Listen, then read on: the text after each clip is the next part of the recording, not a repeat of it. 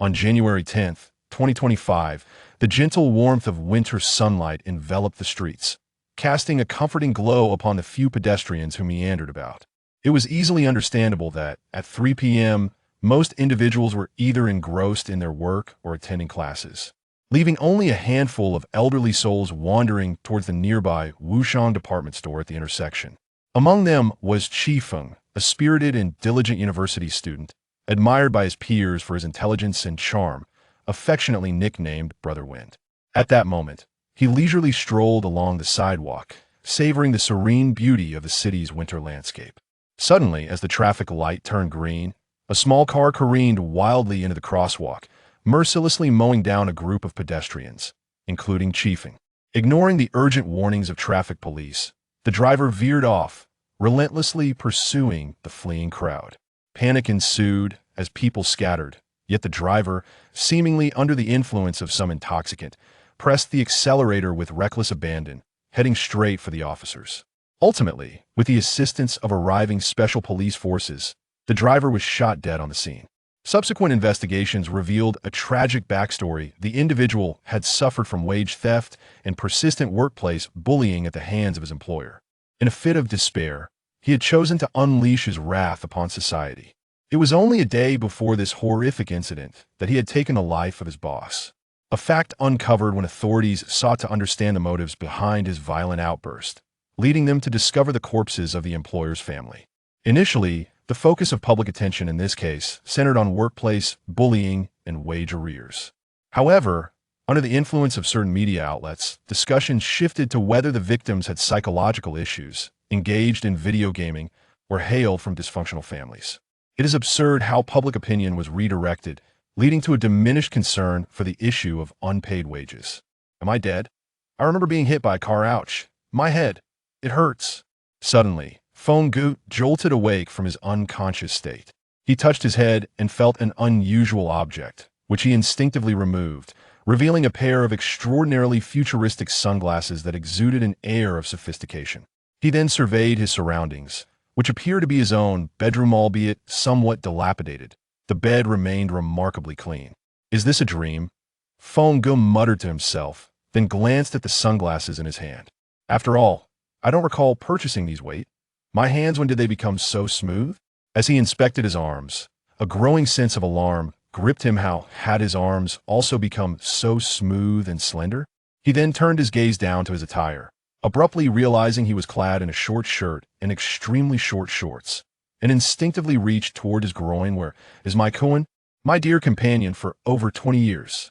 Wind, Gu exclaimed, hastily rushing towards the bathroom, which appeared neglected and cloaked in dust, a testament to its long disuse. However, the mirror remained intact. As Wind Gu wiped away the dust, he was greeted by the reflection of an enchanting beauty, with smooth, delicate skin and petite hands. The slight swell of her chest indicated that the young girl was still in the midst of her development, while her silver-gray hair added an air of mystery. Trembling, Wind Gu placed the sunglasses atop his head. It was confirmed had transformed into a silver wolf. Surely, this must be a dream, he murmured to himself. How else could one explain being struck by a vehicle only moments ago, and then awakening in his own bedroom, transformed into a silver wolf, in a room that seemed abandoned? Wind Gu pinched his face sharply. The pain was real, dispelling any illusions. But what on earth was happening? The window was shattered, snowflakes drifting in through the opening, and as Wind Gu gazed out at the community, it appeared desolate. The ground was blanketed in untouched snow, while the ivy clung sporadically to the walls of the building across the way. Weeds thrived at the stairwell, and under the glaring sunlight, the entire neighborhood exuded an eerie tranquility. Subsequently, Feng strolled into the living room, confirming it was indeed his abode, yet it was in a state of profound disrepair. A thick layer of dust blanketed the sofa, coffee table, television, and dining table, while verdant moss flourished in the corners, as if the dwelling's original occupant had abandoned it long ago. Proceeding through the corridor to the security door, he found it firmly shut and corroded with rust. Peering through the peephole, he observed that the passageway appeared equally deserted. Returning to the bedroom, Feng surmised that he had likely transmigrated, perhaps to the future or some alternate dimension. Patting himself down, he located his phone, a Nova 6, rather than Silver Wolf's device from the game. He was about to connect to the internet to peruse current events and ascertain what had transpired when a flood of memories surged into his mind. He clutched his head, writhing on the floor in agony. After approximately 15 minutes, he awoke, having assimilated Silver Wolf's recollections, including her hacking expertise and a modicum of physical prowess.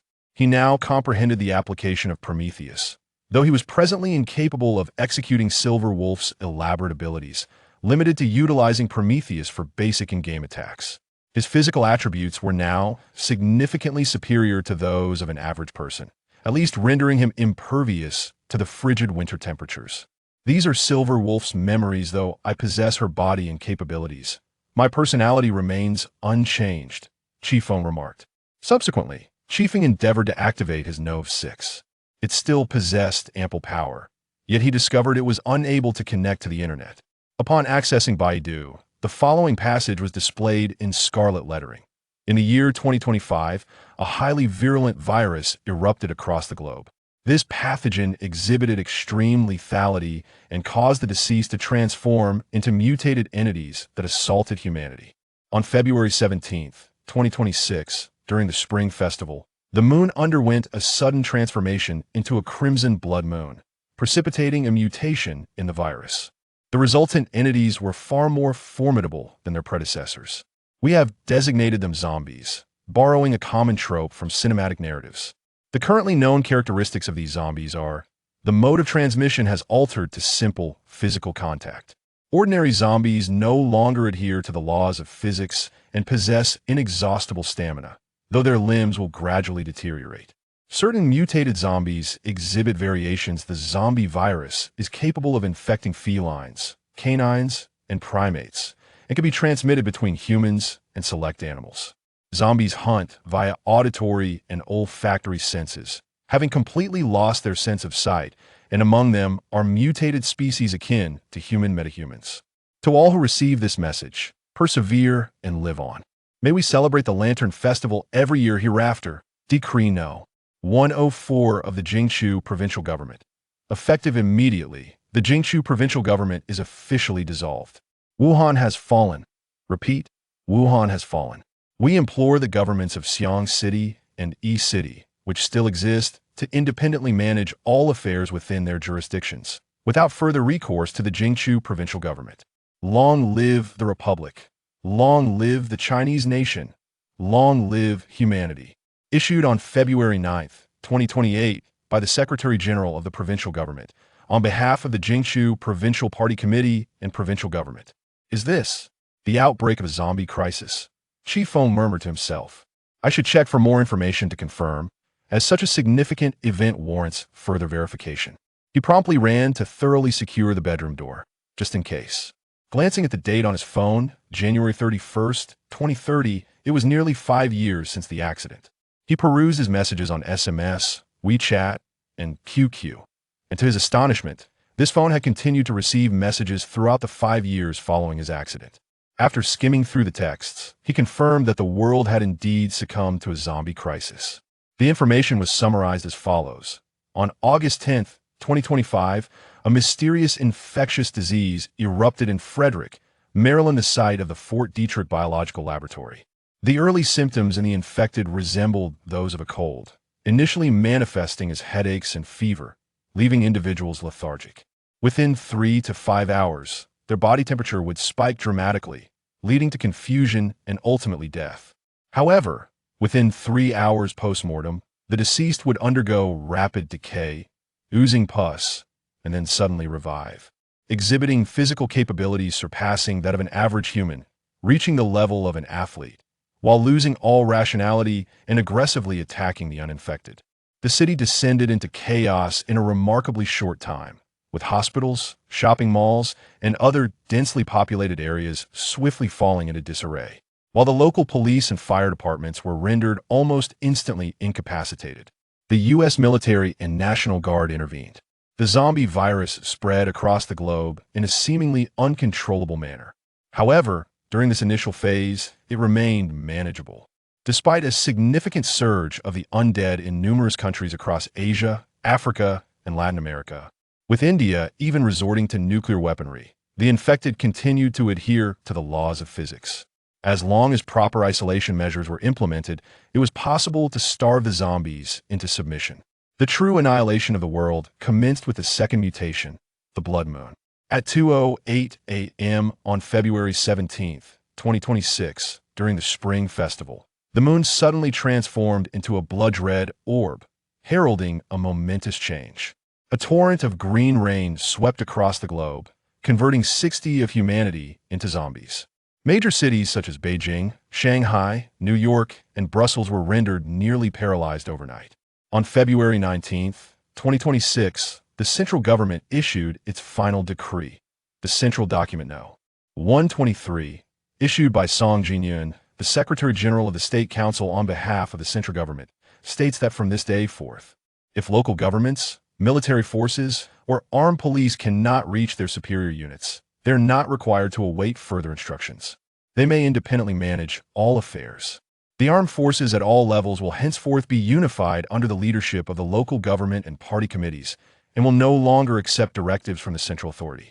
In the event of local government incapacitation, they are urged to form their own governing bodies to maintain order.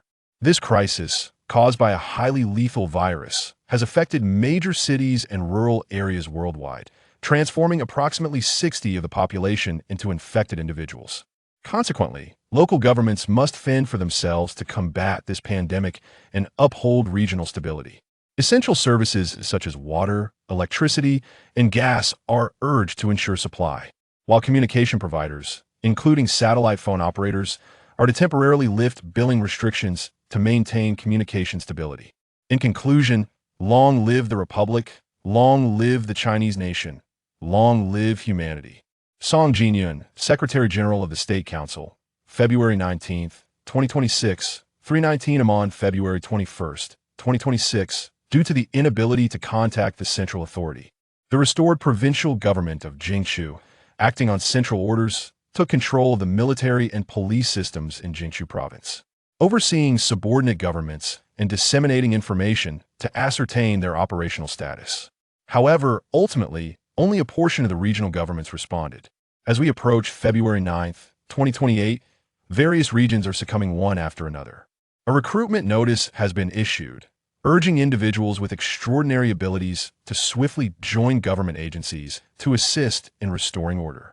Following the upheaval, certain humans have awakened latent powers akin to those depicted in novels and comics, possessing the capacity to manipulate elements such as water and fire, as well as heal life. The enhancement of these abilities necessitates the crystalline cores found within the brains of zombies. The likelihood of encountering such cores increases with the level of the zombie. The final communication received was a telecommunication notification dated April 28, 2028, an urgent decree from the Xi'an city government, imploring survivors in the Fan district to hasten across the bridge to the Xi'an district, as the Fan district is on the brink of collapse. Having organized this information, Chifeng exhaled deeply, astonished at the profound changes that had transpired in the mere 5 years since his demise. He pondered the fate of his parents. Were they still alive? Subsequently, Chifeng meticulously arranged the books on the shelf, binding them with tape to his arm as a makeshift defense against the ravenous zombies. He then donned a leather jacket, robust enough to withstand bites while allowing for agile movement, before summoning Prometheus. After a brief test, he noted its formidable power. According to prior intelligence, zombies pursue humans primarily through auditory and olfactory senses.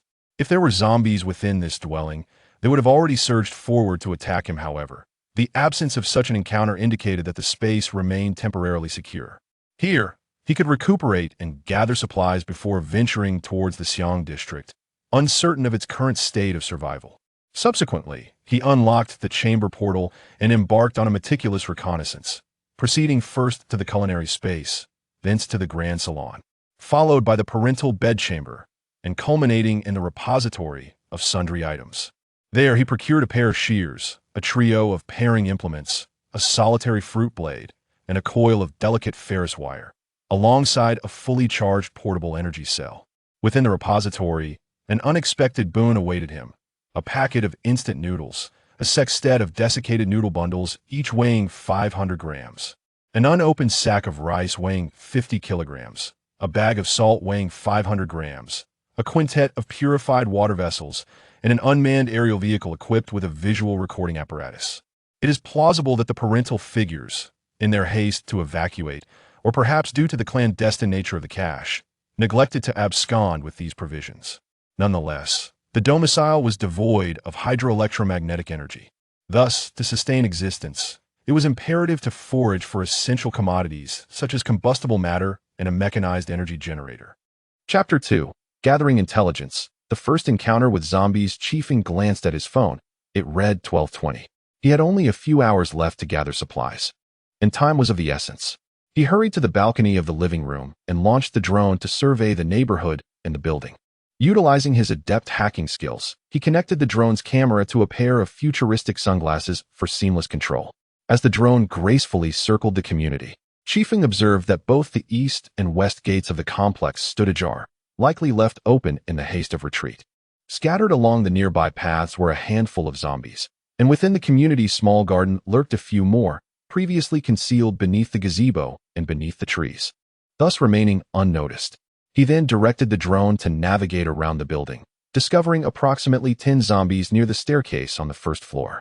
Rooms 704, 803, 902, and 1001 were also occupied by the undead, while the rooftop appeared devoid of any threats. Continuing the drone's reconnaissance of the building, he acknowledged the risk of damaging the device, yet his own survival took precedence. The drone stealthily entered through a window on the 10th floor, initiating a meticulous investigation. Fortunately, there was little to fear. Only one zombie remained undiscovered on the 7th floor, with no other threats present. Next, he piloted the drone toward the street.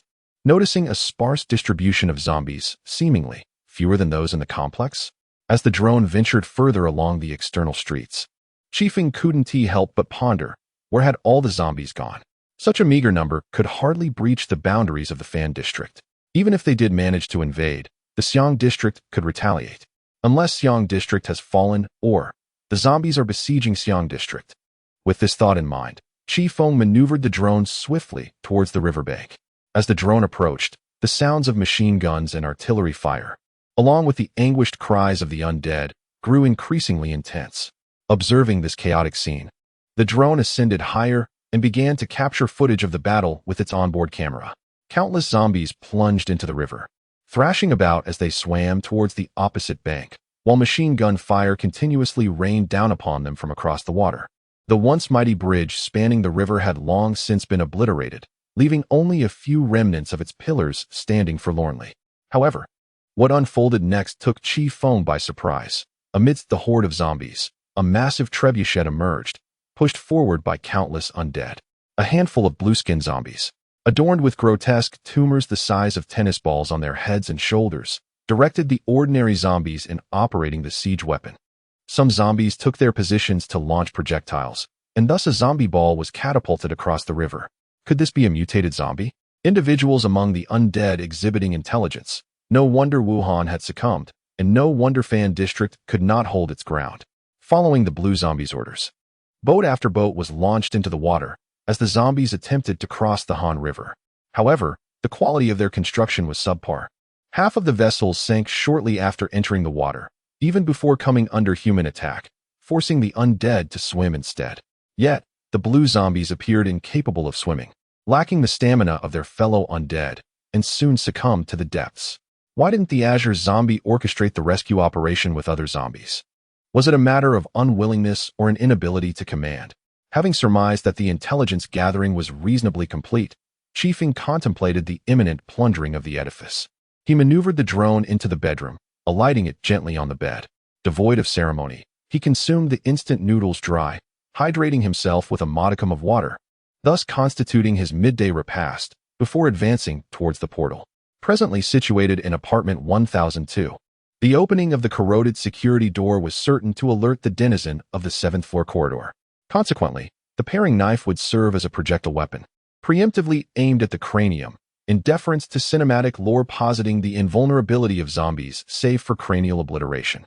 Furthermore, inheriting a fraction of the Silver Wolf's physical prowess, he intuitively apprehended his unerring accuracy in projectile deployment. Upon finalizing his stratagem, He promptly unlatched the door. The door's creaking resonance swiftly roused the 7th-floor entity, which vociferously charged towards the 10th floor. Simultaneously, Chifeng hastened into the corridor, awaiting the propitious moment. The zombie, detecting the human scent emanating from Chifeng, exhibited heightened agitation, its cries escalating in jubilation, akin to a battle fanfare. Subsequently, upon its emergence into the corridor, Chifeng unleashed a trio of paring knives in rapid succession, one striking the cranium, another the neck, and the last the torso. The zombie immediately collapsed upon the steps, immobilized. Chifeng then promptly advanced upon the fallen entity, employing the Prometheus blade to sever its head and limbs, thereby precluding any potential feigned demise intended for a clandestine assault. Subsequently, I rummaged through the bag and discovered a functional lighter, adorned with an advertisement for a urology clinic. Among its contents was a set of keys, one of which bore a tag inscribed with distribution room, alongside an operations manual. Notably, a key labeled 1003 was tucked into my pocket, accompanied by the most vital asset, a Type 64 pistol loaded with 3 bullets. I resolved to investigate room 1003 for additional ammunition. Using the key, I entered room 1003, where I stumbled upon a treasure trove, a 10-meter length of nylon rope, a box of nails, a hammer, a crowbar, referred to as the Sword of Physics, and a detailed map of the Fan District from the year 2028, along with a substantial cache of 30 bullets for the pistol. As time was of the essence, I decided to conserve my energy for the night, planning to devise a strategy to deal with the zombies on the 1st floor tomorrow, and to contemplate how to access the Xiong district. Returning to room 1002, I secured the door before retreating to my bedroom. Alas, the window had been shattered, with the curtains inexplicably vanished. This meant I could neither close the window to maintain the indoor temperature nor prevent prying eyes from gazing in. While my physical resilience could withstand the former, the latter posed a more troubling concern. In this apocalyptic era, what if someone harbored ill intentions? Contemplating this, I proceeded to my parents' bedroom, tearing the sheets from the bed. With the hammer and nails, I affixed the sheets to the window. I then dismantled the closet door, cutting it into appropriate sizes and shapes with Prometheus, securing it in place at the window with nails. After completing all of this, the clock struck 10 in the evening. Chifeng hastily consumed a few bites of dried noodles with water, soon succumbing to fatigue and lying down in bed, drifting into a deep slumber. At 2 in the morning, as Chifeng lay in profound sleep, a blue light emanated from her, accompanied by a voice. Initializing system. 70, 90, 100. Loading complete. Welcome, host, to the Sweet Pet System number 180443. If you have any inquiries, please dial 0560 XXXXXXX within 10 minutes. However, at that moment, Chifeng was lost in dreams, unable to respond to these questions. Should you fail to complete the Sweet Pet mission, this system will erase you. Do you have any questions? If so, this system will automatically disengage from the host. Please respond within 10 minutes. With no objections from the host, the system binding commenced. Binding complete. The host is required to accept and complete the novice task before noon today. Otherwise, the host will face erasure. Novice task. Please greet the neighbor's childhood friend, the young gentleman, and present him with a gift. The so-called childhood friend from the Lin family is actually a zombie within the confines of 1001. It is over for Chifeng. Chapter 3. System? I'll erase it. At 8:30 in the morning, upon awakening, Chifeng beheld a translucent interface before her, displaying the Sweet Pet System's novice task and the word erase. Was she still dreaming? Chifeng tilted her head in contemplation, pinched her arm, and felt genuine pain. It seemed she was indeed awake. Upon tactile interaction, Feng discerned an authentic response from the so-called Sweet Pet System, leading him to surmise its veracity. Drawing from an extensive familiarity with the system trope in contemporary fiction, he recognized it as a quintessential protagonist boon, an external augmentation. However, the nomenclature of this particular system, Sweet Pet, seemed incongruous within the grim context of a zombie-infested apocalypse. After perusing the system's directives, Feng audibly expressed his discontent. The system mandated that he greet a zombie, with failure resulting in termination. With measured respiration, Feng inquired, "System, are you present?" "Affirmative, host," it responded. "Is it possible to forego this assignment?" Feng queried. "Regrettably, no, my dear," it replied. "Kindly expedite the fulfillment of the mission." "Can the binding be dissolved?" Feng pressed. "Host," the system articulated, Installation commenced at precisely 2 a.m. this morning. On multiple occasions, you were prompted regarding your consent to the installation and binding of this system. Your silence was interpreted as tacit approval. Consequently, dissolution is no longer an option. Kindly expedite the completion of the novice task or face obliteration. Incredulity and frustration evident, Feng exclaimed, expressing his incredulity at the directive to greet a zombie and proffer a gift. He rhetorically questioned the nature of the offering, pondering whether he himself was to be the present or perhaps the system itself. Host, the system reiterated, the impossibility of dissolution is hereby reaffirmed. Please refrain from entertaining notions of transferring this system to another entity. Realizing the futility of reasoned discourse with the system, Feng ran his hands through his hair in agitation. He lamented the deceptive allure of fictional narratives, decrying the system as a fallacious boon. Having composed himself, Chifeng inquired, "What functionalities do you possess, system?" Affirmative, host. This system is equipped with an integrated marketplace where you can procure a diverse array of items. These range from fundamental seasonal attire to various medicinal products such as breast enhancement pills, fertility elixirs, fragrant body balms, and antidotes. Furthermore, modern electronic devices like smartphones, tablets, and laptops are available. Should you require personal protection, we also offer items such as pepper spray and stun batons. This system is of limited utility. Chifeng lamented inwardly. He resolved to engage with previously downloaded mobile games to alleviate his anxious state.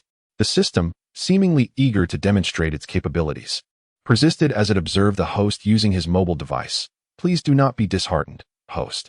This system can also furnish you with a complimentary daily allowance of 1 kilowatt-hour of electricity, 3 kilograms of hot water, and 100 grams of instant noodles. Upon hearing this, Chifeng was immediately animated. Are you being truthful? Provided you complete the designated tasks. Bah, so it's merely pie in the sky? Is there nothing of immediate utility? Indeed, host. You may presently avail yourself of 1 kilowatt-hour of electricity to energize your mobile phone and other electronic devices. Alas. Very well, it so happens that my phone is nearing depletion. Whereupon Chifeng retrieved a charging cable, connecting one end to his phone and the other to a USB port. At that instant, a prompt appeared on the phone's screen. USB connection options, transfer photos, transfer files, charging only. Chifeng appeared to have an epiphany. Suppressing her excitement to avoid bursting into laughter, she discreetly began programming on her phone while simultaneously capturing the system's attention. System, may I utilize you for storing some photographs? Certainly, this system is equipped with a mobile assistant that can help you optimize your device. Oh, do you provide a mouse and keyboard? Can I use you for direct drawing and photo editing? After all, a girl's pictures must be beautiful. May I install photo editing software for you? If so, I will send you the installation package shortly. It would be even better if I could deploy a Trojan virus directly through you, but alas, such actions are easily detected. Yes, host, as long as you complete the following tasks. So, does this mean I cannot proceed right now? Indeed, host.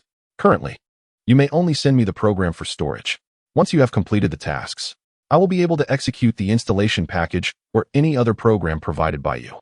Until then, this system may only serve as storage. TCH, do you think that your inaction leaves me powerless? I can simply configure the Trojan to stealthily initiate in the background, can I? Chifeng mused while clandestinely inputting the Trojan program on her phone, engaging the system in casual conversation to divert its attention. Almost there, almost done. She thought to herself, truly worthy of the billion-dollar bounty, the skills of a hacker are indeed extraordinary.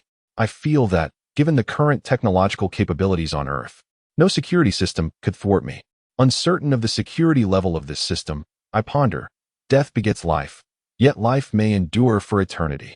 Regardless, I shall never entertain the notion of romance with a zombie. Dear host, what are you documenting on your mobile device? Do you require my assistance?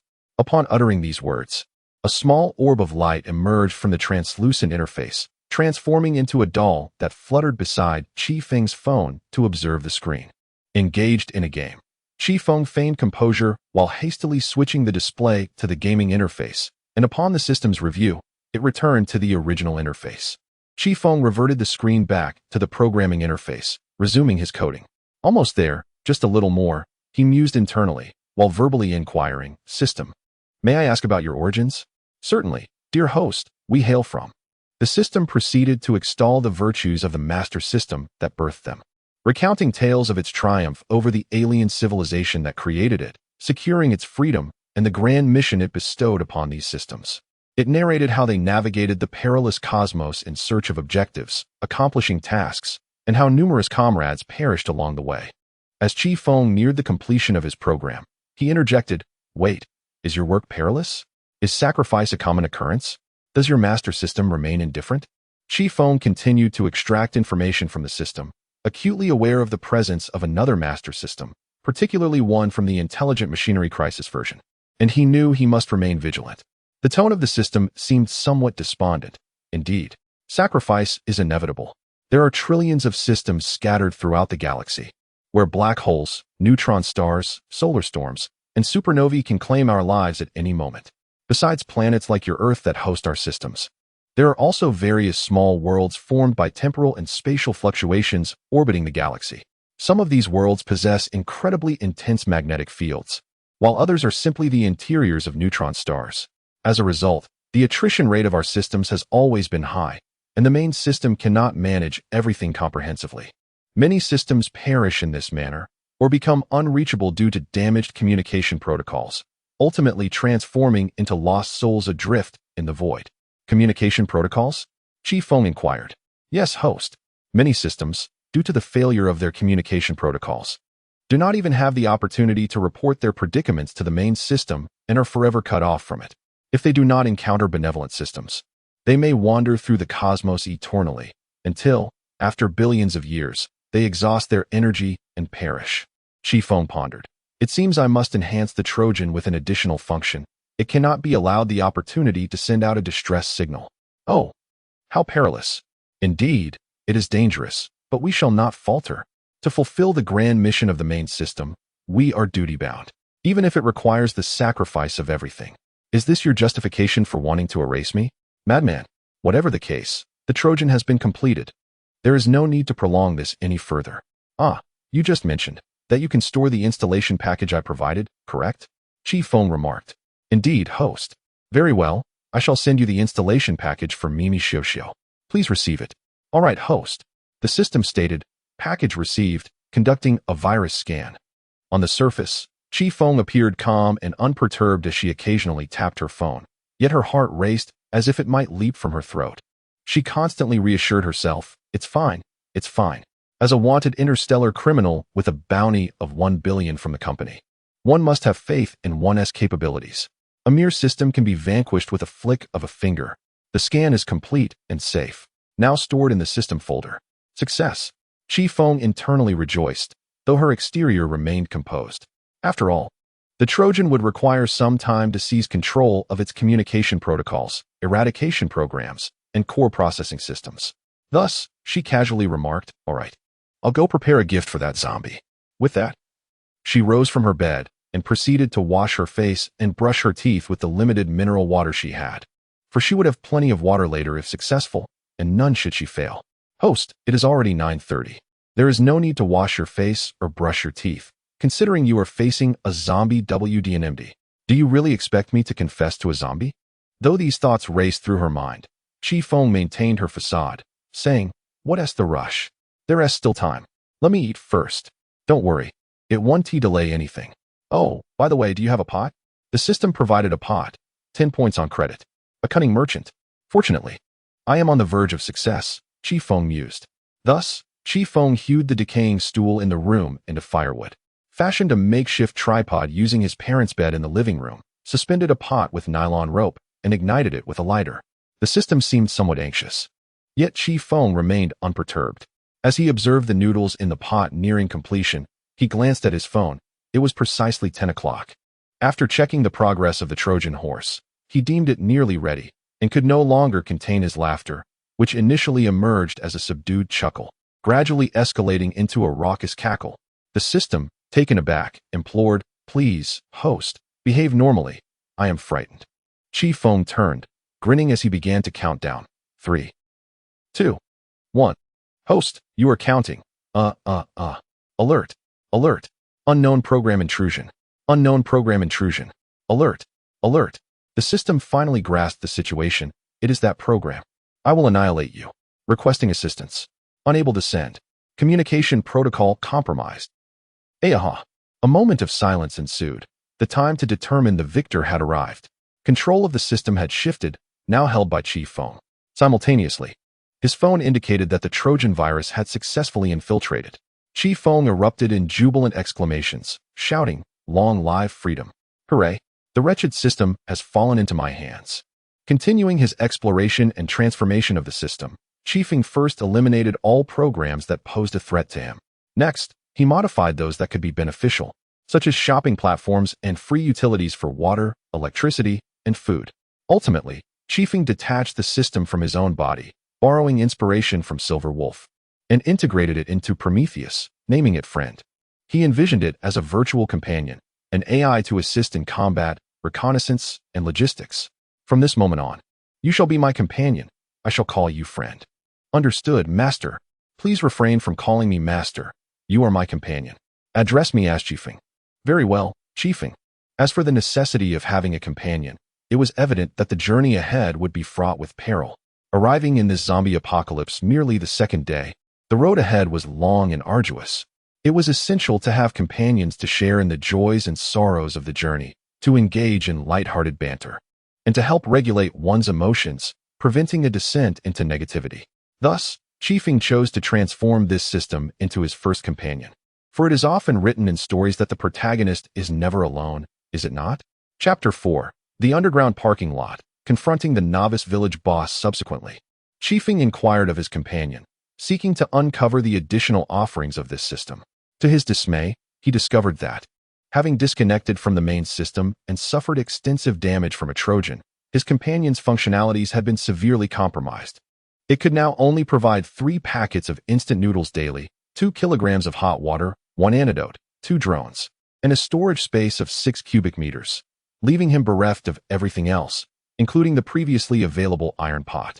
Alas, for now, he resolved to clear the zombies from the building and store the supplies from his home into the available space. With the assistance of his companion, Chifeng effortlessly eliminated the zombies within the building, akin to engaging in a post-meal exercise, and he obstructed the first-floor stairway with debris. Thereafter, utilizing the function his companion had previously employed to seek a romantic partner, Chifeng conducted a preliminary scan of the entire community with ease. Coupled with the intelligence gathered by the drones earlier, it was not difficult for him to ascertain that although his community was in close proximity to the Han River and should theoretically allow for easy access to Xiang District, the pressing issue was that a substantial horde of zombies was currently congregating by the riverside, assaulting Xiang District. It was impossible for him to traverse through the throng of zombies to cross the Han River. At this juncture, the only recourse was to distance himself from the Han River and venture into the suburbs. However, the journey to the suburbs was long, and relying solely on foot would consume an inordinate amount of time. Moreover, in the event of an emergency, escape would be perilous. A vehicle would be most advantageous. Companion, please scan for any operational means of transportation available, Chifeng requested. I sincerely apologize, Chifeng, but I am unable to perform a scan. My scanning capabilities were previously utilized to assist you in finding a romantic partner, and I cannot scan electronic devices. Alas, it leaves me speechless. Will I be relegated to using you solely for detecting zombies in the future? Not necessarily. If you could enhance my system core, my scanning abilities would significantly improve. I would be able to detect not only vehicles, but also food, clean water, and other essential resources. How can one upgrade your system core? By connecting to the internet and forming a local area network with other systems, we could create distributed computing. At that point, I know, our capabilities would vastly exceed what they are now. I understand. It is yet another task beyond my current capabilities, Chifeng remarked. The vehicles parked along the street appear to have fallen into disrepair, and tampering with them could easily attract lingering zombies. If we were to draw the attention of the patrolling advanced zombies, the only viable option now is to venture into the underground parking lot and take our chances. Albeit the likelihood is high that it has been converted into a temporary shelter since the outbreak. My friend, if memory serves me correctly, the previous scan indicated the presence of an advanced zombie in the underground parking lot, did it not? Indeed, Chifeng. Moreover, there are survivors within the parking facility. My goodness, how can there still be survivors in such a place? I wonder how they have managed to endure until now. I suspect they are not of benevolent nature. Fortune favors the bold, yet I am uncertain if they possess a vehicle. We should certainly investigate the underground parking lot. The underground parking lot is located beneath the residential complex and connects to all the apartment buildings. Simply descend the stairs to reach the first basement level. Taking a deep breath, Chifeng, with Prometheus, forcefully breached the entrance and descended to the first underground level. The sound of his footsteps echoed through the stairwell, thud, thud, thud, thud, naturally capturing the attention of the zombies, who began to howl in excitement.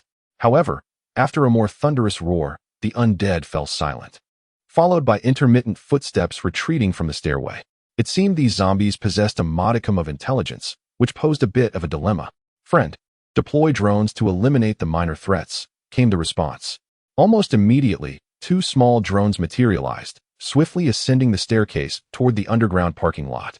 The sound of submachine guns erupted, accompanied by the furious howls of the zombies, and Chifeng quickly followed suit, retrieving a detoxifying agent from the system's store for immediate injection. Emerging from the stairwell into the underground parking area, the night vision feature of his sunglasses revealed drones wreaking havoc, firing indiscriminately at the surrounding zombies. The creatures, in a frenzy, lunged at the drones, attempting to swat them down with their hands.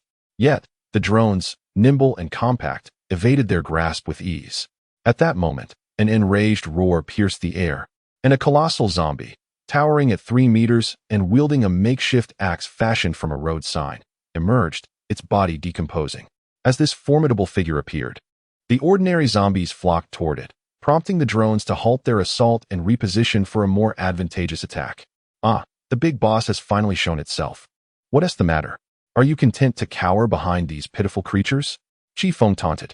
Meanwhile, behind a certain roll-up door, a trio consisting of 2 men and a woman were engaged in a discussion about the recent actions of Chifeng. From the perspective of the surveillance monitor, Chifeng's performance was nothing short of impressive. To their surprise, the one controlling the drone was actually a young girl. "That little girl is quite remarkable," remarked the older man. "But I wonder if she can handle that zombie leader," interjected a girl dressed in a high school uniform. "Don't even mention it."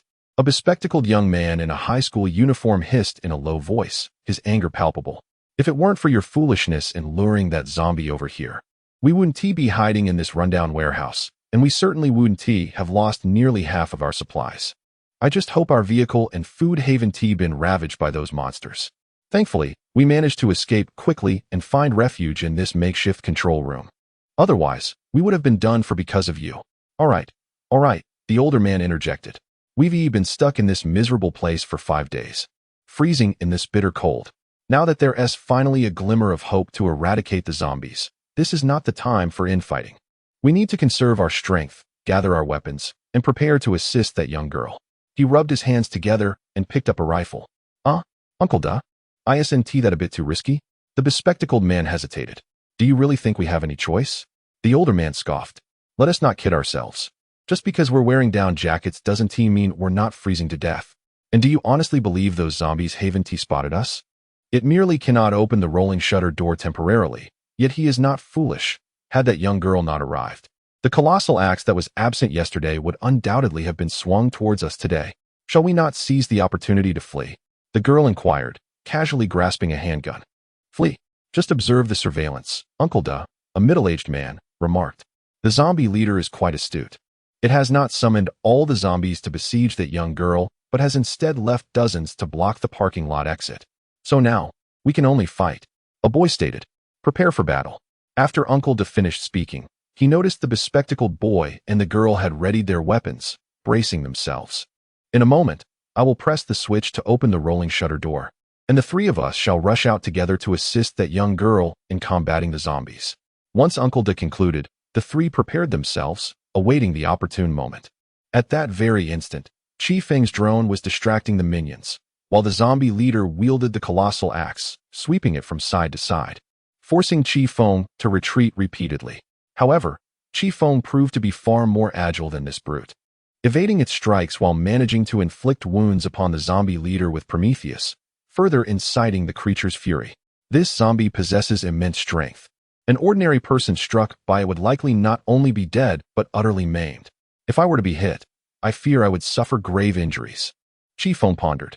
Just then, as she prepared to launch a surprise attack from behind, the zombie let out a roar and, unexpectedly, executed a spinning kick that sent Chifeng flying, crashing through a wall. Though she had timely raised her arms to shield her chest, she still sustained significant injuries. Her left forearm was fractured, her internal organs were damaged, and she coughed up several mouthfuls of blood. Seizing the opportune moment, the zombie lunged forward, directly towards Chifeng, who was still prostrate on the ground. Fortunately, the drone promptly returned to provide support, opening fire on the zombie and diverting its attention. The zombie flailed wildly, brandishing a road sign in an attempt to strike the drone.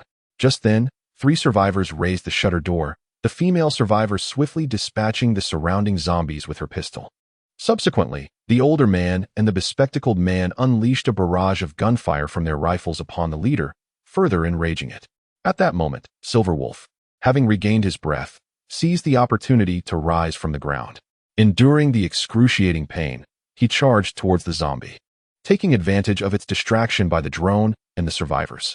He circled around to the rear and impaled the zombie's neck with Prometheus before decapitating it, causing zombie blood to splatter across the ceiling.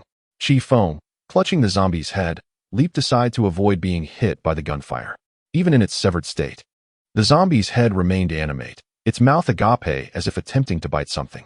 However, Chifeng swiftly ended its existence with a single strike of Prometheus. Extracting the crystal core from its brain, a pale blue, crystal-like object, Chifeng consumed it directly, following the instructions provided in the previous text message.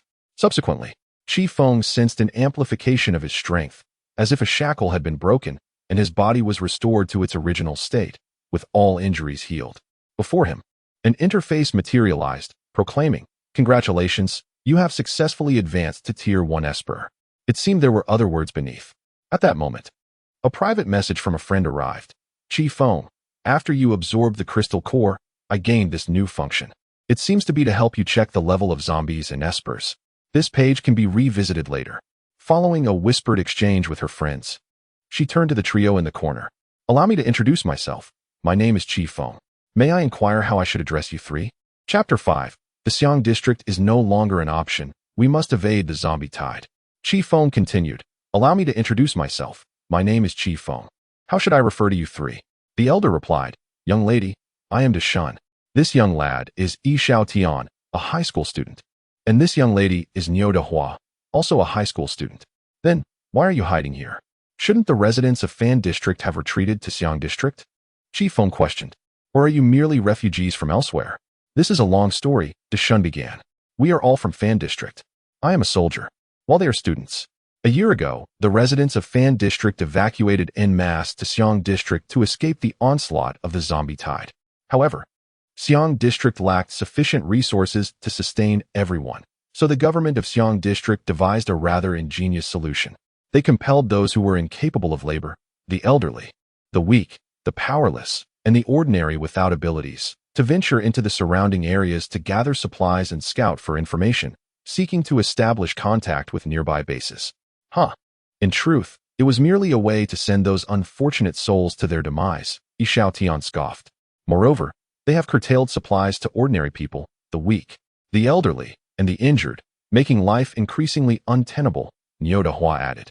If they continue in this manner, won't there be a significant upheaval in Xiang District? Chifeng remarked. Indeed, prior to our departure, a multitude of riots had erupted in Xiang District. In fact, even before Fan District fell, a scarcity of resources had already emerged. Yet, amidst such turmoil, the lives of the powerful and local tyrants remained as lavish as in the days preceding the apocalypse. To a certain extent, they even thrived more than before.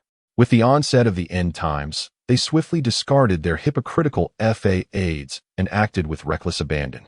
Uncle De lamented indignantly. "So, you were expelled to gather supplies?" Chifeng inquired. "No, we fled," Niu Dehua replied. "The actions of the local tyrants in Xiang City far exceed your imagination. They embezzled public funds and misappropriated military supplies, leading to defeats at the front lines and the fall of Zhaozong, while the elites leveraged the plundered resources to ascend even higher, enjoying a quality of life that surpasses the past. Consequently, many chose to escape. Alas, oppressive governance is more ferocious than a tiger. We fled approximately 3 months ago, seeking to reach Fan City for supplies, and then to discreetly detach from the larger group. In reality, many like us exist. They do not thoroughly search because of the presence of zombies. We consider ourselves fortunate to have found some supplies that were left behind during the initial retreat. Thus we have taken refuge here, Uncle De recounted. Wait a moment, the battle between humans and zombies by the Han River is so intense. How did you manage? In truth, the zombies do not constantly besiege Xiang District. They have formed a mobile battalion of sorts, maneuvering between several surrounding cities. If they are unable to conquer a city after an extended period, they will abandon their siege and turn their efforts towards other targets. This horde of zombies has been migrating towards us for over 2 months, and according to pattern, they will soon retreat to other cities. Uncle De responded. By the way, young lady, where do you hail from? Niu Dahua inquired. Chifeng fabricated a fanciful tale about awakening from a cryogenic slumber to find the world in ruins. Uncle De and the others sensed that Chifeng held secrets, but they refrained from probing further. After exchanging pleasantries, Uncle De stated, Now, our immediate priority is to seal off the exit on the lower level and endure this wave of zombies. By the way, young lady, what brings you here? I'm looking for a vehicle to facilitate our departure from the urban area to the suburbs. However, given the current circumstances, Chifeng glanced at her phone. It was 4 p.m. I think I will hide with you for now. By the way, do you have a vehicle? Yes, we do, young lady. Would you like to team up? Our supplies are nearly depleted, so once this wave of zombies retreats, we can venture to the suburbs together. Uncle De proposed. Sounds good. All right, Dahua and Xiaodian. You two go and check how much of our supplies remain and what has not been ravaged by the zombies. After giving his instructions, Uncle De turned and said, Young lady, could you accompany me to gather materials and block that exit over there? He gestured towards what was once the entrance to the underground parking lot. 5 days ago, while we were scavenging for supplies, we inadvertently attracted the attention of zombies. They pursued us relentlessly, shattering the wooden barricade that was there. The 3 of us had no choice but to take refuge in the monitoring room, a heart-wrenching tale indeed. However, that location is the original entrance to the underground parking lot, approximately 3 meters wide. What shall we use to seal it? We can start with wooden planks, and then pile debris behind them. I know where to find such planks. There's a nearby community that has them. As a first-tier ability user with strength as my gift, I can easily handle the heavy lifting. Is there also a lumber processing factory nearby? Chifeng pondered, then replied, Let us set off at once. As they journeyed to their destination, Chifeng glanced at Uncle De, confirming with her friend that he was indeed a first-tier strength-type ability user. He had not spoken falsely. Upon arriving, Chifeng realized they were at a marketplace. It seemed that 5 years had truly wrought significant changes. This is a lumber processing workshop, Uncle De explained, responsible for the manipulation of timber. Some wood was left behind when we evacuated, and now it serves our needs well. You will keep watch and eliminate any zombies while I gather the planks. What do you say? Sounds good. I'll use a drone to survey the area. Subsequently, Uncle De commenced a search within the room and ultimately discovered suitable boards. The journey back was rather uneventful, with only occasional zombies approaching, which were efficiently dealt with by the drone. Upon returning to the parking lot, the other 2 individuals had already gathered and organized all the available supplies, sufficient to sustain them with food and water for a week. They had a car that could comfortably seat 4, and the existing fuel was adequate to reach the outskirts. Even if a portion of the fuel was utilized for electricity, it would still suffice. After sealing off the parking lot's exit once more, the group reached a consensus. They would venture to the suburbs, relying on fuel for power, and endure until the zombies dissipated, which they estimated would occur within a day or 2. At midnight, as everyone quietly slumbered, Chifeng discreetly activated the system, keenly observing the new features that had emerged for his friend. He discovered that this functionality could display the types and levels of abilities possessed by the empowered individuals, as well as the types and levels of the zombies. Additionally, it allowed for an assessment of his own abilities. Upon examining his own status, Chifeng realized that it resembled the character interface from a game. His ability was at level 1, akin to a breakthrough in a game, with the only difference being that the materials for this breakthrough had transformed into crystal cores. The soul star indicated a single soul belonging to his friend. However, the relics and light cones were not accessible for viewing. It appeared that the constellation was indeed the system in this context. Chifeng contemplated and promptly reviewed his attributes. Name, Chifeng. Ability, level 1. Physical strength, 20. Average humans, 4 to 6. Mental power, 30. Average humans, 3 to 5. Skills, Silver Wolf basic attack. Combat technique, passive. Computer proficiency, Items, recyclable useless items for energy, upgrade abilities scissors 1, peeler 3, fruit knife 1, thin iron wire 1, power bank 1, 2800 g of noodles, 50 kilograms of rice, 500 g of salt, 5 bottles of mineral water, drone 1, 10 nylon rope 1, crowbar 1, pistol with 33 bullets, nails, hammer, map of Fan District. After reviewing, Chifeng disposed of some unnecessary items, leaving only the map of Fan District, the crowbar, and the nylon rope. Subsequently, Chifeng fell into a deep slumber. Chapter 6. Suburbs. The following morning, upon awakening, he shared breakfast with Uncle Da and the others. After the meal, Chifeng inquired, "By the way, Uncle Da, I just thought of a question. You mentioned yesterday that many fugitives had left Xiang District. Therefore, there should be numerous survivor enclaves in the outskirts of Fan District. Is it possible for them to communicate and exchange supplies?"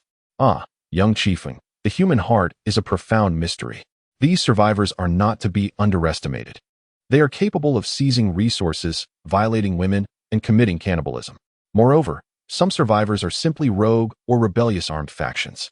Those who manage to escape the Xiang District base and have survived in this zombie-infested territory likely possess certain skills and a ruthless disposition. They are certainly not a virtuous character." Niu Dahua added, "Moreover, to my knowledge, there are indeed some survivors in the Fan District who have formed an underground gang, extorting protection fees from nearby survivors. They have established underground casinos and brothels at their strongholds, specifically abducting women to serve them.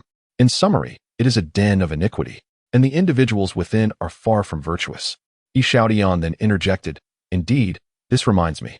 When we venture into the suburbs, we will inevitably have to interact with other survivors. So how many supplies do we have?" Uncle Da addressed the matter directly. "I checked while organizing yesterday. The three of us currently have 1 rifle each, a total of 2,000 rounds of ammunition, 2 handguns with a total of 150 rounds, and 2 grenades." Yi Xiaodian responded, "All right, I, Xiaodian, and Dahua will each take a rifle, and Xiaoqi, you and Dahua can take a handgun. What do you think?" Uncle Da replied, "That's unnecessary. I can summon drones for combat." "Summon? Is your drone a special ability?" Uncle Da inquired. "Indeed," Yi Xiaodian quickly asked, "can its ammunition be extracted for use?" "I recall it cannot." "How many rounds can the drone fire?" Niu Xiaohua questioned.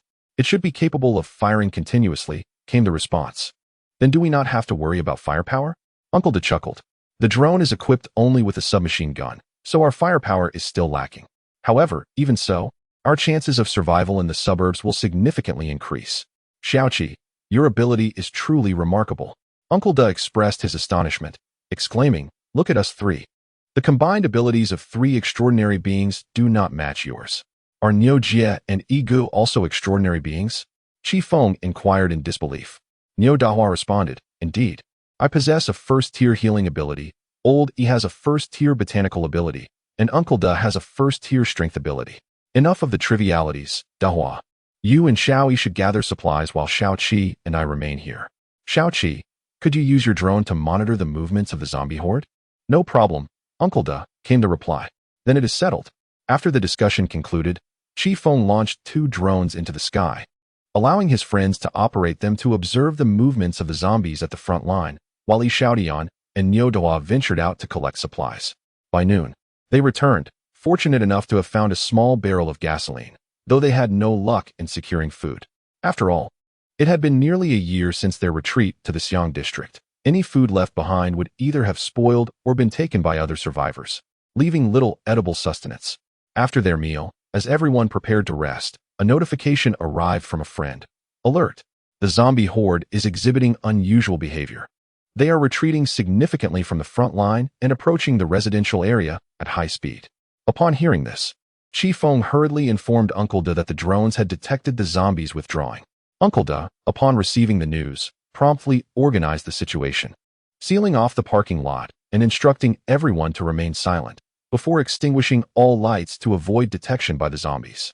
After a while, a horde of zombies approached, led by a few particularly large-headed specimens, as they departed from the city and ventured into other regions. A day later, the undead had vacated this territory. Once the majority of the zombie army had dispersed, Chifeng checked his phone, noting it was 10 a.m. on February 3rd. They boarded the vehicle, with Uncle Da at the helm, beckoning everyone to settle in. After driving for over 10 minutes and passing through a village, the car's tires suddenly burst. Oh, it seems the vehicle has seen better days. The tire has blown. I'll step out to replace it. You three keep watch, Uncle Da instructed. Thus, the quartet exited the car.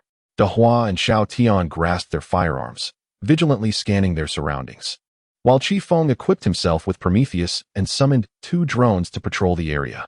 Meanwhile, Uncle Da began to change the tire with his tools. Captain, those individuals do not appear to be harmless. Should we truly, began one of the men. What is there to fear? Our Qinglong gang has dominated this region through sheer audacity, not cowardice. Besides, look at those 2 women. They are quite striking. Once we deal with those bothersome men, those women, well, let us just say our brothers will have their fun. I want the younger one.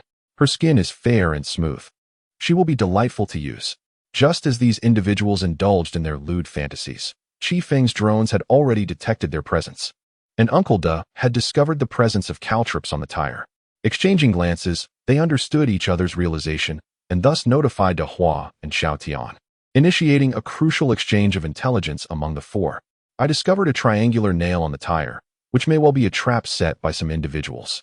A drone was deployed for reconnaissance. Within the thicket at the southwest corner, there were 10 adversaries and 6 firearms, while to the northeast, 5 more were present, one of which was a light machine gun aimed directly at us. We found ourselves cornered. Xiao Tian stated fiercely, Chifeng, doesn't your drone possess weaponry? Have you targeted them? Rest assured, the drone has already concealed itself behind them, responded Dahua. What shall we do next? Let us feign ignorance and eliminate those 5 in the northeast corner. Uncle Da decisively declared.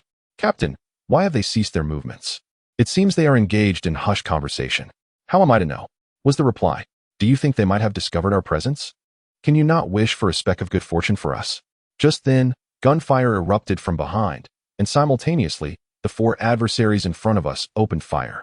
The 5 in the thicket were caught off guard and swiftly perished, while those in the southwest corner dispersed rapidly after 3 of them were struck by gunfire. They unleashed a barrage towards the drone, which maneuvered skillfully, yet ultimately proved insufficient. After eliminating 2 more foes and injuring 1, the drone finally succumbed to the ground. In the ensuing chaos, the remaining individuals hastily directed their fire towards the vehicle, providing cross-cover as they advanced, splitting into 2 groups to encircle Chifeng and his team from both flanks. Suddenly, the drone surged forward, targeting one of the groups with gunfire. Although they were on alert, one of them still met his demise. Suddenly, Uncle Da emerged, hurling grenades at one group, while Xiao Tian targeted another. Thus, the 4 of Chifeng remained unscathed, with only 1 adversary surviving. Following this, Uncle Da commenced his interrogation. Chapter 7. The Interrogation, Qinglong Gang. After the battle concluded, while the 4 were clearing the battlefield, Uncle Da unexpectedly discovered the injured man, who, upon noticing Uncle Da, attempted to assassinate him with a pistol. However, Uncle Da was quicker, shattering the man's hand and rendering his weapon inoperative. The gunfire attracted the attention of the other team members, who hurried over to ascertain the situation. Uncle Da, are you all right? The 3 inquired. Chifeng then glanced at the man on the ground and asked, Uncle Da, who is this? Oh, this fellow was not killed by us earlier. He just attempted to ambush us, and I preemptively incapacitated his hand, Uncle Da replied. Damn it, I should have shot this guy dead. Yi Xiaotian exclaimed in anger. At that moment, Neo Dahua interjected, calm down. He is a crucial source of information for us. Indeed, Dahua is right. Xiaotian, do not act rashly. This man is destined to perish, but before he does, we must extract every piece of knowledge he possesses. Uncle Da stated with a sinister tone, but he is currently unconscious, and we should wake him first. Furthermore, he is near death. If he expires before we obtain the information, it would be a significant loss, Chifeng remarked, frowning. This is straightforward. We can procure a rope to bind him, and then have Dahua use his healing abilities to keep him alive, subsequently applying pressure until he divulges what we need. Xiaotian proposed. The quandary lies in our lack of rope, bemoaned Neo Dahua. Before she could elaborate, Chifeng interjected, I've brought some. With that, Chifeng conjured a nylon rope from his spatial inventory. The quartet then acted in concert. Dahua unleashed her restorative abilities to merely stave off death, while the remaining trio bound him with the rope, securing him tightly. Once Dahua deemed it sufficient, Uncle Da promptly splashed water onto his wounds, jolting him back to lucidity with excruciating pain. Hiss. Ugh, the pain. You all. The man cried out in terror. Uncle Da, visibly annoyed, picked at his ear. So noisy, Xiaotian. Understood. Xiaotian responded, plunging his blade into the man's thigh, eliciting a harrowing scream. Subsequently, Uncle Da gagged him with a cloth, declaring, listen closely. I'll only say this once. We are about to interrogate you. Should you dare to prevaricate, I shall inflict upon you unimaginable torment. Do you comprehend? The man nodded vehemently, signaling his understanding. Uncle Da then inquired, name? Release me at once, or else, the Azure Dragon Gang shall not let you off lightly. It appears you have no further need for your third appendage. With that, Uncle Da swiftly severed his manhood at the root, causing the man to writhe on the ground in agony. Dahua, alleviate his pain, lest he perish from it. We have yet to extract the intelligence, Uncle Da stated calmly. Understood, Dahua replied, proceeding to employ her abilities to staunch the pain and bleeding, preventing his demise. Say, Xiaoqi, are you not afraid? Yi Xiaotian turned his head and asked, I recall you mentioned you emerged from a cryogenic facility. You must still be a middle school student, right? Perhaps it was due to the amalgamation of Silver Wolf's memories, considering Silver Wolf was also a wanted criminal by the corporation. Chifeng contemplated this, yet he replied, it may simply be that individuals thrive more rapidly in adversity. In truth, Chifeng's mind wandered to another matter. Why did Uncle Da and his crew refrain from robbing me initially? Judging by their current modus operandi, they hardly appeared to be benevolent figures. After all, which survivor in this apocalypse lacks a touch of ruthlessness? However, upon further reflection, Chifeng found it less perplexing. His combat prowess, augmented by his unique abilities, surpassed that of Uncle Da and his companions, and they likely required the strength of someone like him to bolster their ranks. After enduring relentless torment, the captive finally relented. I confess, my name is Chineda, and we are members of the Qinglong Gang. As he began to divulge information, the group learned that he was affiliated with the Qinglong Gang, obstructing and robbing vagabonds and explorers dispatched from the Xiang district base under the gang's orders. This Qinglong Gang, as Yi Xiaotian had previously mentioned, was an underground faction composed of survivors, initially formed by a coalition of rebels who banded together, primarily extorting protection fees from surrounding survivors and engaging in opportunistic theft. However, as other individuals of dubious character joined the ranks, the Qinglong Gang's operations expanded significantly. They now engage in usury, underground gambling, and the operation of brothels, and have even ventured into the manufacture and sale of narcotics. Indeed, in this apocalyptic era, many seek refuge in the intoxicating embrace of drugs to escape their grim realities. Presently, the Qinglong Gang boasts over 400 members, including 20 with special abilities, 6 at the second level, and 2 at the third level, making them the most formidable gang in the Fan District and its surrounding villages. Their dominion encompasses approximately 7,000 souls, and they maintain interactions with other gangs. In collaboration with other factions in Huapai Town, they jointly manage a marketplace, trading goods essential to their respective enterprises. Once the intelligence was gathered, Uncle Da swiftly concluded the matter with a single stroke. All right, the intelligence is complete. The next step. We must leave this place expeditiously. Dahua echoed Uncle Da's sentiments, noting that the Qinglong Gang would soon discover their members had been slain.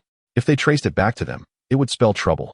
Indeed, Dahua affirmed, the vehicle has been nearly repaired, and it should be ready shortly. Chifeng, keep watch with Dahua. Xiaotian, lend a hand, instructed Uncle Da as he directed the group. Minutes later, the vehicle was ready. Just as they prepared to embark, Chifeng suddenly remembered something. Wait a moment.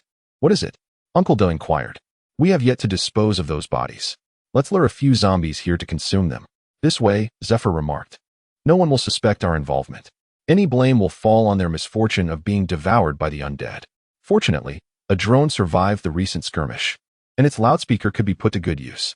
Very well, let's proceed as you suggest, Uncle Da agreed.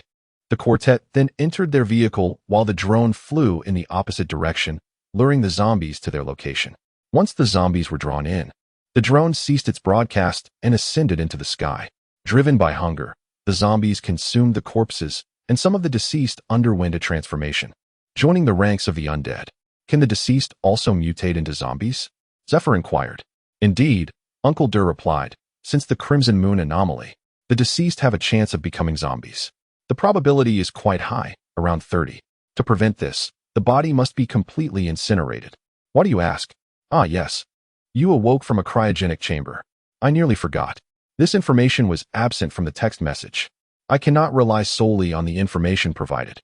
As the most recent message is over a year old, Zephyr mused. Around 3 p.m., a group arrived, clearing the area of zombies and discovering the remains of those who had been devoured. Captain, Squad 1 has been completely consumed. It's no wonder they didn't respond to our communications or acknowledge their shift change notification. Hound, use your sense of smell. Continuing on. An extraordinary individual crouched on the ground, sniffing around like a dog, which seemed to be his unique ability. Suddenly, he halted, turning to the captain. There's someone. Captain. Previously, 4 individuals arrived, but they were not part of the same team. I can smell the fumes of a vehicle. It appears that one team was eliminated and subsequently lured into a trap by someone else, leading the zombies to consume their remains and obliterate the evidence. Very well. Hound. In which direction did those individuals flee? The Hound gestured in a particular direction, under the captain's command. The communications officer immediately utilized a mobile radio to relay the information regarding the team that was eliminated by outsiders, along with their escape route, back to headquarters. Subsequently, the entire squad pursued the fleeing direction of Chifeng and her companions, intent on imparting a lesson so profound that it would haunt the challengers of the Qinglong gang for lifetimes. Chapter 8. Gathering intelligence and evading pursuit. After driving for a while, Chifeng discovered that her mobile phone had unexpectedly acquired a signal. To her astonishment, even in this suburban area, there was a semblance of connectivity, albeit faint. It appeared that the Qinglong gang's influence was greater than she had anticipated, capable of providing mobile signals. Chifeng observed the signal strength on her phone alongside a pop-up message that read, "Welcome to the territory of the Qinglong gang, little ant." She was too disinterested to read further, but she noted that the Qinglong gang seemed to be tracking connected electronic devices via the internet. A slight smile graced her lips as she began coding on her phone while reminding everyone to stay vigilant. Should we discard our phones? Xiao Tian inquired. Not necessary. I am currently writing an anti-tracking program, Chifeng replied. At that time, I will send the program to you all. How should I send it? Using the Qingtong gang's network might attract unwanted scrutiny, Dehua remarked. My weapon is also an integral part of my abilities. Within it resides an AI named Friend, which will assist in transmitting the program to you. With Friend's assistance, the electronic devices on several individuals became untraceable. As for the car, given its vintage status, it was devoid of any onboard computer, and due to its age, even the radio had long ceased to function. Meanwhile, Chifeng also instructed Friend to implant a Trojan horse within the Qingtong gang's network, surveilling their movements, eavesdropping on their signals, and gathering intelligence. Before long, Friend exclaimed in alarm, Chifeng, we are in trouble. We have been discovered.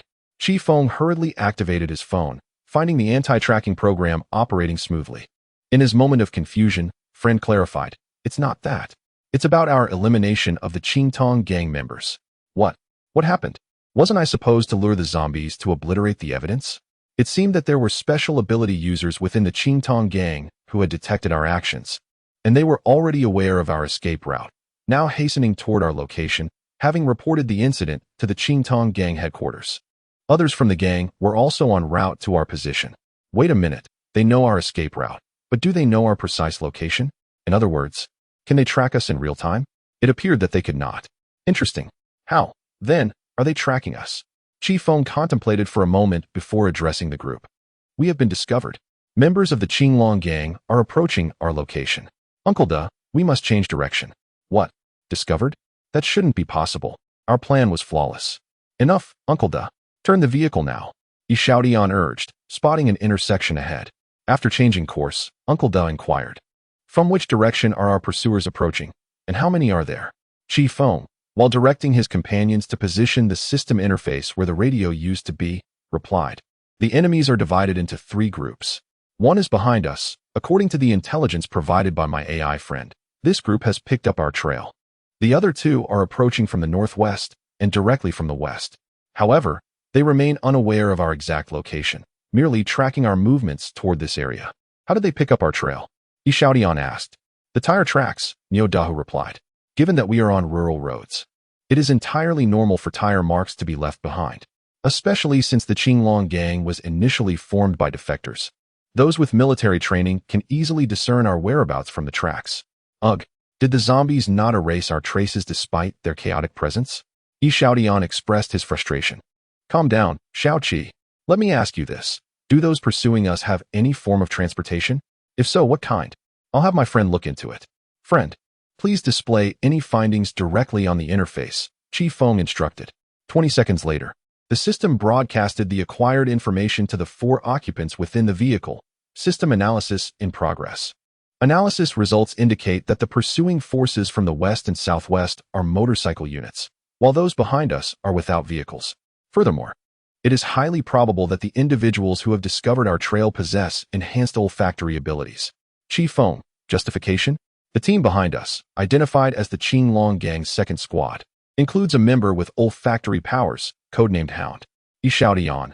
These facts alone are insufficient for a conclusive judgment. An audio transmission followed. Headquarters, Team 1 has been eliminated. The Hound is tracking the assailant. Please respond. We need to find an opportunity to eliminate this Hound, Uncle De remarked. Hint. Unmanned aerial vehicles may be deployed. Chifeng. Relying solely on drones may not suffice to breach their firepower net, correct? It can be operated by me, a friend interjected. Very well, Chifeng replied, summoning the drone and allowing his friend to take control. The drone ascended into the skies before heading towards the Hound's location. Simultaneously, the Hound and his group were racing forward, reaching a junction where they momentarily halted. The leader then inquired, Hound, which direction did they flee? The Hound crouched low, sniffing the ground before gesturing towards the junction. The leader, upon seeing this, waved his hand decisively, onward. Meanwhile, 1 kilometer above, the drone's high-definition camera captured the scene with clarity, particularly the Hound's actions as he sniffed the ground, confirming the identity of the Hound. The friend maneuvered the drone into a steep dive, aiming directly at him. What sound?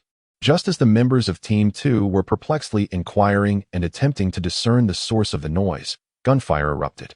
Blood gushed from the chest of Hound, and he was struck in the head as well.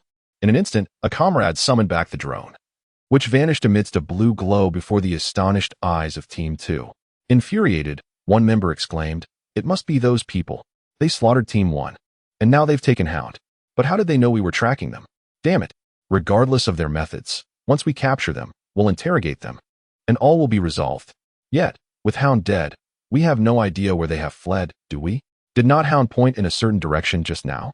Let us search along that path." "Hound has been eliminated," his comrade replied. Uncle De responded, "Good. Now they have no way of knowing where we are."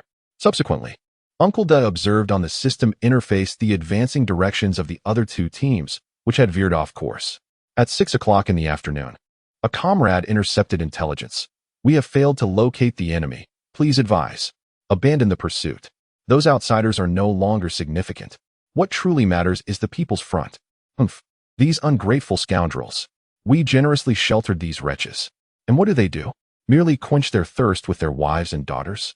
Ah, they dare to rebel against us. Humph. Listen closely. We have located their base. Let us return to headquarters immediately. I intend to capture them all in one fell swoop." Chapter 9. Long-term planning. It appears they have abandoned their pursuit of us, yet their connections seem rather unsavory. My friend, could you investigate the relationship between the Qinglong Gang and the surrounding factions? Chifeng inquired. Xiaoqi, are you suggesting? Uncle De pondered thoughtfully. We have just eliminated members of the Qinglong Gang. Venturing into their territory would be akin to walking into a trap. Moreover, both rumors and other intelligence indicate that the Qinglong Gang is hardly a welcoming place. Xiaotian remarked. By the way, do you recall the so-called People's Front they mentioned? Perhaps we could try our luck there? De Hua suggested. Chifeng retorted. The Qinglong Gang may be a bunch of scoundrels, but that does not equate to the People's Front being virtuous. Xiaotian continued. Why don't we simply seek shelter in an abandoned village? After all, this is not an urban area, and cultivating farmland would be manageable. We could select a secluded spot, one that is elusive to all factions and untouched by the horde of zombies. De Hua replied, it's not that simple. The gangs and organizations in this vicinity are intricately intertwined, and much of the territory has likely been thoroughly divided. What remains is either desolate land or infested with zombies. The most pressing concern now is where we will spend the night. Should we camp in this wilderness, seek out a survivor's enclave, or perhaps find a deserted village? Chifeng contemplated. Speaking of which, Uncle Da, do we not have any long-term plans in place? We cannot continuously flounder about aimlessly like headless chickens. Uncle Da, you must admit, we truly do not have any. However, your reasoning is quite sound.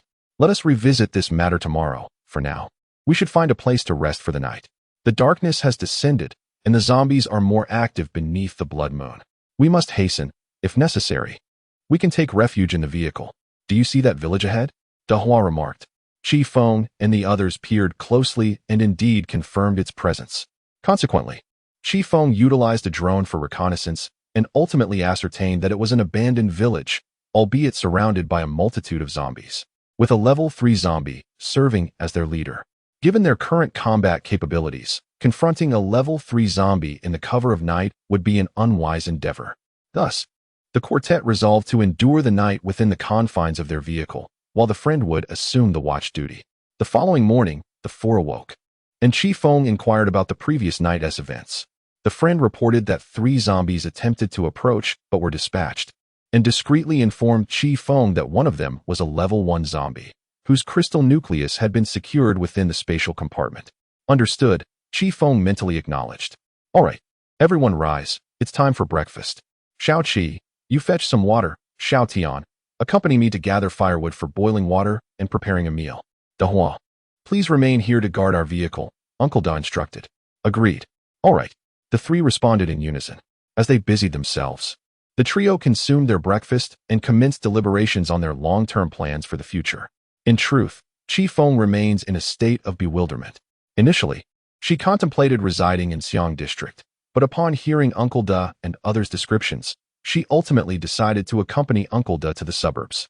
The other 3, on the other hand, had merely envisioned escaping Xiang District, yet upon achieving that, they found themselves at a loss regarding their next steps. Before fleeing, they had intended to gather some supplies, but that plan was never realized. They lived in the moment, embracing the philosophy of seizing today as joys, trusting that fate would not forsake them. Now, the group has resolved to convene a small meeting to strategize for the future of their collective. I propose we locate an abandoned village, cultivate farmland, and construct fortifications for self-sufficiency until the apocalypse concludes, Xiao Tian suggested. Dahua interjected, I mentioned yesterday that the local gangs are intricately intertwined, and the viable lands have been entirely claimed. What remains is either a path frequented by zombie hordes or nearly uninhabitable wasteland. Chifeng responded. Then should we establish contact with other survivor organizations? The enemy of my enemy is my friend. We've already offended the Qinglong gang, so why not Uncle Da cautioned? Human intentions are often obscured. I believe it is prudent to refrain from such interactions at this time. Xiao Tian proposed. Then let us find a village or a small hillock, focus on self-sufficiency, and bolster our strength. Dahua hesitated, but the surrounding usable lands I fear Dahua. That is not necessarily the case, Uncle Da countered. In some instances, the reason they do not occupy certain areas is not due to their inferiority, but rather a lack of necessity or sufficient manpower and resources. Do you recall why the Xiang city government initially abandoned Laohiku?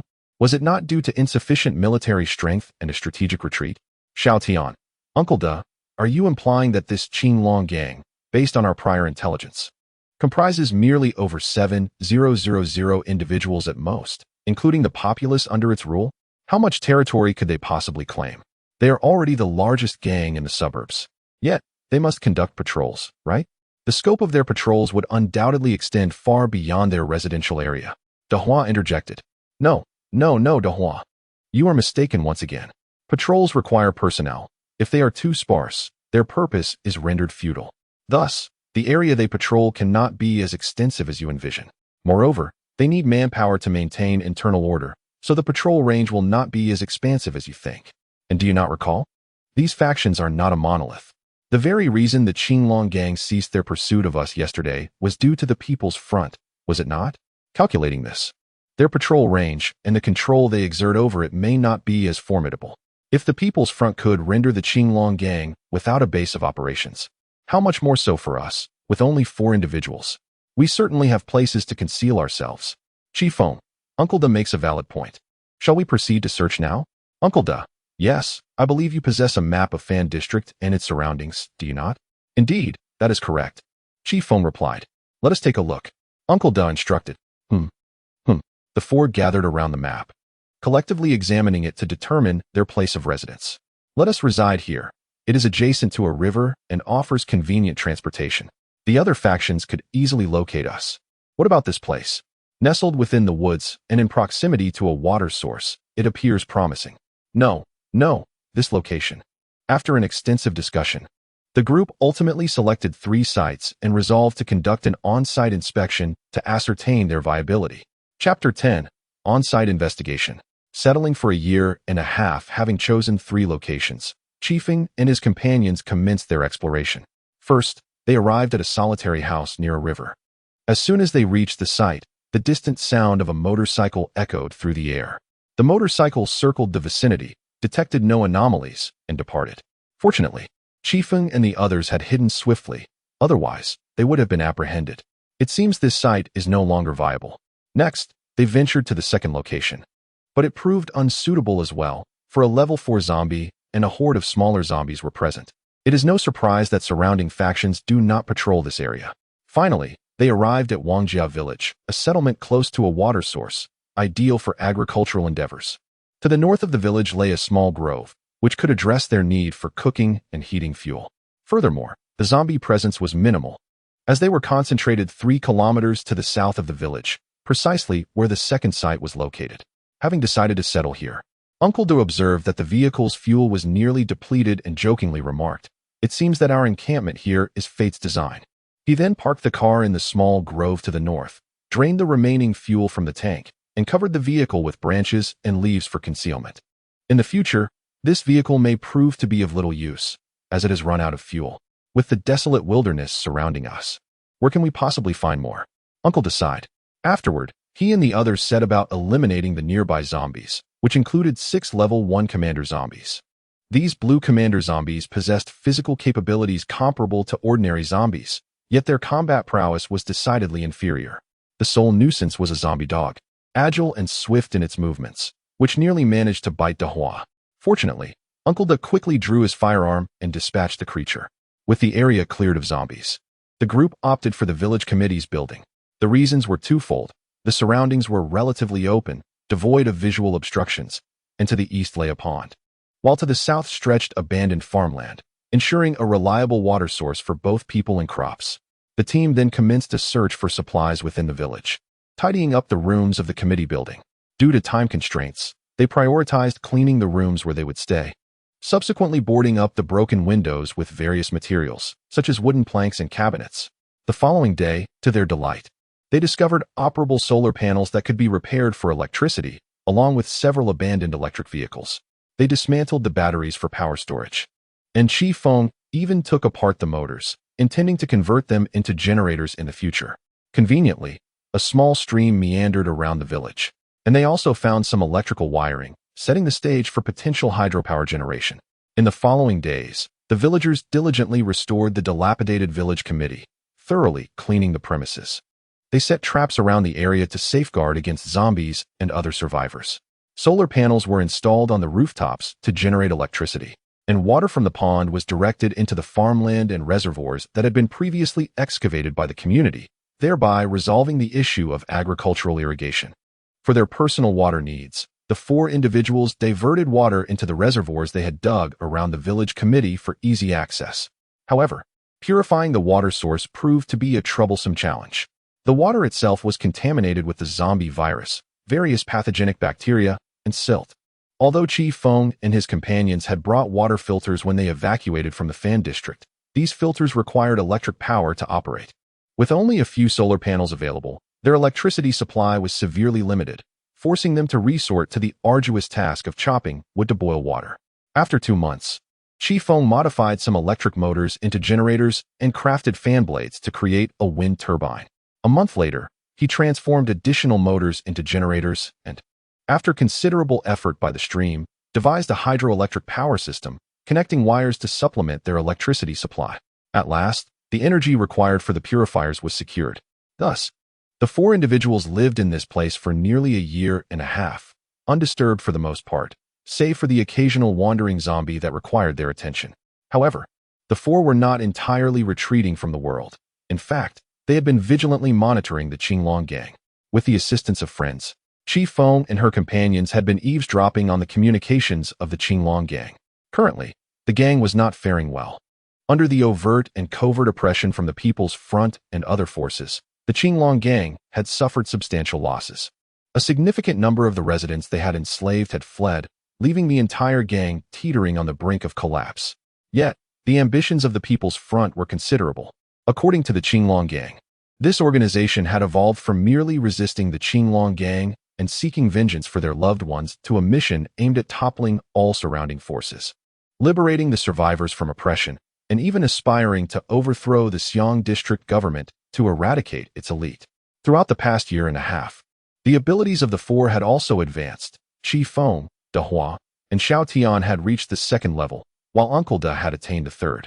Nevertheless, for Chifeng, the most significant achievement was the acquisition of another system, elevating her command to 2. She named the second system Demon King, a concept inspired by Silver Wolf. Did you say what? I believe we, the Qinglong gang, should unite to decisively eliminate this People's Front. Do you think we, the Qinglong gang, cannot triumph over those lowly rebels? I have faith in your capabilities, but do not forget how the People's Front has grown in strength.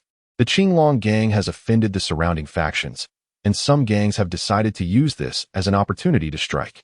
Regrettably, those individuals have overstepped their bounds, and ultimately, the People's Front incited their subordinates to rise against them. Some factions have even been eradicated. The voice paused momentarily before continuing. Now the People's Front has extended its reach to the non-combatant abilities of levels 1 and 2. If this continues, we shall both find ourselves devoid of support. Enough. I grasp your intent. Assist me in contacting members of other factions. If we wish to continue enjoying our current lifestyle, we must unite to eradicate the People's Front. This intercepted recording reveals a conversation between the leader of the Qinglong gang and the heads of other factions, indicating the significant troubles the People's Front has wrought upon them, as well as its ambitious designs. At this moment, the group had just finished their lunch and was convening to discuss the recent situation. It appears that the current political climate is quite unstable, and the People's Front is likely to make bold moves, as analyzed by Uncle De. It is evident, however, it may not concern us for the time being. I recommend that we prepare for potential engagement with the People's Front, suggested Chifeng. Why is that? Xiao Tian inquired. Perplexed. Quite simply, based on the intelligence we have gathered, the People's Front is currently strong and well-equipped. I personally believe they are destined to unify the areas surrounding the Fan District. When that occurs, they will undoubtedly cleanse the region of the zombies, and in the process, we will be unable to remain unnoticed. Xiao Qi, how can you be so certain they will unify the outskirts of the Fan District? De Hua questioned. Have you not noticed? As the lower-tier abilities users begin to flee, their arrival inherently bolsters the combat strength of the People's Front. Indeed, one might wonder how the People's Front persuaded these abilities users to defect from their respective factions, inquired Xiao Tian with curiosity. The current plight of the lower-tier abilities users is quite dire. According to the intelligence we have gathered, following the mass exodus of enslaved ordinary people, the Qinglong gang has faced a severe manpower shortage, leaving no one to serve the elite abilities users. Consequently, the Qinglong gang has resorted to coercing the lower-tier and newly empowered abilities users into laborious tasks, which has understandably incited their discontent and subsequent defection. Xiao Tian acknowledged this rationale. Thus, let us prepare for engagement with the People's Front, concluded Uncle De, as the meeting adjourned. Chapter 11.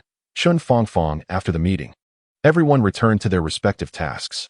Uncle De and Xiao Tian tended to the fields, while Chifeng and Xiao Hua gathered firewood.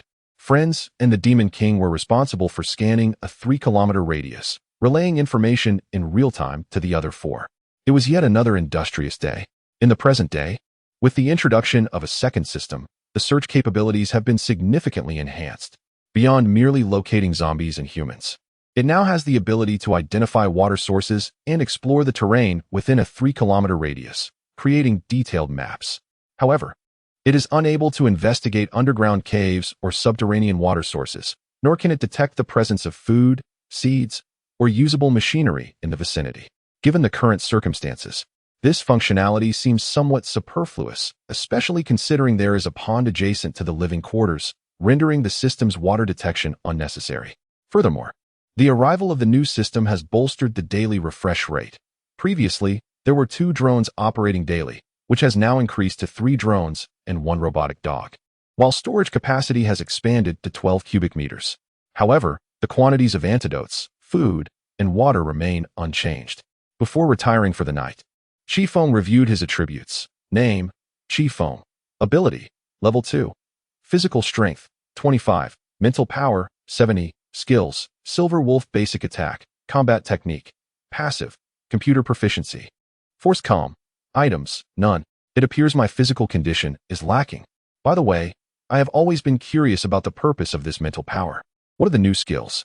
Chifeng pondered. And thus he opened the page to delve deeper into the descriptions of mental power and the new skills. Mental power, a comprehensive reflection of your willpower, cognitive speed, and psychological resilience. The higher this attribute, the shorter your required sleep and rest duration. Your awareness of the surroundings becomes sharper, and your learning and cognitive speeds accelerate.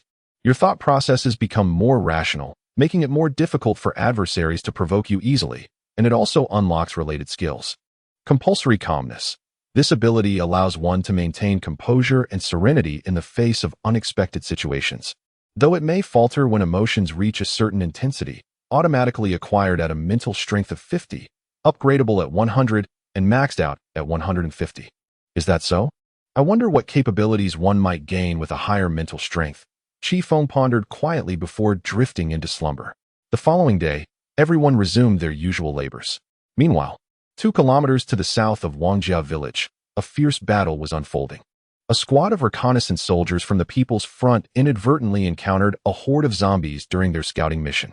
Among the undead was a formidable level 3 zombie, towering at 5 meters, with a robust physique and immense strength. The reconnaissance team was caught completely off guard. Just a month ago, when we surveyed the terrain, there were no such abominations here. In an instant, the soldiers suffered grievous losses, with 7 out of 20 either dead or injured. As the level 3 zombie charged, their formation shattered, granting the zombies an opportunity to swarm. The ordinary zombies surged forward, overwhelming the soldiers, whose submachine guns and a few assault rifles proved ineffective against the relentless tide. The team members, tasked with guarding against the level 3 zombie while simultaneously fending off the horde, found their endurance waning. Ultimately, the captain issued a command. Attention everyone, break through individually. Regroup at the designated location. At that moment, an unforeseen calamity struck. A level 3 zombie leapt into the air, descending upon the captain with the weight of Mount Tai. The frantic cries of the team members roused the captain from his stupor. Instinctively, he sidestepped while raising his gaze, only to witness the grotesque bulk of the zombie closing in on him. This was the final image imprinted in his mind. After the captain's sacrifice, the newly appointed member, a level 1 fire ability user named Chifeng, cried out, "Captain!" The vice captain, seizing her arm, shouted, "Run!" Thus, Fangfang was forcefully pulled away. Alas, Captain, how could this be? As despair enveloped the team, the vice captain, unable to bear the sight, wiped away his tears and mucus, bellowing, "Pull yourselves together. Will we solve our plight by weeping? Will tears avenge the captain? Will crying allow us to complete our reconnaissance mission in return for reinforcements? Indeed, we shall seek vengeance now," Fangfang exclaimed. The vice captain then slapped his forehead with a resounding thud. The captain's sacrifice was not a call for our demise. It was a mandate for us to relay information, to prepare the larger force for annihilating rival factions and clearing the zombies. Casting a glance at their diminished ranks, he noted that only 6 remained, 2 ability users, himself, a level 2 fire wielder, and Fangfang, a level 1 fire wielder.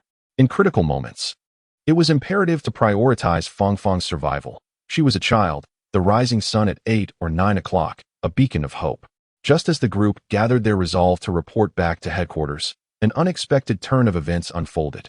A sphere of corrosive liquid suddenly shot toward them, and 2 members, unable to evade, were reduced to mere pools of blood. The crowd turned their gazes toward the approaching threat, observing a level 3 zombie accompanied by a level 2 mutated zombie and a horde of ordinary zombies ambling toward them. Despite the level 3 zombie's decayed and putrid form, it did not hinder the remaining 4 from discerning the triumphant expression etched upon its face. Ultimately, the group faced yet another devastating defeat, leaving only Fangfang to solitary flee northward, toward the direction where Chifeng and the others were situated, a fact that did not escape Chifeng's notice. Initially, she and Uncle Da had no intention of intervening. But since the adversaries were retreating toward Wangjia village, she had no choice but to confront them. Uncle Da, Chifeng, Dahu, and Xiaotian all turned their eyes toward Uncle Da, who proclaimed, "When soldiers come, we shall meet them. When water rises, we shall divert it. We shall fight. However, be mindful of your safety. Rescuing others must be within our means. Do you understand?" "Understood." The three responded in unison. Uncle Da bellowed, "Then, let us set forth." The four then commenced their march southward, soon catching sight of Chun Fongfong in the distance. They hastened toward her. Exhausted, Chun Fongfong beamed with relief at the sight of them, mistaking them for personnel from the base, and remarked, "The intelligence. We must relay the intelligence. We cannot let everyone's sacrifice be in vain." Upon reaching her side, Chun Fongfong grasped Chifeng's collar and raised a small package, stating, "The intelligence." All right, do not be agitated. Everything will be fine shortly," Chifeng reassured her. "Quickly, pass it on. There are zombies behind. We cannot let it be in vain." "Very well, I shall take it," Chifeng replied, promptly placing it into her spatial compartment. Subsequently, Chun Fongfong lost consciousness and fell into a faint. Dahu unleashed her extraordinary abilities while Xiaotian assisted in healing Chun Fongfong. Once her injuries had subsided, Dahu took it upon herself to carry her back to Wangjia village, while the remaining three prepared to confront the horde of zombies. "Are you ready, Xiaotian?" Uncle Da inquired, simultaneously producing an assault rifle. "Ready, Uncle Da," replied Chifeng and Xiaotian, with Xiaotian brandishing his own assault rifle and Chifeng summoning Prometheus. Then, prepare to exterminate the zombies. Chapter 12. Rescuing Fongfong and defeating the zombies. Chifeng and his companions made thorough preparations, promptly commencing the operation by utilizing a drone to lure the zombies. They navigated towards the northwest, intent on drawing the undead away from Wangjia village to another desolate settlement, Lijia village, where they could utilize the remnants of crumbling walls to ambush the zombie horde. According to the drone's footage, the zombie swarm appeared to comprise nearly 700 individuals, including 1 level 3 and 2 level 2 ranged zombies, Uncle Da remarked. "Isn't that a rather overwhelming number? Can we manage this?" Chifeng responded, "In truth, we need not defeat them outright. Leading them away is also a viable solution. Perhaps directing them towards the Qinglong gang," Uncle Da suggested, "or we could devise a strategy to eliminate them in segments." "Xiaoqi, is the drone currently enticing the zombies?" "Indeed." "That's correct. Then it becomes straightforward.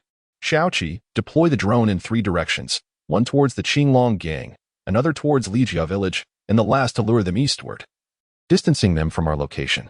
Then proceed as planned." "Understood, Uncle Da." Upon the conclusion of the conversation, Chifeng and his companions arrived at Li family village, promptly commencing their preparations. Uncle Da swiftly excavated a pitfall, while Xiaotian utilized his extraordinary abilities to envelop the pit with thorns, creating a verdant barrier of trees around the village, compelling the zombies to approach the trap. As for Chifeng's drones and robotic canine, they were designated to head eastward after luring the zombies, tasked with exterminating the undead in that region before providing support.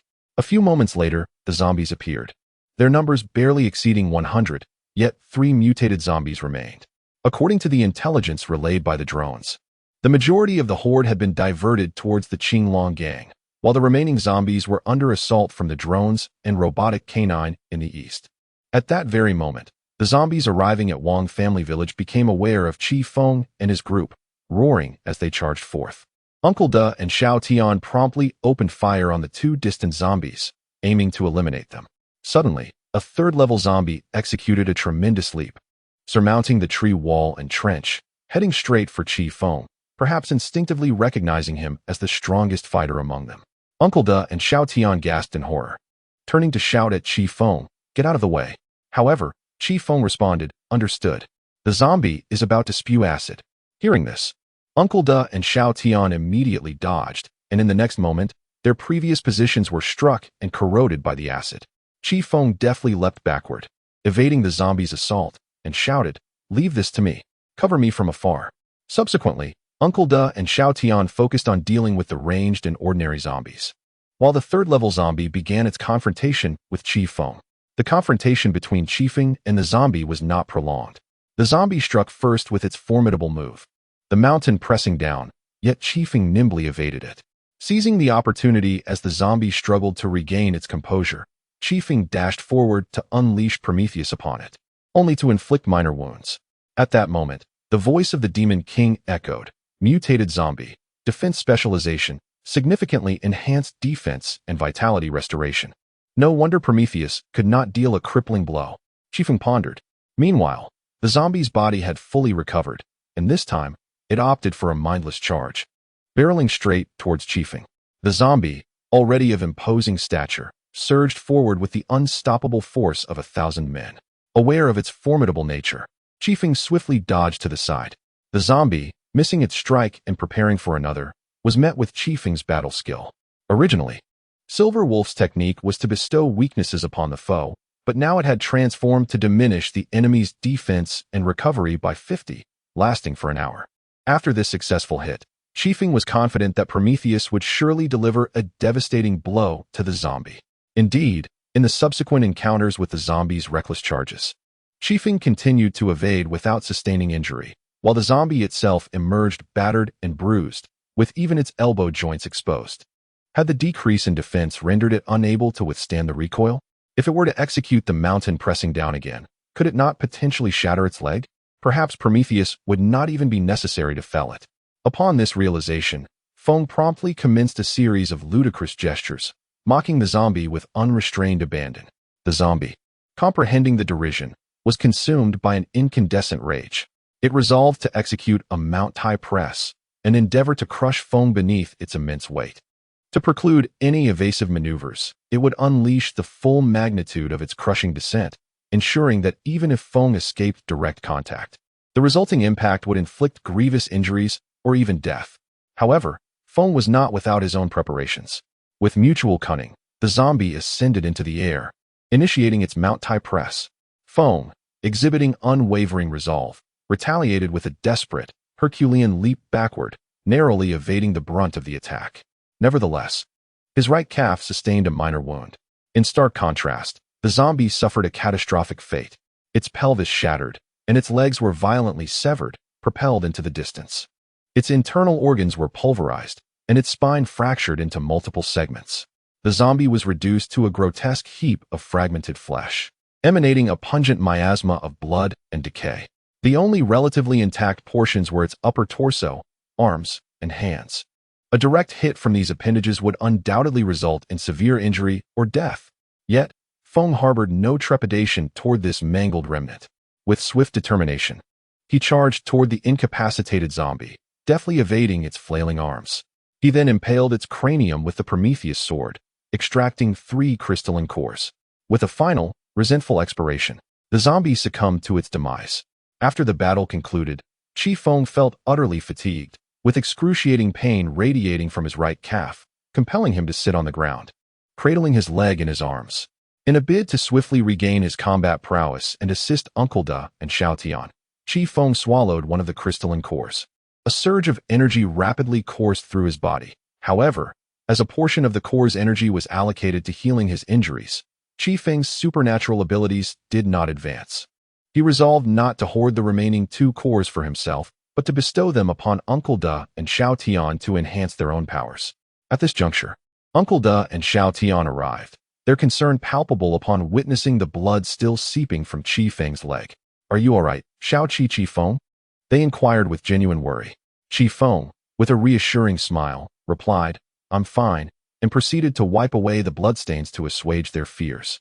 Just then, their friend notified the trio that the zombies lured to the east had been entirely eradicated, though the mechanical dog had met its demise, an inconsequential setback. As Chifeng remarked with a grin. Then, recalling something of importance, he turned to Uncle Da, saying, "By the way, Uncle Da, this is the crystalline core dropped by that level 3 zombie. I took one. You 2 can each have one of the remaining." However, Uncle Da firmly declined, stating, "There's no need. We dispatched those 2 level 2 zombies and absorbed their cores. You can keep these 2 for yourself." Despite Chifeng's repeated suggestions, both Uncle Da and Xiao Tian resolutely refused. Ultimately, Chifeng decided to consume one for himself on the spot, reserving one for Dahua. Considering her role as a healing-type supernatural being, who often found it challenging to seize opportunities for advancement. Moreover, the team required a robust healer. Upon consuming the core, Chifeng's abilities ascended to level 3, while Uncle Da and Xiao Tian also experienced growth from this encounter, advancing to levels 4 and 3, respectively. Chifeng had yet to examine the panel when news arrived from Dahua that the little girl had awakened. Upon hearing this, the group decided to return. Once they arrived back at Wangjia village, they inquired, Dahua, how is the child? Where did she come from? What is her condition? Will she pose any threat to us? Rest assured, there is no threat, Dahua replied.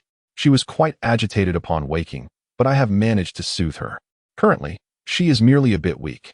She claims to be a scout from the People's Front. As for the specifics, please come in with me and hear it from her own lips. With that, Dahua led 3 individuals into the room and began to question her about her situation. The little girl spoke. Thank you, dear brothers and sisters, for saving me. My name is Chifeng. I am 12 years old, and I am a scout for the People's Front.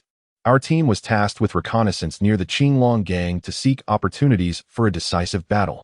However, on our way, we encountered a horde of zombies led by a level 3 zombie. Damn it, this cursed creature didn't exist just 2 months ago. We were caught off guard and fell into an ambush, leaving me as the sole survivor. At this point, she could no longer hold back her tears.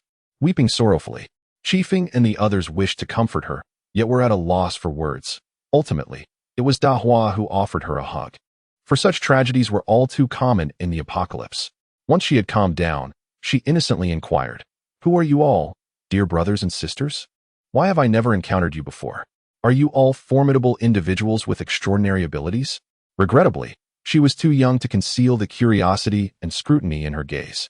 The absence of wariness in her eyes might stem from the fact that Chifeng and his companions had rescued her. Chifeng remarked, Sister Dahua, there is one more matter I have yet to discuss with you. Uncle Da, Brother Tian, please join us. The group understood Chifeng's intent and followed suit. As Dahua was leaving, she said, Little sister, my brothers and sisters have some matters to attend to, so we shall refrain from idle chatter for now. Please take a moment to rest by yourself. Sister Dahua, this is for you, Chifeng stated, presenting her with a crystal core. All right, Dahua replied, unceremoniously consuming it and advancing to level 3. Chifeng continued, Everyone, I trust you are aware of my reasons for convening this discussion. Should we disclose our origins to that child? Informing her that sending her back would mean the People's Front will also learn of our presence. Should we fabricate a story, not reveal the truth? Dahua suggested. Otherwise, we might as well go all in. Xiao Tian gestured, implying a decisive action. I cannot condone this. Perhaps it is indeed a foolish course of action, but since we have saved her, she is now connected to us, and we should not harm her, Uncle Du asserted. Chifeng added. Furthermore, this young lady has stated that she is affiliated with the People's Front, which is poised to launch a general offensive against the surrounding gangs imminently. Considering the intelligence we previously intercepted from the Qinglong gang, a clash between the two factions is imminent, likely to engulf the entire Fan district and its outskirts. In the past, Wangjia village was naturally isolated by the presence of wandering zombies, but now both parties are scouting the surrounding terrain, eliminating the obstructive undead in hopes of forging new paths to catch their adversaries off guard. Xiao Tian remarked. Thus, Wangjia village cannot possibly evade this situation. Remaining here will undoubtedly lead to exposure. Dahua responded, If that is the case, must we relocate? I find it hard to part with this place. Chifeng interjected, Relocate? To where? Both side scouts are patrolling and surveying the terrain. Where can we flee? How can we hide? Our only option is to choose a side, and this young lady is the most suitable guide for joining the People's Front. Must we really join? Is self-sufficiency not an option? Xiao Tian questioned, perplexed. Self-sufficiency would merely render us one of the factions that the People's Front seeks to annihilate. Do we possess adequate strength to contend with the People's Front? Can the traps of Wangjia village withstand the combined assaults of both the People's Front and the Qinglong gang? Chifeng articulated. Dahua, intrigued, inquired, then, why must we join the People's Front? Chifeng replied, Firstly, we have conflicts with the Qinglong gang. Secondly, in this war, the People's Front is destined to triumph while the Qinglong gang is fated to fall. This conclusion was reached through our prior analyses. Since we must align ourselves with a faction, why not side with the one that is assured of victory? Upon hearing this, the group fell into contemplative silence for a moment, until Uncle De decisively stated, Very well, we shall proceed as Xiao Qi suggested. Should we tell the young lady the truth? Yes, but only partially, Xiao Tian pondered before replying. I concur. I agree as well. Chifeng and Dahua chimed in. After a thorough discussion among the group, they returned to the room to recount to Fang that they had fled from Xiang district and subsequently developed enmity with the Qinglong gang, leading them to seek refuge here. They expressed their desire to establish contact with the People's Front and hoped that Fang could act as an intermediary. After contemplating for a moment, Fang agreed, and thus, the group decided to head towards the base of the People's Front, leaving Dahua and Xiaodian to guard their home. Chifeng, Uncle Da, and Fang journeyed for approximately 3 hours before finally arriving at the People's Front's base. "Halt! Who are you?" shouted the guard. Fang then presented her identification to the guard. After undergoing a series of inquiries, they were eventually granted entry, though the guard remained curious, asking, "I heard the announcement that your reconnaissance team has been entirely wiped out. How?" "It's not something that can be explained briefly. In any case, these individuals rescued me, and I have intelligence to relay, so please notify the authorities promptly." After a while, the base commander personally came to meet them. Chifeng thought, does Fang hold such influence that the leader of the People's Front would come to greet her in person? Upon seeing the visitor, Fang joyfully exclaimed, "Dad." "Ah, understood. The base commander is her biological father," Chifeng mused. Subsequently, the commander escorted Fang to the conference room, where she recounted her experiences to him and the other senior officials, as well as Chifeng's group's desire to join the People's Front. "I am grateful to all of you for saving my child. This child is the offspring of an old comrade of mine, who was later slain by those scoundrels from Xiang district. Before his demise, my old comrade entrusted this child to me. For 4 long years, I endured humiliation and concealed myself, initially intending to incite a rebellion in Xiang district. However, a year ago, my plans were discovered, forcing me to hastily launch the insurrection, which ultimately failed, leading to my escape to this place. To be candid, should this child perish, how could I ever face my fallen comrade?" Before I could finish my lament, the commander was already overcome with tears. After weeping for a while, he inquired, "I heard from Fang that you wish to join us. Are all 4 of you possessing extraordinary abilities? May I ask what specific powers you hold?" "I have a device for testing abilities. Would it be possible to conduct an assessment?" "Certainly," Uncle Da replied, as someone produced a crystal orb. The commander explained, "This orb has been crafted by our base's ability users using crystal cores and other materials. Its primary function is to assess an individual's level, type, and skills of their abilities. Please place your hand upon it." Subsequently, Uncle Da placed his hand on the orb. Name, Dashun. Ability, level 4. Type, strength. Physical fitness, 300. Mental strength, 5. Skills, none. "What a pity," someone remarked, a level 4 ability user without any skills. Name, Chifeng. Ability, level 3. Type, comprehensive mental. Physical fitness, 30. Mental strength, 100. Skills, system warning, Silver Wolf basic attack. Allow change, Silver Wolf combat technique. Passive, computer proficiency, compulsory comm, quite impressive. Another commented, with 2 passive skills and 2 active skills. Once again, someone inquired, if I may ask, what exactly is this skill? How does it relate to supernatural abilities?" Uncle Da scratched his head and replied, "I truly do not know." The superior responded, "Well then, allow me to elaborate on what a skill entails." Chapter 14. Joining the People's Front. The superior continued, as in many games, certain individuals who awaken supernatural powers may also possess corresponding skills. The relationship between skills and supernatural abilities is akin to that of a fighter's combat techniques and physical attributes. For instance, some strength-based supernatural users can temporarily amplify their power by regulating their internal hormones. It is important to note that skills are not solely acquired during the enhancement of supernatural abilities. They can also be learned. For example, one may study combat techniques and have a chance of acquiring mastery in those skills. Unlike the days before the apocalypse, where knowledge would be relinquished post-examinations, skills may feel somewhat rusty at most when utilized. Skills can be categorized into 2 types, active and passive. Active skills are those that can be freely controlled and toggled, such as the deliberate management of internal hormones. In contrast, passive skills are those one inevitably acquires, such as fluency in languages like English and French, regardless of one's desire to learn them. Furthermore, skills are closely intertwined with the progression of supernatural abilities. To elevate from a level 4 to a level 5 supernatural power, one must possess 3 abilities, whether active or passive. After taking a sip of water to pause momentarily, the superior asked, "Comrade Dashun, Do you comprehend what I have explained? Uncle De understood. Now, returning to the main topic, Fangfang mentioned that the four of you wish to join us. Firstly, you saved my daughter, and secondly, all four of you are endowed with extraordinary abilities. Allow me to ponder what would be the most suitable course of action. How about this? Xiaolu, please go to Wangjiao village and bring back the remaining benefactor of Fangfang. Fangfang, you shall take your benefactor around our base for a tour, while I and the other uncles and aunts deliberate on how best to arrange for your savior. Very well, Dad. Fangfang exclaimed joyfully. Uncle De then penned a heartfelt letter, entrusting it to the individual known as Xiaolu, saying, "Take this, Dahu and Xiaodian will believe your words."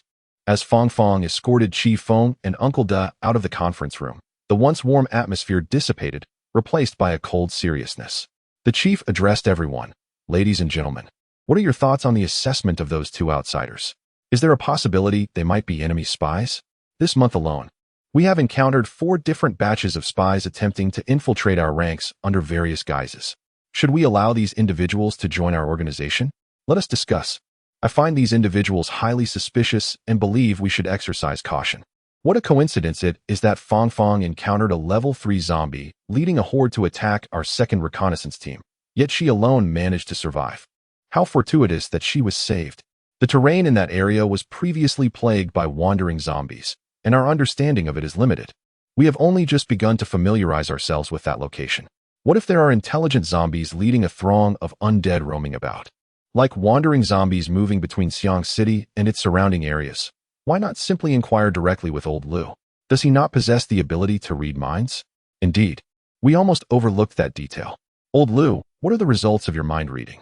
The individual known as Old Lu gradually lifted his head and replied, "What Deshun mentioned is largely truthful. Their experiences are not fabricated. However, the young girl's story is rather extraordinary. She arrived in this world abruptly a year and a half ago, and I find it nearly impossible to access her memories prior to her arrival.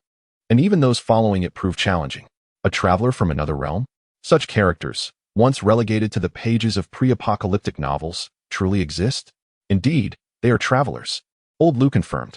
"But can they be trusted?" The commander inquired. "My ability reveals that they are not spies. In fact, they harbor enmity towards the Qinglong gang. Are they willing to follow orders and adhere to our regulations? Many survivors in the past have shown reluctance to comply, often inciting internal strife." Old Lu responded, "It is difficult to say. We shall inquire once everyone is gathered." Shortly thereafter, Chifeng and his companions conducted a brief tour, while Xiaotian and Dehua completed their inspections. The paramount leader declared, "Let me preface this by stating that, for the preservation of this stronghold, we have a considerable number of regulations. Practices tacitly condoned by gangs, such as allowing enhanced individuals to wantonly slay ordinary citizens, or the depraved amusement of the elite in the Xiang district who revel in the slaughter of those beneath them, are strictly prohibited here. Furthermore, our tenet is that those who do not toil shall not eat, save for children, incapacitated elders, and those disabled in the line of duty, who shall receive complimentary sustenance and accommodation during their care. We had some remarkably self-entitled young women arrive, who refused to contribute anything, demanding preferential treatment from the men. Subsequently, they proceeded to spill the congee painstakingly prepared by everyone onto the ground, insisting on meat. Ultimately, we executed them summarily. You may deem us ruthless, but I assert that this is the post-apocalypse, not a resort. It has been years since the cataclysm, yet they persist in behaving like spoiled heiresses. Additionally, we shall not confiscate the provisions, melee weapons, or domestic appliances you possess. However, we will requisition firearms, power generators, electric motors, and vehicles for redistribution to specialized combat, reconnaissance, and internal security units, as these are critically needed by the base. Naturally, we shall provide equitable compensation. Certainly, considering your recent arrival, I can assign you some light tasks, steering clear of perilous locations. Subsequently, the choice will be yours. Each department will periodically recruit personnel to replenish losses. Of course, if you wish to voluntarily enlist in the combat unit, that is permissible. However, I can only provide you with one opportunity.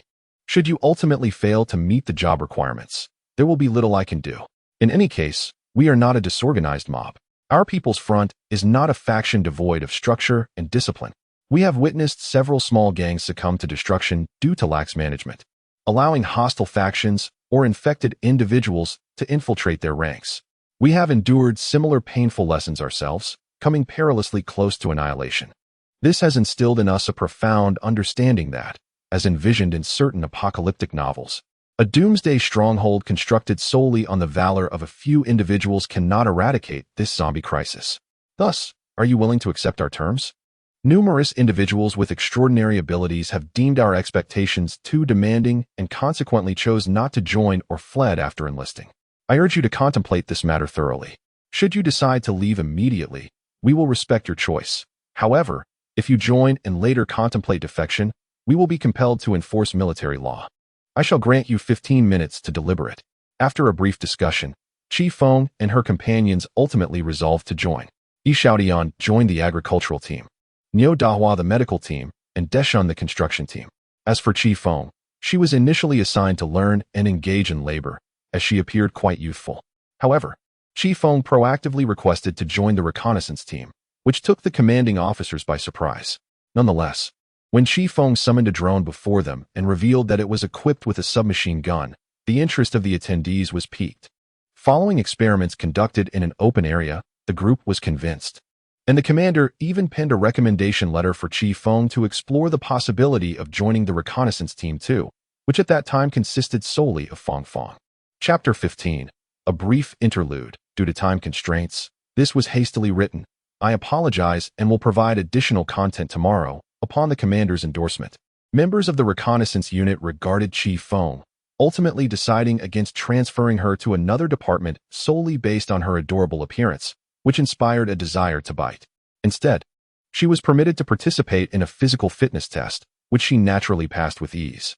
Consequently, Chifeng successfully joined the reserve team of Reconnaissance Team 2. Becoming a reconnaissance team member, the reserve team comprised 30 individuals, including one team leader and one deputy leader. Ladies and gentlemen, from this day forth, I, Li Shunlu, shall serve as your deputy leader, political officer, and coach. I will oversee your physical training, combat skills development, shooting practice, and for those among you with special abilities, the paramount training and ability enhancement. Your task is quite straightforward. Over the next month, elevate your physical fitness to a score of 25 or above, while those with abilities must achieve a score of 50 or higher. Ultimately, those who fail to meet these requirements will be eliminated. Subsequently, Deputy Leader Li Shunlu commenced outlining the training expectations for the coming month, leaving the audience feeling a sense of trepidation. Subsequently, as Captain Wang Guo delivered a fervent and impassioned speech, the morning swiftly transitioned into midday. The captain announced the dissolution of the gathering, prompting most to head to the cafeteria for a meal. Given that it was a training period, the meal expenses were covered by the team, alleviating any concerns regarding sustenance. As Chifeng strolled along the path, he internally called upon his friends. My friends, please assist me in examining the attributes of my teammates. After all, Chifeng vividly recalled that when he first accessed the attribute panel, the section for physical fitness displayed a range of ordinary person 4 to 6. He pondered how the vice captain could possibly elevate a regular individual's physical capabilities to 25 within a month. However, upon glimpsing the attributes of the first individual, Chifeng sensed something amiss. This person evidently lacked any supernatural abilities and was classified as level 0, yet intriguingly, their skill set included physical enhancement. This piqued Chifeng's curiosity. How could someone devoid of powers possess a skill? Thus, he inquired of Fangfang, as she was the only acquaintance he had at that moment. Fangfang, is it truly possible to have skills without possessing supernatural abilities? Of course, didn't you know, dear sister? Fangfang replied. I genuinely did not. As you are aware, I previously teamed up with Uncle Da and others for wilderness survival, just 4 of us, with no researchers among us. We could only rely on experience to navigate the myriad challenges of the zombie apocalypse, unlike our People's Front, which comprises numerous members, some of whom specialize in studying various aspects of the post-apocalyptic world and the periodic anomalies caused by the blood moon. Indeed, that is correct. Allow me to share with you a tale from 3 years ago, when the blood moon underwent another extraordinary transformation. Following this phenomenon, those devoid of abilities were granted a probability of acquiring skills, which piqued the interest of numerous factions. Typically, these individuals possessed only passive skills, such as enhanced physical strength and heightened mental acuity, alongside certain skill proficiencies, but lacked any active skills. Thus, The situation unfolded as such. Oh, Chifeng inquired. And after his questions were satisfied, he departed to dine with Fong Fong. A month swiftly passed, and as the training concluded, only 10 out of 30 remained. Comprising Captain Wang Guogang, Vice Captain Li Shunlu, and team members Chi Feng, Chen Fongfong, among others. During this interval, Chi Feng had the fortune of acquiring additional skills. Specifically, Physical Enhancement LV2, which augments stamina by an additional 30 points, and Mental Enhancement LV2, which provides an extra 20 points to mental fortitude. The enhancement of his mental acuity may be attributed to his penchant for pondering a series of mathematical problems in his leisure time, occasionally exercising his mind. Chapter 15. Regulations of the Reconnaissance Team. After a month of rigorous training, Wang Guo addressed the team regarding the responsibilities of the People's Front reconnaissance soldiers. Despite our designation as reconnaissance soldiers, it is imperative to acknowledge the unique circumstances of our post-apocalyptic world and our modest organization. Given our commitment to providing essential social services and our rejection of the slave-based practices of other factions, we find ourselves unable to sustain a fully professional military force. Thus, our primary daily tasks involve venturing out to gather resources, which may include food, locating water sources, and acquiring mechanical and electronic equipment. Moreover, if one possesses the requisite skills, there may also be opportunities to procure zombie crystal cores. This principle extends beyond our reconnaissance soldiers. All armed forces share the same dual role of production and occasional combat. Wang Guo took a sip of water, cleared his throat, and continued. Now, allow me to outline the specific requirements. First, each individual must return with at least one level 3 zombie core or, equivalently, for level 2 zombie cores, or, alternatively, 16 level 1 mutated zombie cores each month. Second, should you fail to procure zombie cores, you are required to bring back food, water, sources of water, or mechanical and electronic devices of commensurate value. Though I personally recommend returning with cores, as we have developed equipment powered by these cores. Third, failure to meet these requirements will result in a halving of wages and food supplies. If you fail to comply for 3 consecutive months, you will be eliminated. Fourth, if you exceed the task requirements and, for instance, collect 2 level 3 cores, you may submit only one while retaining the other. Or you may choose to exchange all for advancement, securing better conditions for the following month and facilitating the next month's submission tasks, and that is how it stands. Exploration can be conducted in teams or individually, though I advise you to work collaboratively. That concludes the regulations. You are dismissed to attend to your duties. By the way, I urge you to commence your work immediately, as we can only provide full accommodation for 3 more days, until the end of this month. If you do not submit resources by then, you shall face starvation next month. A chorus of murmurs arose among the crowd. What are you lamenting for? Get to work. Wang was shouted. After the crowd dispersed to attend to their respective tasks, Li Shunlu couldn't help but express his concerns, saying, Old Wang, isn't it a bit premature for them to commence their work? They surely require some preparation time, don't they? It's not too early, Old Li. Came the reply. This is the apocalypse. To survive, one must rapidly adapt and grow. Following the dispersal, Chifeng arrived at the task office, where he collected his identification badge, a token affirming his identity, before heading out to fulfill his mission. Chifeng had already determined his objective, a horde of zombies located 3 kilometers south of Wangjia village. During his stay at the village, although the level 4 zombies had not launched an assault against him and his companions, the incessant trickle of lower-tier zombies had intermittently troubled them. Over the past year, the quartet had never wavered in their surveillance of this threat, and fortunately, the zombies' level had remained unchanged. This time, however, Chifeng resolved to eradicate it and achieve this month's KPI. What? You say that challenging a higher-level foe is perilous? He scoffed. Isn't it customary for the main characters to take on such challenges? What is the fuss about? With his physical prowess rated at 60, Chifeng swiftly reached the location of the level 4 zombies, deploying a drone for external reconnaissance. He confirmed that this was a substantial zombie stronghold, housing over 800 zombies. With a level 4 zombie at the helm, accompanied by a strategizing level 3 blue zombie, for level 2 zombies, for level 1 mutated zombies, and 6 level 1 mutated blue zombies, all armed with makeshift crossbows. Additionally, there were a dozen or so zombie dogs. However, to annihilate them, meticulous planning was essential, particularly concerning the intelligence of those blue zombies. After careful consideration, Chifeng resolved to employ a strategy of diversion. dispatching a drone to launch a surprise attack on the horde of zombies gathered to the east. His intention was to draw their attention. However, the zombies proved to be impervious to the ruse, merely prompting the crossbow-wielding zombies to attempt to shoot the drone down. It appeared they were already aware that the drone was being controlled from a distance, rendering their assault futile. Nonetheless, it was rather fanciful to believe that a mere handful of crossbow bolts could bring down the drone, and thus their efforts were in vain. Faced with the inability to lure the zombies away, Chifeng swiftly made a decisive choice to ascend to a nearby vantage point, the abandoned water tower. There, he retrieved his semi-automatic rifle and aimed at the blue zombies within the horde. He instructed a friend to maneuver the drone to distract the zombies, drawing the attention of the blue ones. Meanwhile, Chifeng remained calm, collected his breath, aimed, and fired, unleashing 10 shots in rapid succession. The first 2 shots struck true, causing the remaining blue zombies to become wary and attempt to scatter. Fortunately, Chifeng's skill prevailed, and he ultimately dispatched them all, albeit expending an entire magazine of 10 bullets in the process.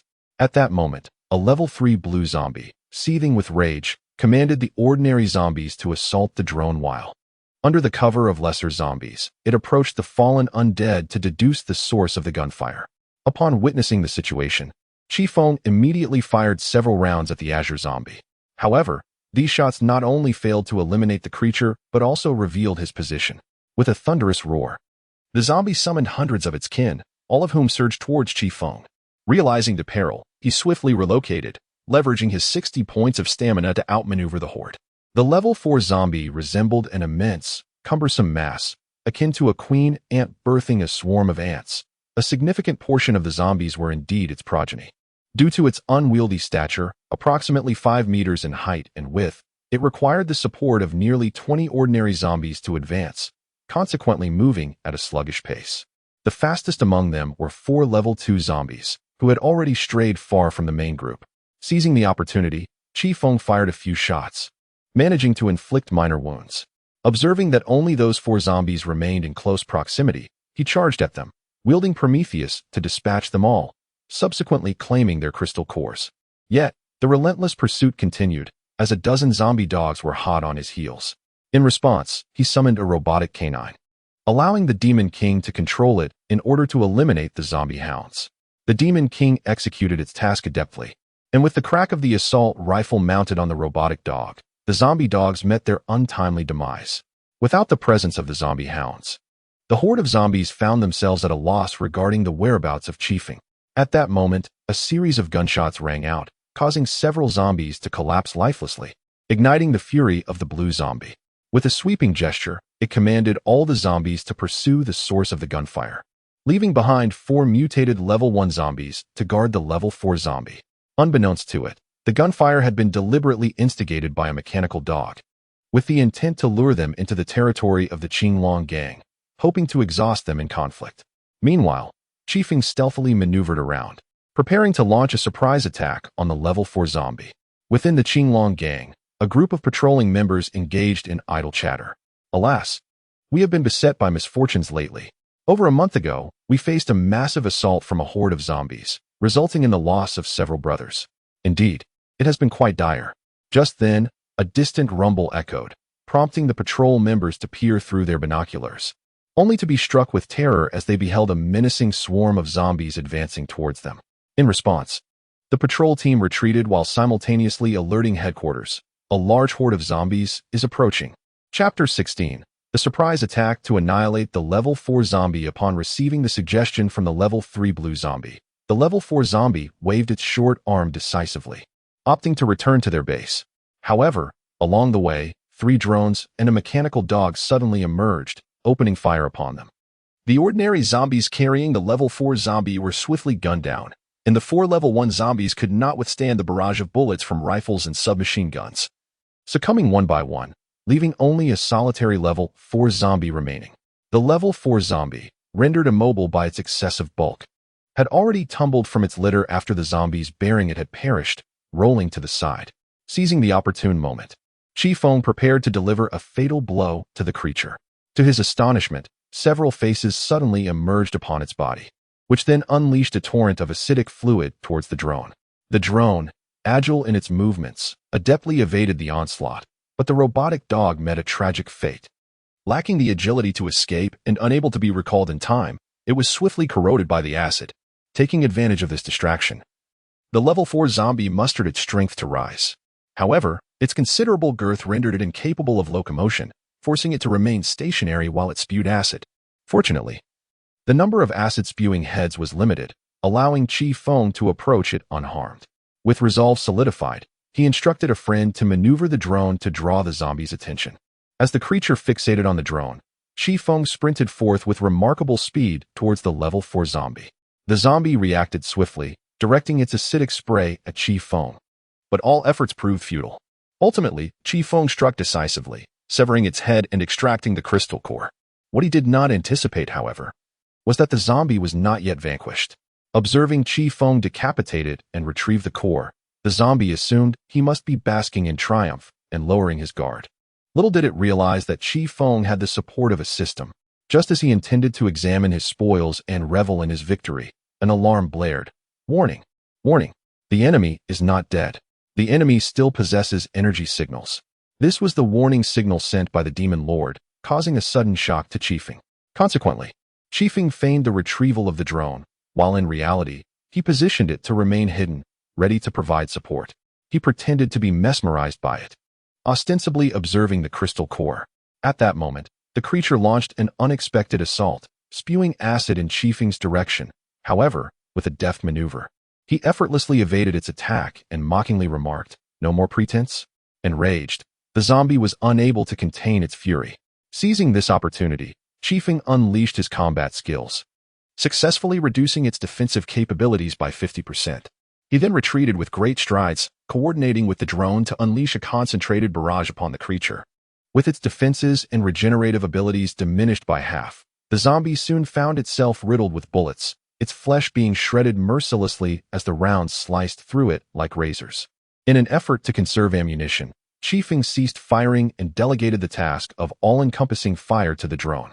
For the next 50 minutes, the zombie relentlessly spat acid until it could no longer produce any, attempting to bring down the drone in vain. It endeavored to emit pheromones to summon reinforcements from other zombies. However, its efforts were thwarted as the other zombies were drawn to the Qinglong gang instead. Ultimately, after 50 minutes, the system indicated that the Zhou fortune smiled upon Chifeng, who joyfully exclaimed, subsequently leaving behind 2 levels of dues for 2 months, devouring the rest entirely. Yet his extraordinary abilities remained unchanged. However, within the corpse of a zombie, Chifeng stumbled upon a peculiar black stone. "What is this?" he inquired curiously, sensing the flow of energy within. This stone seemed to harbor power, distinctly different from a crystal core. "A skill stone," the Demon King replied. "A skill stone? Is that not what Deputy Leaderly mentioned earlier?" During their month of training, aside from imparting a range of reconnaissance skills, combat abilities, and survival tactics, Li Shunlu also took into account that there were newcomers like Chifeng in the People's Front who possessed a lack of systematic and scientific understanding of zombies. He thus provided them with insights into the various characteristics of zombies, such as how certain zombies might yield skill stones. These skill stones could only be produced by level 4 zombies or higher, and their abilities were generally related to the professions the zombies had pursued in life, allowing for repeated usage. As for the method to learn these extraordinary powers, one typically needed to place a drop of blood upon the skill stone and then utilize a crystal core, usually requiring a level 3 or higher. Lower levels risk failure, while higher levels might result in waste. To activate it, one would then find a quiet place to meditate for 1 to 2 hours, with the rare occasion of exceeding 2 hours, thereby imprinting the skills within one's mind. However, as dusk had already settled, and having spent half a day arriving here and another half in battle, Chifeng, exhausted from the confrontation, ultimately sought a nearby spot to spend the night. He climbed a tree and nestled among its branches, falling into slumber while a drone stood guard. The following day, as the sun rose, Chifeng gradually awoke. He picked up his phone. It was 7:30. Using a small pot and the system's hot water, he prepared a packet of instant noodles, hastily consuming it as his breakfast. Subsequently, he inquired, "My friend, may I ask if the zombies have returned?" "Not at all. If they had, I would certainly inform you." "So, does that imply that the zombies are still with the Qinglong gang, or have they been eradicated by them?" He decided to postpone this line of questioning. recognizing that the immediate priority was to examine the skills contained within the skill stone. Let us set forth. Back to Wangjia village, Chifeng declared. Upon returning to Wangjia village and after a brief period of organization, he cleared out a room for temporary use. Chifeng then dripped a drop of blood onto the skill stone and activated it with a third-level crystal core. Realizing that he would only be able to afford 1 month's worth of dues, he then sat cross-legged, beginning the process of acquiring the skills embedded within the stone. An hour later, Chifeng had fully assimilated the skill, mechanical mastery, which granted him profound knowledge of mechanical structures and related information. However, he found himself lacking familiarity with the circuitry of certain mechanical devices, particularly their operational principles, and was advised to independently pursue studies in electrical engineering or related skills to complement his understanding. After organizing the knowledge in his mind, Chifeng stretched and took a moment to alleviate the numbness in his legs. Upon regaining his focus, he resolved to visit the Qinglong gang to ascertain the status of their battle against the zombies. Surely the zombies must have been eradicated, given that the Qinglong gang had considerable armed forces, along with 2 third-level ability users stationed there. However, as Chifeng approached the Qinglong gang and deployed a drone for reconnaissance, he was met with a shocking revelation. The Qinglong gang had been annihilated. Chapter 17. The Fall of the Qinglong Gang. The second and third skill stones. What on earth is happening? Chifeng gazed in astonishment at the billowing black smoke and the ruins in the distance. He hurriedly called out to his friend, "Friend, were you not monitoring the Qinglong gang? What has transpired?" Data analysis in progress. Data analysis complete. Sharing conclusions. With the information and intelligence shared by his friend, Chifeng swiftly grasped the unfolding events. When the zombies attacked the Qinglong gang yesterday, despite the gang's diminished strength over the years, they still had 2 third-tier strongmen stationed. Logically, this should not have posed a significant issue. However, during the battle, for reasons unknown, they inadvertently attracted surrounding zombies, causing their numbers to multiply several-fold. Additionally, several formidable zombies emerged, forcing the members of the Qinglong gang to flee in the face of impending defeat. Only those who were slow to escape or unable to run, elderly individuals, children, and drug addicts, were left behind. As his friend conducted a further scan of the area, it was discovered that the current stronghold of the Qinglong gang housed merely over 30 ordinary zombies and a single third-tier zombie. Determined to eradicate these undead, Chifeng set forth. After drones eliminated the weaker foes and combat techniques diminished the enemy's defenses, Prometheus struck down the third-tier zombie, resulting in the complete eradication of the Qinglong gang's undead. Subsequently, Chifeng discovered a skill stone and a third-level crystal nucleus amidst the corpses of the third-level zombies. He then returned to Wangjia village and, following the previous steps, learned the skill inscribed on the skill stone, which turned out to be electrical mastery, an extensive understanding of the circuits within electronic and mechanical devices, yet lacking knowledge of the related mechanical structures. It was advised that he acquire knowledge or skills in mechanical engineering. Ding, it was detected that you now possess electrical mastery and mechanical mastery, which have been merged into mechanical and electrical mastery, a comprehensive grasp of all aspects of modern mechanical devices, electronic devices, and electrical equipment. Provided that time, materials, and tools permit, you are capable of crafting anything from a mobile phone to an aircraft carrier by hand. It appears to be a complementary skill to what was learned yesterday. The hour is late. I shall spend another night in Wangjia village and return home tomorrow. A third-level crystal nucleus is indeed sufficient to fulfill my obligations. On the way back, Chifeng noticed that the zombies, which had been lured to attack the Qinglong gang yesterday, had also returned to their base. It is reasonable, after all, given the demise of the Qinglong gang. It is not surprising that these zombies managed to survive. However, it was evident that the losses incurred by these zombies were substantial, as only about 30 remained. The highest among them being the blue third-level zombie, while the rest were ordinary zombies, easily dispatched. Chifeng thought that having one more or one less made little difference. Eliminating that third-level zombie would conveniently address the targets he needed to submit next month. Moreover, these zombies were not particularly formidable. Vanquishing them would indeed be a simple task. Having made up his mind, Chifeng no longer hesitated and launched an immediate offensive, employing drone strikes to eliminate the lesser foes while he himself advanced directly towards the formidable level 3 zombie. To his astonishment, the zombie flashed a sinister smile, abruptly piercing its finger into its temple. In an instant, A dark aura enveloped the surroundings. As Chifeng pondered the zombie's peculiar actions, he was suddenly seized by a sharp headache, as though his brain were being mercilessly stirred. The pain forced him to his knees, cradling his head in his hands. Yet the torment persisted. In the next moment, the excruciating agony triggered spasms in his stomach, compelling him to expel the contents within without hesitation. Nevertheless, discomfort lingered. Soon, a voice resonated from the depths of his mind. Surrender. Resist. Join. The undead. The voice grew increasingly insistent, as if someone were amplifying their shouts directly into his consciousness, causing his brain to convulse uncontrollably. Chifeng, this is a mental assault. We are coming to your aid. Upon finishing, the demon lord immediately commanded a mechanical dog to unleash fire upon the azure zombie. This particular zombie, a variant of the intelligent type, possessed relatively modest physical capabilities.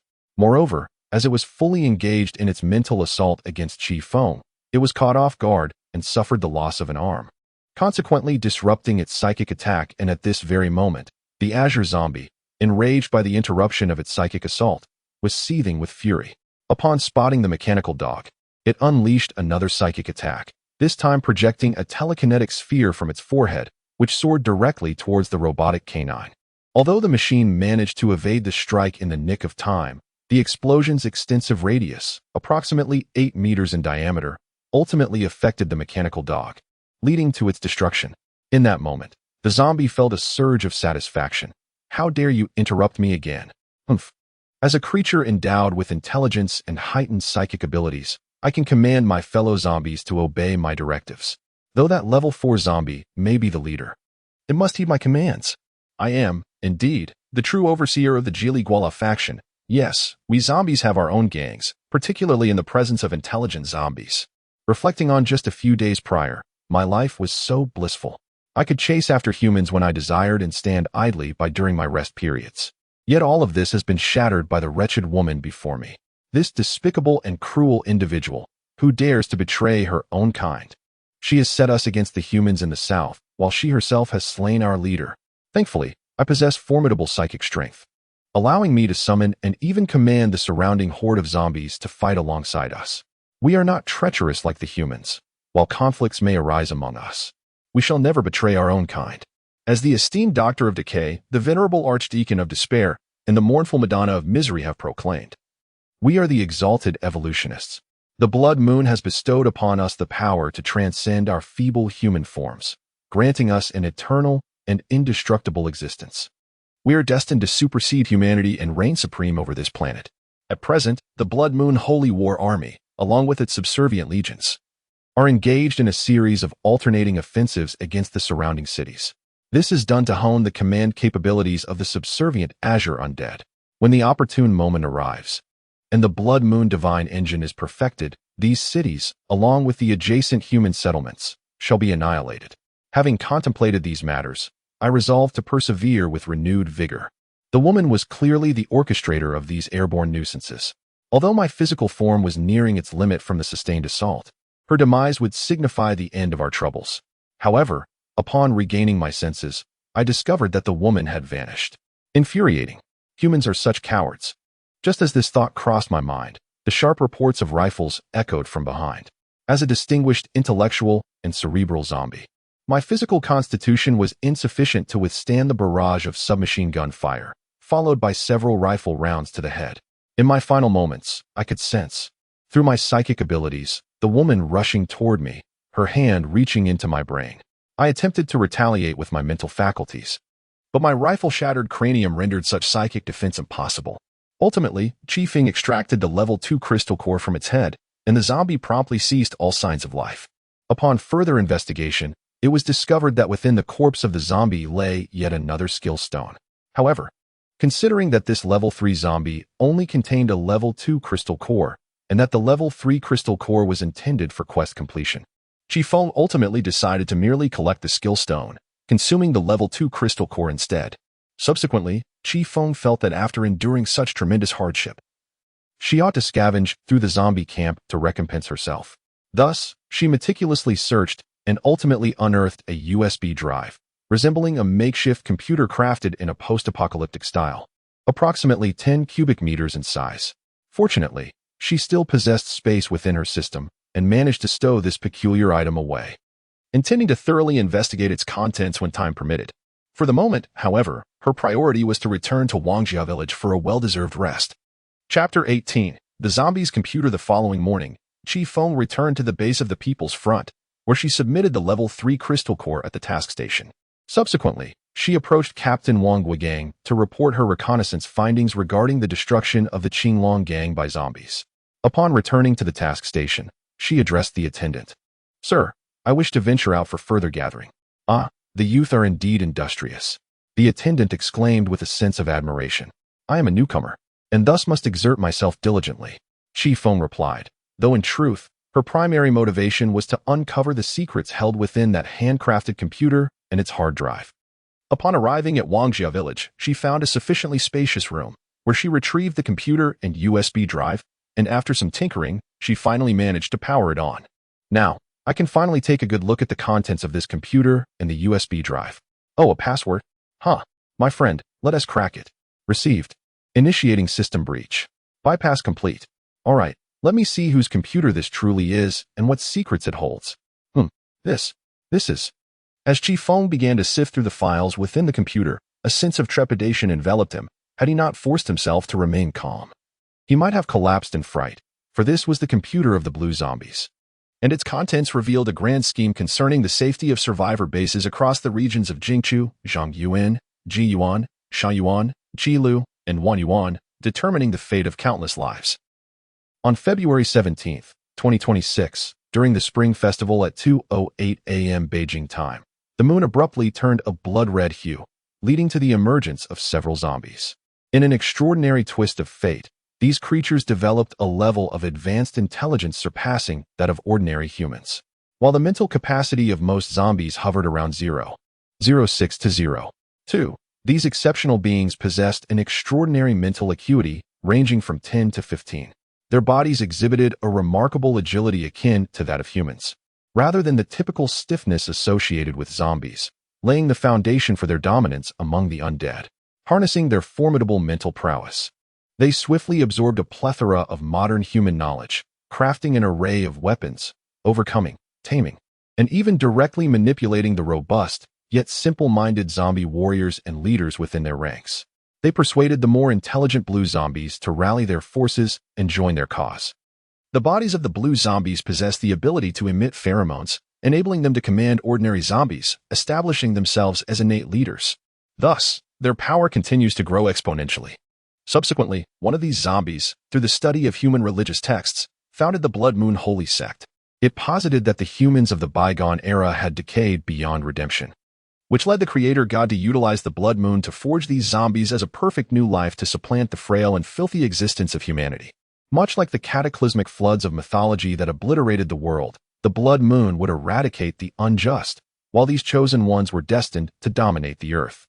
This doctrine garnered the endorsement of other intellectual zombies, resulting in an increasing number of them joining the Blood Moon Holy Sect. Today, the sect has expanded immensely, designating Chifeng City in the Central Plains as its holy city, intervening in and controlling the zombies of surrounding provinces, thereby significantly amplifying its influence. The Blood Moon sect's governing body, the 15 Committee, dictates all major affairs within the church, comprising 15 formidable members who themselves are advanced mutant zombies. They exert control over the local followers of the Blood Moon sect, directing their actions in concert with the committee, supported by various levels of local pontiffs. In summary, this is a tightly organized and powerful collective of zombies. For years ago, they initiated plans for industrial production, harnessing human knowledge to establish factories for the manufacture of firearms, artillery, and the most terrifying of weapons, virus missiles. These missiles, laden with vast quantities of zombie virus, would infect all within an 80-kilometer radius upon impact. Aside from this, Chifeng also discovered the locations of all the Blood Moon minor cult leaders within the territory of Xiang City on this computer. Each minor cult leader is accompanied by at least one level 3 blue zombie, one zombie matriarch capable of producing zombies, similar to the level 4 zombie Chifeng had previously slain, and 2 level 3 combat zombies. As for the zombie den eliminated by Chifeng yesterday and the day before, it belonged to the vanguard team established by the Blood Moon Holy Cult. If it had developed well, it would have transformed into a Blood Moon minor cult leader. It seems imperative to report this information to Captain Wang promptly. However, the priority remains to enhance one's own strength, as it would be arduous to confront the forthcoming challenges otherwise. Subsequently, Chifeng stored the computer in the system space and began searching for zombies to hunt. After a thorough exploration of the surroundings, Chifeng collected 4 level 1 crystal cores, 3 level 2 crystal cores, and 2 level 3 crystal cores. Alas, today's fortune was rather poor, yielding only these items. Nonetheless, they could still prove useful. Chifeng mused, deciding to utilize a level 3 crystal core to learn a skill. Finding a secluded and secure spot, Chifeng commenced the attempt to acquire skills from the skill stone. However, the skill stone only flickered a few times before ceasing to respond. Deputy Captain Li had mentioned that if the core's level was insufficient, such an occurrence would ensue. To remedy this, one must either employ higher-level cores or acquire more cores. Gradually, Chifeng endeavored to increase the number of cores used, and ultimately, by employing all the cores at her disposal, she successfully initiated the skill acquisition process. Before long, Chifeng was engulfed by immense pain, as if some force were burrowing into her very being. Initially, her nerves endured torment, succeeded by her bones, viscera, and skin, all subjected to an intense and excruciating agony. The pain was so severe that Chifeng yearned to cry out, but she discovered her body was immobilized, rendering her mute. At that moment, Chifeng distinctly perceived an energy infiltrating her being, while her inherent power vehemently resisted its intrusion. These two forces, using her body as their battleground, ravaged her form. For a fleeting moment, Chifeng contemplated surrender, but ultimately, her survival instinct, her desire to reunite with her parents, prevailed. In the end, she persevered, narrowly escaping being torn asunder by the two conflicting forces. She sensed the two energies within her gradually calming, moving towards a peaceful coexistence, and eventually subsiding. Her own strength had also been augmented. Phew. It's over, everything is over. Chifeng could no longer sustain herself and collapsed to the ground. However, her stomach had other plans, rumbling audibly. To prevent an accident, Chifeng found a secluded spot and relieved herself. Afterward, she realized that night had fallen. She returned to the safe house, found a place to rest, and before sleeping, glanced at her phone. 0:30. It had taken her 14 hours to master the skill from the skill stone. However, she was far too weary that night. So Chifeng resolved to examine her attribute panel the following day and prioritized a good night's sleep. Chapter 19. The Second Innate Ability. The following morning, Chifeng awoke to an exceedingly foul odor that assaulted his senses the moment he opened his eyes. Upon closer inspection, he realized that the repugnant stench was emanating from his own body, so unbearable that it nearly induced a gag reflex, despite having not eaten anything the previous day, and having expelled all remnants in the early hours. Consequently, Chifeng resorted to the hot water provided by the system, using a cloth to wipe down his body as thoroughly as possible, since the system only allocated 2 kilograms of hot water each day for bathing. Although the lingering odor remained quite potent, it was tolerable with a bit of endurance. Subsequently, Chifeng accessed his attributes panel. Name: Chifeng. Primary ability: Silver Wolf level 4. Type: Mental Comprehensive. Secondary ability: Level 2. Type: Supernatural. Physical capacity: 100. Mental strength: 260. Skills: Silver Wolf basic attack, Silver Wolf combat technique, Silver Wolf finishing move, mind control, mental wave, telekinesis, passive. Mastery of computers. Proficiency in mechanics and electronics, forced calm, max. Mastery of telekinesis, system ability transfer enhancement, LV0.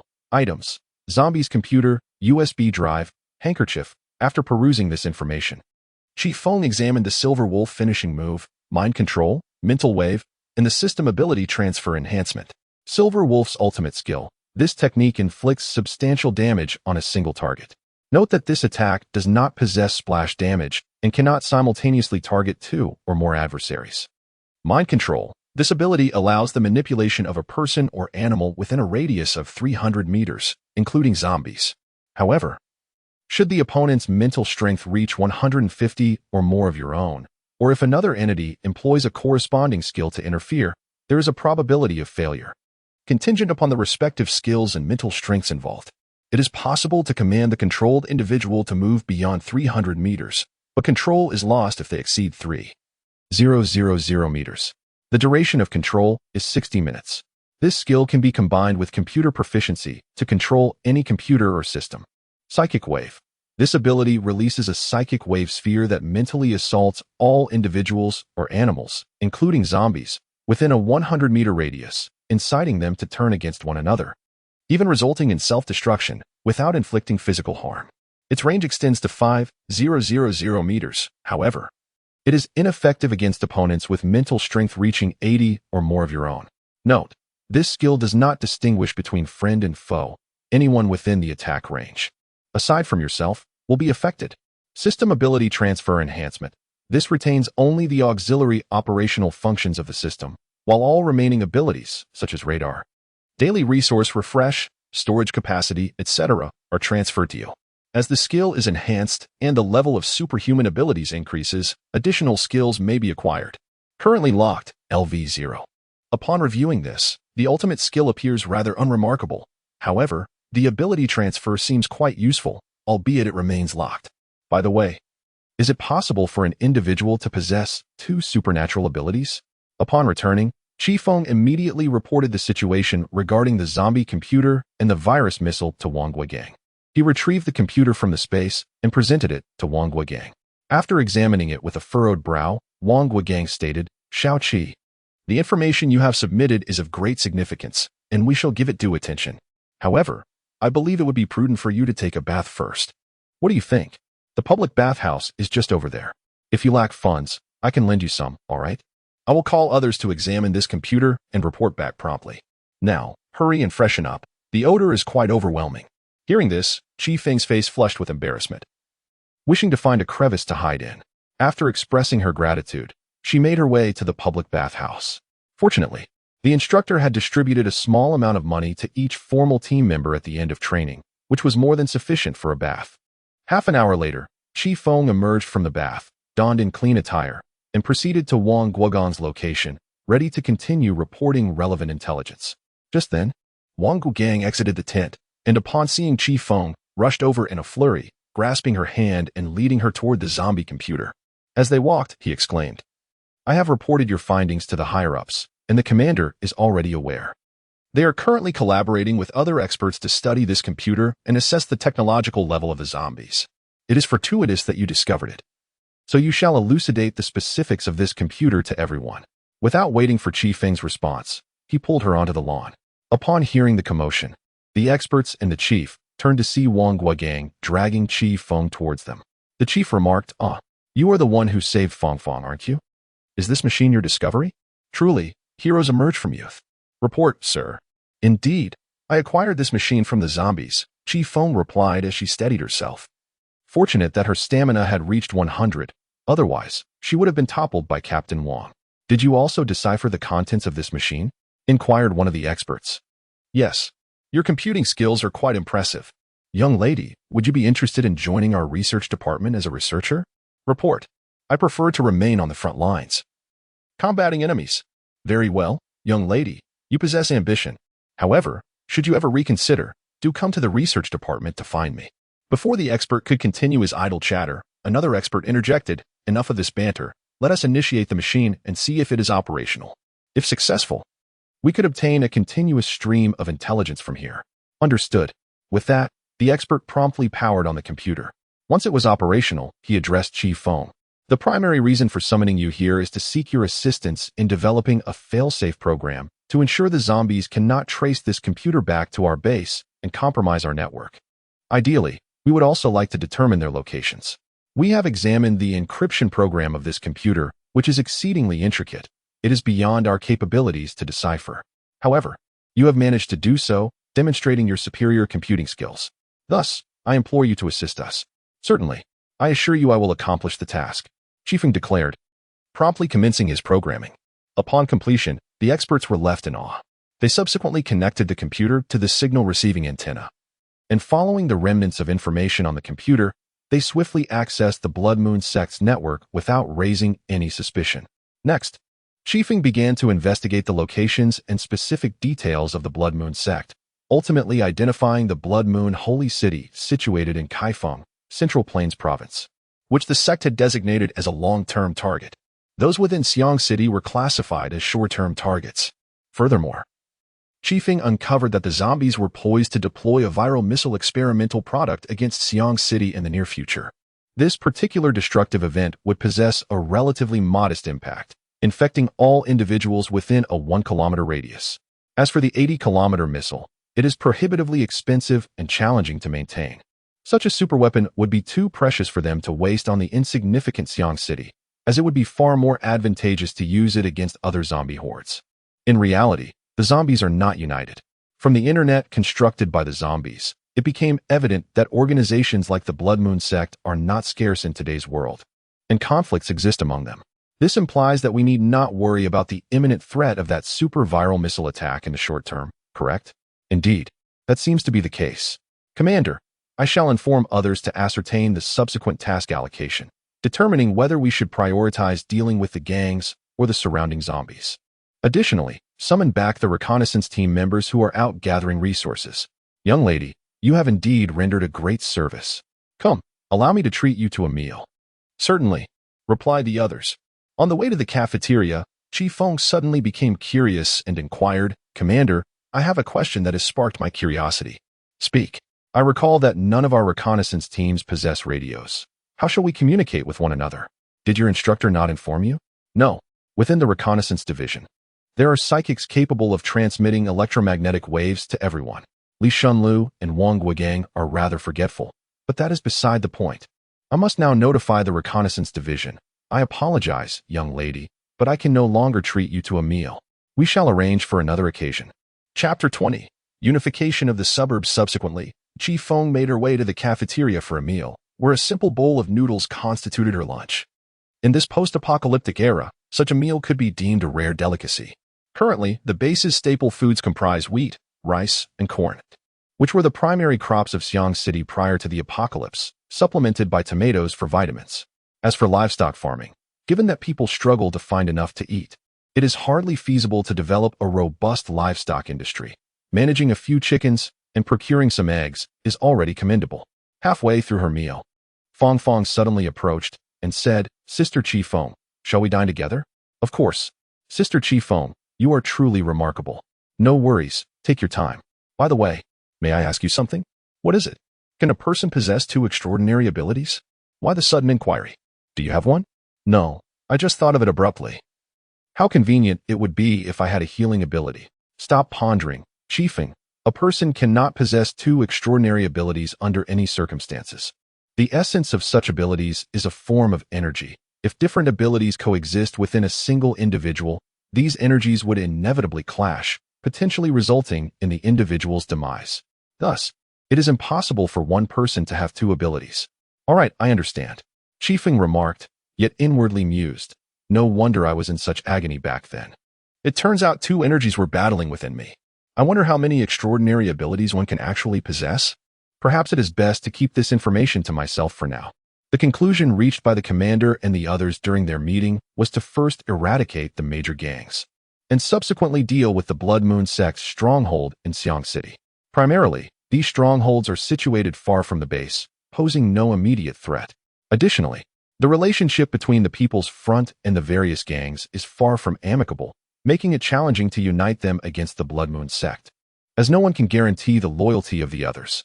After recalling all reconnaissance team members stationed abroad, the task assigned to the 2nd Reconnaissance Team was to eliminate the White Tiger Hall, a small gang comprising 7 extraordinary ability users, with the highest ranked at level 2, and a total population of fewer than 400 individuals under its control. If possible, rescue those who have been enslaved and controlled by them. If not, prioritize self-preservation. Subsequently, the group moved into action, only to be met with unexpected developments. As they approached the vicinity of the White Tiger Hall base, members of the White Tiger Hall emerged, proclaiming, Brothers outside, cease your attacks. We are willing to surrender and henceforth align ourselves with the People's Front, accepting its leadership. Upon the cautious entry of the reconnaissance team and other units, they discovered that the members of the White Tiger Hall were all kneeling, collectively exclaiming, We welcome the esteemed leaders of the People's Front to take over the White Tiger Hall. We have witnessed your sincerity. Members of the White Tiger Hall, please divide yourselves into 2 lines, men on the left, women on the right, so we may conduct an inspection. Old Wang, You and your reconnaissance team should survey the surroundings for any hidden individuals. After a thorough examination, it was confirmed that all members of the White Tiger Hall were present, totaling 52 individuals, including 2 ability users, the highest being of the first rank. Strangely, those who surrendered bore no weapons or equipment. This was indeed perplexing, as the White Tiger Hall was said to have over 400 members, including second-rank ability users. Where were they? Furthermore, why were there signs of battle to the east and south of the White Tiger Hall base, seemingly left by zombies? I ask you, who is in charge here? Wongo inquired. The 2 first-rank ability users exchanged glances and replied, "It is he, she, and I." What is the meaning of this? Wasn't the White Tiger Hall supposed to have over 400 members, with second-rank ability users stationed here? What has happened now? I shall speak, said the male ability user. Indeed, a month ago, that was the case. However, just a month prior, a horde of zombies emerged near our base, numbering over 200. The critical issue was the presence of a level 3 blue zombie and a level 3 combat zombie, alongside a zombie matriarch capable of producing more zombies. Ever since their arrival, we have been in a state of constant unrest, with zombies attacking us intermittently. Previously, our leader organized the brothers to combat them. But in the end, only a few managed to return alive. We are among the scant survivors. Just yesterday, the zombies attacked once more, resulting in the demise of another ability user, leaving only the 2 of us and these individuals. The White Tiger Gang has long since ceased to exist in any meaningful sense. Frankly, even if you hadn't come here, we were already preparing to seek refuge with you. Your arrival is fortuitous. If we could join you in your dwelling, it would be most splendid. Very well, please surrender your weapons. Chifeng Fong. Wongo Gang then said, "You and accompany these individuals back to the base and consult with the commander. The remaining individuals will join us in dealing with the nearby horde of zombies. Coincidentally, the base has assigned us a task, if possible. Eliminate the zombies surrounding the White Tiger Hall, as the base intends to develop that area into a new settlement and agricultural zone." Thus, under Wang Guogong's leadership, everyone began to march in unison towards the zombie congregation point, guided by the male ability user. Upon nearing the target location, Chifeng deployed a reconnaissance drone. The horde of zombies was far from orderly, with the primary zombie being a mere level 2, accompanied by a level 3 blue zombie and a level 3 combat zombie. The rest were ordinary zombies. Now, my esteemed comrades, let me outline the tactical arrangement. Do you understand? Wang Guogang inquired. Understood. The crowd responded in hushed tones. Very well, let us proceed. After a rather uneventful skirmish, the zombies were effortlessly vanquished. Following the near annihilation of the second reconnaissance team, the organization took measures to enhance their combat capabilities, reallocating Wang Guogang, a level 3 ability user, and Li Shunlu, a level 2 ability user, to lead the charge. Initially, the base personnel had presumed Chifeng to be merely a support-type ability user. However, this was a common misconception among mental-type abilities, which predominantly exhibit supportive skills, such as mastery in certain areas or telepathy, and often lack physical prowess. Consequently, the base had encouraged her to pursue formal education. It was only after she demonstrated her unmanned aerial vehicle that she was permitted to join the reconnaissance team. Nevertheless, during training, Chifeng showcased her combat capabilities, prompting Wang Guogang to realize he had stumbled upon a treasure. Her combat prowess far exceeded the organization's initial predictions. Subsequently, the team resolved to submit their spoils, as there was little to claim, and turning in what they had would conveniently assist in fulfilling this month's key performance indicators. Chapter 21. Over 3 years of time subsequently, Chifeng resided within the People's Front for over 3 years. During this period, she ascended from a mere member to the esteemed position of captain of the 4th Armed Brigade, as well as deputy commander of the Gucheng base, which was situated in Gucheng County. Over the past year, the People's Front has transformed some surrounding lands into new bases to alleviate the predicament posed by the ever-increasing population and the corresponding scarcity of resources. On March 17, 2035, Chen Fangfang was promoted to captain of the 3rd Company of the 4th Armed Brigade, thereby becoming Chifeng's subordinate.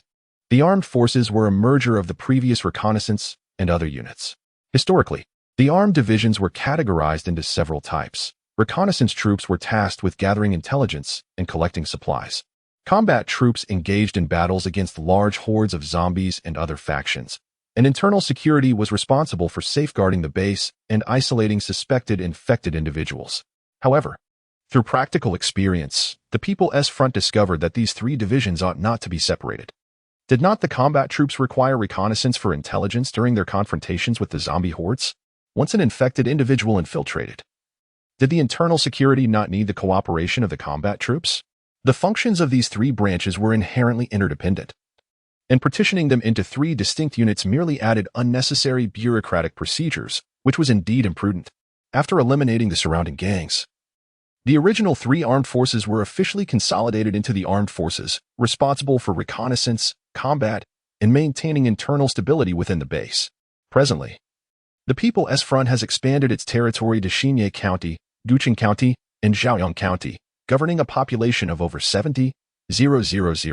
Separated from the Xiang City government by the Han River and Fanqing District, the Xiang City government has repeatedly attempted to recruit the People's Front.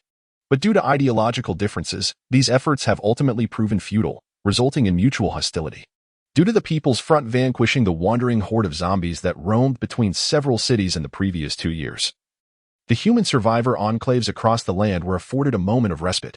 However, this triumph also drew the attention of the Blood Moon sect, which launched numerous viral missile strikes against the People's Front and the Xiang City government. Despite the People's Front having excavated some air raid shelters, nearly 10,000 lives were lost. Nonetheless, the defeat of the wandering zombie horde enabled the People's Front to engage in communication with various survivor bases in other cities. Through their persuasive efforts, the People's Front garnered the support of most factions willing to stand against the Blood Moon sect, as they were acutely aware that the fall of the People's Front would lead to their own demise, one by one. Ultimately, with the assistance of survivors from several cities, the People's Front successfully defeated the Blood Moon sect, achieving a resounding victory, which rendered the sect incapable of advancing southward for an extended period. Following the retreat of the Blood Moon sect, survivors from neighboring cities commenced exchanging intelligence, resources, and so forth, leading to a gradual economic revival. However, beneath this surface of recovery, tensions brewed, particularly between the People's Front and the Xiang City government, whose discord had intensified to a boiling point over the past year, poised to erupt at any moment. On the noon of March 27th, an individual arrived at the Guqing base to report in. Captain Deshun of the 2nd Engineering Squadron has arrived. Upon seeing him, Chifeng exclaimed in delight. "Isn't this Uncle Da?" Uncle Da chuckled. "Indeed, it is I. Little Chi, I never imagined that after a few years you would have changed so much and grown taller." "Indeed, times have changed. By the way, Uncle Da, what brings you here this time?" "Deshu, this time, I am here to assist you in constructing fortifications. Look. This is from headquarters." Chifeng took the letter and, after reading it, his expression turned grave. "It seems that a conflict is indeed imminent. The situation has deteriorated significantly." "Indeed," came the reply. "In this apocalypse, one would expect humanity to unite against natural disasters. Yet what do we witness? Fragmentation and infighting, reminiscent of the COVID-19 pandemic, where nations fail to align, resulting in a coexistence with the virus.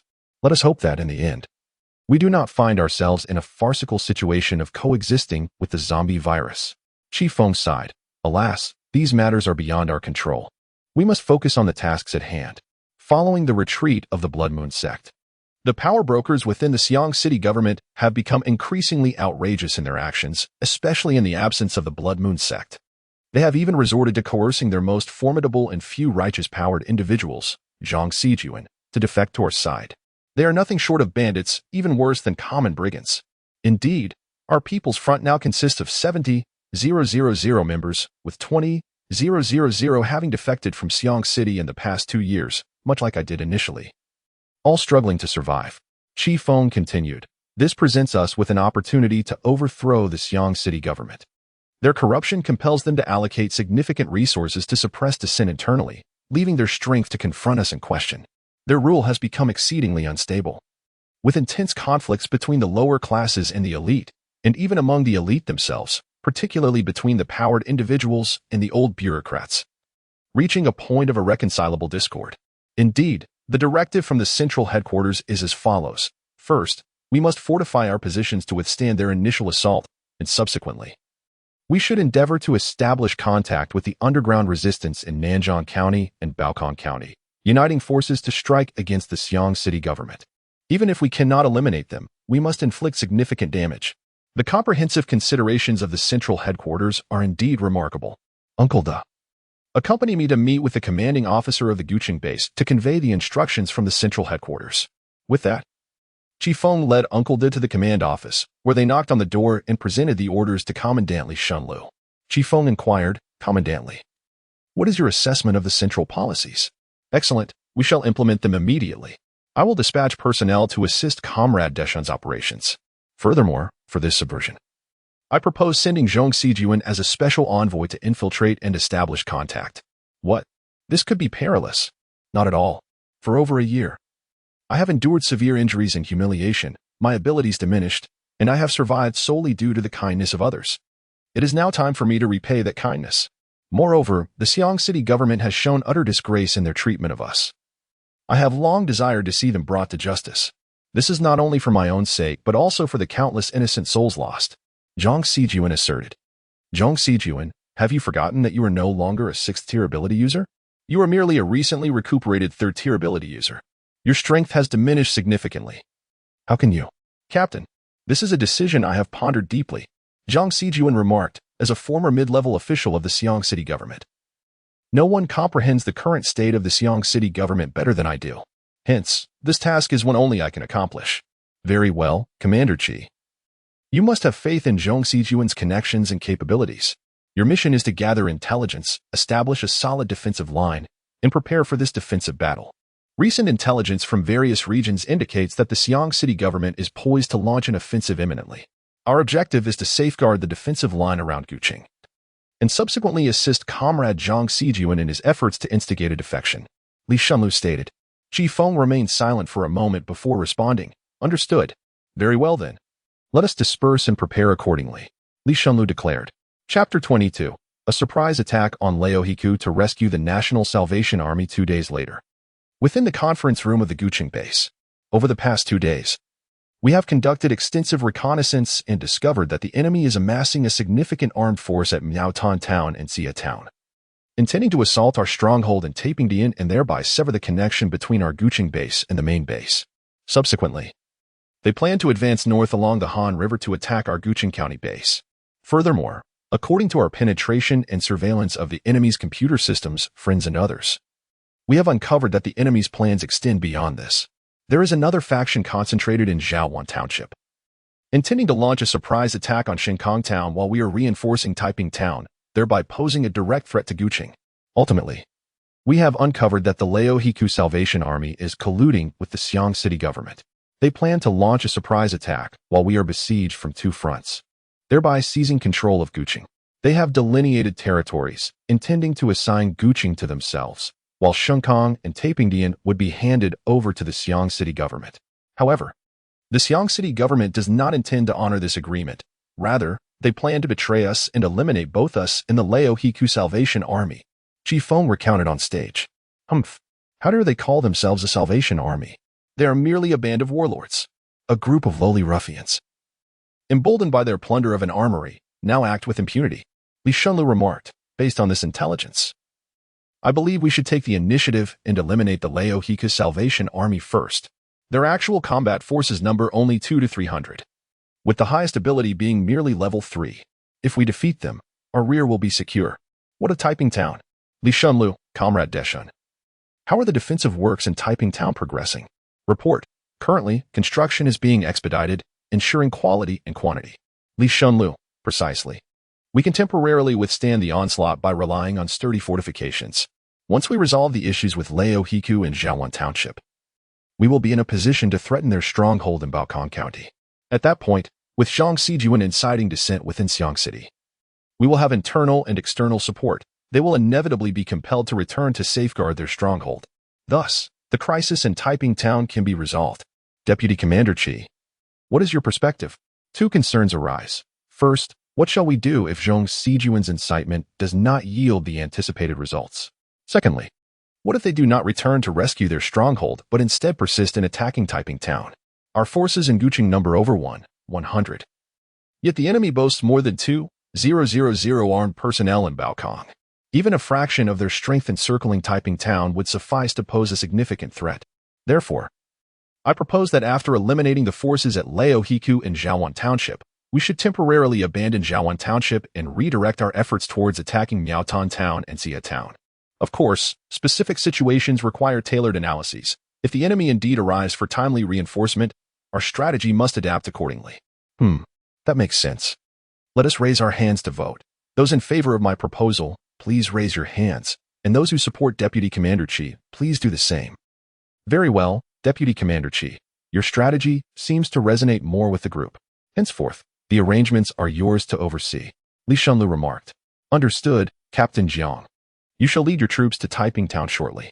Uncle Da.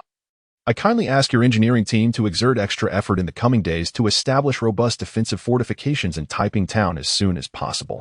Yes, both replied. Subsequently, Chifeng assigned various tasks to the others, and upon the meeting's conclusion, everyone proceeded with their respective duties. Chifeng would personally lead a squad of 20 on the military operation at Laohiku, scheduled for tomorrow night at 8 p.m. While the mission concerning Jiawan Township would be postponed, tentatively set for the night after tomorrow at 8 p.m. On March 28th, at 8 p.m., under a moonless and tempestuous night, a night of chaos and destruction commenced. As Chifeng personally led a team of 20 elite soldiers to launch a surprise assault on Laohiku, accompanied by reconnaissance from drones and other means. Chifeng and his team discerned the distribution of the enemy forces. Their stronghold is located in a former school within the urban area, where they have restored part of the Skynet system. This system will monitor us the moment we enter a 2-kilometer radius. At the main gate of their base, there are 20 personnel, and they have stationed a heavy machine gun as a point of fire, effectively sealing off the entire street. Additionally, numerous hidden sentries are positioned around the area. Moreover, a psychic adept in electrical manipulation pointed to 3 locations, indicating that traps have been set up there, and there. I can sense the electrical signals, but I cannot discern any further details, he stated.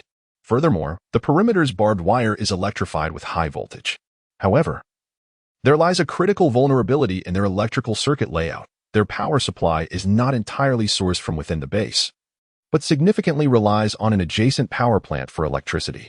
That power plant is also heavily fortified. What about the power lines?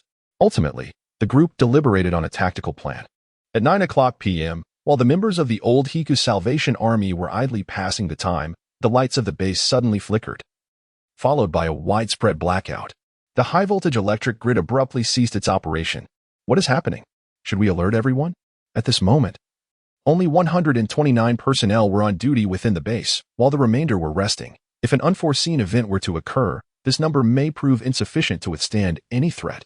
What is there to notify? Have you forgotten last month's incident? Last month, a similar power outage occurred, rousing everyone in the dead of night, only to discover that a mere electrical wire had been severed.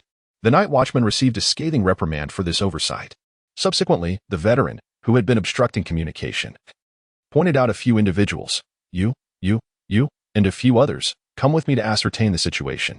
With that, several soldiers commenced their inspection along the wire. After a short while, the monitoring system of the base, which was still operational, suddenly faltered, and amidst the confusion, a crackling sound emanated from the circuit. Damn it! Not again! You lot, follow me to fix it. The guards of the base were once more dispersed. As for the cause of the electrical malfunction, one would have to inquire with the elemental specialists led by Chifeng. The group inspecting the wires soon reached the site of the break. TSK, another severed wire. They exclaimed. Hello, headquarters. Do you copy? Received. Please respond from the front lines. The wire is down. We are preparing for repairs. Headquarters acknowledges. The dialogue concluded, and they prepared to reconnect the wire. However, just as they finished their communication, an electromagnetic attack struck. Get down, the veteran shouted. This assault did not harm them directly but rendered their electronic devices utterly inoperable. The veteran quickly realized this and called for a retreat. At that moment, a bullet whizzed past them from behind, striking him in the head. He understood then that their fate was sealed. One by one, the sentinels fell silently, with a total of 25 sentinels and 60 individuals eliminated. At the base of the Old Hiku Salvation Army, after repairing the power lines, the group discovered that electricity had yet to be restored. What on earth are they doing? Why is it taking so long to fix a power line? Old Wang urged. Take a few brothers and let us investigate. Just as they departed, unnoticed by the others, a wind-based ability user brought the electric ability user and Chun Fongfong to the rooftop, subsequently soaring away to provide support. Once the electric ability user and Chifeng concealed themselves, the electric ability user promptly unleashed their powers, swiftly damaging the batteries and wires, causing a cacophony of crackling sounds that plunged the entire base into darkness. Damn it, what terrible luck. Get those at the entrance to assist with the repairs. In an instant, the originally 20 guards at the gate were reduced to merely 3, who were then silently executed by Chifeng.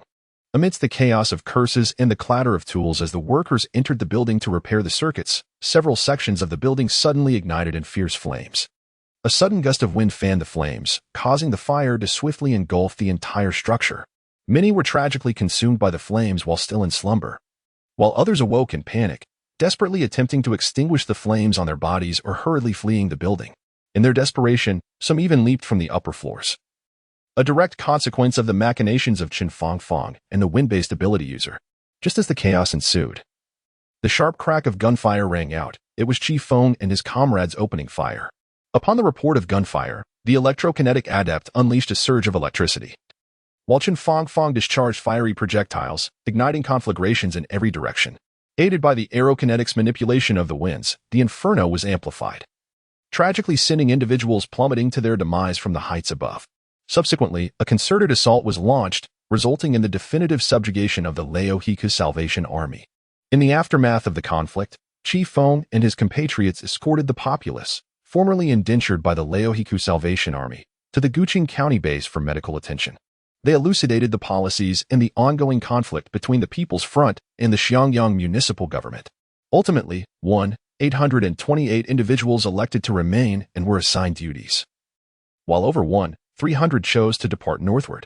In a gesture of humanity, the organization distributed a portion of the captured, surplus weaponry from Laohiku to these 300 individuals.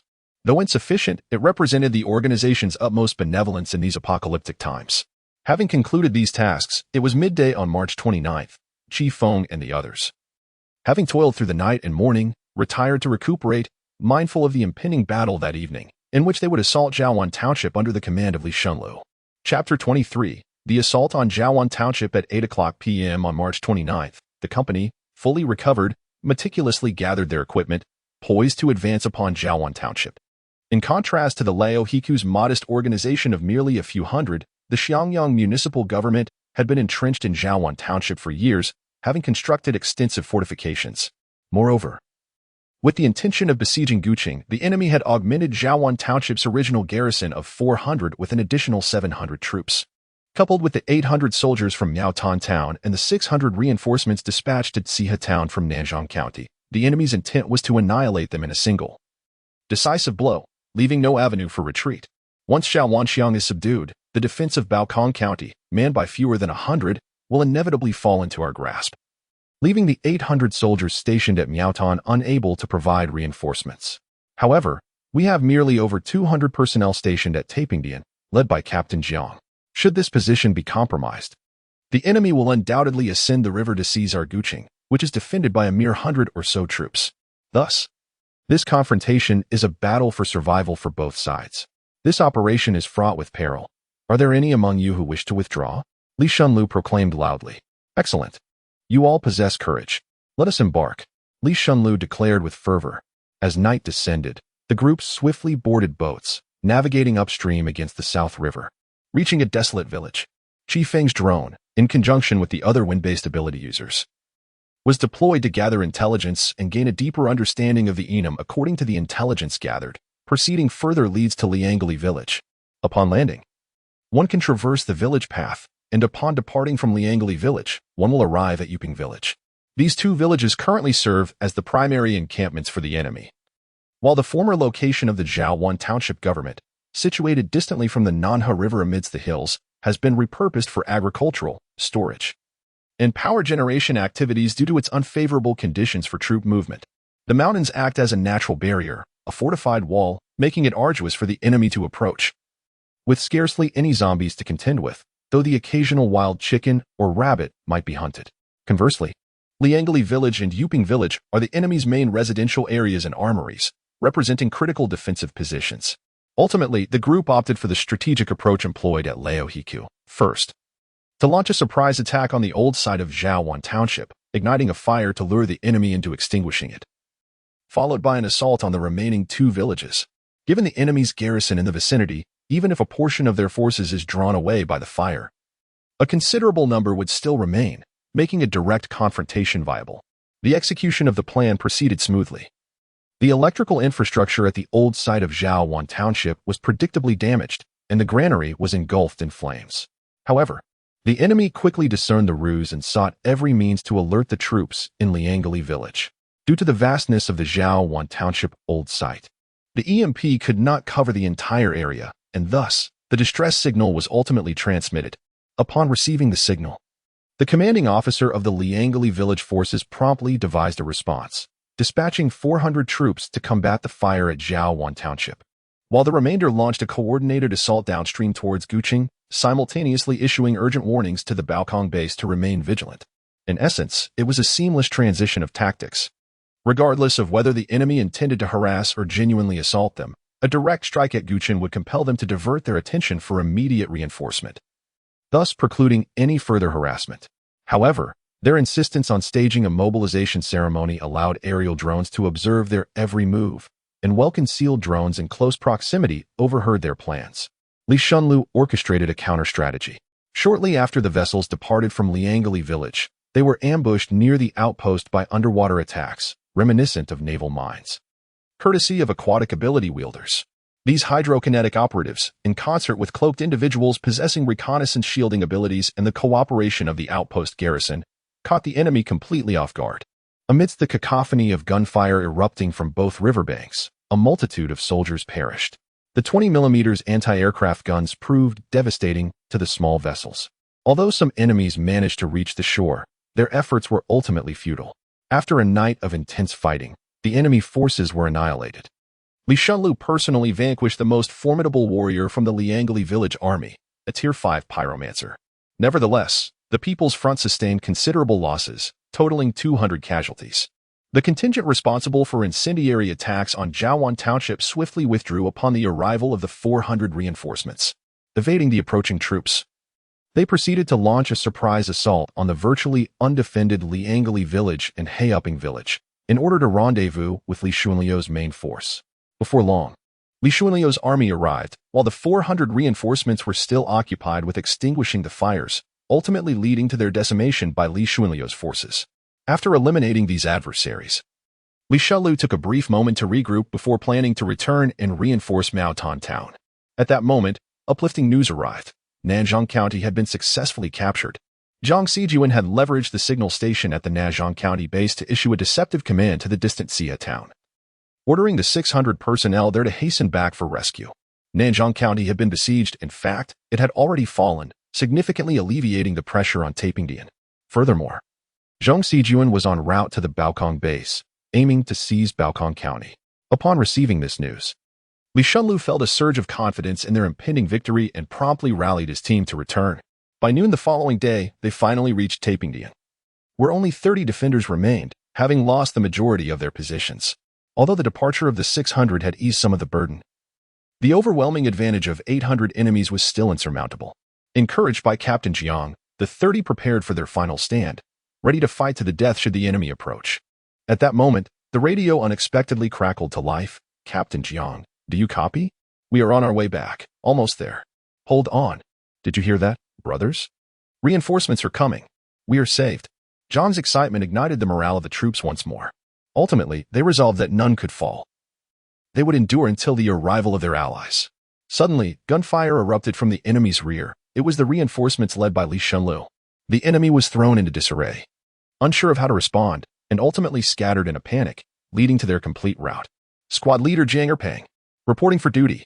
Captain Jiang spoke with unwavering confidence, while Li Shunlu embraced him warmly and then addressed the troops of Taiping town, expressing gratitude for their hard work.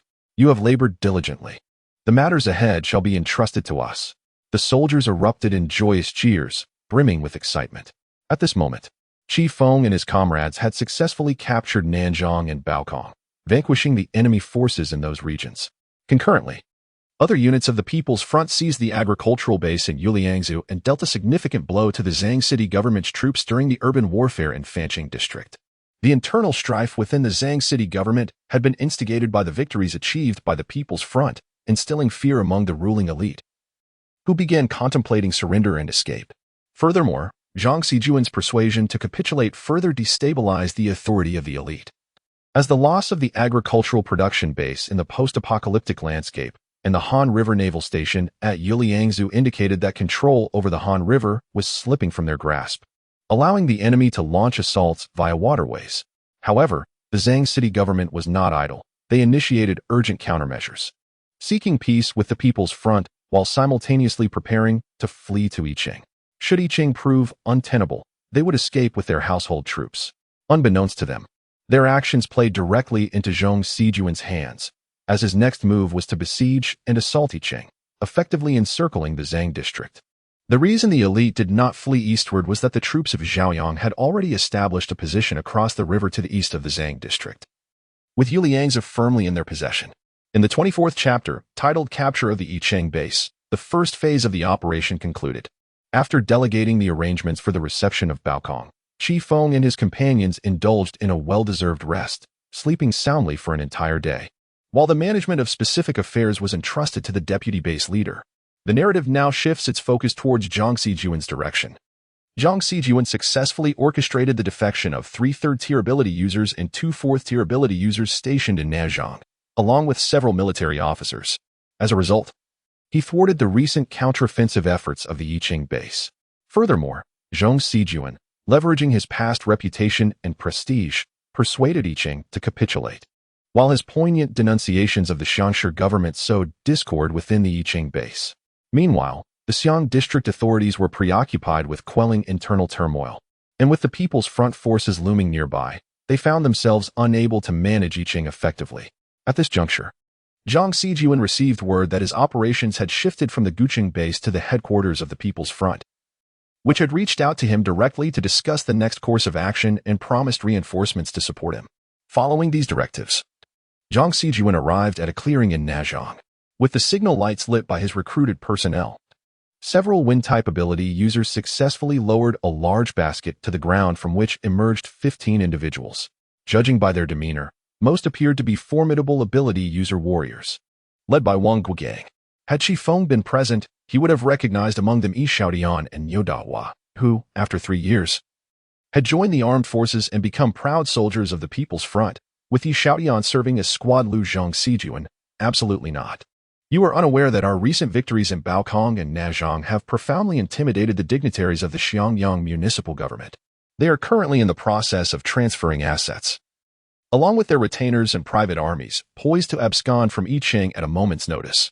Once they flee, it is highly probable that opportunistic individuals will exploit the names of these fugitive elites to instigate disturbances, potentially even colluding with external forces.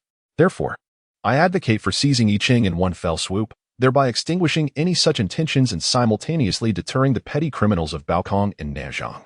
As General Su Yu aptly stated, a resounding victory is the most effective means of resolving ideological issues. This is excessively perilous. Should we falter, the enemy will launch an immediate and ferocious counterattack, and we risk forfeiting the Nanzhong and Baokong bases that we have painstakingly acquired, ultimately resulting in our efforts being rendered futile. I propose that we solicit assistance from the Guqing base to ascertain whether they can dispatch personnel to assume control of the Nanzhong base, thereby aiding us in apprehending the enemy and enabling us to prosecute the assault on Yicheng with greater assurance. Very well. Wang Guogang assented and promptly established contact with the Guqing and central bases. Following arduous negotiations, Guqing dispatched 50 individuals, Xingye sent 200, and the central base augmented their forces with an additional 100 personnel. Having secured this aid, Wang Guogang and Zhang Sijuan immediately commenced deliberations regarding their next course of action.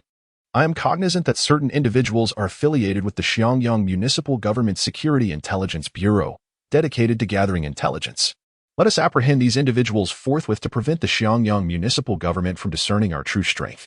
Excellent. Subsequently, the assembled populace apprehended a contingent of spies, executing them summarily and without hesitation. Following this, they awaited the arrival of reinforcements, whereupon Wang Guogang and Zhang Sijuan would initiate a comprehensive assault on Yicheng. As reinforcements gradually materialized the following day, Wang Guogang, having conferred with them, promptly mobilized half of the defected army from Nanzhong, setting their sights on Yicheng. In accordance with the strategy deliberated the previous day, Wang Guigang would command the main force from without, while Zhang Sijuan would lead a cadre of elite ability wielders to infiltrate Yicheng, instigating chaos and establishing contact with the forces poised to revolt, as well as the ability wielders and the laborers and peasants they regarded as slaves. Together, they would execute a coordinated attack from within and without, delivering a decisive blow to the dignitaries of Xiang City and severing their escape routes. Zhang Sijuan. Here stands the broadcast tower, rebuilt in Yicheng after the apocalypse. Yi Shaodian. It's on the rooftop? Indeed. Precisely on the rooftop of this very building. From here, we can transmit broadcasts to the entire city. And here, this is their power plant. By sabotaging it, we can plunge them into a temporary blackout. And here. Furthermore, Yicheng is under strict military governance. Save for the privileged military officers, patrol and operational personnel are prohibited from possessing firearms. All weapons are stored within the armory. Excellent. It is decided. First, a few of you will proceed to the power plant, inducing a momentary lapse of illumination. Second, a handful of us will infiltrate the armory, seizing control during the power outage. Third, Zhang Sijuan, you and the allied rebel forces will exploit the chaos to approach the armory and acquire equipment. Let the rebellion commence.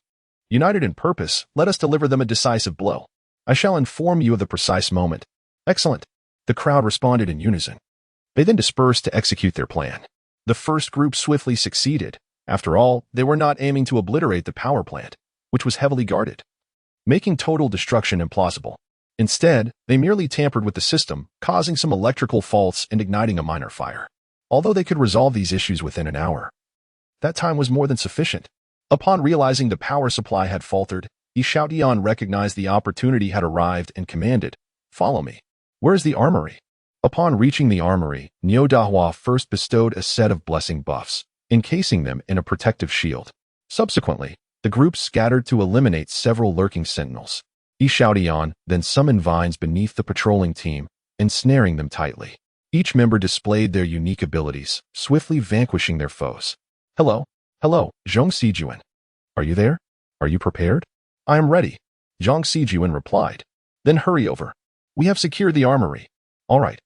Zhang Sijuan ended the call and addressed the agitated assembly of workers, soldiers, and abilities below. Friends, since the onset of the apocalypse, we have been relentlessly oppressed by those wretched elites. We toiled diligently yet struggled to feed ourselves. We work tirelessly yet remain unclothed. Those who build homes cannot afford a dwelling, and those who craft shoes cannot buy a pair. Those who labor in various trades possess nothing, while those who contribute nothing receive everything. Today marks a profound transformation. The great revolutionaries once proclaimed, "Death does not belong to the proletariat. We shall triumph. Victory is inevitable." Victory. Silence, everyone. Do not attract unwanted attention. Victory. Now, my comrades, let us seize the weapons that are rightfully ours. My companions have already taken control of the armory. Let us advance. In the deepening night, under the leadership of Zhang Sijuan, a force of over 6,000 swiftly armed themselves as they approached the armory, readying for battle. They would transform this base in Yicheng overnight. As the battle commenced and signal flares illuminated the sky, the kingdom outside realized the moment had arrived and mobilized to seize the base in a coordinated effort. Those who once stood atop their lofty perches of power now crawled like dogs at the feet of the people, begging for forgiveness. But how could they expect mercy? The tea-loving director Zhou met a grim fate, boiled alongside his beloved tea by the enraged populace. The one who had brazenly driven her car into the Forbidden City was crushed beneath her own beloved vehicle, and that despicable figure who defaulted on wages. After a swift trial, the people erupted in cheers, their applause echoing endlessly. The hidden villains, struck by the fury of the people, attempted to flee but were captured by the vigilant patrols, who showed no mercy, executing their duties with unwavering resolve. This recent victory has profoundly unsettled the leadership of the Xiang City government, as a significant number of their family members and assets are tied to the Yicheng base. The loss of Yicheng equates to a substantial disappearance of their familial wealth. Furthermore, Yicheng served as a meticulously prepared refuge for them, now overtaken by the People's Front, compelling them to the brink of desperation. Very well, let us observe whether the People's Front can indeed achieve the improbable. Chapter 25. Pressuring the Xiang City government to surrender following the capture of the Yicheng base, the People's Front swiftly advanced northward to seize Omiozan. dismantling the artillery emplacements utilized by the enemy to maintain control over this vital grain production area. The fall of this site would further exacerbate the enemy's food supply shortages. As the morale and spirit of the personnel at the Guqing base were revitalized and they completed their preparations, they conquered Wulong Town, one of the last two agricultural production bases under the Xiong City government's dominion. Yet, Yinji Township remained firmly in their grasp. To compel the Xiong City government to capitulate, it was imperative to annihilate the food storage facilities within the city and capture Yinji Township, while also dismantling the fortress situated between Wanshan and Pipishan, the castle of defense. At this juncture, while the front lines of the People's Front were temporarily regrouping and the rear was diligently organizing large-scale production in an effort to restore the normal operations of multiple bases, the deputy mayor of the Xiong City government made a clandestine visit. He expressed his desire, in a personal capacity, to collaborate with the People's Front. Wang Guogang inquired, "May I ask why you wish to partner with us? Is this not peculiar?" The rationale was straightforward. They were on the verge of collapse. "I intend to leave from this sinking ship to seek survival on a new vessel." "How do you know they are doomed?"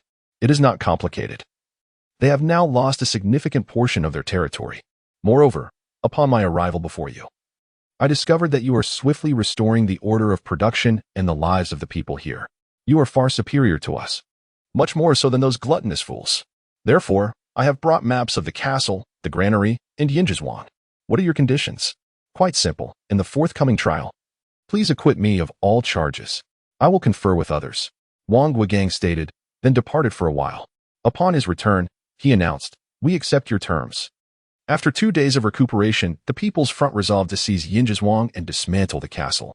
The reason for not destroying the granary was that food was still needed to pacify the occupied territories. Although the main base possessed a considerable supply of provisions, it could not withstand the demands of warfare and the need to appease the populace. The southern Yinjizhuang was assigned to Wang Guogang and Zhong Sijuan, while the western castle was entrusted to Chifeng for capture. The operation in Yinjizhuang proceeded smoothly, and the enemy was swiftly vanquished. Casualties primarily occurred at the castle, a site of intense conflict, where 2 level 6 and 5 level 5 superpowered individuals were stationed. It was challenging to infiltrate with a small elite force as before to cause disruption, while also guarding against enemy sabotage. Ultimately, a direct confrontation became necessary. Yet the People's Front lacked powerful siege weaponry, while the enemy had artillery positioned within the fortress. Due to the heavy losses, Chifeng was compelled to order a temporary retreat for the troops to regroup, both to replenish their ranks and to request reinforcements of more formidable superpowered individuals from headquarters. As the personnel dispatched from headquarters, along with the internal deputy mayor's deceitful messages, momentarily diverted several supernatural beings, the fortress was ultimately breached. "Traitors, lackeys, NTMD, may you all meet a wretched end. I merely leapt from a sinking vessel to another. What sin have I committed? Moreover, who among you can assert that you shall escape a grim fate? Given your actions, can you imagine the consequences if the People's Front were to summon the common folk to judge you? A fate of being ground to dust would be a fortunate outcome, wouldn't it? You. By the time those few supernatural beings realized they had been deceived, it was too late. The fortress had fallen, and any hope of salvation had vanished. Observing this, they exchanged glances, a silent resolution forming within them. They raised their hands high, hoisting the white flag, and slowly approached the fortress, proclaiming loudly, "We surrender. We are willing to capitulate to the People's Front." They refused to be sacrificial offerings for the privileged. Those elites, in their pursuit of carnal desires, spared not even Zhong Sijuan, let alone them. Furthermore, if one were to recount the misdeeds they committed, it was the elites who compelled them. They were indeed innocent. Besides, as supernatural beings, they still held some value to the People's Front, who would likely spare them. Although the prospect of wealth and glory was lost, it was a better fate than being reduced to ashes. However, when they were brought before Zhong Sijuan, they were utterly astonished. "Old Zhong, you are still alive. We all thought. I was on the verge of death when the People's Front discovered and revived me. Many within the front had fled due to the intolerable actions of the Xiong district elites, ultimately joining our ranks. Could you endeavor to persuade the remaining metahumans to lay down their arms? Excellent. Though your personal intervention would be even more efficacious. Past events have severely disheartened many, with numerous metahumans unwilling to serve them, some even choosing to desert and become vagrants. Your presence, elucidating the benefits of surrendering to the People's Front and recounting the brutality of the Xiong district government, would, I believe, resonate with them. Very well. Following Zhong Sijuan's efforts at persuasion, the majority of the metahumans within Xiang district ultimately deserted.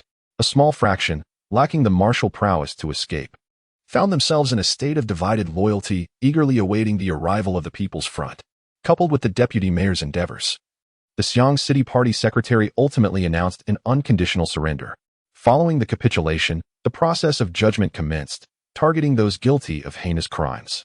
However, due to the peaceful liberation of the Xiang district, the People's Front guaranteed that no harm would befall their families, with the most severe penalty being confinement at the Guqing base. Over the subsequent 2 months, the once powerful families of the past were systematically dismantled. Former magnates and officials, once deemed untouchable and held in high esteem, were now dragged from their homes like mangy curs by the enraged populace, subjected to brutal beatings, and ultimately executed after enduring various cruel torments. These aristocrats repeatedly attempted to instigate insurrections, ultimately provoking the People's Front. Consequently, the People's Front resolved to abolish the principle that guilt should not extend to one's family. Henceforth, any act of rebellion would result in the execution of the entire family and the extermination of the lineage. Following several sanguinary suppressions, the nobles and their retainers were utterly crushed, never to rise again. The city of Xiang experienced a renaissance. With the restoration of districts such as Fan and Xiangzhou, Xiang's economy flourished anew.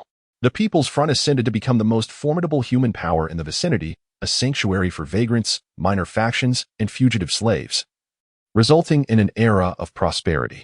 After a period, Chifeng submitted the antitoxin she had received from the system, hoping that the researchers at the base could assess its efficacy and determine if it could be replicated. Subsequent investigation led the researchers to conclude that the antidote could eradicate the zombie virus before complete zombification and also possessed a degree of prophylactic effect. However, if an individual had fully transformed into a zombie, it would only serve to eliminate the virus and the zombie itself. Director, your contribution is invaluable, Comrade Chifeng. However, I am curious to inquire how you acquired this substance. Is it because you are not from this world? Do not be alarmed. I harbor no ill intent. On the day you joined us, our espers perused your memories and discovered certain anomalies, leading to this conjecture. I see. So I implore you to assist us. I would like to inquire about the technological advancement of the world from which you originate. Could it be, I come from the world before the apocalypse, in 2025? After Chifeng recounted the circumstances that led her here, she discreetly omitted the fact that she was a man before her journey. Upon hearing her story, the commander could not help but feel a tinge of disappointment. As for the antidote, it is derived from the system within me. Is it the kind of system found in novels? Indeed. Chifeng then elaborated on the system and explained how she had eradicated it using a Trojan horse. Once informed, the commander inquired, could you elaborate on how you acquired 2 supernatural abilities? I am quite curious, as this could greatly enhance our combat capabilities. Subsequently, Chifeng showcased the skill stone she had obtained years ago, detailing the process through which she acquired her second ability. The commander listened intently, furrowing his brow before nodding in appreciation. He then proceeded to consult the researchers for further investigation. The skill stone was also submitted by Chifeng as a political achievement. As she had already mastered the skill, retaining it served no purpose. As for the commander, although his dreams of advanced civilization and mechanical deities vanquishing the zombies, along with the system's elder spirit dispelling the blood moon, had turned out to be mere illusions, he did not leave empty-handed. The antidote and the multiple abilities were indeed considerable gains. As the researchers delved into their studies, they discovered that the conditions for acquiring a second ability were rather stringent. Not only was the relevant skill stone difficult to obtain, but it also required numerous crystal cores, with the ability needing to be at least level 4. Moreover, there was a possibility of failure, which could result in a wastage of crystal cores, or, in severe cases, death. Currently, the researchers were diligently working to mitigate risks and enhance the success rates. Chapter 26. Post-war routine on July 10, 2035, several months after the war. The production and daily life across various regions began to recover. The People's Front commenced organizing personnel to eradicate the zombies lurking within the mountains and abandoned urban areas. Thanks to the widespread application of antidotes, casualties had significantly diminished, revealing numerous formidable zombies in the process. The People's Front inwardly condemned the Xiang city government for their negligence, as they had failed to clear the zombies right at their doorsteps. On this day, Chifeng glanced at his data panel. Name: Chifeng. Primary ability: Silver Wolf level 5. Type: Psychic Comprehensive. Secondary ability: level 4. Type: Psychic. Physical strength: 130. Mental power: 350. Skills: Silver Wolf basic attack, Silver Wolf combat techniques, Silver Wolf finishing moves, mind control, mental waves, telekinesis, passive. Computer proficiency: Mastery of mechanics and electronics, forced comm, max. Proficient in telekinesis usage, system ability transfer enhancement, max. System reconnaissance, transfer, system room, transfer. System drone, transfer, items, none. The term transfer refers to appropriating capabilities from the system, allowing the transfer of its powers to oneself. Previously, the system space could only store supplies. However, after being converted into a system room, the storage capacity remained at 12 cubic meters. But an additional small living space of 30 square meters was added. Accompanying this small room was an intelligent butler, which Chifeng affectionately named Worker Silver Wolf. Pay the copyright fee. In addition, the system's drones were transferred to Silver Wolf, while the robotic dogs vanished, replaced instead by an increased number of drones. Presently, there are 10 drones equipped with assault rifles, making the extermination of lower-level zombies significantly more efficient. After observing this, Chifeng proceeded to the military camp to inspect the training of the armed forces, assessing whether anyone had been lax in their duties or failing to train earnestly, and noting who was out on patrol. Subsequently, he arrived at his office to review various documents, including food and ammunition consumption reports. In the afternoon, Li Shunlu unexpectedly sought him out. Upon inquiry, it became clear that the central base intended to reform the military system. Previously, soldiers were required to submit one level 3 crystal core or its equivalent each month. While this practice alleviated the base's resource scarcity in its early days, it also introduced new challenges. Firstly, there was a lack of cooperation among team members, as everyone was focused on gathering resources, with some even collecting supplies alone. This fostered a habit of independence, making coordinated actions difficult and leading to a lack of synergy or outright non-cooperation, what could be termed guerrilla tendencies. Secondly, the necessity for resource collection reduced training time, resulting in a noticeable decline in combat effectiveness for many. Of course, the abilities of those with power saw enhancement through the aid of crystal cores, yet this also exacerbated tensions between the two groups. This brings us to the third issue: the strained relations between empowered individuals and ordinary soldiers, particularly those recruited from the Xiang city government. Consequently, the central base now aims to convene a meeting with the leaders of various bases and the heads of the armed forces to deliberate on potential solutions to these issues. Upon arriving at the conference room of the central base, the meeting commenced swiftly, with participants articulating their perspectives on military reform. I propose that we abolish the requirement for armed forces members to gather supplies each month, as we are now capable of producing resources consistently. However, what of the crystal cores? We cannot produce them free of charge. We still rely on individuals to collect them. What is the purpose of gathering crystal cores? In the past, our energy supply was insufficient, necessitating crystal cores for energy provision. With the liberation of Xiang City, new solar and wind energy generation zones have been established and are now operational.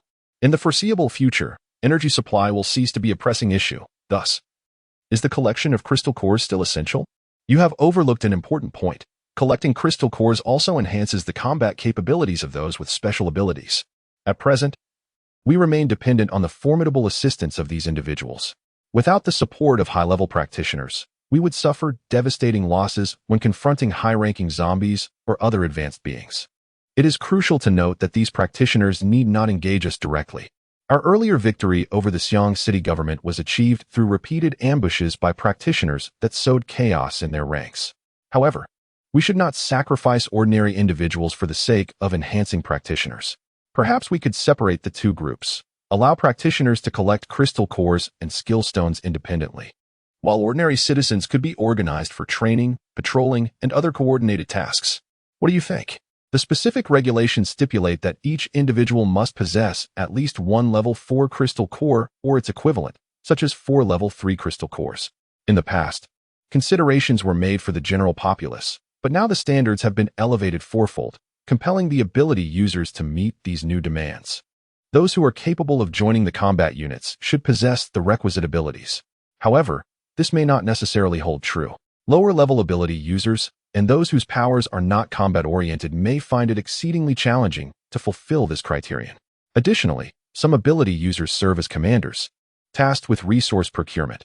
How will they effectively integrate with their subordinate teams? Moreover, what about those ability users engaged in logistical production? Are they also required to gather resources? After extensive discussions and careful deliberation among the attendees, the newly established regulations for the armed forces are as follows. 1. Non-ability users within the armed forces shall undergo standardized training and scheduling, with missions uniformly assigned by the base command and the commanding officer of the base armed forces, typically the battalion commander, depending on the scale of the base. Annual physical assessments will be conducted, with failure resulting in elimination. 2. Non-armed forces with abilities will receive one Level 1 crystal core each month for the enhancement of their abilities. Additional cores can be acquired through external missions, which will be considered absences, but collected cores may offset these absences. 3. Ability users ranked 1 to 3 within the armed forces must submit one Level 3 crystal core or its equivalent each month. Those ranked 4 and above are required to submit one Level 4 crystal core or its equivalent monthly. Failure to comply for 3 consecutive months will result in reassignment to other departments. 4. Ability users within the armed forces will be organized into a specialized unit, with no ability users assigned to squads or smaller units, including commanders, as only battalions will feature teams of ability users. 5. Commanders of ability user units, such as Chifeng, who commands a battalion, may collect crystal cores for a maximum of 10 days per month. Required to submit 2 Level 2 crystal cores or their equivalent, considering the need for documentation and approvals. Chifeng intends to resign from his positions as deputy commander and battalion leader of Chifeng base. In this apocalyptic era, enhancing one's strength is paramount, a sentiment shared by many commanders of ability users. Over the past few years, his numerous responsibilities have hindered his ability to collect crystal cores. Furthermore, when confronted with formidable mutated zombies, teammates without abilities do not merely lack contribution, they can become a liability, as he is compelled to protect them. Chapter 27. The exploration of Danjiangku, Kanglangzu, contact with the Blood Moon sect after resigning from the position of commander of the 4th Armed Brigade. Chifeng once again became an ordinary soldier. However, it must be noted that being a Level 5 Esper in such a role is indeed a rarity. Nonetheless, the presence of numerous former commanders of various ranks within the Esper squad adds a unique charm to the ensemble. Li Shunlu, the commander of the Chifeng base, fell into a moment of silence before finally expressing his resignation. You all know the rules, and I am too weary to reiterate them. Just do what you must. But I implore you, do not let yourselves be lost. Return safely. Be cautious. Do you understand? Understood. The crowd responded. Dismissed. After gathering provisions for several days, though they were not strictly necessary, Chifeng set forth, navigating upstream along the Han River. He resolved to investigate Danjiangku. According to intelligence from the Lahukun National Salvation Army, a sudden influx of high-level zombies had appeared around Danjiangku 5 months prior to their demise. In fact, the Lahukun National Salvation Army had seized items from the Blood Moon sect amidst the chaos of zombies in Danjiangku. Indeed, the Blood Moon sect has always posed a formidable threat to the remnants of humanity. It appears they have regrouped and are once again advancing upon the people's front. The perils that await in Danjiangku are undoubtedly considerable, but as the saying goes, fortune favors the bold. One cannot capture a tiger without entering its den. This presents a prime opportunity to acquire the latest intelligence regarding the Blood Moon sect. As a 5th-tier ability user, Chifeng's physical prowess, even if not exceptional, far surpassed that of an ordinary person. Thus, after half an hour, he arrived at the outskirts of Danjiangku. He then opened the map and utilized the system radar for a quick scan. Chifeng resolved to first venture into Songlong Island, which prior to the apocalypse had been a wetland park, a serene retreat for the citizens. However, the system radar revealed a horde of zombies now inhabiting this area. A significant number accompanied by high-level zombies, suggesting that they would not be easily dealt with. Nevertheless, having faced such situations numerous times before, Chifeng felt no fear. Dusting himself off, he waded into the water and swam towards Songlong Island, ascending to what was once the wetland park. It was the height of summer, and memories of Moon Bay before the apocalypse flooded his mind. Moon Bay, located in the Fan District, was a vibrant wetland park where the sounds of cicadas filled the air during summer, accompanied by the incessant bites of mosquitoes. And domesticated ducks and geese floated on the water's surface, an embodiment of vitality. In stark contrast, the Long Island Wetland Park now exuded an air of desolation, devoid of even the slightest buzz of mosquitoes. The entire forest appeared withered and lifeless, shrouded in a pallid hue, presenting a scene devoid of vigor. Long ago, curiosity had led him to ponder whether survivors had attempted to sustain themselves by consuming zombie flesh. Uncle Da had informed him that some had indeed tried, only to succumb to transformation into zombies themselves, while others, when sufficiently cooked, met their demise from poisoning. It seemed that the toxin of the undead was not only harmful to humans, but also to animals. Otherwise, how could it be that not a single mosquito dared to bite him? Chifeng mused to himself. As Chifeng stood her ground, she became acutely aware that the zombies were attempting to encircle her. Resolutely, she summoned her drones to disperse and declared, "Do not hide. I can see you all." With a deafening roar, the zombies charged towards her, yet Chifeng remained unfazed, not from fear, but from a calculated anticipation, waiting for the opportune moment to deliver a devastating blow to her foes. 5, 4, 3, 2, 1. Now, with a surge of psychic energy, her mental wave incapacitated all zombies within a 200-meter radius. Thanks to the enhancement of her abilities, the range of her psychic sphere had expanded to a remarkable 200 meters. Although its projectile distance remained unchanged, suddenly, a few zombies staggered back to their feet and lunged toward her, the closest merely 3 meters away. Chifeng was momentarily taken aback, but only for an instant. In a swift motion, she unleashed Prometheus, executing a series of precise strikes that dispatched the zombies without mercy. "Is this all you send to test me?" she scoffed. Following this, Chifeng began to analyze the information relayed by her drones. Discovering that the main base of the zombie horde was located to the north of the island, her next target for assault, she instructed her friends and the demon lord to maneuver the drones to harass the zombies. Seizing the opportunity to advance swiftly and sense the formidable undead with psychic energy below 150 of her own. At last, she identified a perfect target, a level 4 zombie. With a focused intent, she initiated her mind control, and succeeded. After successfully executing his plan, Chifeng swiftly distanced himself, manipulating the zombies from afar. Some of the nearby undead exhibited confusion, having just been under his protection, now rendered motionless. Suddenly, a level 4 blue zombie became aware of the situation. It hastily assumed a battle stance, preparing to unleash its psychic abilities to disrupt Chifeng's control. Yet, Chifeng would not allow it to prevail. He expertly maneuvered the zombies, disregarding all else, and rapidly positioned himself before the blue zombie, delivering a powerful punch that abruptly interrupted its spellcasting. The blue zombie collapsed to the ground, its fate uncertain. A roar erupted as the surrounding zombies finally recognized the peril and began to assault the level 4 zombie. Chifeng, unyielding, commanded the level 4 zombie to charge forward with reckless abandon, embodying the relentless force of gods and demons alike, heedless of the fallen blue zombie. Though the blue zombie retained a sliver of vitality, the level 4 zombie leapt high into the air, crashing down with tremendous force, reducing the blue zombie to mere pulp beneath its feet. With Chifeng's assistance, this zombie wreaked havoc among its kin until it was ultimately vanquished by others.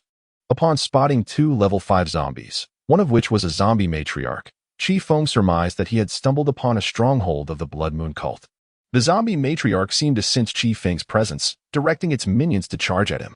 Undeterred, Chifeng unleashed a series of psychic waves. Despite the toll it took on his stamina, the impact of his assault was exceptionally pronounced. With effortless ease, he dispatched a horde of zombies, leaving only 2 5th-level zombies and several blue zombies. Without hesitation, Chifeng launched an attack alongside his drone, swiftly eliminating the blue zombies. Engaging in combat with the 5th-level zombies, he strategically retreated while the drone diverted the attention of the zombie mother. Seizing the opportunity, Chifeng lured the formidable 5th-level combat zombies aside. The zombie mother attempted to pursue, yet its massive bulk hindered its agility, having already sustained injuries from their earlier skirmish. Coupled with the drone's ineffectiveness against the zombie mother, the combat zombies ultimately opted to chase after Chifeng. Once Chifeng had distanced himself, he decided to halt his retreat, for there was no longer any necessity. Mind control, a guttural roar erupted, as if the zombie had suddenly grasped the situation. It charged toward Chifeng with urgency. Alas, it was too late. The zombie stumbled and fell, mere centimeters from Chifeng. Phew. Thankfully, I succeeded, otherwise, a hit from that wretched creature would leave me gravely injured. Chifeng muttered with a mix of relief and frustration, before commanding, "Now, attack the zombie mother." In no time, the combat zombies heeded Chifeng's orders. Soon, the air was filled with the anguished cries of the undead. Chifeng approached to witness the scene, and once the zombie mother lay defeated, he commanded the combat zombies to remain still. With a swift stroke, he severed its head and extracted the crystal core.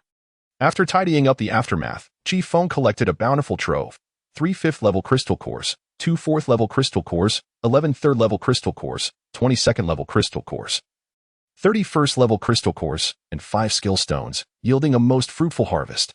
Moreover, there were the insignia and documents of the Blood Moon sect, which meticulously detailed the biotechnological experiments being conducted at the Danjianka Reservoir, aimed at cultivating zombies capable of thriving in aquatic environments.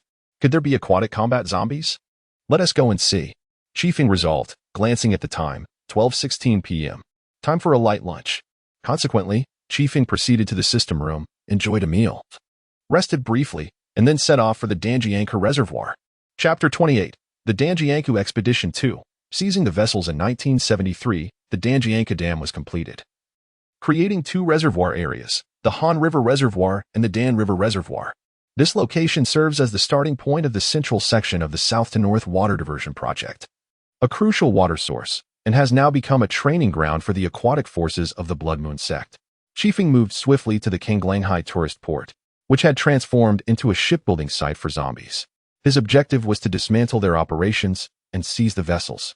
Currently, this area functioned as another stronghold for the Blood Moon sect, with over 1,000 zombies present, including several formidable higher-tier zombies. At 2 p.m., Chifeng commenced his operation. With a speed that was almost blinding, he unleashed several psychic waves, catching the unsuspecting zombies off guard and eliminating a significant number of those with lower mental capacities. Now, only a 5th-level blue zombie, a 5th-level zombie matriarch, 2 5th-level combat zombies, 3 4th-level combat zombies, and over 20 blue zombies remained. Afterwards, Chifeng swiftly distanced himself from the chaos, retreating rapidly to evade the counterattack of the zombie horde. Meanwhile, the drones launched a widespread harassment against the zombies, successfully eliminating a considerable number of the less formidable blue zombies, albeit at the cost of several drones. Subsequently, Chifeng resorted to his previous tactics. However, these zombies exhibited a marked increase in intelligence compared to their predecessors. They remained vigilant, refraining from isolating themselves. Chifeng made multiple attempts to exert mind control over the combat zombies, yet the blue zombies and their counterparts consistently interrupted his efforts. Faced with this predicament, Chifeng had no choice but to retreat. Adhering to the wisdom of the 36 stratagems, discretion being the better part of valor, he resolved to return to Tsonglong Island before plotting his next move. As night fell, Chifeng decided to spend the night in the system room. The method to access this room was remarkably simple. One merely needed to meditate upon it in their heart. However, at present, only he could enter. Upon entry, a miniature Prometheus keychain would be left outside. This keychain was indestructible, allowing one to observe the external situation from within the space and decide whether to exit. Before resting, Chifeng chose to ascertain the skills he had acquired on Tsonglong Island. As the People's Front delves deeper into the research of skill stones, the researchers have developed a device capable of detecting the abilities contained within these stones. Chifeng utilized this device to examine the skill stones he had acquired, one demonstrating proficiency in computing, another in mechanics, and the last in electricity. Unfortunately, the skill stones could neither bestow previously learned skills nor enhance them, rendering these 3 utterly useless. Consequently, Chifeng discarded them into the system space. He then turned his attention to the remaining 2 stones. One possessed the ability of telekinetic attachment, allowing the user to affix telekinetic energy to themselves or objects.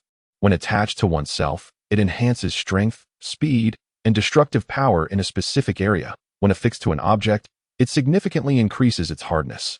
The other stone bore the power of telekinetic curse. It could unleash a curse with a radius of 100 meters, diminishing the defense, including armor, speed, and reaction time of enemies, including unmanned devices, by 30%, while completely nullifying their recovery abilities. However, this curse would not affect their strength or ranged attacks. Lasting for 1 hour and capable of distinguishing between friend and foe, with a range of 5 kilometers. Finally, some useful abilities had arrived. Chifeng couldn't help but feel a surge of joy. He promptly began to learn the skills from the last two skill stones, simultaneously attempting to elevate his level using crystal cores. Yet, the attribute panel indicated that he still fell short. "What on earth? Have I truly exhausted all my crystal cores?" he exclaimed. "Is the advancement from 5th to 6th tier truly this arduous?" After expressing his frustrations, Chifeng resolved, "Tomorrow, I shall see if I can dispatch those zombies. At worst, it will be a trade of injuries, for they cannot recover." The following day, after finishing breakfast, Chifeng departed from the system space and made his way to the tourist port. Upon arrival, he swiftly employed his telekinetic abilities to nullify the recovery capabilities of his adversaries. Subsequently, he enveloped his legs with telekinetic energy, enhancing his agility and speed. Chifeng then engaged alongside a drone, which primarily targeted the blue zombies, as they posed no threat of recovery. A few strikes would suffice to eliminate them. The real challenge lay with the remaining combat zombies. After a period of fierce confrontation, Chifeng exchanged wounds with them, sustaining numerous injuries while inflicting damage in return. However, Chifeng's audacity and skill were unparalleled. During his battle with a level 5 combat zombie, he willingly sustained injuries to utilize mind control. Although he was struck in the abdomen and propelled over 40 meters, his internal organs severely damaged. He would have perished had it not been for his physical endurance and prior telekinetic fortification. Nevertheless, he succeeded in controlling a level 5 zombie. Seeing the imminent danger, the other zombies charged towards him, but the level 5 zombie under Chifeng's command was swifter. It delivered a powerful punch, toppling them to the ground. Chifeng then summoned his remaining strength to unleash telekinesis on the level 5 zombie matriarch, paying the price of blood as he crushed it with his mind. This naturally incited the wrath of the remaining zombies, yet Chifeng remained undeterred, diving headfirst into the fray. At this moment, the 5th level zombies had eradicated all the 3rd level zombies and severely injured the 4th level ones, yet they themselves were on the brink of demise. It was then that Chifeng seized the opportunity to charge forward, taking advantage of the 5th level zombies' diverted attention. She swiftly maneuvered behind them and struck their heads with precision. The zombies detected her presence too late. With a swift motion, their heads fell, and Chifeng hastily extracted and consumed the crystal cores to recuperate her injuries. As her wounds healed, exhaustion overwhelmed Chifeng, causing her to collapse onto the ground, yearning for slumber. However, she was acutely aware that sleep could not come yet. The enemy remained unresolved. A few 4th level zombies lay gravely injured, so she summoned her remaining strength, commanding the 5th level zombies to eliminate the wounded foes. After delivering a forceful blow to her own head to regain focus, she ultimately succeeded in vanquishing all the zombies. In a hurried manner, Chifeng returned to the system room to rest without taking the time to tally her spoils. It was not until evening that she finally stirred awake. Upon regaining consciousness, her first action was to check for any newly arrived zombies outside. Finding none, she proceeded to scour the battlefield. Ultimately, she collected 3 5th level crystal cores, 4 4th level cores, 23rd level cores, 42nd level cores, and 15 1st level cores. Chifeng chose to retain 1 4th level core, consuming the remainder, thus elevating her abilities to the 6th tier. Name: Chifeng. Primary ability: Silver Wolf level 6. Type: Psychic Comprehensive System. Secondary ability: Level 5. Type: Supernatural System. Physical Strength: 180. Mental Power: 500. Skills: Silver Wolf Basic Attack, Silver Wolf Combat Technique, Silver Wolf Finishing Move, Mind Control, Mental Wave, Telekinesis, Telekinesis Attachment. Telekinesis Curse: Passive. Computer Proficiency: Mastery of Mechanics and Electronics, Forced Comm, Max. Proficiency in Telekinesis, System Ability Transfer Enhancement, Max. System Reconnaissance, Transfer, System Room, Transfer. System Drone, Transfer, Items, Skillstones 5, Combat Backpack, with supplies. Is it wise to withdraw now, or should one tempt fate further in pursuit of wealth? Pondered Silver Wolf. Perhaps, it would be thrilling to investigate what the Blood Moon sect is truly up to at the Danjianka Reservoir. Conveniently, the Blood Moon sect stronghold has a boat. Chapter 29.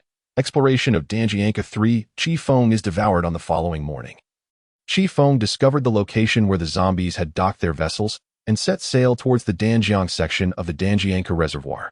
According to intelligence reports, the entire reservoir had transformed into a training ground for zombies, cultivating aquatic undead. While the primary site of the Blood Moon sect's biochemical experiments lay within the Danjiang section of the reservoir, Chifeng was determined to ascertain the extent of the zombies' evolution. Not long after departing, other vessels began to approach, and upon closer inspection, it became evident that these boats, like the one beneath Chifeng, were constructed by zombies. Subsequently, those vessels approached Chifeng and launched an assault. Initially, it was merely crossbow bolts, which Chifeng adeptly evaded. However, soon they began employing assault rifles and small artillery, nearly obliterating Chifeng's ship. She was compelled to maneuver desperately to evade the onslaught. Yet despite her efforts, the vessel bore numerous bullet wounds. WOC. Artillery. The intelligence of the zombies has evolved far too swiftly. Chifeng exclaimed in astonishment before declaring, drones. With the drones entering the fray, several zombies aboard the small boats were swiftly dispatched. One small craft, rendered uncontrollable due to the demise of its zombie helmsman, collided with another, leading to their mutual sinking. Yet these zombies would not limit themselves to mere bows. They wielded firearms. Accompanied by a cacophony of gunfire, the drones sustained significant damage. Heavy machine guns. This horde of zombies possessed heavy weaponry. Damn it, heavy machine guns. Chifeng lamented, as her friends and the Demon King exerted every effort to maneuver the drones away from the hail of bullets. However, Chifeng noticed that the vessels converging upon her were increasing in number. She had to devise a means to shake them off. Otherwise, she would meet her demise at their hands. Rat-a-tat-tat. Another volley of gunfire rang out. From the right, yet another small boat equipped with a heavy machine gun opened fire on Chifeng. This was intolerable. At this rate, her ship could not withstand for long. Chifeng contemplated telekinesis. Telekinetic reinforcement. She sought to temporarily fortify the vessel. Whether it would prove effective was uncertain. There was no time for deliberation, she thought. Telekinetic reinforcement. The ship was immediately reinforced. Although the size of the vessel limited the extent of the fortification, it was sufficient. Telekinesis. As Chifeng resolutely faced the onslaught, he summoned his telekinetic powers to gather the surrounding vessels into the sky. With a firm grasp of his hand, he instantaneously transformed the ships, along with the zombies, into a swirling sphere. He then hurled this orb towards a distant cluster of ships, obliterating several in the process. Seizing this opportunity, Chifeng accelerated swiftly, evading his pursuers as he made his way toward his intended destination. The journey ahead was unexpectedly tranquil. However, the stillness belied the lurking dangers, much like the ominous creatures concealed beneath an apparently placid surface. As dawn broke over the artificial lake, a thin mist began to rise from the water. Something felt amiss. Why would there be fog on a summer morning? Moreover, this fog had not been present moments before. Is there something wrong with this mist? Chifeng pondered internally. Warning! Warning! The mist is toxic. The mist is toxic. His companion suddenly alerted him. Without hesitation, Chifeng accessed his storage space, retrieving a backpack from which he donned a gas mask to shield himself from the noxious vapors. As the fog thickened, obscuring his vision, Chifeng discerned a vague silhouette in the distance. Was it a person? It did not appear so. Could it be a zombie? It seemed somewhat unlikely. He squinted for a better look. Suddenly, a sound emanated from the indistinct shadow, as if it were a whisper from an ancient past, a murmur from a distant future, a call from billions of light years away, or perhaps a presence just a breath away, resonating from a world beyond oneself, echoing from every cell within one's body. Just as Chifeng was about to succumb, a force of enforced calmness intervened, pulling him back. This voice. It was a mental assault. Contemplating this, Chifeng immediately employed the system's reconnaissance to lock onto the entity, then utilized his telekinesis to seize the creature, drawing it closer to discern its true nature. What he beheld was astonishing, a zombie mermaid. The bizarre creature possessed the upper body of a human zombie, while its lower half unmistakably resembled that of a fish, adorned with scales and exuding a foul stench. This being seemed intent on enchanting Chifeng with its song. Crooning softly, yet he would not grant it the opportunity. With a decisive grip of his telekinesis, he crushed it mercilessly, extracting a level 3 crystal core and a skill stone. Chifeng initially intended to examine the skill stone closely, yet he sensed something lurking beneath the water. Thus, he stowed his spoils and began to scan the depths with the system's reconnaissance, discovering a colossal entity rushing towards him. With no time to ponder, Chifeng swiftly maneuvered the vessel, activating it urgently to evade. Bang! With a thunderous explosion, a chilling sight emerged. A colossal zombie serpent materialized, composed of countless undead limbs intertwined. Its surface was a grotesque tapestry of zombie faces, each one expressing anguish, rage, song, and derision. If it were not for Chifeng's formidable mental fortitude, he would have succumbed to utter despair and self-destruction at that moment. "Is this the bioweapon of the Blood Moon Holy Cult?" Chifeng murmured. And without further ado, he set his vessel on a hasty retreat. What a nightmare. This monstrous creature must be at least 5 meters in diameter. Its length remained unknown. And how could one possibly combat such a beast? Moreover, it was evident that this creature excelled in aquatic warfare. What was he waiting for? To meet his demise? However, the serpent had other intentions. It unleashed a stream of highly corrosive venom towards Chifeng. With no option left, he leaped from his boat to evade the onslaught, using his telekinetic powers to levitate in the air, facing the serpent. The creature's eyes fixated on him. Though termed eyes, they were a conglomeration of countless orbs. An unsettling sight indeed. After a brief silence, Chifeng decided to strike first, launching a telekinetic force at the zombie serpent. Yet, its exterior was impervious, rendering his attack futile. The serpent retaliated, expelling a glob of acidic liquid towards him, prompting Chifeng to dodge frantically. A few droplets splashed onto his skin, inflicting minor injuries, but nothing that compromised his overall integrity. Regaining his composure, Chifeng maneuvered swiftly to circle around, attempting a sneak attack from behind. Generally speaking, the larger the creature, the more cumbersome it becomes, he pondered.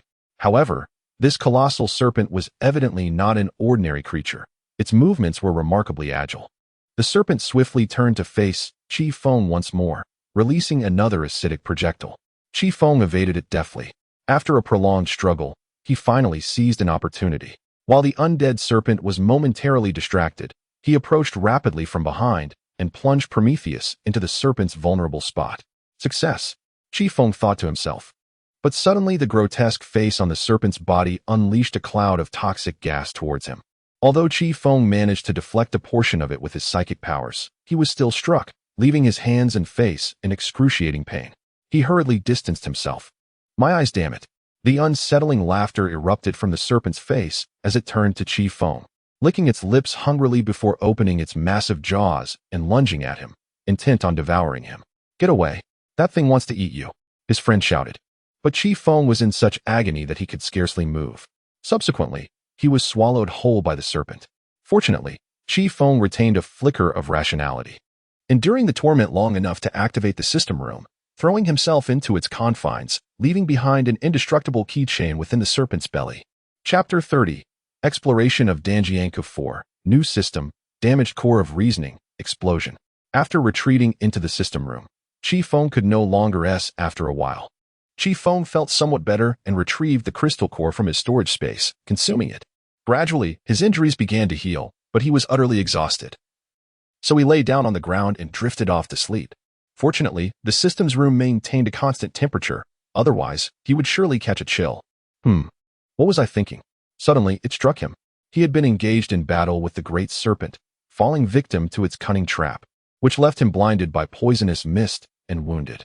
Ultimately, he had been swallowed whole, ending up in the system's room. Now it was. Chifeng picked up his phone and glanced at the time, 1:20. It seemed his injuries were indeed quite severe.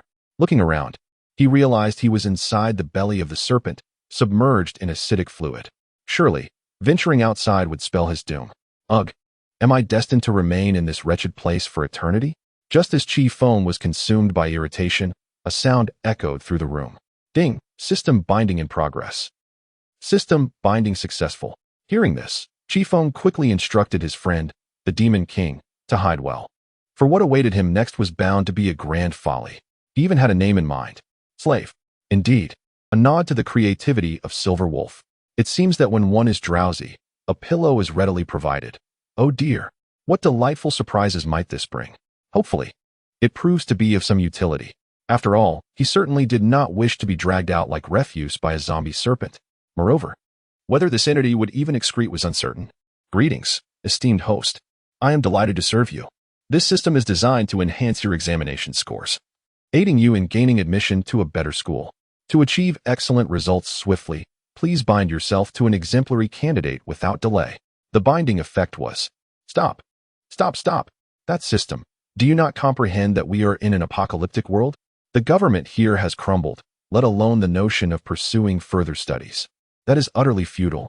It will take years to recover from this chaos. After a moment of silence, the system assessed the current situation and then exclaimed in utter disbelief. What kind of misfortune is this? Following this, the system, undeterred by shock, boldly declared, Host, could you perhaps perish for a moment, so I might seek another planet and a new host? Do you hear yourself? How dare you speak to me in such a manner? Are you not afraid of my punishment? What does punishment entail? Electric shocks. TCH. Within. Chifeng scoffed, yet on the surface, he replied, Oh, is it really that serious? Is there no remedy? TCH. Do you think it is that simple? Alas, binding with you has proven to be the most lamentable moment of my existence, since it has already reached such a low point. Why not indulge in a game to alleviate the boredom? TCH. What is so enjoyable about your human video games? Yet, I suppose, they can provide a distraction from time to time. Thus, Chifeng connected it to his phone, and just like a friend, but this time more swiftly, within 5 minutes, he effortlessly and painlessly completed the system setup. And so, a slave was born. The thrall, on this occasion, brought back an exceedingly valuable item, the core of the Hershers of Reason. Albeit a fractured version, it nonetheless allowed for the materialization of structures comprehended, utilizing Honkai energy, in this context, psychic ability. The damaged core, however, proved incapable of replicating overly intricate designs. Furthermore, the complete compendium of Bronius, Honkai Impact 3rd version, memories was acquired. The remaining acquisitions were of minor consequence. Sustenance was transformed into bread, cakes, and the like. Water provision was amended to 100 kilograms of hot water daily, and 10 doses of antidote were procured. What is it? Drones? Thanks to the fractured core of the Hershers of Reason, Chifeng can now simultaneously marshal 1,000 combat drones, with an inexhaustible daily supply.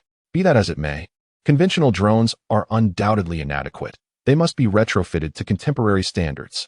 With the fractured core of the Hershers of Reason, this undertaking becomes exceedingly facile.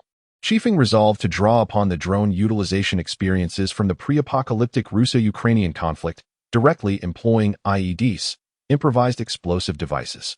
Moreover, he intended to maximize the impact by equipping the drones with multiple explosives, delivering a potent stimulus to the zombies. Furthermore, presently situated within the creature's stomach, surrounded by gastric fluids, he conceived the notion of constructing a corrosion-resistant unmanned submersible laden with IEDs. Yes, precisely that. Upon the culmination of preparations, Chifeng summoned a multitude of unmanned submersibles, directing them towards the stomach lining, whereupon the IEDs were activated. Boom! The zombie serpent's body was instantly cleaved in two. Subsequently, another batch of unmanned submarines was summoned, launching intensified assaults against the zombie serpents. The severed zombie serpents endured a barrage of self-destructive attacks from the submarines. Although they attempted to corrode the submarines with acidic fluid, the sheer number of submarines overwhelmed them, attacking from all directions, even infiltrating through the severed sections to explode internally. Ultimately, the zombie serpents met a tragic end, obliterated into countless fragments. Following this, Chifeng donned a diving suit, a creation of the core of Liu. He proceeded to scavenge the area, ultimately discovering 4 level 8 crystal cores, 15 level 7 crystal cores, a plethora of level 1 and 2 cores, and a single skill stone. Chifeng could not help but inquire of the system. What level was the previous zombie? Level 8, came the reply from his companion. At that moment, Chifeng comprehended the perilous nature of his previous situation. Had it not been for his fortuitous luck, he might have met his demise within the serpent's belly. Truly terrifying. He realized he had been audaciously reckless, daring to challenge such a monstrous entity directly. Thereafter, Chifeng re-entered the system chamber to examine his spoils. He began to contemplate the skill stone he had acquired earlier. Merfolk's song hypnotizes through song, attacking enemies. Ineffective if the opponent's mental strength exceeds his by 30. If one possesses musical proficiency, effectiveness increases from 30 to 100. Reflecting on his voice, which had been scorched by celestial flames, he thought, why not learn it? A plethora of skills can only be advantageous. Next, he discovered the skill stone dropped by the zombie serpent. Acquire water-type supernatural abilities. What a remarkable find! Chifeng exclaimed with excitement. And thus began his journey of skill acquisition. Ultimately, Chifeng successfully acquired the enchanting skill of the mermaid song and also gained a new supernatural ability, water manipulation. Furthermore, he elevated the level of his powers, and the collection of skill stones he brought back would suffice for any required reporting. Name: Chifeng. Primary ability: Silver Wolf. With a damaged core of the Lawgiver level 7. Type: Mental Comprehensive. Secondary ability: Level 6. Type: Psychic. Secondary ability: Level 6. Type: Water. Physical Strength: 180. Mental Power: 500. Skills: Silver Wolf Basic Attack, Silver Wolf Combat Technique, Silver Wolf Finishing Move, Silver Wolf Secret Technique. Mind Control, Mental Waves, Telekinesis. Telekinesis Attachment, Telekinesis Curse, Mermaid Song, Bubble Attack, Acid-Based Liquid Bomb, Dense Fog, can conceal or poison. Summon Rain, Normal Rain, Poisonous Rain, Large-Scale Healing, Water Ring, Personal Healing. Passive: Proficient in Computing, Expertise in Mechanics and Electronics, Forced Calm. Max: Proficient in Swimming, Gills, Mastery of Telekinesis, System Ability Transfer Enhancement. Max: System Reconnaissance, Transfer, System Room, Transfer. System Drone, Transfer. Items: Skillstone 7, Combat Backpack, containing supplies. This skill. Oh, with this skill, I can breathe underwater. It seems my underwater combat capabilities have also improved. Chifeng examined everything once more, found no issues, and officially departed from the system room, beginning his swim towards the shore. Next, it would be time to gather some intelligence. Hehehe, Blood Moon Holy Sect, you had better hand over your information promptly. Chapter 31. The conclusion of the Danjiangkou expedition and the collaboration among survivors upon disembarking, Chifeng sought a suitable spot to dry her garments, subsequently embarking on a meticulous exploration of the surrounding area. Her intent was to uncover the means by which the undead had crafted such formidable bioweapons, as well as to ascertain the quantity of these potent creations. She then made her way to Xianghua Town, guided by the system's radar which indicated the presence of a zombie stronghold, presumably a faction of the Blood Moon sect. There was a possibility that the sect possessed advanced computing technology which could yield the most current intelligence. When queried about the prior zombie computer, she noted that it had been inadvertently damaged, and it seemed that the Blood Moon sect had become aware of their surveillance efforts, leading them to reconstruct a network. Thus, it was imperative to seize another one. Approaching the periphery, Chifeng deployed drones for reconnaissance. After ascertaining the situation, she unleashed a substantial number of drones to deliver a minor explosive shock to the undead. Within moments, they were obliterated, leaving only 2 6th-level combat zombies and a zombie matriarch. Without further ado, Chifeng dispatched them swiftly. Indeed, she uncovered significant intelligence during her investigation. It appeared that since being repelled by the People's Front, the Blood Moon sect had been scheming revenge. However, the combat capability of ordinary zombies was woefully inadequate for breaching the defenses of the People's Front. Consequently, they sought to cultivate more mutated zombies, such as those capable of flight or swimming, to facilitate unexpected maneuvers in their forthcoming operations. Furthermore, enhancing the quality of their zombie horde would bolster their subsequent confrontations with other zombie factions, particularly their ambition to conquer the all-zombie corporation across the sea. However, while inspecting the computer, Chifeng discovered that the zombies had just sent out a distress signal, attracting a multitude of their kind. In a rush, Chifeng did not take the time to study the situation in detail. He swiftly stored the computer in his spatial realm and set up a minefield using the core of logic before making his escape. Upon reaching the center of the lake, he heard the resounding explosions from the area where he had laid the mines, and he knew he had succeeded. He then hurried back, eliminating every zombie mermaid and zombie snake he encountered along the way, as they posed far less trouble than the colossal zombie snake he had previously faced. Their levels and skills were nowhere near as formidable. He forged ahead with his improvised explosive devices, wreaking havoc as he went. Upon returning to Tsanglong Continent, he began to tally his spoils and discovered yet another skill stone for musical mastery. How fortuitous. It was as if a pillow had been delivered just as he felt drowsy. Had he possessed such talent before the apocalypse, he could have easily made a living as a streamer, perhaps even ventured into the entertainment industry. After returning to the Guqing base, Chifeng immediately reported the intelligence from Danjiangkou to his superiors and submitted the skill stones as part of this month's performance metrics. He then returned to his system room, placing the zombie computer within his 50 square meter space. Remarkably, with the addition of a slave, The room's dimensions expanded from 30 square meters to 70, and the storage capacity increased from 12 cubic meters to 50 cubic meters. Ample space for a computer.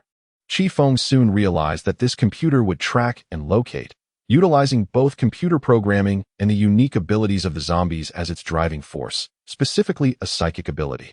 Is the psychic ability of zombies truly that formidable?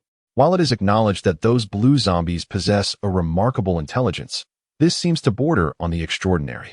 Fortunately, my space is isolated from the outside world, preventing their signals from penetrating. Chifeng swiftly employed his abilities alongside a Trojan horse, ultimately dismantling the computer's tracking program. However, to his astonishment, this contraption was capable of self-destruction. A countdown had already commenced. Luckily, Chifeng managed to toss it into the storage space, which halts the passage of time. While it cannot contain living creatures, it effectively forestalls the computer's detonation. Yet, this is not a sustainable solution, and Chifeng resolved to find an opportune moment to dispose of it. Alas, after a long and arduous effort, he ultimately gleaned no valuable intelligence from the computer. The following day, Chifeng discarded it. The explosion was quite significant, but he had thrown it far enough away. Nonetheless, this endeavor yielded some rewards. With the intelligence Chifeng gathered, the People's Front began to monitor the movements of the Blood Moon cult more closely and reinforced collaboration with surrounding survivor bases to gather information about recent activities of the cult. Eventually, they discovered that the Blood Moon cult had a biochemical research facility in Wuhan and stationed heavy troops in Shurigentan. Moreover, intelligence obtained through considerable effort, resulting in the loss of several Tier 5 and 6 ability users, revealed that the cult's next objective was to eradicate the survivor bases in Jiangsu province, eliminating organizations such as the People's Front entirely. Before proceeding, they must first cultivate a number of mutated zombies, which require a substantial quantity of ordinary and low-level zombies as sustenance. This is the reason why the Blood Moon cult has remained relatively inactive in recent years. They are merely biding their time during this cooling period. Ultimately, the People's Front and the nearby survivor bases engaged in earnest communication and resolved to unite in their efforts. Together, they shall stand against the impending tide of the Blood Moon cult's zombie legion. In essence, when hearts unite, even Mount Tai can be moved. To facilitate this, each organization must first communicate the number of ability users they possess and their respective combat capabilities, so as to make preparations for the forthcoming joint operations. Consequently, the People's Front has deliberately allocated time to conduct assessments of the ability users within the base. The assessment results for Chifeng are as follows. Name: Chifeng. Primary ability: Silver Wolf, with a damaged core of the Lawmaker level 7. Type: Mental Comprehensive System. Secondary ability: Level 6. Type: Psionic. Secondary ability: Level 6. Type: Water. Physical Fitness: 180. Mental Strength: 500. Skills: Silver Wolf Basic Attack. Silver Wolf Combat Techniques. Silver Wolf Finishing Move. Silver Wolf Secret Techniques. Mind Control, Mental Waves, Telekinesis, Telekinesis Attachment, Telekinesis Curse, Siren's Song, Bubble Attack, Acid-Based Liquid Projectiles. Fog, can obscure and poison. Summon Rain, Normal Rain, Poison Rain, Large-Scale Healing, Water Ring, Personal Healing. Passives: Computer Proficiency, Mechanical and Electrical Proficiency, Forced Calm, Max, Swimming Proficiency. Musical Proficiency, Gills, Mastery of Telekinesis, System Ability Transfer Enhancement, Max, System Reconnaissance, Transfer, System Room, Transfer, System Drone, Transfer. The People's Front was greatly astonished, not expecting that Chifeng had already become a level 7 ability wielder. They urgently summoned Chifeng to the office of the commander. Holding the report, the commander murmured to himself, "Is this what the protagonists in novels who possess extraordinary powers are like? With a single reincarnation, she has surpassed the efforts of countless natives throughout their lifetime. While I am aware that this world is inherently unjust, surely the heavens should not overtly favor anyone. I am only at level 7 myself, and it is particularly striking that this young girl arrived in this apocalyptic world several years after me. Yet her progress has been swifter than mine. Moreover, she now possesses 3 abilities, an increase from the previous 2. Another high-ranking member of the base remarked, "I too once endeavored to acquire a second ability, yet I met with failure and sustained injuries, lying in a hospital bed for 4 months. Just look at others. I cannot compare." The crowd buzzed with chatter. Suddenly, A voice announced the arrival of Chifeng, and the atmosphere fell into silence as everyone turned to face the newcomer, who was indeed Chifeng. Chapter 32. Preparations. Notably, Comrade Chifeng has arrived, the leading secretary stated. The previously noisy environment became hushed, and the commander said, "Now that Chifeng is here, let us sit down." Rubbing his hands together, the commander continued, "Comrade Chifeng, do you know why we summoned you?" "I do not," Chifeng replied candidly. "Your ability level is exceptionally high. We intend to appoint you as the leader of the ability user group." "Me?" Chifeng expressed surprise. "Indeed. Prepare yourself, as you will accompany me to meet with the leaders of other organizations to discuss our action plan. The organization has already made the decision. I will be taking you to the meeting." "Understood." Chifeng saluted with military precision. Upon arriving at the venue where numerous organizations convened, members exchanged intelligence, assessed each other's strengths, and, most importantly, formulated action plans while delineating rights and responsibilities. After all, they were not a singular entity. Rivalry for power and resources was inevitable. In fact, some organizations harbored deep-seated grudges against one another. The room was filled with a cacophony of voices, insults flying as they questioned each other's mothers. Ultimately, the verbal sparring escalated into a contest of strength. Since neither of us will yield, why not compare our respective abilities? The zombies have yet to be confronted, and we are already depleting our own strength? No, you misunderstand. I meant to assess each other's abilities and their respective levels. Very well. Our base is sending a 5th-tier fire elemental practitioner to participate in this operation. We possess 6th-tier ice abilities and a 7th-tier psychic composite. Allow me to introduce the individual I have brought along, Chifeng. Are you jesting? Are you serious? Surely, this cannot be fabricated? The crowd buzzed with speculation, and as the scanning abilities swept over Chifeng, she remained undaunted, allowing them to assess her. However, some gazes were rather lascivious. Ultimately, they gazed at her in astonishment, stammering, "It's true. She is indeed of the 7th tier. Moreover, she possesses 3 attributes. Therefore, this expedition will be led by Miss Chifeng." "Wait a moment. I would like to challenge Miss Chifeng to a duel," spoke a 6th-tier ice elemental practitioner. Zhao Air stepped back. "Chief, please grant me this opportunity. It's just a match. It's no great matter." The commander, fanning the flames of enthusiasm, quietly inquired, "Do you have confidence in winning?" Chifeng glanced at Zhao Air and replied, "Certainly." After all, she could surmise that this duel was not merely about securing command for the forthcoming battle, but also about future allocation of benefits. It served as a form of diplomatic deterrence, reminiscent of past military exercises, a means of instilling fear. Subsequently, the two individuals proceeded to an open area to practice. Zhao Laoer was the first to make a move, employing his ice abilities to encase Chifeng's feet in ice, aiming to immobilize him. He then conjured ice blades and charged forward. Observing this, Zhao Laoer's superior remarked, "I must say, the leader of the People's Front. This competition is not solely dependent on the level of one's abilities, but also on the psychological resilience and skill of the combatants. What you have here is merely a beautiful vase. Let us see if it's a horse or a mule." The leader chuckled. At that moment, Chifeng utilized telekinesis to shatter the ice, sending shards soaring into the air and countered with telekinetic projectiles aimed at Zhao Laoer. However, Zhao Laoer's ice blades were remarkably resilient, and his swordsmanship was exquisite. Thus, the projectiles failed to inflict any damage.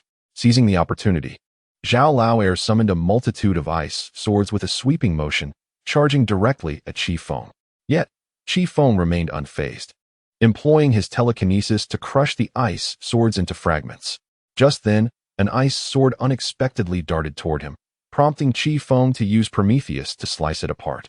To everyone's astonishment, the ice sword exploded, creating a flurry of icy shards, compelling Chifeng to swiftly distance himself, fortunately sustaining only minor frostbite. In that instant, Zhao Laoer capitalized on the opportunity, launching himself into the air like a cannonball, hurtling towards Chifeng. Not one to be outdone, Chifeng enhanced the speed of his limbs with telekinesis and charged towards Zhao Laoer. Suddenly, an ice dart was hurled at Chifeng. Alas, it became clear that relying solely on one's abilities in the battlefield was insufficient. "This victory shall be claimed by our Zhu Mountain Salvation Base," declared the leader of the Ice Elementals, who also presides over the Zhu Mountain Salvation Base. The commanding officer merely smiled in silence. "Chifeng, keenly observant, noticed the ice dart and couldn't help but chuckle.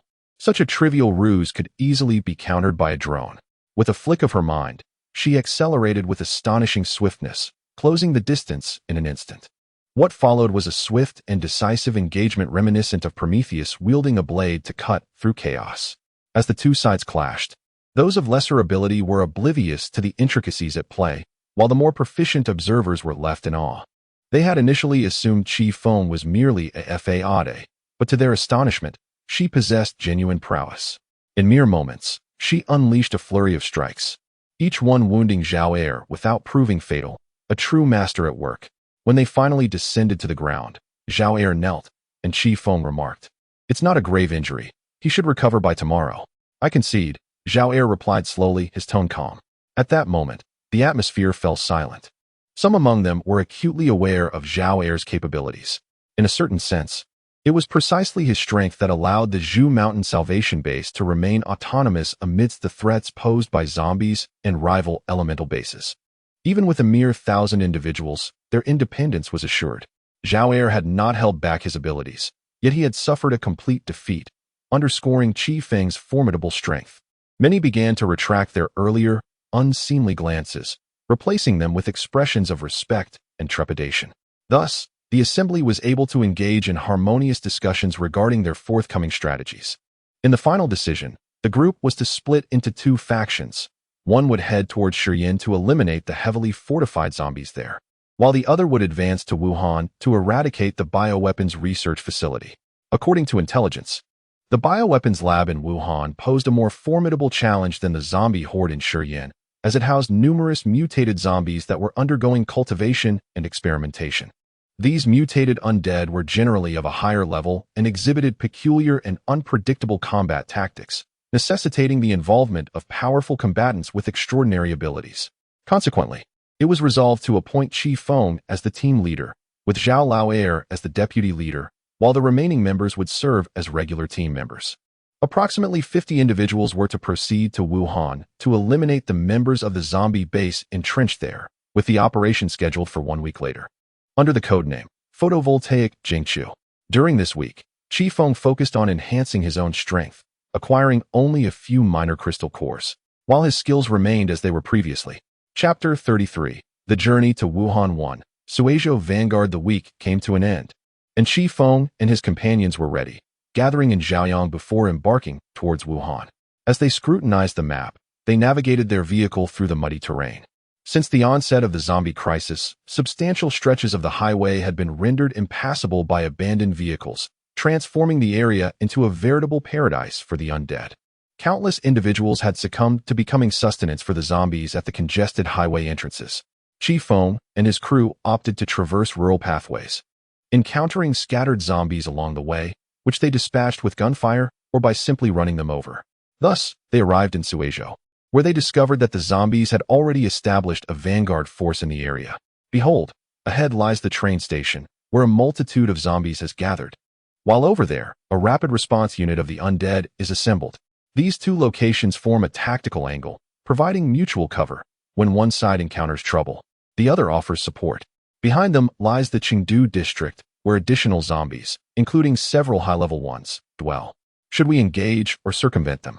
Chifeng displayed the real-time footage from the drone to the group and inquired, "Is there any debate between running and fighting?"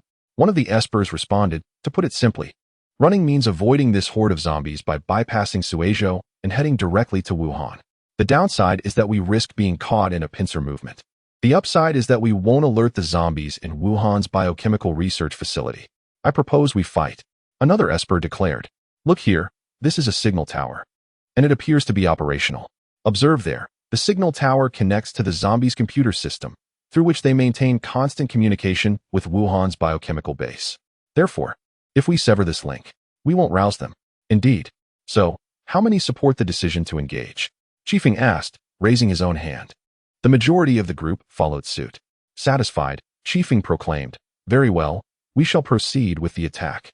Meanwhile, the Suizhou Pope of the Blood Moon sect, a level 5 blue zombie, was reporting to the zombie computer that there were no anomalies in his jurisdiction.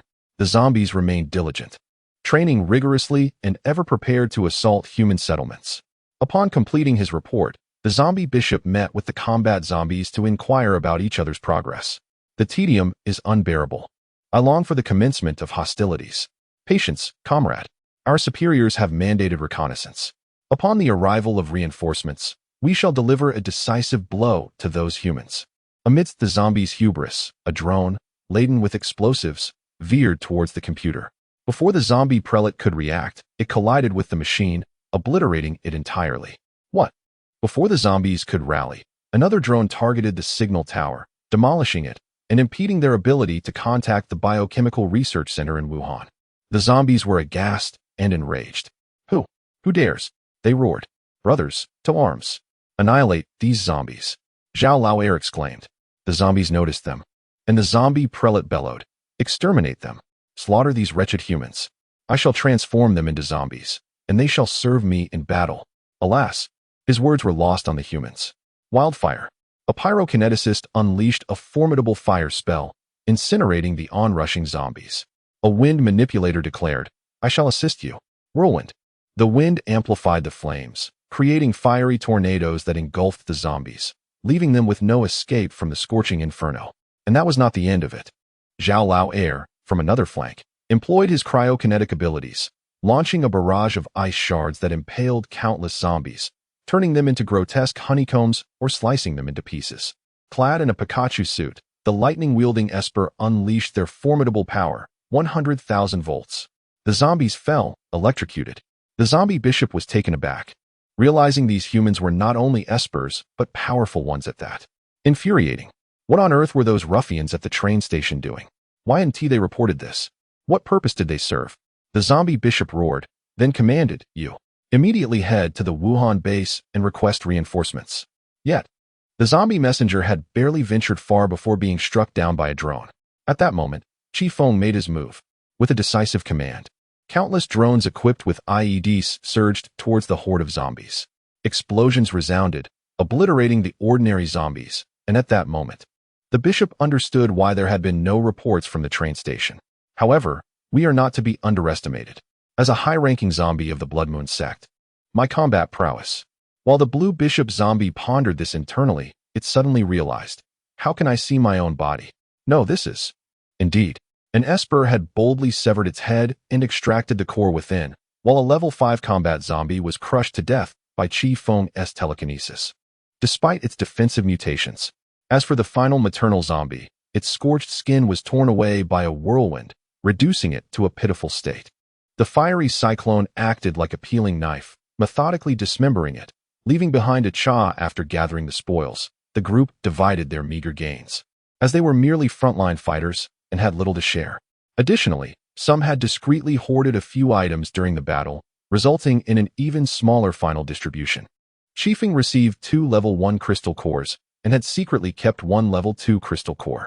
Subsequently, the group examined the map and concluded that they should follow the river downstream, walking along the banks of the Yun River, reaching Anlu, then proceeding to Xiaogan, and finally arriving in Wuhan.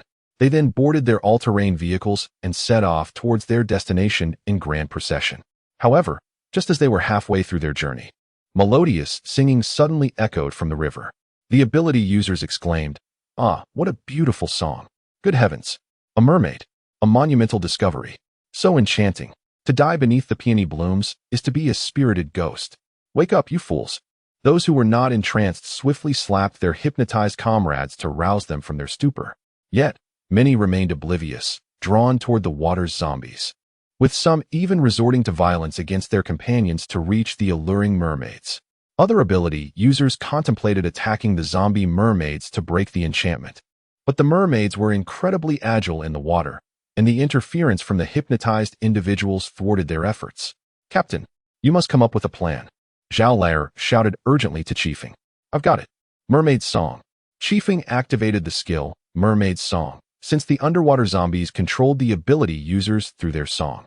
He could counteract their influence with his own melody, thereby dispelling the enchantment. As the melodious strains of Chifeng's song resonated, the awakened abilities regained their senses, while the zombie mermaids were rendered immobile under the weight of the enchanting melody. Enraged and ashamed, the ability users summoned their utmost strength to assault the undead, reducing the mermaid zombies to mere ashes. Alas, I had hoped for a romantic encounter, one lamented.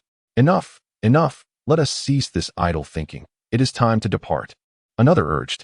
Chapter 34, Journey to Wuhan 2. The illusion machine. As twilight descended, the group arrived at Fuha Town, which once boasted a bus station before the cataclysm. Noticing the encroaching darkness, they resolved to seek shelter for the night. Given the town's desolation, they ultimately chose the bus station building as their resting place.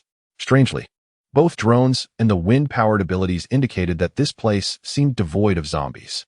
While the absence of zombies should be considered fortunate, the unsettling reality of being situated between the advancing zombies of Suizhou and the experimental base of Wuhan rendered this absence suspicious. Many harbored concerns that it might be a trap. Despite conducting a thorough investigation within a 10-kilometer radius, no unusual activity was detected. Ultimately, the group decided to assign a portion of their members to keep watch while the others rested, replenishing their energy for the night ahead, with plans to rotate duties in the latter half of the night. According to the draw, Chifeng would sleep during the first half and stand guard in the latter half, and they would all rest in the hall, providing mutual support. Before long, however, a hazy sensation enveloped everyone, and all, whether resting or standing guard, succumbed to a profound slumber. Beneath the bus station, an unattended, automated device was emitting waves of gas that sapped strength and induced a deep sleep. This gas, imperceptible in color and odor, defied detection due to specialized shielding. Consequently, all who entered the town would be lulled into an irreversible sleep, ultimately perishing within a beautiful illusion. This was the masterpiece of the Wuhan Biochemical Laboratory, the Mirage Machine. It was a silent killer, akin to a regional mine, ensuring that any human foolish enough to trespass would never return. At that moment, everyone was immersed in a hallucinatory dreamscape. Some reveled in the embrace of lovers. Others indulged in the allure of imperial power. Some experienced the chivalrous spirit of martial heroes, and still others relived the joys and sorrows of their past. Chifeng was no exception. Chifeng awoke to find himself lying in bed. This is my bedroom? He wondered, astonished. I remember I was supposed to be doing something important, but I can't quite recall. Time to get up and eat. It was his mother's voice. Why did it feel like he hadn't seen her in years? Was it just his imagination? As he rose, his gaze fell upon a book by his bedside, Mastering Postgraduate Entrance Examination Vocabulary in 10 days. Ah, that's right. I have to prepare for the entrance exam.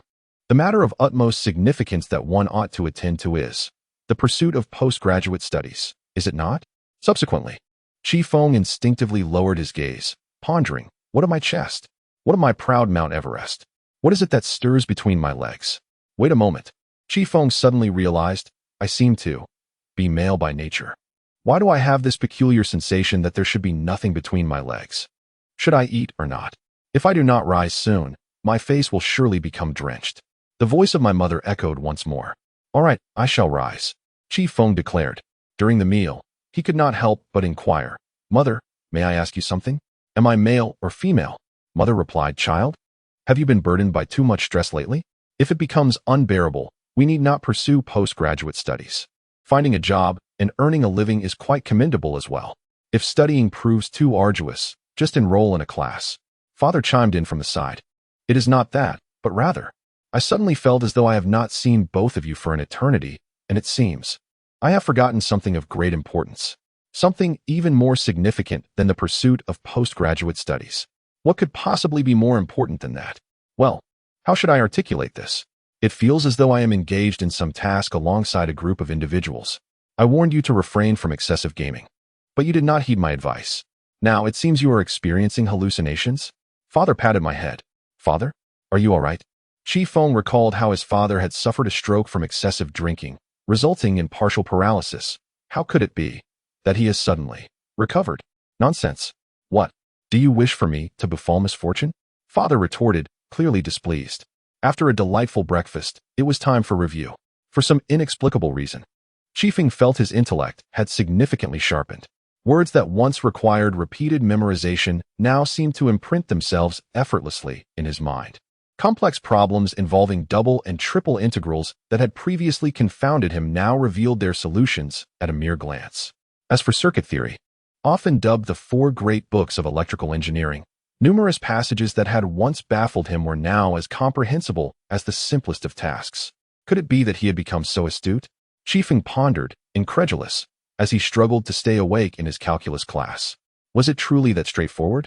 Subsequently, Chifeng opened the railway application and began tackling his daily tasks. Oddly, he felt a slight headache, as if something was trying to surface in his mind. Silver Wolf. He thought of Silver Wolf. To check. Silver Wolf. It seemed his subconscious urged him to explore the task interface of Silver Wolf. Upon opening it, an intense pain surged through his head. For reasons unknown, he found himself unable to articulate a sound or move. Eventually, after enduring a harrowing headache, memories flooded back to him. Both the zombie apocalypse crisis and other events came rushing forth. In that moment, Chifeng surveyed his surroundings once more, discerning numerous inconsistencies within his room. With his awakening, he felt his body revert to that of a girl. Chifeng summoned Prometheus and departed his room, determined to investigate what these so-called parents truly were. Subsequently, Chifeng was confronted with a horrifying spectacle. Two putrid corpses were unmistakably lying on the bed. Proceeding to the dining area, Chifeng discerned that the purported noodles for breakfast were, in reality, maggots. Were it not for a forced composure, Chifeng would have already vomited, but refrained from rushing to the lavatory to do so. However, Chifeng also noted, was I not sleeping at the bus station? Where's this place? Could it be a dream? This is an illusion. Promptly, Chifeng employed her mental powers to survey the surroundings, discovering that she was indeed within a phantasmagoria. Her timely recognition of the illusion allowed her to awaken and perceive the true nature of the surroundings. Otherwise, she would have been perpetually trapped within this illusion, and her spirit would have been utterly consumed, leading to her demise. Such formidable methods. Alas, what about everyone else? How can one dispel the illusion? As Chifeng was pondering, her mother said, "Are you in the restroom? It's time to eat." Understood. Chifeng had just sensed energy fluctuations on her parents that were incongruous with the surrounding environment. She realized that her parents in the illusion were likely the core of the dream. By shattering them, she should be able to escape, although she knew it was false. It had been too long since she had seen them. Never mind, there's nothing to be said, Chifeng declared, then dashed out of the restroom, delivering a blade to each of the two corpses. Prometheus bisected them, and subsequently, as if an earthquake had occurred, the sky collapsed and the earth caved in. Everything was over, Chifeng mused. Thereafter, Chifeng awoke, discovering that the day had already dawned, and everyone else, save herself, was still in a deep slumber. Chifeng attempted to rouse them, but her efforts proved futile. Subsequently, she inadvertently sensed an imminent danger, as if it lurked all around her, omnipresent. She glanced about, employing the system scan, yet found nothing, neither human nor zombie. Why do I feel this pervasive sense of peril? This cannot merely be an illusion. Chifeng pondered, and suddenly, as if struck by a revelation, she instinctively covered her mouth and nose. Then it struck her, the air. It must be the air. There is a distinct possibility that something is amiss with it. Chifeng then utilized her abilities to investigate, and indeed, there was an anomaly in the air, seemingly capable of inducing slumber, though further details remained elusive. If this is the case, then locating the source of the toxic gas and neutralizing it should suffice. Should it not? Since the system failed to detect it, Chifeng had no choice but to venture forth, using her powers to discern the concentration and flow of the toxic gas. Eventually, she discovered that the gas was most concentrated beneath the bus station. After some contemplation, she utilized her logic core to create several drill bits, penetrating the ground, and ultimately uncovered a vast subterranean chamber. For safety's sake, Chifeng relocated the unconscious individuals outside the bus station to prevent any potential collapse from endangering them. During this time, she also attempted to utilize her water ring skill to detoxify them, but to no avail. In the end, she resolved to explore the depths alone. Chapter 35. The Journey to Wuhan 3. The battle with the transformed robots. Upon descending into the depths, Chifeng beheld a corridor stretching before her. She deployed a drone for exploration, and ultimately discovered that this underground facility was devoid of any zombies. Chifeng shook his head. Regardless of the sinister plots laid by the zombies ahead, he would forge ahead relentlessly. To save others, he had no choice but to advance with unwavering determination. Ultimately, as Chifeng attuned himself to the concentration and flow of the toxic gas, he discovered a tightly sealed door at the end of the corridor. Upon closer inspection, he noted traces indicating that zombies had passed through merely a fortnight ago. It appeared that this place was not entirely forsaken by the undead. Rather, They seemed to be orchestrating some malevolent scheme here. Armed with Prometheus, Chifeng cut through the steel door, revealing a vast warehouse. Before him stood a colossal machine, seemingly engaged in the continuous production of a certain gas, which likely accounted for the mass fainting of individuals. Damn it! I shall dismantle this contraption at once, Chifeng declared through gritted teeth. Just then, a thunderous noise erupted from the machine, and after a tremor reverberated through the ground, the machine began to morph slowly. Simultaneously, small robots emerged from the surroundings, wielding submachine guns and firing at Chifeng. In response, he summoned a multitude of explosive devices to obliterate the diminutive robots, while drones pivoted towards the large machine in an attempt to annihilate it. However, the massive robot remained unscathed, completing its transformation. It transformed into a gigantic tracked robot. Armed with 6 machine guns after withstanding the initial onslaught, Chifeng began to engage in a battle of wits with the adversary. First, bomb drones launched an assault, but their efforts proved futile. Instead, the machine's own guns and cannons relentlessly forced her into a state of disarray, even pushing her to the brink of peril. What to do? The urgency swelled within her as she realized that toxic gas was continuously leaking, permeating the entire town. If this continued, everyone would be in jeopardy. With a creaking sound, several holes opened up on the creature's body. What was it planning? Suddenly, it began to expel countless toxic spheres from these openings.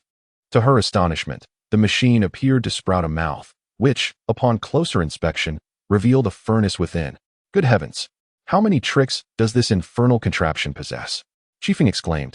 As she gazed at the gaping maw and the spewing openings, a flicker of inspiration ignited within her. She recalled the colossal serpent she had defeated at the Danjiangkou Reservoir. The external approach was ineffective. Perhaps the solution lay within. A realization struck her. She possessed a passive skill in mechanical and electrical expertise, coupled with the core of logic.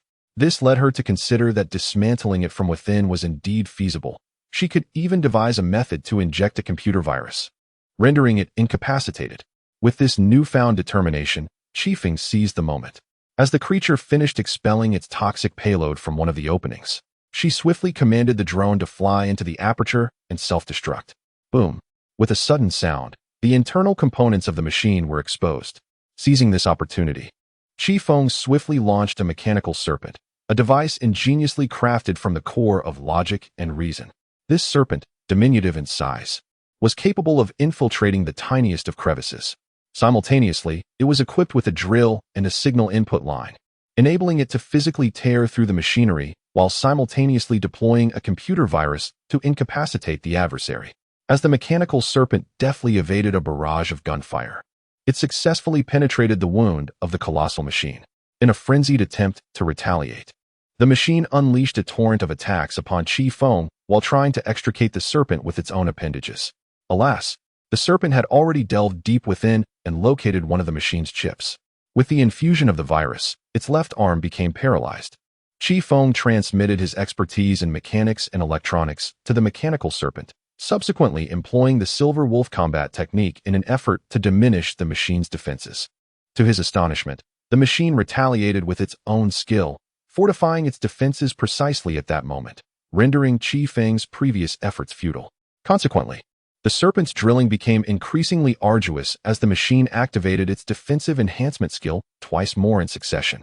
In response, Chifeng commanded his drones to converge upon the machine's way immediately afterwards. Chifeng sent several mechanical serpents into the fray. Due to machine gun fire and other factors, a significant number of these serpents failed to enter, yet a portion managed to infiltrate successfully. Chifeng could not help but reflect on this. Just then, an unexpected turn of events unfolded. Several mechanical tendrils suddenly emerged from the colossal robot, launching themselves towards Chifeng with astonishing speed. Caught off guard, Chifeng was seized and violently slammed against the wall. Following this, a relentless barrage of tendril strikes and cannon fire ensued. Were it not for Chifeng's exceptional physical prowess, he likely would not have survived this onslaught. Enduring excruciating pain, Chifeng seized an opportunity to evade, narrowly escaping a fatal grasp. He then contemplated utilizing telekinesis, but alas, the machine was too immense and heavy. He found himself utterly incapable of lifting or crushing it. Moreover, attempts to strike it with telekinetic force yielded negligible results. Damn, why is it so resilient? Chifeng cursed inwardly, contemplating whether he truly needed to confront this monstrosity head-on with Prometheus. He was confident that Prometheus could slice through the machine, yet this would necessitate a direct confrontation, leaving Chifeng vulnerable to grievous injury or even death. In that moment of hesitation, the robot seized the opportunity, and a tendril lunged toward Chifeng, who, at that crucial instant, found himself unable to evade. Just as the situation seemed dire, the mechanical serpent struck. Before him, the mechanical appendages of the machine, advancing towards Chifeng, suddenly lost their former strength, ultimately collapsing feebly 3 meters away. Subsequently, the robot's machine gun and cannon fell silent. Moments later, a resounding explosion echoed as Chifeng, having neutralized the machine's weaponry, decided to take decisive action by detonating the ammunition depot. The robot's body, now riddled with scars, revealed its core, which was soon besieged by a swarm of self-destructing drones. The consecutive blasts thoroughly dismantled the machine, leaving it in utter ruin. While surveying the battlefield, Chifeng stumbled upon an unexpected revelation. Within this contraption lay a system, purportedly created by an advanced, intelligent civilization. How could such a creation have succumbed to a horde of zombies? Reflecting on the 3 imbeciles he had encountered, who were easily vanquished by a mere computer virus and programmed in C language, he chuckled softly. This also clarified the source of the machine's intelligence. It was indeed powered by a system. At that moment, the system seemed to reach its limits, drifting towards Chifeng and merging into his being. He felt something within him awaken, akin to the mystical transformations in martial arts novels. Instantly, Chifeng sat cross-legged, absorbing and assimilating the system's power. 15 minutes later, he awakened and accessed his attribute panel, discovering a new interface, the skill upgrade interface. After a brief period of contemplation, Chifeng finally grasped that this interface could reliably enhance upgradable skills.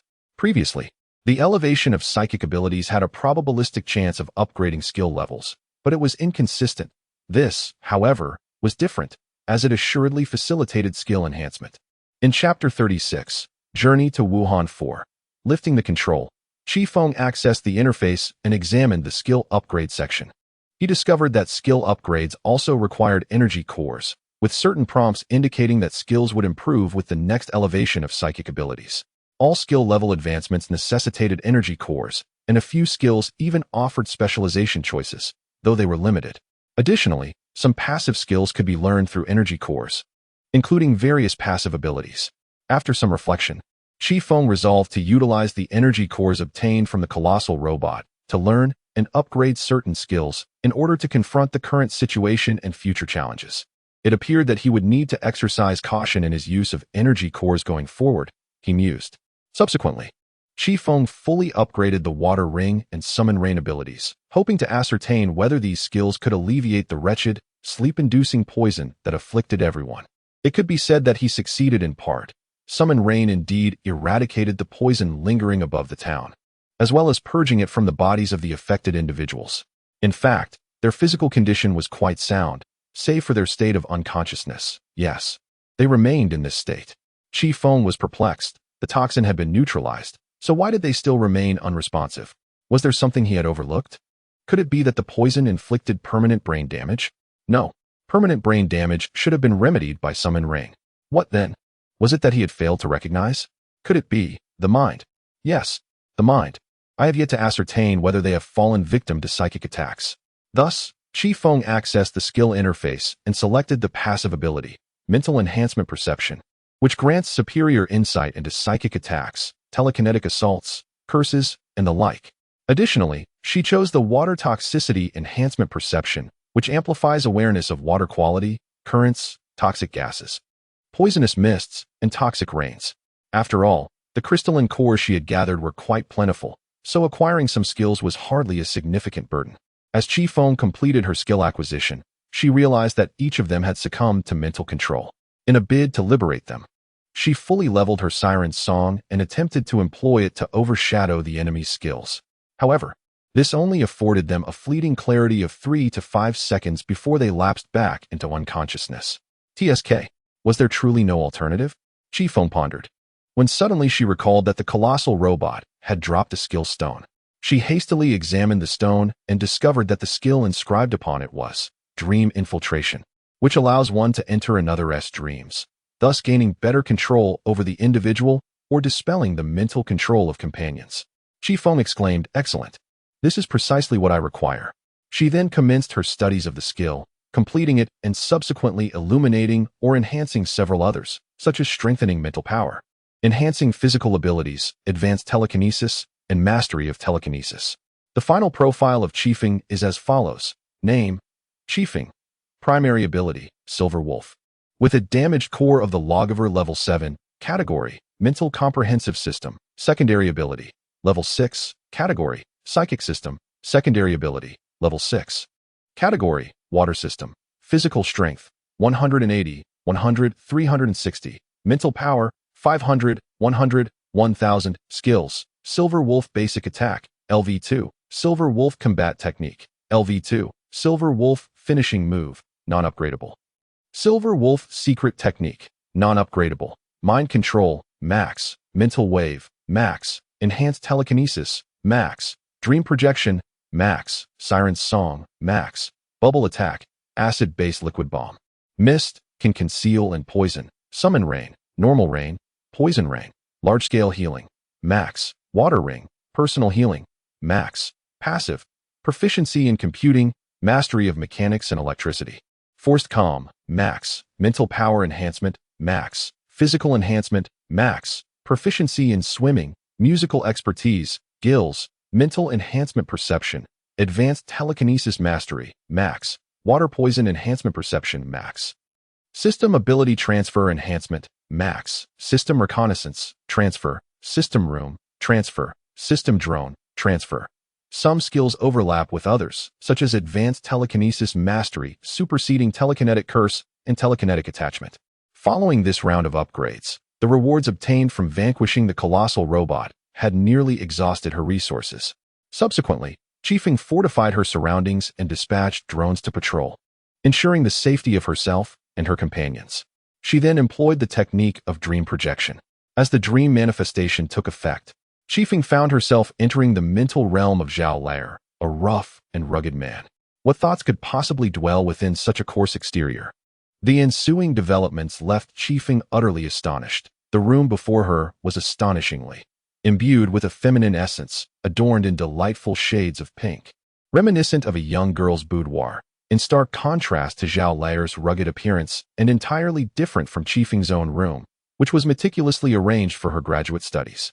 Upon exiting, Chifeng discerned the sound of a television emanating from the living room. She utilized her telekinetic abilities to render herself invisible within the dream realm, allowing her to observe the circumstances more effectively. After all, should she inadvertently alert the puppet master behind the scenes, who could predict how they might react in desperation? Chifeng was not surprised to see a zombie lounging on the sofa, having encountered such a sight in her own dreams before. What truly piqued her interest was the presence of a jovial companion beside it. Could that be Zhao Lao? My heavens, he was so gentle before the apocalypse. Soon after, Chifeng discovered that the source of the illusion's energy was emanating from the mirror in his room. Hastily, she utilized dream projection to enter the mirror. Upon crossing the threshold, she found herself in a corridor, the mirror transforming into a door. The scene reflected upon it was none other than Zhao Lair's dream, with other doors similarly corresponding to the illusions of different individuals. Chifeng sensed that the source of the mental manipulation lay at the end of the corridor, and without hesitation, he proceeded toward it. Before long, he arrived at a door at the corridor's terminus. Upon opening the door, he beheld a colossal, rotting brain suspended in midair. "Oh dear, a clueless little insect has arrived." The brain seemed to mockingly exclaim. "Are you the one who has plunged everyone into a coma?" Chifeng inquired. "Indeed, it is I," replied the brain. Without further ado, Chifeng decided to test the depths of this entity's power through mental waves. To his astonishment, it appeared that this creature was surprisingly vulnerable. He effortlessly extracted a piece of its flesh. "How navi, my mental prowess is formidable," the brain bellowed. Chifeng soon felt a wave of dizziness wash over him, as if countless voices compelled him to kneel before the brain. Infuriated, he thought, "You think rotten flesh can bring about my demise?" With a surge of psychic energy, Chifeng broke free from its grasp, followed by the enchanting melody of a siren's song, which temporarily suppressed the brain's abilities. However, He soon realized that he was unable to utilize water-based skills in this peculiar realm, indicating that his powers were indeed limited here. Chifeng pondered. Chifeng subsequently employed the combat techniques of the Silver Wolf, diminishing its physical defenses. However, its mental fortitude remained largely unchanged. Realizing this, Chifeng adapted his strategy, beginning to utilize telekinesis to weaken the opponent's mental strength. This advanced application of telekinesis bore resemblance to hypnosis, but was far more potent, capable of lowering the opponent's vigilance and enabling Chifeng to deceive or manipulate them more effectively. As a result, the adversary's consciousness descended into chaos, and it ceased its assault on Chifeng, instead addressing him. Old Wang, what brings you here? Noting the efficacy of his tactic, Chifeng mused to himself before replying. Weren't you unwell? I'm here to check on you. Am I ill? The creature responded. Indeed. Trust me. Oh, then do examine me. It might hurt a bit. Be cautious. Chifeng declared, directing his telekinetic force toward the brain, which ultimately succumbed without suffering. The mental control over the group was finally lifted, and the realm of consciousness teetered on the brink of collapse. Observing this, Chifeng swiftly withdrew, returning to his own body. Upon his return, he noticed that everyone was on the verge of awakening, so he patiently awaited their return to consciousness. As they emerged, bewildered, Chifeng recounted the events and led them to inspect the machine. The group expressed their gratitude towards him. Meanwhile, in Wuhan's zombie biochemical laboratory, following the demise of the hypnotized zombie beast, this incident was promptly reported to the supervisor of the Blood Moon cult in Wuhan, a member of the highest echelons of the 15 Committee, singer Fei Miloan. Does this mean that the illusion machine in Fuhua town has also been compromised by others? The singer inquired. Report. A few hours ago, the illusion machine suddenly lost contact with headquarters. We attempted to reach out, but to no avail. Master, shall we dispatch our forces now to eradicate those humans? We have yet to strike them, yet these humans have begun their assault on us. They seek death. Another zombie remarked. Unnecessary. According to their trajectory, the next destination for these humans should be Anlu City, correct? Inform the zombies there to prepare for the guests. Then, alert the zombies in other regions to prepare an assault on their stronghold. Yes. Chapter 37. Journey to Wuhan 5. Anlu City Werewolf Zombies. 4,000-word chapter. Chifeng and his companions continued their journey by vehicle, arriving at Anlu City. Due to the sporadic encounters with animal zombies along the way, they reached their destination under the cover of night. Consequently, their immediate priority was to find suitable lodging. Having learned from their previous ordeal in Fuhua town, they were now vigilant, scanning the surroundings for any signs of zombies while also assessing the air for toxins. They employed their mental faculties to probe for traps or curses left by psychic abilities. The zombies had grown increasingly formidable, now possessing skills that could interfere with and manipulate human minds. Zhao Laoer found himself increasingly anxious about the potential failure of this operation. However, upon reflection, he realized that should they face defeat, the primary responsibility would fall upon Chifeng. What was there to fear? Thus, Zhao Laoer ultimately felt reassured and drifted into a deep slumber. In the early hours of the night, tranquility reigned. However, as the night progressed, trouble emerged. One of the patrolling personnel suddenly felt a pressing need to relieve himself and said to his companion, "Brother, I must visit the restroom. Please keep watch here and wait for me." As he approached the restroom, he was caught up in his business when he sensed something drawing near from behind him. Wait a moment. Am I not occupied at the moment? I will join you shortly for patrol. Just then, he inadvertently glanced over his shoulder, and his heart sank in horror. There stood a figure that was neither wolf nor man, its eyes an eerie shade of white. No, it was more accurately a zombie. Looming ominously behind him, its claws raised in an attack. In a frantic attempt to evade, he was still caught, sustaining a scratch that sent him sprawling 30 meters away. Yet, the ordeal was far from over. The creature, moving with astonishing speed, closed the distance in an instant and delivered a crushing blow to him. Fortunately, as a wielder of extraordinary abilities, his physique remained resilient. Otherwise, that single strike would have been fatal. Realizing its initial assault had failed, the zombie sought to launch another attack. However, the adept reacted swiftly, unleashing a torrent of flames to scorch the zombie, which, unable to evade, staggered backward. Immediately following this, the adept hurried towards his companion, shouting, "Enemy attack! Enemy attack!" The reason he refrained from annihilating the zombie was that he had sensed the presence of similar creatures lurking in the vicinity. His cries startled his companion, who inquired, "What is the matter? Weren't you just heading to the restroom?" "Why?"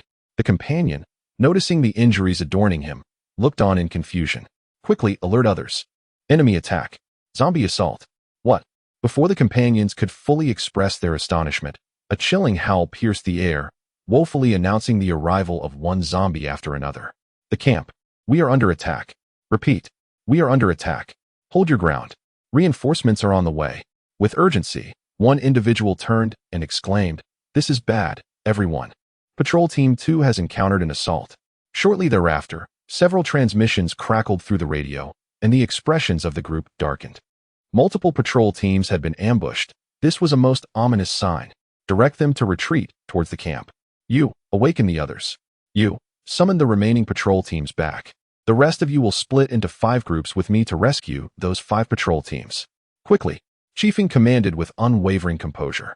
The group sprang into action, each assuming their designated tasks. "Brother, do you think this is the end for us?" "Damn, don't utter such pessimistic thoughts. I've just gotten married. I can't bear the thought of my wife living a life of solitude." "But those zombies, didn't the headquarters say they would come to rescue us? Will they arrive in time?" As the two debated, a drone suddenly swooped into the horde of zombies and detonated, creating an opening through which a contingent of reinforcements surged forth. Chifeng shouted, "Let us go." The patrol members retreated alongside the others. Upon reaching the camp, many were still in shock. At that moment, Zhao Laer spoke up, "Everyone, we can no longer remain here. We must depart immediately." "Why?" "It is quite simple. This is their territory. They are far more familiar with the surrounding environment, possessing an inherent advantage in intelligence. Moreover, our adversaries are agile and remarkably resilient. The only prudent course of action is to withdraw from the town and deliberate further." Upon hearing his words, the group ceased their hesitation, swiftly gathering their belongings and boarding the vehicles to flee the city. However, the wolf pack would not grant them such a reprieve. The sight of the zombie werewolves relentlessly pursuing them spurred the drivers to accelerate, while others fired their weapons and hurled grenades in desperation. Yet, those fiends were extraordinarily nimble and difficult to subdue. Aside from a few unfortunate souls who fell, the rest adeptly evaded the onslaught. Chifeng utilized telekinesis to control the zombies, grasping them together and crushing them into a bloody pulp. "The captain is magnificent. Why did we even run? Do not revel in triumph.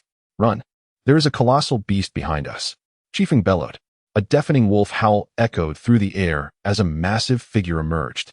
It was unmistakably an enormous zombie werewolf, towering at approximately 60 meters, sufficiently large to be a monster in a tokusatsu film. The team was struck with terror, fleeing for their lives. The giant wolf displayed remarkable agility, effortlessly leaping in front of the convoy. "Get beneath it," commanded Chifeng, and the group hastily complied.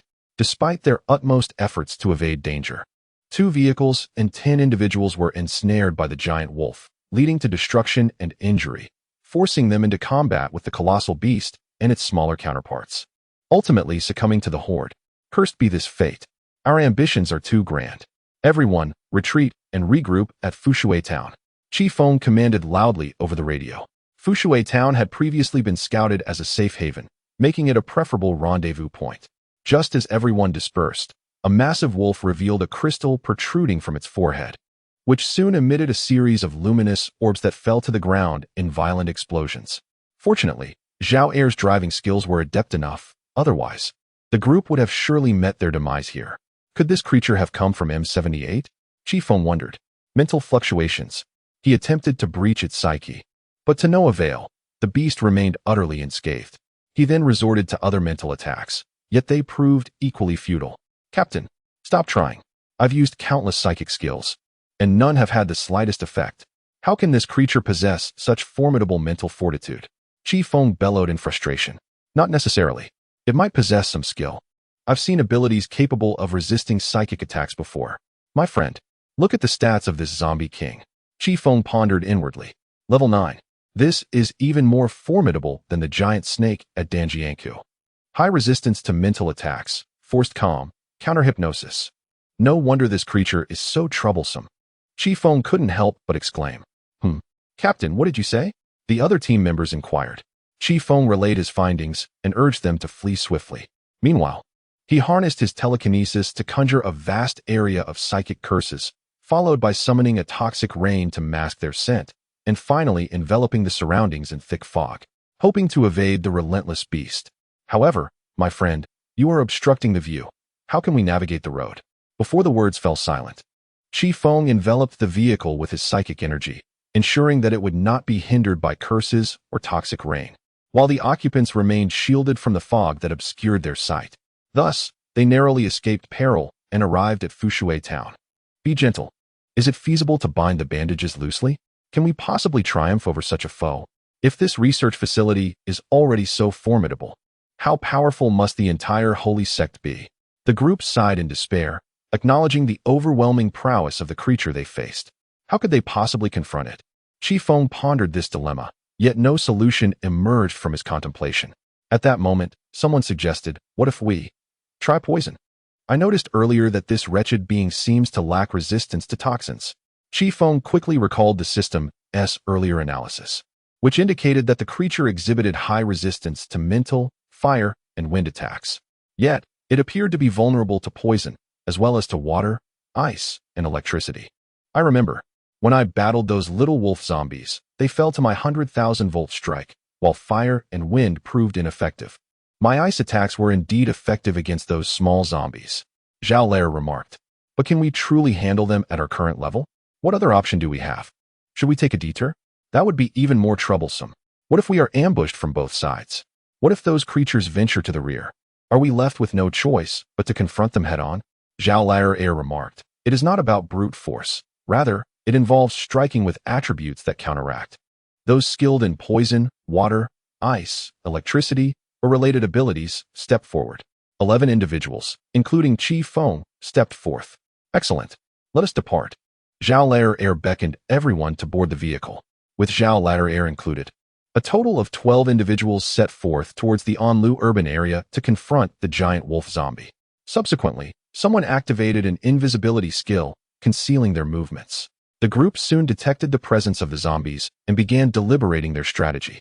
Ultimately, those with advanced reconnaissance skills discovered that the crystal embedded in the forehead of the creature was its Achilles heel. With the plan in place, they commenced their operation. Chifeng initiated the assault by summoning a toxic rain and mist, employing the silver wolf combat technique to diminish its defenses. Naturally, the giant wolf noticed her presence and swiftly charged forward with its minions. Chifeng, however, swiftly turned and fled, engaging in a strategic retreat. Yet, the giant wolf possessed considerable intelligence. It quickly discerned that the rain and mist were not mere phenomena and began to feel increasingly unwell as more of its subordinates fell. Although Chifeng could have utilized the mist to obscure her visual and auditory senses, she chose to remain exposed, raising suspicions in the creature's mind, which wisely opted not to pursue her.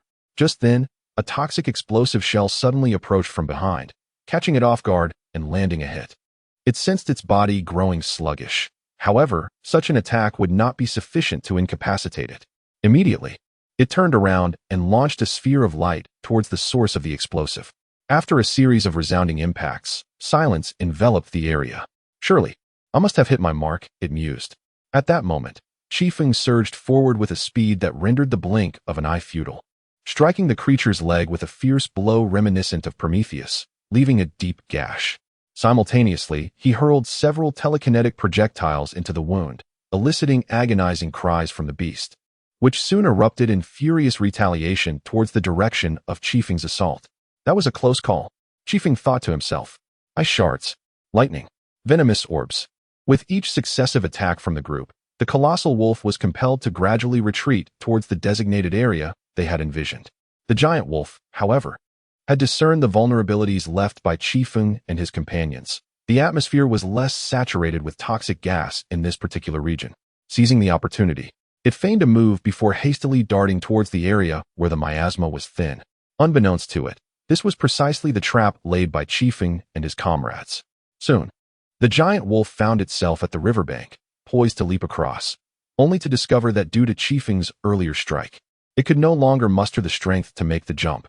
Left with no alternative, it was forced to wade through the water, contemplating, once I escape this toxic mist, I shall make you pay.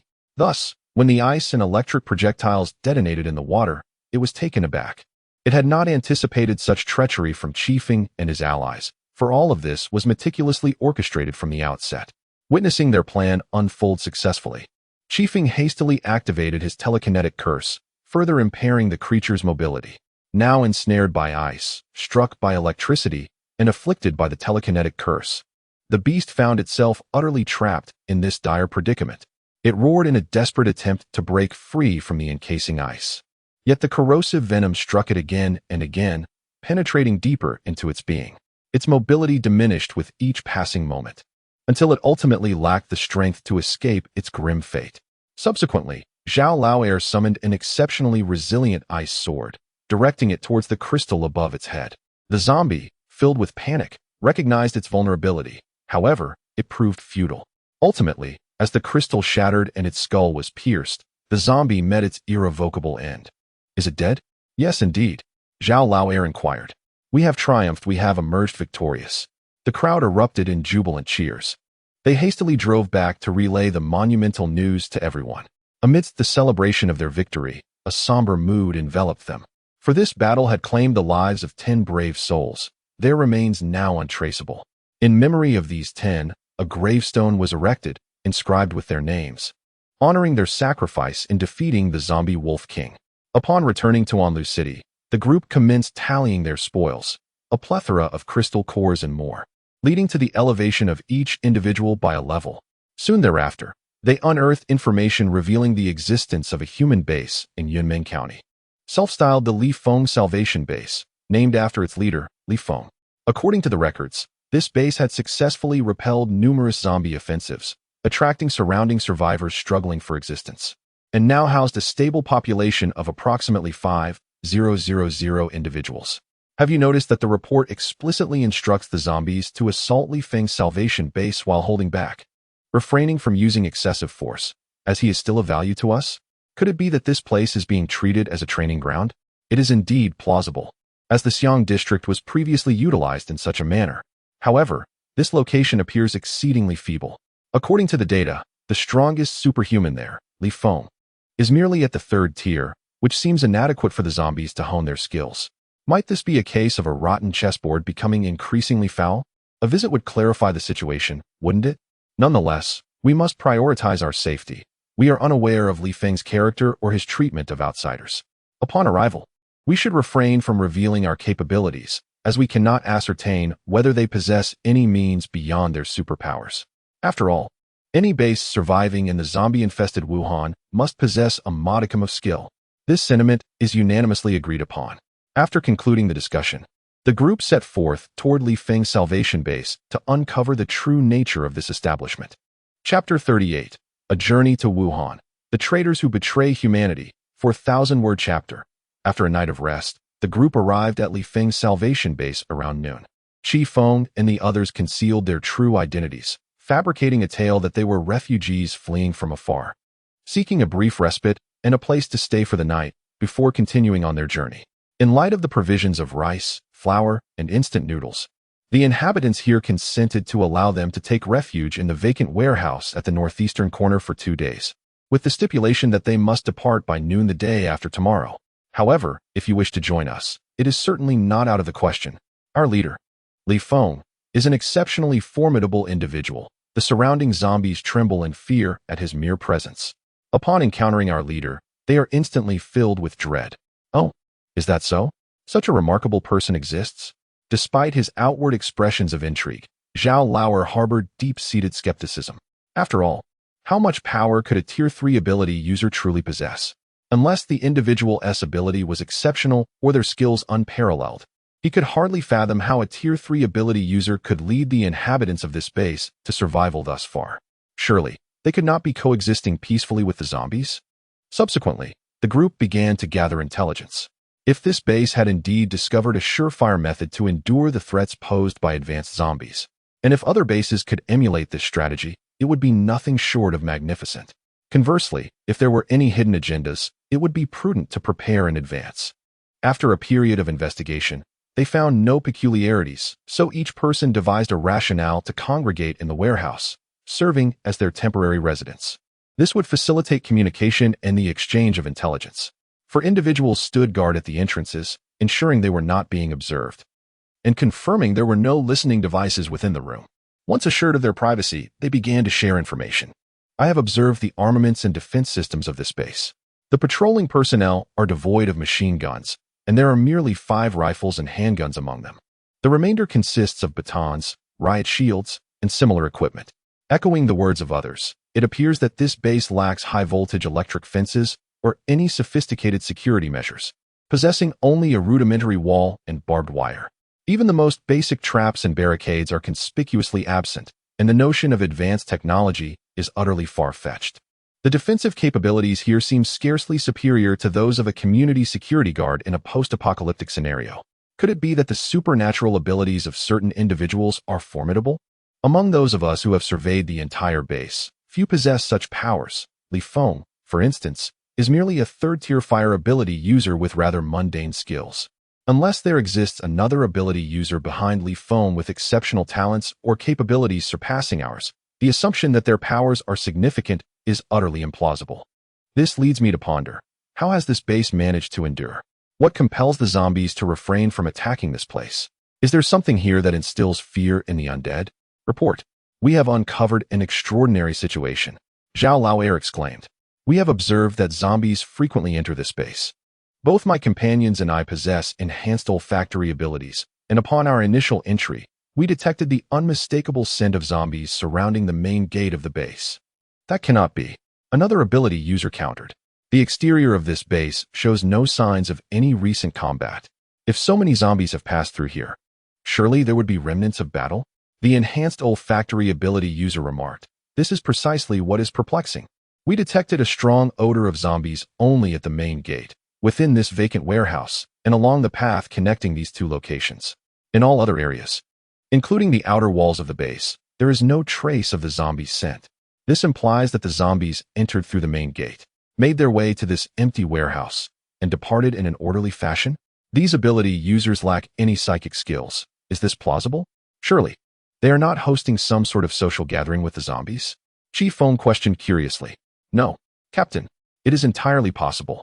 The individuals in this base may very well be colluding with the zombies, cooperating. The enhanced olfactory ability user asserted. What? How can this be? Are you jesting? Are you serious? Is it conceivable that such madness exists? The group erupted in a cacophony of disbelief, likening the scenario to sheep conspiring with wolves, as if they were characters in an animated series. Everyone, please listen to us. The enhanced olfactory ability user implored. Chifeng commanded, silence. He then turned to the user. Continue. Everyone, we have detected a significant presence of human blood and the scent of zombies within this warehouse. This indicates this place is a slaughterhouse for zombies. One of the ability users declared with indignation, adding, furthermore, I too have information to report. A few of us possess reconnaissance skills, so we decided to wander around this small base, surveying our surroundings. To our astonishment, we discovered a warehouse to the southeast that housed more than 20 individuals. Initially, we contemplated entering to investigate further. However, those fierce individuals forcefully drove us away. We attempted to inquire if formidable zombies were being detained within, but they were tight-lipped, revealing no useful information.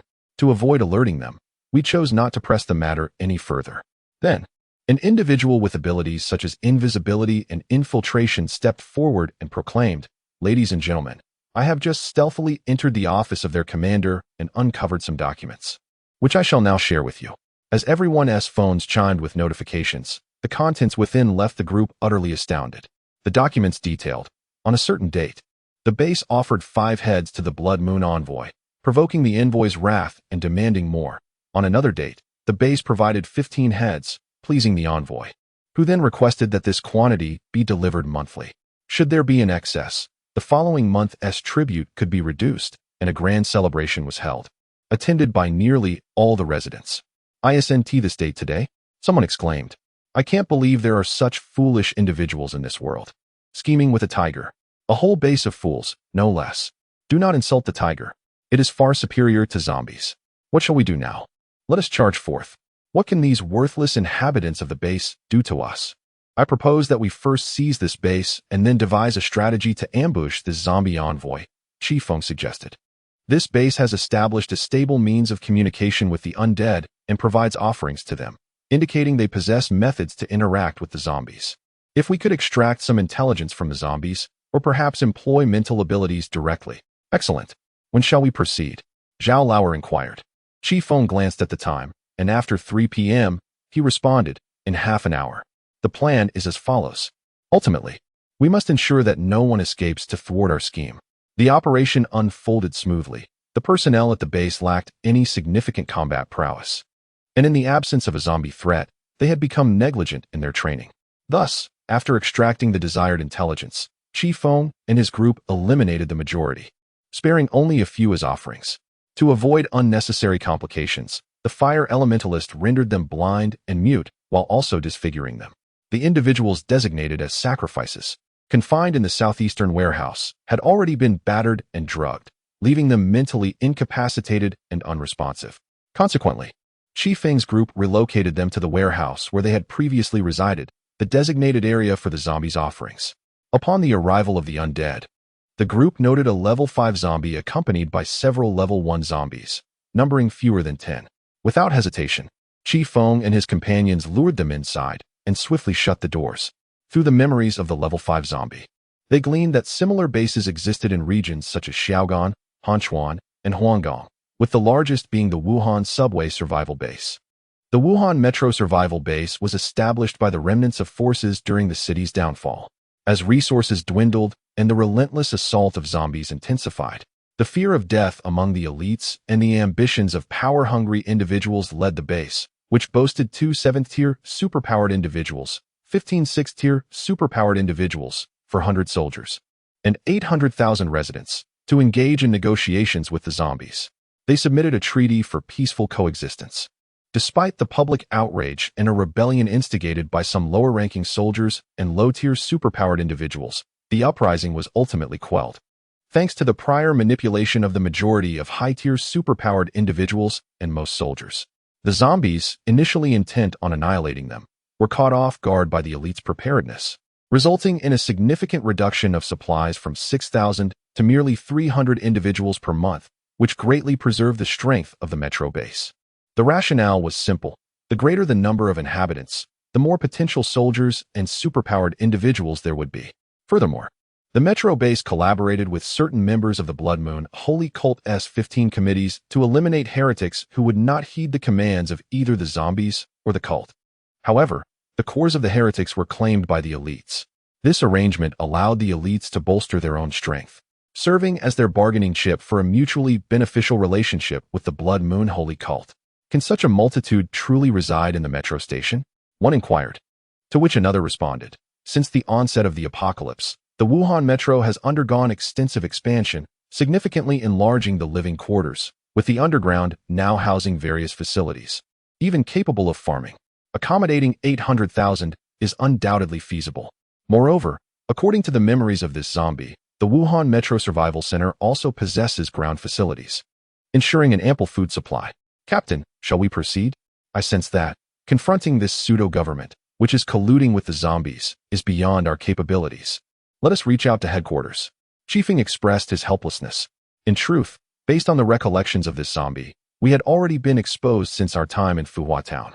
This zombie's arrival here serves another purpose, to hunt down Chifeng and his team. Fortunately, the vehicle equipped with the radio remains unharmed by the werewolf zombies, allowing us to contact the base and ascertain their stance. I regret to inform you, comrades on the front lines, that we cannot offer you further assistance, as we ourselves are besieged by zombies. What? Does headquarters require our support? The crowd clamored in confusion. No need, just yesterday, we repelled the invading zombies, and thankfully, headquarters retained some soldiers. Otherwise, we could have been completely overrun. The personnel at headquarters paused before continuing. Furthermore, I bear good news. The zombie forces in Shurian have been eradicated. Although we incurred significant losses, we have dealt a substantial blow to the undead. However, the utmost priority is your current assignment. If you fail to eliminate those mutated zombies and traitors, the zombies we will face in the future will be exponentially more formidable than those in Shurian. Therefore, I command you advance. Even if you cannot annihilate them, deliver a severe blow. Fight for humanity and secure more time for us all. Understood. The crowd, filled with indignation, ultimately submitted the list of those who had previously sacrificed their lives and then severed communications. Chifeng, let us proceed onward. Before we proceed, it is imperative to devise a meticulous plan, for our forthcoming challenges include not only the undead but also treacherous humans. After the strategic discussion concluded, the group settled in the base for a night of rest. During this time, Chifeng examined his attribute panel. Name, Chifeng. Primary ability, Silver Wolf. With a damaged core of the Lawgiver level 8. Type, Comprehensive Mental. Secondary ability, level 7. Type, Psychic. Secondary ability, level 7. Type, Water. Physical Strength, 300, 100, 600. Mental Power, 800, 1600, 100, 4800. Skills, Silver Wolf Basic Attack, Max. Silver Wolf Combat Technique, Max. Silver Wolf Finishing Move, non-upgradable. Silver Wolf Secret Technique, non-upgradable. Mind Control, Max. Mental Wave, Max. Enhanced Telekinesis, Max. Dream Projection, Max. Siren's Song, Max. Bubble Attack, Acid-based projectiles. Thick Fog, can conceal or poison. Summon Rain, Normal Rain, Toxic Rain. Large-Scale Healing, Max. Water Circle, Personal Healing, Max. Passive, Computer Proficiency, Mechanical and Electrical Mastery, Force Calmness, Max. Mental Power Enhancement, Max. Physical Strength Enhancement, Max. Swimming Proficiency, Musical Proficiency, Gills. Mental Reinforcement Perception, Advanced Telekinesis Mastery, Max. Additional Mental Core, Max. Water Toxicity Enhancement Perception, Max. System Ability Transfer Enhancement, Max. System Reconnaissance, Transfer. System Room, Transfer. System Drone, Transfer. The additional mental core is a byproduct of the elevation of his abilities, serving the following purpose. Additional mental core. In the realm of consciousness, it creates an additional soul, which can provide the owner with extra mental power. Upon integrating with the system automatically, one can harness their mental prowess for personal use, significantly enhancing their own mental capacity. A single additional soul fusion with the system grants the holder a 50 increase in mental power. 2 souls yield 100, 3 souls provide 150, and so forth. The extra mental core skill is indeed remarkable. Chifeng mused before succumbing to slumber. Chapter 39. Journey to Wuhan 7. The scheme of discord the following morning, upon awakening. The group's first order of business was to proceed to Shaogan as planned. Given that the Blood Moon Holy Church was already hunting them, they decided against masquerading as refugees attempting to infiltrate the enemy's base. Instead, they aimed to employ a strategy of sowing discord to dismantle the alliance between the zombies and the traitors, utilizing the traitors to eliminate the zombies or vice versa. One of the ability users remarked, "Isn't this method rather cruel? Are we truly to annihilate our own kin in such a manner?" Zhao Er retorted, "When they regard us as mere fodder for the zombies, did they ever consider that we are their compatriots? Had we not been formidable ability users, would our fate be any better than those poor souls in the southeastern warehouse? Do you recall their medical reports?" "I do," replied the healing ability user. "These individuals have endured relentless abuse, violence, and the injection of hallucinogens, suffering unimaginable horrors, and have ultimately lost their sanity." Zhao Er declared, "These people. No. These beasts. What is there to pity?" Chifeng, "We are engaged in an endeavor that concerns all of humanity. Those heartless beasts are merely obstacles in our path. As the ancients wisely stated, those who achieve great things do not concern themselves with trifles. Cast aside this useless compassion. If you do not, you shall not survive long in this apocalyptic world." "Indeed, I understand," the ability user remarked. The group swiftly navigated around the surrounding zombies and arrived near the Shaoguan base. "Chifeng, now? Our tasks are as follows. You few with stealth abilities will infiltrate their office to forge evidence that they wish to retaliate against the Blood Moon Holy Church. The remaining individuals will form groups of 3 to eliminate several zombies. Remember, you must head towards the Shaoguan base, making the zombies believe they are being attacked by members of the base. Additionally, accidentally discard some plans implicating the Shaoguan base in collusion with Wuhan and other surrounding bases in their assault on the zombies." "Understood," the group responded. They then began to disperse, causing minimal damage to the zombies, but successfully inciting their fury. Upon discovering the reports deliberately left by Chifeng and his companions, The blue zombies and other highly intelligent undead became infuriated, roaring as they sought to storm the Shaoguan base for an explanation. Inside the leadership office of the Shaoguan survivor base, the sun shone splendidly today, as the highest authority of the survivor base contemplated this while commencing his duties. He began the allocation of resources such as food and water provided by the zombies. Indeed, following their capitulation to the undead, the agricultural production of the Shaoguan base no longer relied on internal or surrounding farmlands. Instead, it depended on the supplies delivered by the zombies. Naturally, this arrangement came at a cost. The quantity of blood food required to be surrendered had increased significantly. Consequently, the population pressure within the base remained substantial. Should the base fail to provide sufficient blood food, annihilation would be its only fate. However, this predicament had been addressed, not by capturing wandering survivors from the outside, but by consolidating the women within the base and compelling them to bear children. As for the paternal figures, various men from the base would fulfill this role. To mitigate the psychological burdens faced by some fathers, husbands, and sons, the leader devised an ingenious solution, administering narcotics to ensure they could blissfully navigate the apocalypse. It is worth mentioning that prior to the cataclysm, the leader had been a prominent official in the city, having committed minor transgressions. What of it, one might ask? He merely accepted dozens of jade pendants, several gold bars, a multitude of Rolex watches, 15 luxury cars, and over 400 bottles of Maudai from friends, all while enlisting the assistance of these acquaintances to find 7 girlfriends. What is so egregious about that? I have contributed immensely to the people. Surely, a little reciprocity is not too much to ask. The disciplinary committee is merely overindulged. As the apocalypse descended upon the world, the disciplinary committee found itself overwhelmed. Amidst the collapse of societal order, he promptly reached out to his acquaintances within the public security apparatus, seizing control of the remnants of the city's armed forces.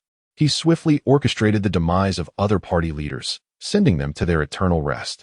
Subsequently, he established contact with the Blood Moon sect, leveraging their influence to facilitate the departure of his friend from this realm, thereby consolidating power over the entire base, wielding authority with an iron fist.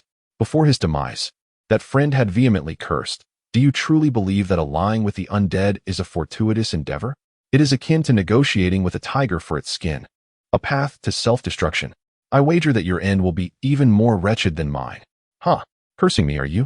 You think you are worthy? Do not assume I am oblivious. Your intent to eliminate me is driven by your lust for absolute power, yet you lack the prowess. Look around. This base boasts a population of 30,000, with at least 3,000 newborns each month. Everyone is well-fed, clothed, and enjoying sumptuous meals. And what of you? You incessantly demand that we live frugally and wage an unending battle against the undead, inciting widespread discontent. You claim to act for the benefit of these people, yet in your final moments, did they come to your aid? Fool. The leader seethed with indignation internally, while contemplating whether to visit Lily or Jiang later. Oh, what a difficult choice. As he indulged in his daydreams, he remained oblivious to the fact that Chifeng's people had stealthily infiltrated his chamber, discreetly placing certain documents among the piles on his desk.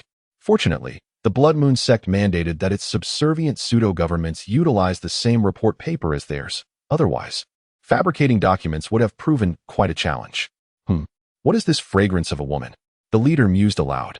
As this statement was uttered, the infiltrator's heart leaped into his throat. He was even prepared for battle.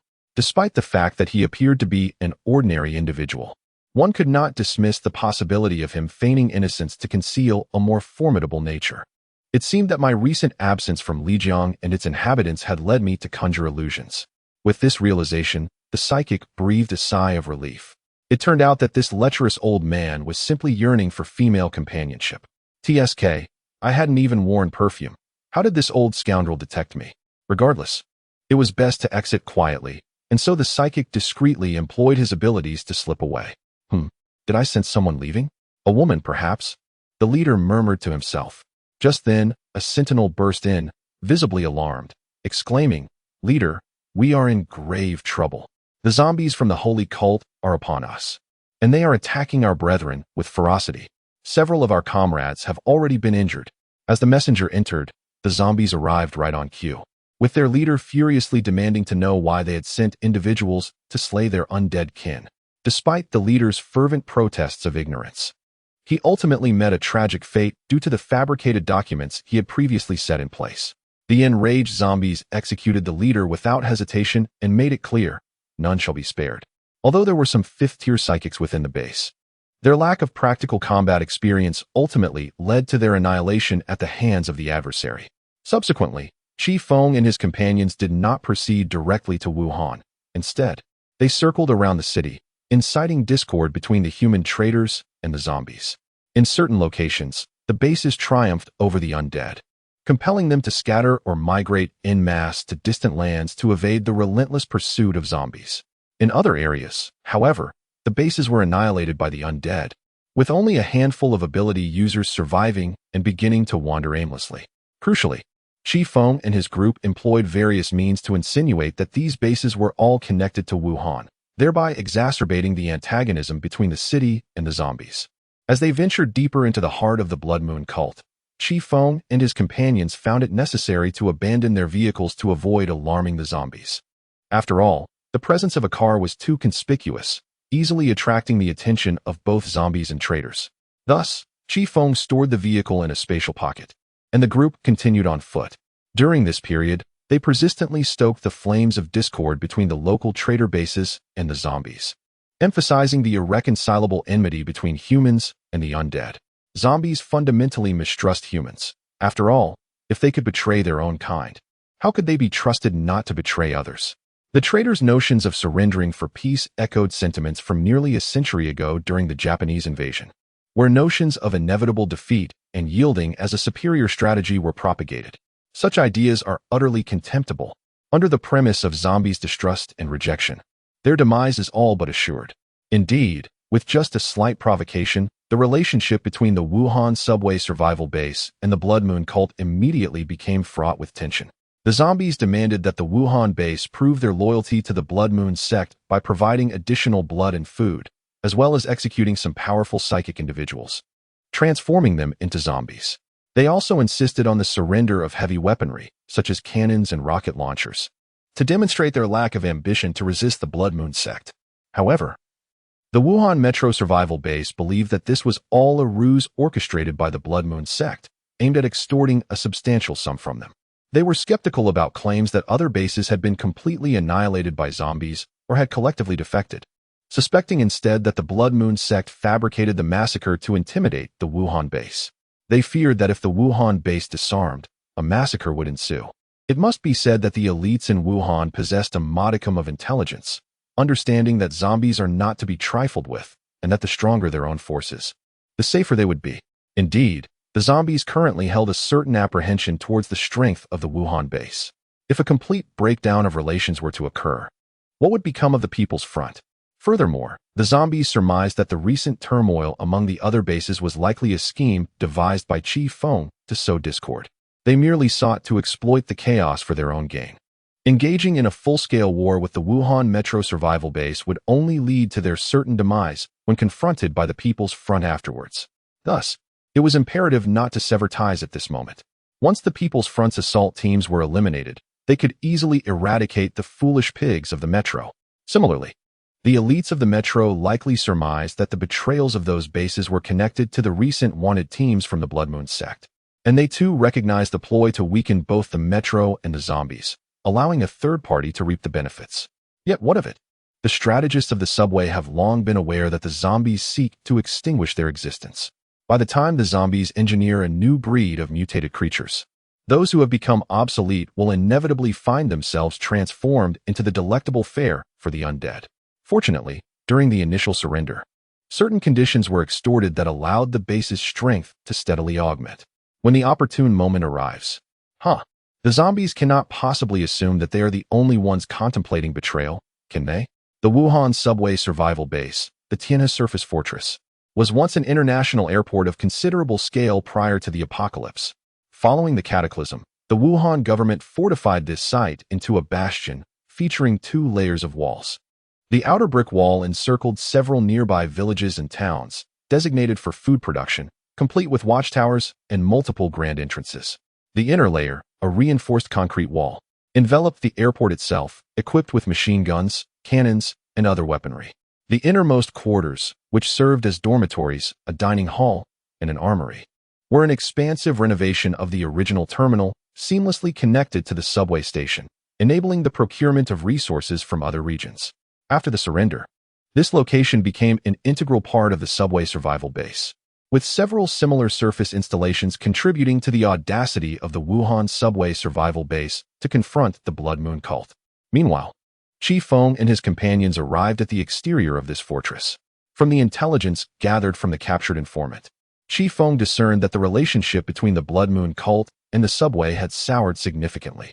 This time, their infiltration was intended to stoke the flames of discord further. Now, Chifeng and his companions must determine how to penetrate this stronghold. If we choose to traverse by land, we will inevitably encounter the patrols of the Blood Moon sect and the subway base ahead. Avoiding or even neutralizing them is not insurmountable. However, we will also find ourselves exposed to the watchful eyes of the sentries and the distant zombies, making escape exceedingly difficult. This is our first challenge. Scaling the outer wall poses little difficulty, but doing so without alarming the inhabitants and patrols within presents a second dilemma. Once we breach the outer wall, infiltrating the inner wall becomes a monumental task. Not only are there numerous residents from the subway base and patrols to contend with, but the wall itself is a formidable barrier, measuring 4 meters in thickness and 15 meters in height, constructed of reinforced concrete, making it nearly impossible to breach through sheer force in a short span. This is our third challenge. The question of how to access the subway itself constitutes our fourth obstacle. Zhao Er took a sip of water and continued. As for the water route, it is conspicuous on the surface, and the waterway can only lead to the outer wall's Yaozi Sea. Entry into the inner wall is out of the question. Is there truly no way in? An ability user inquired. Chifeng replied, of course there is. With the assistance of ability users skilled in reconnaissance and earth manipulation, we have observed that the sewer system beneath the fortress is not entirely sealed. In fact, they have merely destroyed and blocked the sewage outlets located outside the outer wall. They have not completely dismantled the surrounding sewage system. After all, with so many stationed troops and residents relying on it, they lack both the funds and the time to reconstruct an entirely new sewage system. Therefore, we must. Chifeng concluded. Indeed, infiltrating through the sewer is currently our most viable option. However, the sewers in China are not like those depicted in Western films, spacious enough to accommodate vehicles. They are rather narrow and cramped. How can we infiltrate then? Chifeng. Over these days, we have been instigating interactions between humans and zombies, which has granted us some skill stones, among which there are certain unique abilities. I understand now. TSK. Had I known earlier, I wouldn't have rushed to advance my rank. As a result, my level remains unchanged, and now. Zhao Lair. Well, fortunately, we had the foresight to save some crystal cores. So those who Haven Tea learned should hurry to do so. Rest assured, this is a collective pool of crystal cores. No need to repay. After the remaining few learned the skills they could, everyone began to prepare to enter the fortress through the sewer. As the Earth-type ability user created an opening in the concrete, everyone swiftly utilized their skills to slip inside. After which the Earth-type user restored the area to its original state, as if nothing had occurred. Chifeng elongated his body through telekinesis to glide through the sewer, while the other ability users either employed newly acquired skills or utilized their innate abilities to navigate through the narrow passages, swiftly advancing towards the fortress following the route explored by those with reconnaissance skills. Chapter 41. A Journey to Wuhan 9. A world of indulgence. Chifeng and his companions continued to traverse the sewers until they finally arrived beneath a restroom. The reconnaissance unit reported. Reconnaissance unit reporting, there is no one above. Excellent. Everyone, let us commence our operation, Zhao Lair declared. Meanwhile, a person hurriedly entered the restroom, exclaiming, I'm going to burst. Subsequently, they encountered Chifeng and his companions. Unfortunately, before they could utter a sound, they were rendered unconscious and had their memories erased. Having narrowly escaped this peril, Chifeng and his group began to blend into the crowd. At the entrance of the restroom, they stumbled upon the wanted poster that depicted them. It must be said that no matter how many times they gazed upon it, they found the illustration exceedingly abstract. Indeed, it was precisely because the zombies' depiction was so vague that their scheme of sowing discord repeatedly succeeded. The zombies failed to recognize that they were the individuals portrayed on the wanted notice, with such an abstract warrant shielding them. Chifeng and his associates felt no trepidation about exposure. According to their understanding, the Wuhan Metro Survival Base currently housed 820,000 residents, and the lower-tier soldiers, superhumans, and civilians occasionally traversed from one gathering point to another within the base, resulting in a significant flow of people. Thus, the appearance of a few unfamiliar faces was hardly surprising. Nonetheless, to err on the side of caution, they decided to disperse, each gathering intelligence independently. If all went well, they would reconvene at the Tianhe fortress and communicate via mobile phones should any situation arise. The group commenced their separate missions, and Chifeng resolved to procure a few outfits. Conveniently, there were several lower-tier soldiers nearby.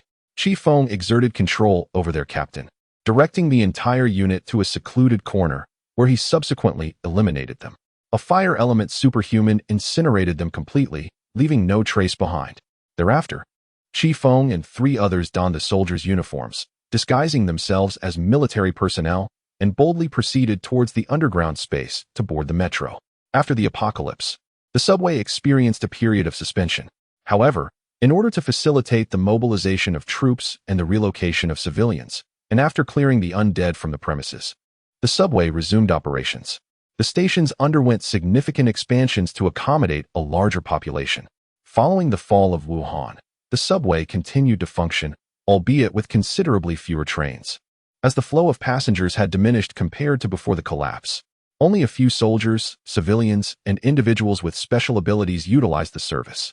After a wait of 20 minutes, a train arrived. According to the map posted at the station, Chifeng and his companions decided to head to the government location of the subway base, Wuchang Fortress. This site served as the operational headquarters for the leadership of the subway base and was a gathering place for the elite. As the saying goes, one cannot capture a tiger cub without entering the tiger's den.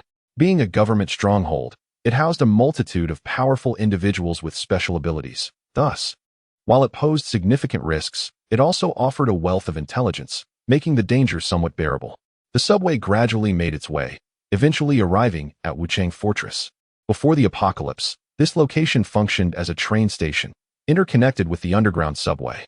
Post-catastrophe, it had been expanded and transformed, resembling Tianhe Airport, with the surface train station evolving into a fortress, while the underground subway station became a residential area, warehouse, and factory. This place was surprisingly vibrant.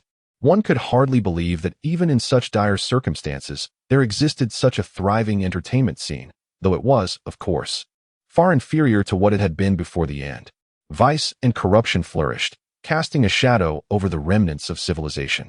Upon exiting the subway, on my right, I encountered alluring figures from the entertainment industry, enticing soldiers, endowed individuals, and residents to partake in their Eden of pleasures.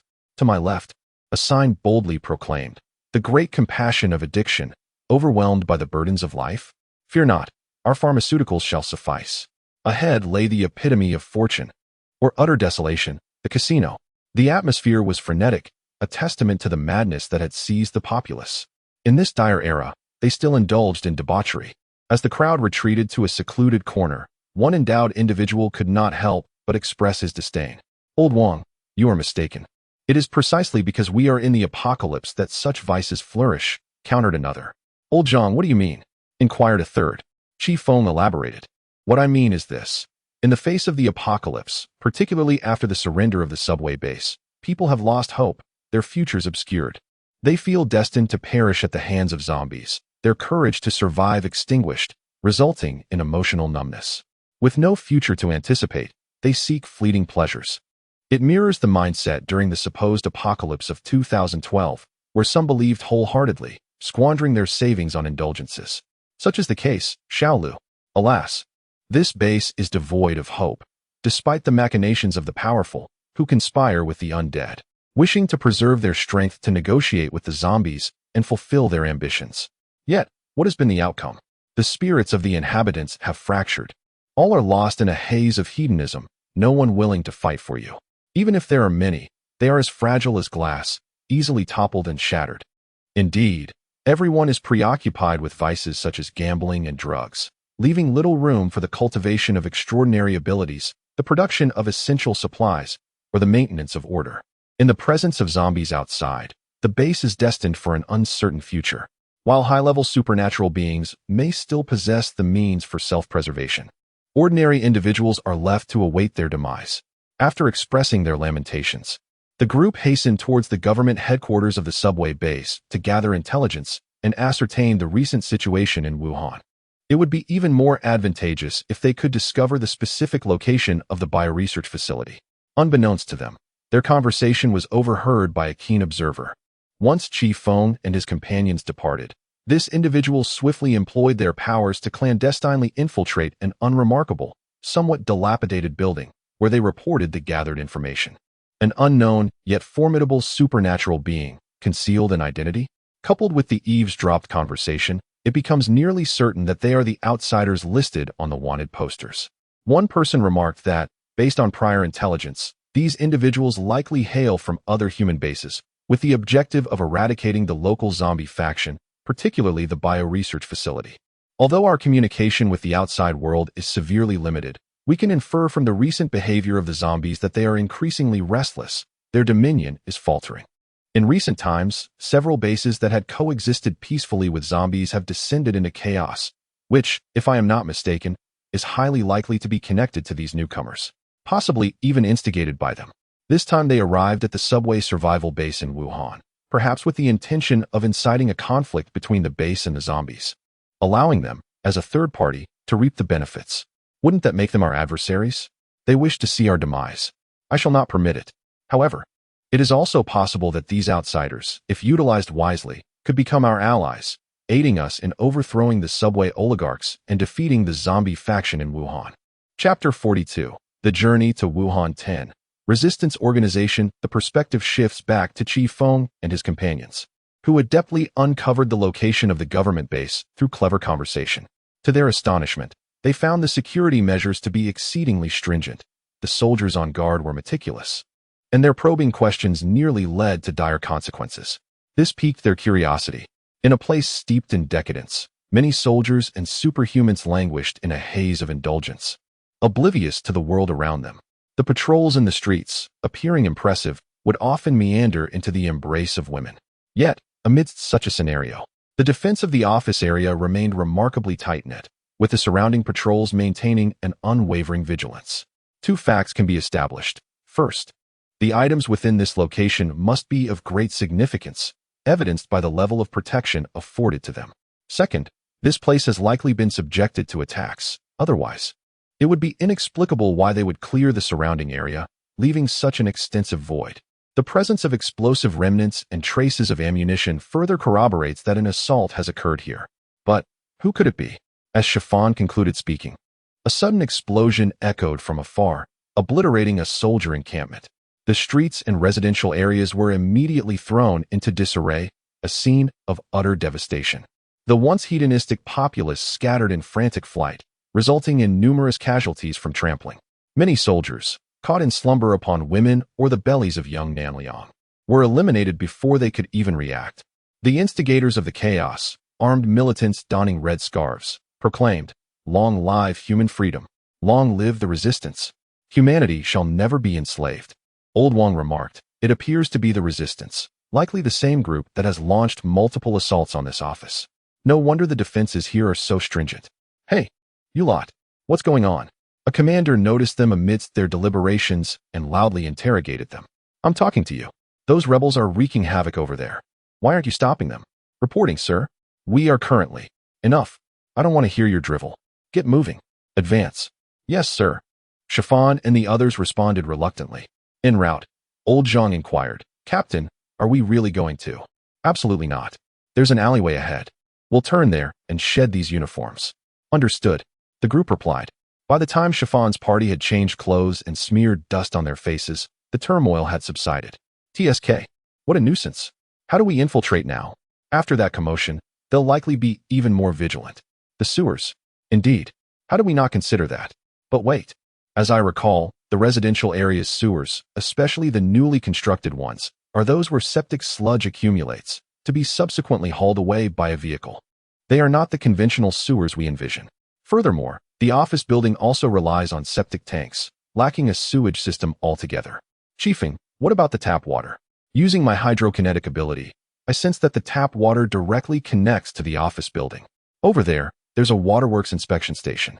A node for repairmen to maintain the water pipes, but it's guarded by several soldiers and a Tier 1 adept. Then, shall we procure some repairmen's attire? Chifeng, unnecessary. A few of you, keep watch and fetch some liquor. I shall use telekinesis to lull them into slumber. What need have we for liquor? To give the impression that they are derelict in their duties. The captain is wicked. Old Wang chuckled mischievously. Subsequently, they initiated their operation. Old Zhang pilfered a few bottles of liquor, while Old Wang and Little Lu acted as sentinels. Upon confirming their safety, Chifeng employed telekinesis to render them unconscious. The guards merely felt a sudden inability to speak or move, whereupon their heads made intimate contact with the wall, and they succumbed to an infantile slumber, dreaming of imbibing liquor. What a felicitous dream! Smacking their lips. Savory. Utterly savory. By the time they were roused by slaps to the face, nearly an hour had elapsed. Did you slumber soundly? An ambiguously sarcastic voice inquired. So comfortable. Utterly comfortable. Humph. Seize those dolts and administer 20 lashes each. Let us beat some sense into these scoundrels. This was followed by successive waves of agonizing cries and pleas for mercy. Meanwhile, Chifeng and his companions had already arrived at the office building. Despite a slight detour, they managed to reach their destination.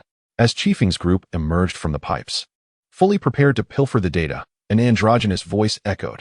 Oh my. I sensed something had infiltrated the premises. So it's just a few little rodents.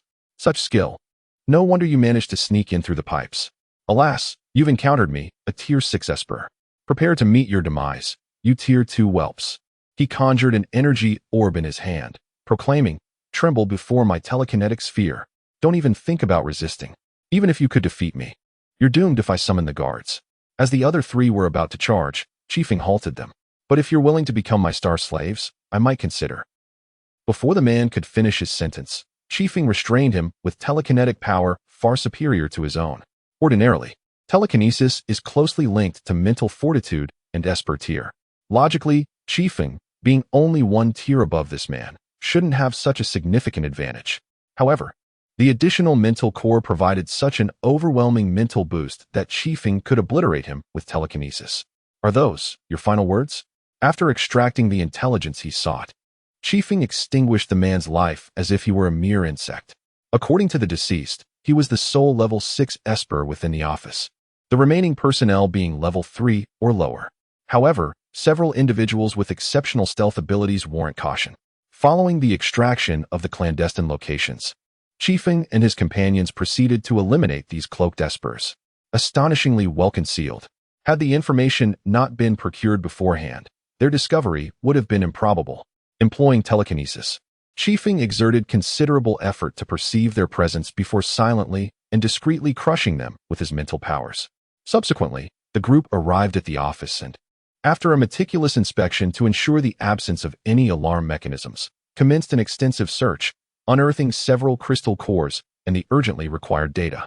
The documents revealed that the Blood Moon sect's biochemical laboratory was situated within the pre-apocalyptic 985 University, specifically the Huazhong University of Science and Technology. The East Lake and scenic area north of the university served as the Blood Moon sect's breeding ground for mutated zombies. To maintain control over these mutated zombies and prevent them from running amok, the sect had undertaken a massive transformation of East Lake, deepening its waters and obliterating features such as the Love Island that extended into the lake. Furthermore, they constructed dams at the points where East Lake connected with other bodies of water, enabling the zombies to regulate the water flow. East Lake now possesses a depth of 50 meters and a surface area of nearly 50 square kilometers, rendering it an ideal location for the Blood Moon sect to cultivate mutated zombies. The excavated soil was disposed of in various other locations. Chifeng and his companions have unraveled the identity of those responsible for the sabotage, the Human Resistance Organization of Wuhan. Following the capitulation of the remnants of the Wuhan government, a multitude of disgruntled lower-tier soldiers and low-ranking superhumans were incensed, leading to a valiant uprising. Although ultimately quelled, they were not annihilated and have persistently resisted, engaging in numerous acts of sabotage to this day. The organization's mission is to oppose the surrender of the subway base and to advocate for unwavering resistance. Old Zhang remarked, this organization possesses a certain intrigue. It appears that not all within this base are cowardly. Having completed their intelligence gathering, the group prepared to depart. Chapter 43. A Journey to Wuhan. Contact and cooperation. The four individuals had finished collecting intelligence and exited the office building, ready to proceed to their designated meeting point to rendezvous with others. However, en route, they encountered an unexpected visitor. A disheveled and unremarkable man obstructed their path, addressing them. "Dear friends, greetings. Welcome to the subway base. My companions and I wish to converse with you." Old Lu began to prepare for confrontation. Sensing from the man's tone that he had discerned their non-affiliation with the subway base, perhaps even suspecting accomplices, Chifeng restrained Old Lu, signaling him to remain composed, and replied, "Apologies, but we have our own tasks to attend to and truly lack the time." Please, do not be agitated, my friends. Allow me to finish. I harbor no ill intentions." The man implored. "Friends, do you not wish to eradicate the zombies outside, or to dismantle the biochemical research base beyond? We can assist you." Chifeng pondered. Is the resistance merely seeking to eradicate the zombies, or is it driven by a thirst for power? Once they seize control, will they merely negotiate with the zombies? It may seem impolite to say so, but from our perspective, the atmosphere within this base is desolate, as if everyone has relinquished their hope for survival, indulging instead in the ephemeral pleasures of vice. The entire society appears on the brink of collapse. You have underestimated us. I can assure you that the spark of rebellion persists within this base. In fact, there are several enclaves under our control. We will never surrender. The lethargy that envelopes the base is a direct result of the inaction of the elites, who have shattered the people's will. If you linger here a few more days, you will discover that the desire for the people to rise has never faded." Chifeng and his companions exchanged silent glances. Then Chifeng spoke. "We must now rendezvous with our allies. We cannot provide you with a definitive answer at this moment, as we do not represent the views of everyone. How about this? We will formally respond to your inquiry in 2 days after our discussion." "Very well. I shall await you here in 2 days," the man remarked, casting a glance at the sign before adding, "This establishment offers comprehensive accommodation and dining services." After the group had departed, Old Lu inquired, "Captain, are we truly going to contact those individuals, based solely on the impassioned rhetoric he delivered?" "Certainly not. My genuine apprehension stems from the possibility that they might engage in a scorched earth strategy against us, exposing our operations and instigating a conflict between us and the municipal government, resulting in mutual destruction and ultimately the annihilation of us all by the undead." Boss, what motivates their actions? Haven't they consistently proclaimed their opposition to the zombie menace? Wouldn't their actions be detrimental to humanity and advantageous to the zombies? The rationale is quite straightforward. Have you observed that within the residential sector, we can readily hear accounts of skirmishes between quisling outposts and zombies, culminating in internecine warfare? Neither the resistance movement nor the Wuhan Metro survival base are simpletons. Considering the wanted posters issued by the zombies, they have likely surmised that the attacks suffered by these quisling outposts are attributable to us. They may even anticipate our next maneuver, to implicate the Metro base, inciting conflict between the base and the zombies, allowing us to exploit the chaos for our own gain. Therefore, their paramount objective is to safeguard the survival of the 820,000 individuals within the base, ensuring that they do not become expendable pawns in our scheme. To that end, they are prepared to engage in a suicidal confrontation with us. Only under such circumstances would we be amenable to negotiation, collaboration even. Moreover, in this scenario, they are not concerned that we might abscond. They should be able to deduce that our presence here is predicated on the eradication of those zombies, a goal we will pursue relentlessly. Were we to flee, they could, as a last resort, collaborate with the zombies to dismantle us.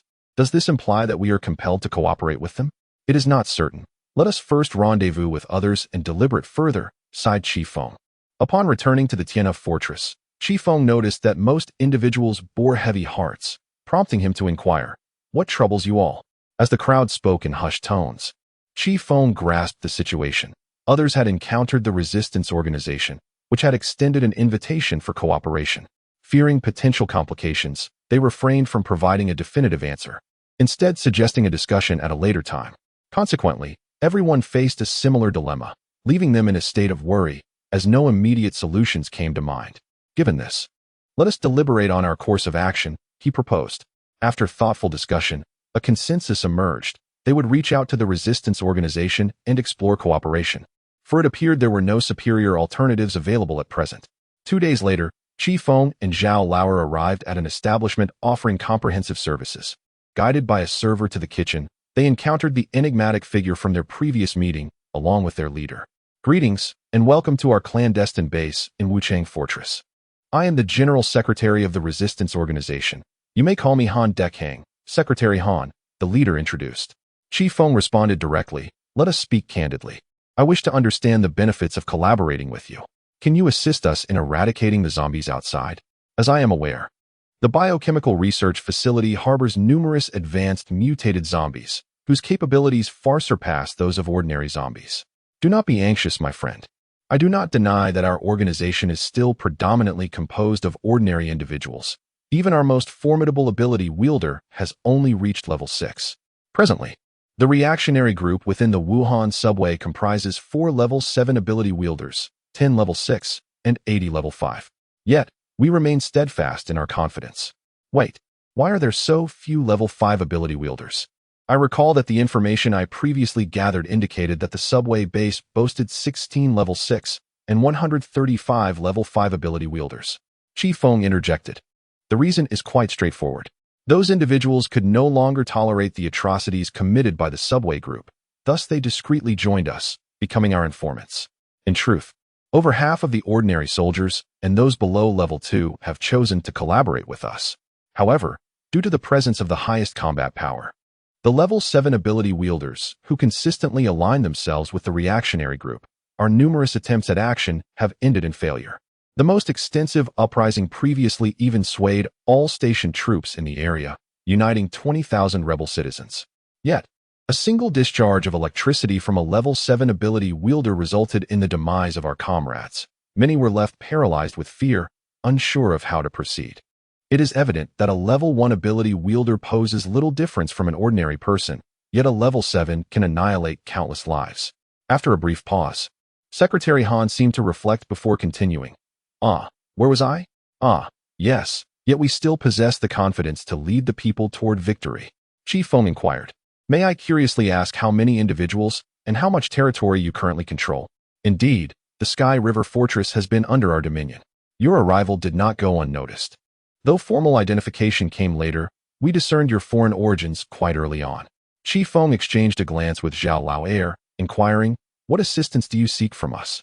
Not merely for myself, but for us, for the people of Wuhan Metro, and for yourselves as well. I implore you to assist us in decapitating the leadership, to eliminate or subdue the apex combatants of the base. Chifeng and Zhao Lauer conferred with a look. Agreed. We shall confront the Tier 6 and Tier 7 entities. As for the remaining Tier 5, we are capable of managing them. We are confident in our ability to persuade them to yield. A considerable portion of them harbors discontent towards the Metro government, only submitting due to the imposing presence of the powerful ability wielders. Should you eliminate the higher echelon forces, their surrender would be a natural consequence. Chifeng posed a final query. Would internal strife within the base risk the zombies profiting as opportunistic predators? Nay, according to customary patterns, the zombies have only recently arrived. A period will elapse before they return to claim their sanguinary tribute. Provided we overthrow the reactionary government within this interval and recuperate, we shall not be without the strength to contend with the zombies. Chifeng and Zhao Lauer exchanged nods. Very well, we consent to collaborate with you. Chapter 44. The Wuhan Expedition, Part 12.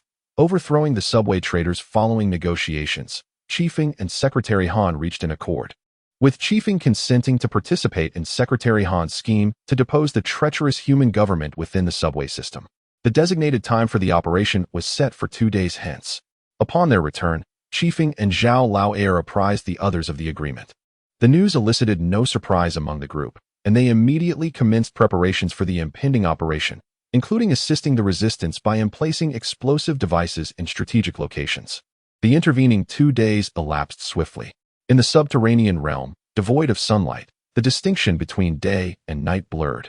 On this particular morning, at the hour of 7, the officials of the subway government, having indulged in a night of revelry, and the metahumans, having given themselves over to unrestrained merriment, were now immersed in a state of profound slumber, akin to that of infants. At that precise moment, The tranquility was shattered by the resounding echoes of explosions. The government's administrative headquarters had been targeted, resulting in its devastation and the destruction of the internal communication apparatus used to liaise with the zombified hordes. Concurrently, several other strongholds experienced varying degrees of detonations. Ultimately, only the signal transmitter at the Tiena fortress remained capable of establishing contact with the undead, and this facility had been seized entirely by the resistance forces. This measure was enacted to isolate the enemy, preventing the human traders from desperately seeking assistance from the zombies. At this critical juncture, the leaders of the human traders remained in a state of deep slumber, their bodies and minds enervated by the previous night's debauchery, necessitating a period of recuperation. However, the enhanced mental acuity of the high-ranking metahumans far surpassed that of ordinary individuals, and they swiftly made their way to the government edifice, only to be confronted by the wreckage of the explosions and a contingent of individuals attempting to extinguish the conflagration. "I demand an explanation," the leading metahuman exclaimed.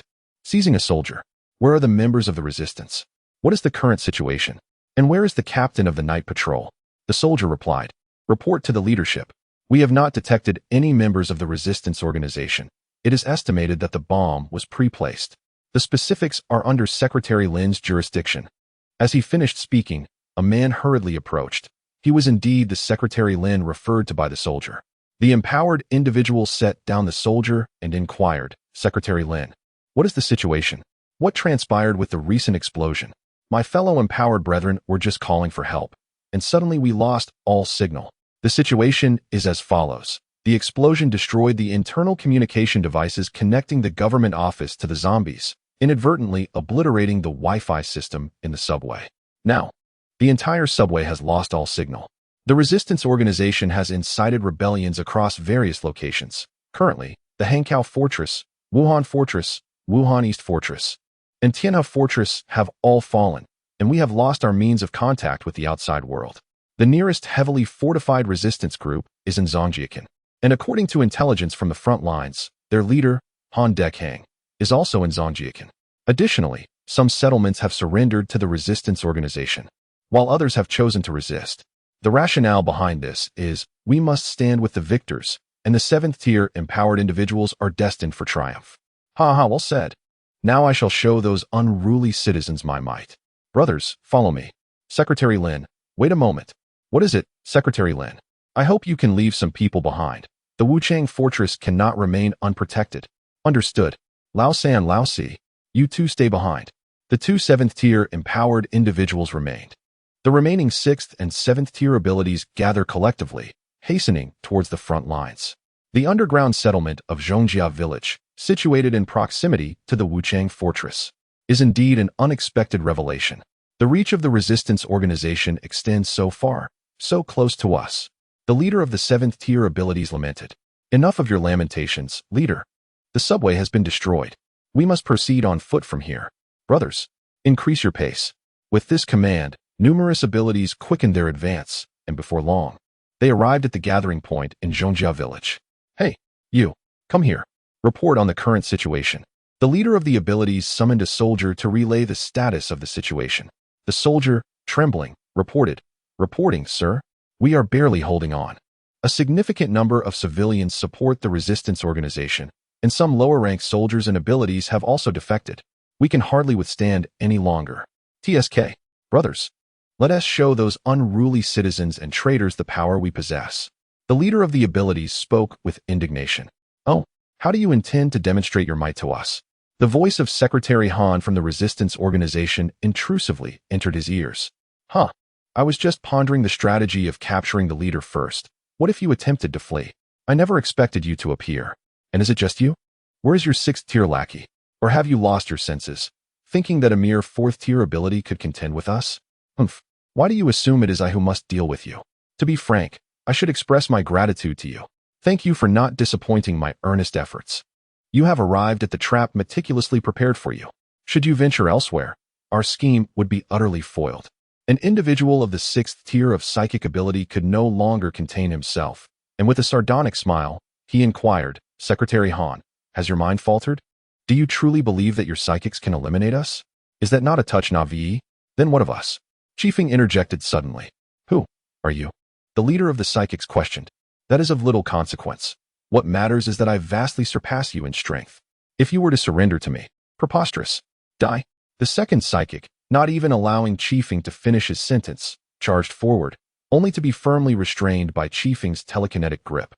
It was only then that the leader began to earnestly employ his skills to assess Chifeng's abilities, yet Chifeng displayed no trepidation, confidently revealing his power. An 8th-tier psychic? But even so, even if you manage to defeat us, it will require time. Time enough for us to summon the zombies.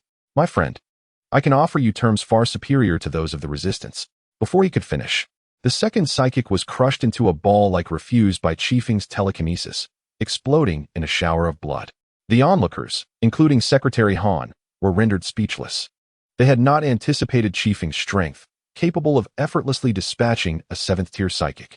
You were mistaken. My mental prowess far exceeds yours, and my telekinesis is vastly superior. I possess ample confidence that before you can alert the zombies, I shall annihilate you all. Chifeng paused and continued, do not doubt my capabilities. I shall count to 3. Surrender. We surrender. We surrender. The leader of the ability users knelt down on the spot. He had often sparred with his fellow brothers and had only narrowly defeated the second in command. The woman before him could effortlessly eliminate the second, far beyond his capabilities. Surrender was the only option. This was the collective sentiment among the others, and thus, these 6th and 7th-tier ability users chose to capitulate. Subsequently, under their guidance, the resistance organization marched towards the Wuchang fortress, capturing all leaders, including Secretary Lin, with plans to execute them in a few days. During this period, the 3rd and 4th 7th-tier ability users, feeling indignant, believed the leader was spouting nonsense and insisted on confronting Chifeng. Ultimately, they met their fate as Chifeng incapacitated them by shattering their limbs. The decision not to execute them stemmed from Secretary Han's request, as he wished to preserve more living forces for future battles against the zombies. With the surrender of the ability users, opposition to the resistance organization swiftly dissipated across various regions. The rationale was simple. They did not wish to align themselves with the vanquished. At noon on the following day, the resistance organization seized power and officially proclaimed the execution of corrupt officials, commencing the restoration of the subway base's operations in preparation for the imminent showdown with the zombies. Chapter 45. A Journey to Wuhan 13. Declaration of War, Supplementary Setting. After the conclusion of the military operations, the subway base, under the leadership of the resistance organization, entered a period of recuperation. As time progressed to September 1st, 2035, the zombies, adhering to their usual customs, arrived at the subway base demanding their tribute of blood and flesh. Just a few days prior, at the behest of the Holy Church, the subway base finally consented to provide an increased offering, now required to supply 6,000 I. Upon arriving here, the zombie felt an odd sensation, as if something was distinctly amiss. It seemed that the inhabitants of this place harbored a palpable hostility towards the undead. Certainly, this animosity had not been absent before. Previously, it had been a blend of hatred intermingled with fear. Now, however, it was a concoction of anger fused with a fighting spirit, as if they were poised to charge at any moment. Yet, the zombie remained undaunted, firmly believing that humanity would neither dare nor be able to harm it. After all, they had already bowed down and surrendered to its kind. What more could they do? With this conviction, the zombie approached the leader of the base without a hint of hesitation. If it had taken a moment to calm its thoughts, it would have realized that the human leader before it was no longer a familiar face. However, its arrogance blinded it to this fact. It then addressed Secretary Han. As per the agreement, I have come to claim my blood sustenance. Secretary Han replied, of course. Right this way. The blood sustenance awaits in that warehouse. The zombie, trusting in the situation, led its fellow undead towards the warehouse to retrieve the sustenance. Yet, as they entered, the warehouse doors suddenly slammed shut. What is the meaning of this, humans? The zombie exclaimed, both astonished and furious. What is the meaning? We intend to eliminate you. With that, Chifeng unleashed a wave of telekinetic energy, sending them to their demise. Thus commenced the war between the zombies and humanity. The Blood Moon Holy Sect's biochemical research base, once a prestigious institution filled with academic atmosphere and youthful exuberance, was formerly known as Huazhong University of Science and Technology. Now, it had transformed into the command center for the Wuhan Blood Moon Holy Sect, a prime location for cultivating mutated zombies. How excruciatingly slow this all was. Where's Gulu? Is it truly that troublesome for him to procure blood food from the humans? He is more a hindrance than a help. Could it be that the humans have betrayed us? I find myself increasingly anxious. I fear that those humans will not content themselves to be merely our sustenance. They are like serpents in hiding. Once they seize the opportunity, they shall strike us fiercely. Absurd. But what of it? Let us not forget. Each member of our esteemed Holy Order's 15th Committee is bolstered by the Blood Moon Envoy Shido. Our current leader, the illustrious singer Feifei Miloan, is under the formidable protection of the Blood Moon Envoy. No wonder we occasionally witness the esteemed singer conversing with herself in various places. She is, it seems, communicating with the Envoy Shido. At this very moment, within the singer's chamber. System, I am here. The zombie songstress system is at your service. A melodious electronic synthesized voice suddenly resonates. Open the panel.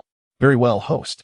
Before Feifei Miloan appeared a system marketplace interface visible only to her, offering goods far superior to those possessed by her comrade Chifeng. Beyond the mundane offerings of firearms, ammunition, and armored vehicles, there lay an array of practical and powerful skills. It is precisely for this reason that she stands on equal footing with the other 14 system bearers, reigning as the supreme ruler of the Blood Moon sect. In truth, every member of the Blood Moon Holy Church's 15th Council retains the memories from their lives prior to becoming zombies. Take the singer Feifei Miloan, for instance. In her former life, she was a third-rate artist whose works garnered little attention, with scarcely any fans to speak of, merely a nameless figure in the entertainment industry. After much struggle, she managed to secure a spot in a qualifying competition by compromising her dignity with a male judge, only for her hard-earned opportunity to be squandered by the whims of a sponsor's son seeking a taste of life. At that point, she had lost all hope and had resigned herself to the idea of leaving this world.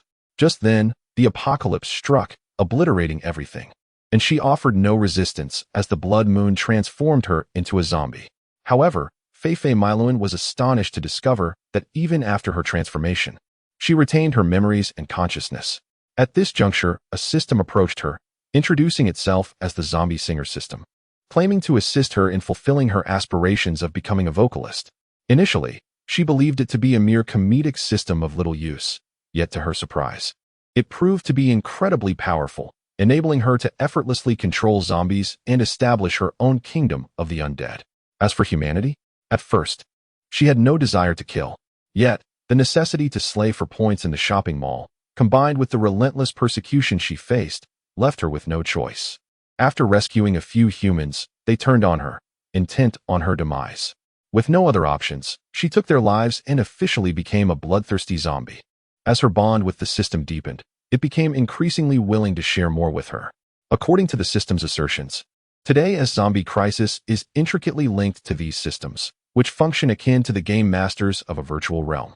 Presently, the Earth has been reduced to a mere amusement park, a gladiatorial arena, where these systems incessantly invite time travelers and reincarnated beings from various dimensions to embark on perilous adventures and slay monsters, thus transforming the entire planet into an RPG game. Here, the survivors and zombies serve as mere NPCs within this digital landscape. Yet, what does it matter? One only needs to harness the power of the system to ascend as the sovereign of this new world, liberated from the need to peddle wares or to curry favor with others. As for those who traverse and reincarnate, do you possess a system that I do not? Once more, I have acquired a new skill through the system and procured some equipment. The singer Feifei Miloan organized her belongings and left her quarters to oversee operations. At that moment, an explosion reverberated. The entire biochemical research facility descended into chaos. Feifei Miloan rushed to the command room and inquired, "What is happening?" "Report, my lord. It is the humans. Those individuals from the subway are firing upon us. Prepare the rocket launcher." Fire. When Wuhan fell, the government exerted every effort to transport weaponry to the fortress, hoping to preserve the ember of counterattack. However, those traitorous individuals promptly dismantled the rocket launcher to appease the zombies. Fortunately, their intellect had not completely deteriorated. They recognized the unreliability of the undead. Thus, they merely feigned the disassembly of the rocket launcher, which could be readily restored with minimal effort, ultimately benefiting the resistance organization.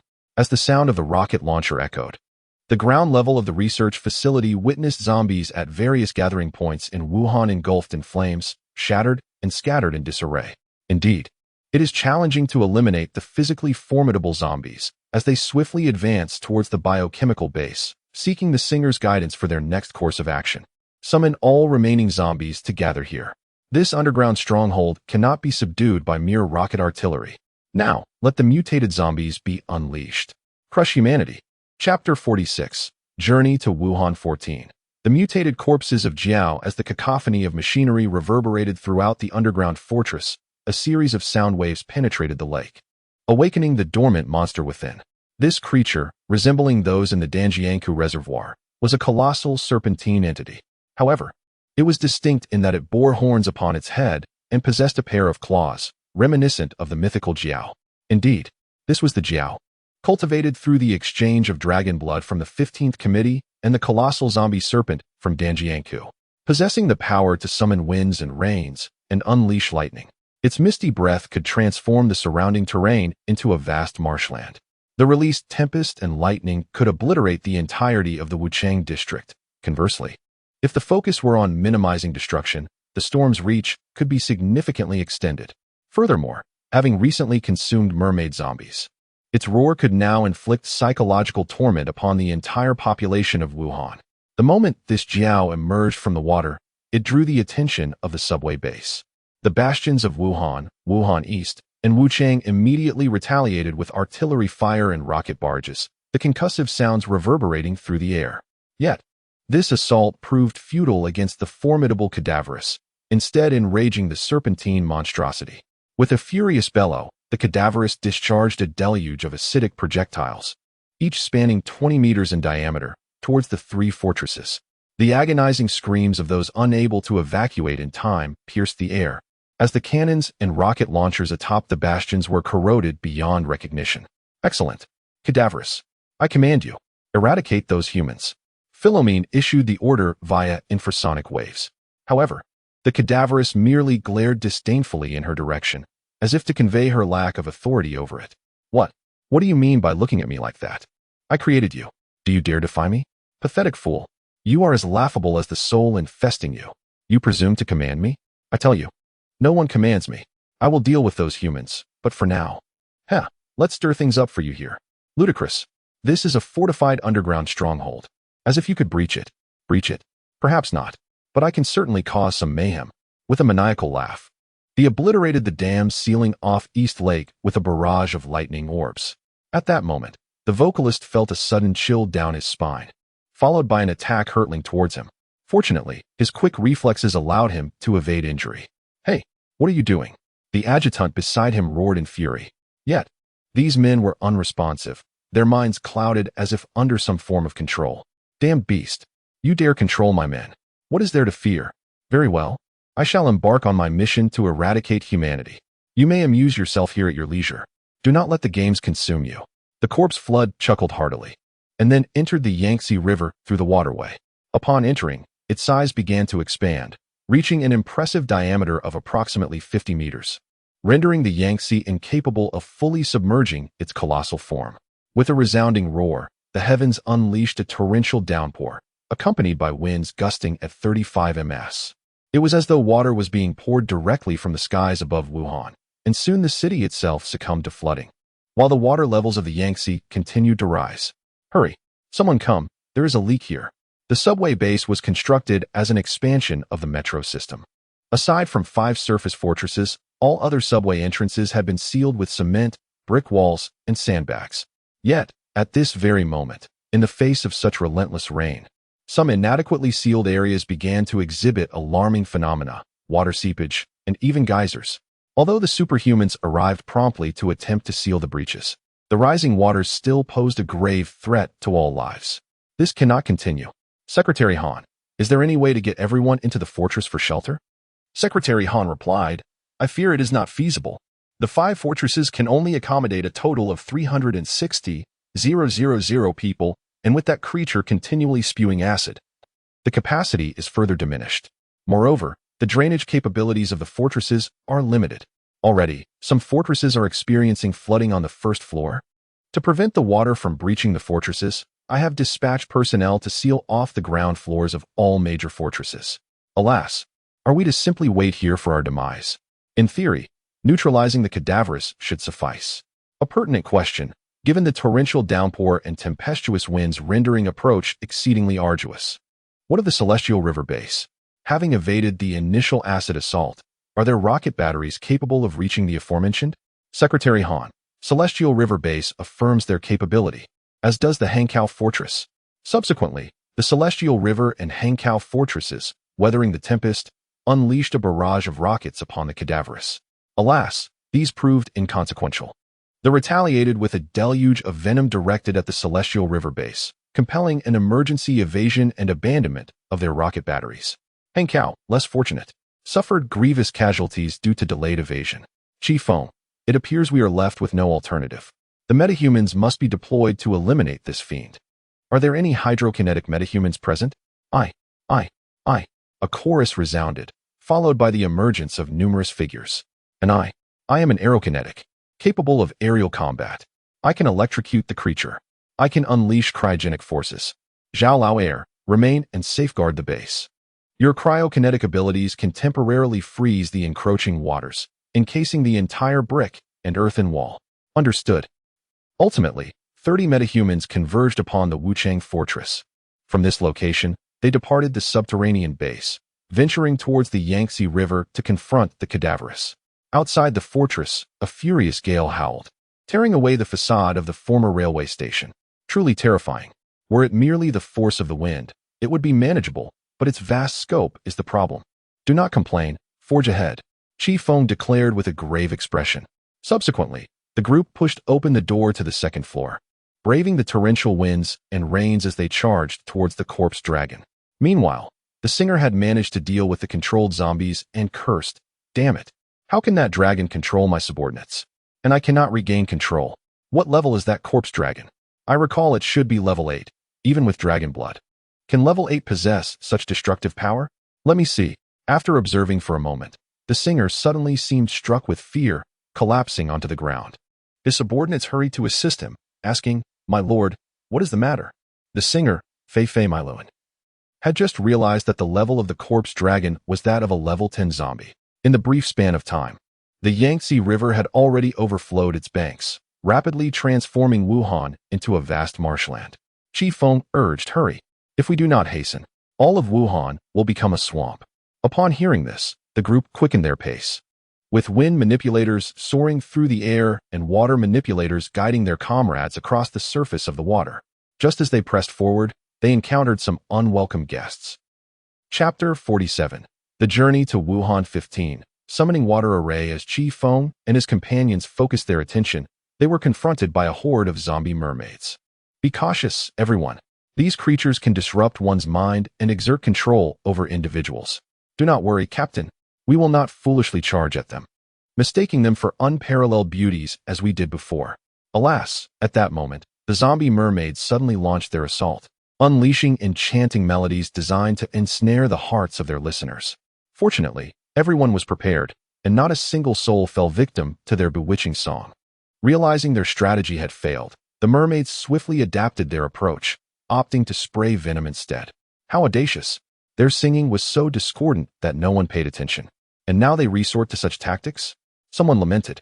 The mermaids then drew forth their spines, transforming them into bone swords, charging towards Chifeng and his companions. However, the water elementalist unleashed a torrent that swept them away, while the electric elementalist's 100,000 volts claimed their lives with ruthless efficiency. How foolish to send such trash to impede us.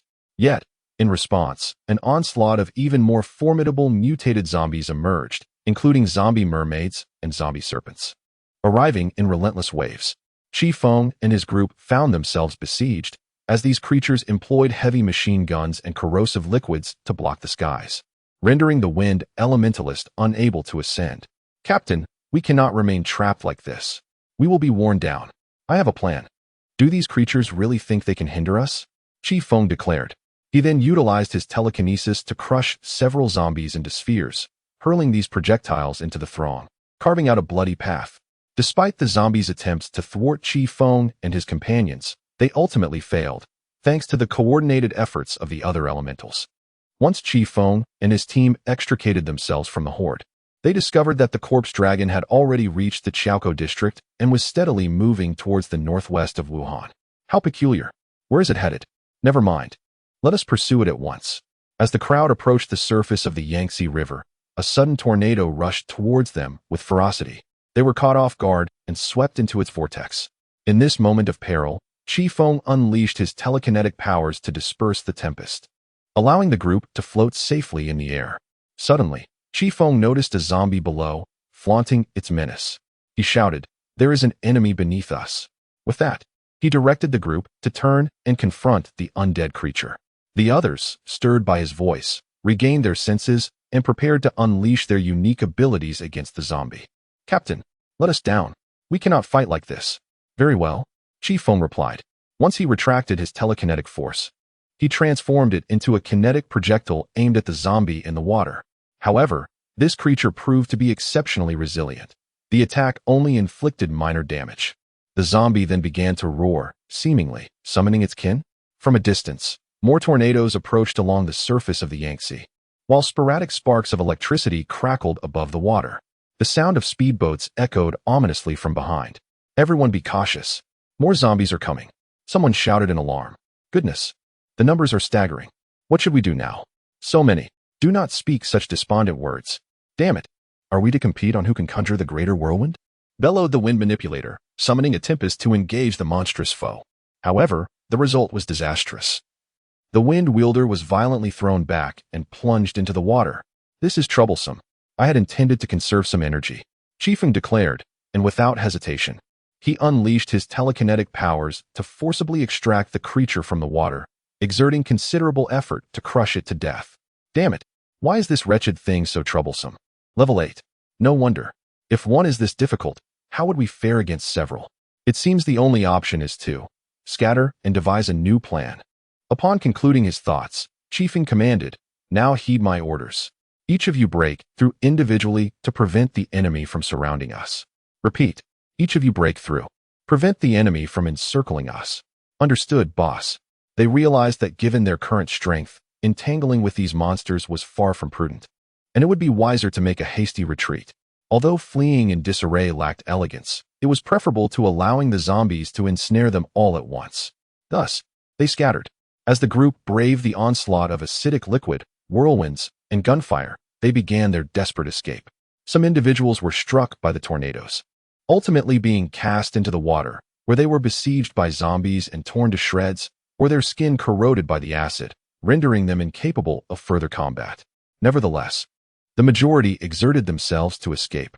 Chifeng forcefully conjured a telekinetic shield, keeping the acid, tempest, and bullets at bay, and with every ounce of strength, he soared beyond the encirclement, eventually arriving at the Moon Lake, now merged with the Han River and the Yangtze. Here, Chifeng came to a halt, as she sensed something was amiss. Although the surroundings appeared untroubled, with the winds and rains considerably milder than elsewhere, the water level was notably higher than that of the surrounding area. She couldn't shake the feeling that something was off, as if the water here was problematic. Under normal circumstances, the water level should be lower or at least level with the surroundings, given the diminished winds and rains. Yet, the water here surged above the normal level, as if something from beneath was forcing it upward. Realizing this, Chifeng swiftly activated her scanning ability to discern what lay within the water. True to her instincts, she detected a myriad of energy fluctuations, revealing that this water was indeed the source of the anomaly. It could even conceal the trajectory of the corpse serpent, which was headed northwest towards Wuhan to either assault the people's front or for some other purpose. Without hesitation, Chifeng submerged herself, her 7th-tier water abilities allowing her to navigate effortlessly beneath the surface, impervious to the undercurrents or debris that might obstruct her resolve. Just then, a jet of water surged upwards, and after evading it, she focused her gaze to find a zombie snake emerging. Cursed creature. Chifeng cursed inwardly before unleashing a telekinetic attack. When she realized her assault was futile, she attempted to seize the creature with her telekinesis, only to discover its formidable strength was capable of resisting her grip. In a moment of determination, Chifeng propelled herself forward by manipulating the water flow. Disregarding the creature's offensive maneuvers, and dedicated herself to closing the distance. Almost there, Chifeng conjured her telekinesis into a colossal hand. Seizing the snake's vulnerable point with unwavering resolve, strike the snake at its weak spot. Channeling his mental fortitude, he augmented his velocity, swiftly closing the gap towards the serpent's vulnerable spot. The Ophidian behemoth, seized by trepidation, unleashed a barrage of attacks upon Chifeng, yet his advance remained unthwarted, enduring grievous injuries. Chifeng at long last reached his intended destination. Perish, Chifeng declared, plunging Prometheus into the indurate dermis of the creature's weak spot. With a twist, he carved several lacerations, and with a final, vehement tug, he eviscerated a chunk of flesh from the putrescent serpent. The zombified snake emitted a cacophony of roars, contorting its form in agony. Yet, immobilized by telekinetic force, it could only bear witness as Chifeng crammed the wound with explosives synthesized from the Hershers of Reason's core, filling it to the brim. Chifeng retreated expeditiously, and a resounding explosion reverberated as the gargantuan serpent, for meters in girth, was cleaved asunder, its zombified head plummeting to the depths. With the cessation of hostilities and the acquisition of spoils, Chifeng resumed his descent, soon discerning a faint azure luminescence emanating from the seabed. Upon approach, he exclaimed in astonishment, "A magical array?" Indeed, an arcane formation radiated light from the abyss, the very source of the aquatic flow. Furthermore, this array seemed intrinsically linked to the external meteorological conditions. What if I were to obliterate it? With this thought, Chifeng unleashed his ultimate technique upon the array, assailing it with unrelenting force, thereby ensuring its utter annihilation. As the formation was dismantled, Chifeng sensed that the water no longer surged forth, and the surrounding currents appeared to have diminished considerably. He swam upwards, only to find that the rain had also lessened significantly. However, the wind remained fierce. At that moment, Chifeng spotted a formation floating in the void, emanating a soft green glow. He then unleashed a powerful telekinetic attack, followed by propelling himself towards it, employing Prometheus to pierce the formation. Indeed, as the formation faded, the winds around him subsided as well. If he could eradicate all the surrounding formations, the tempest would surely dissipate naturally. Yet, what was the purpose of these formations? Were they merely intended to inundate Wuhan? Chifeng pondered, then shook his head, redirecting his thoughts to the pressing matter at hand. First, he must resolve the formations and see if there were any clues to uncover. "System, can you locate the formations?" he inquired. "System searching apologies. Host, the system is powerless." "How troublesome. What should I do? Wuhan is so vast. I can't just flounder about aimlessly." He sighed, suddenly recalling the zombie serpent he had encountered earlier. It had only just perished, and he had acquired a skill stone that allowed him to read memories from it. How fortuitous. It was the perfect opportunity to learn this skill and extract the memories of the zombie serpent. After mastering the skill and delving into the serpent's memories, Chifeng swiftly discerned the locations of several other formations, yet he remained unaware of the intentions of the corpse dragon. "Never mind.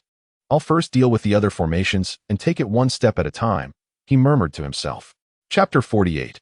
A Journey to Wuhan 16. Yunmengs. It seeks to recreate Yunmengs. Chifeng swiftly commenced his mission, journeying across various locales of Wuhan, particularly in the western districts, where he diligently dismantled the formations.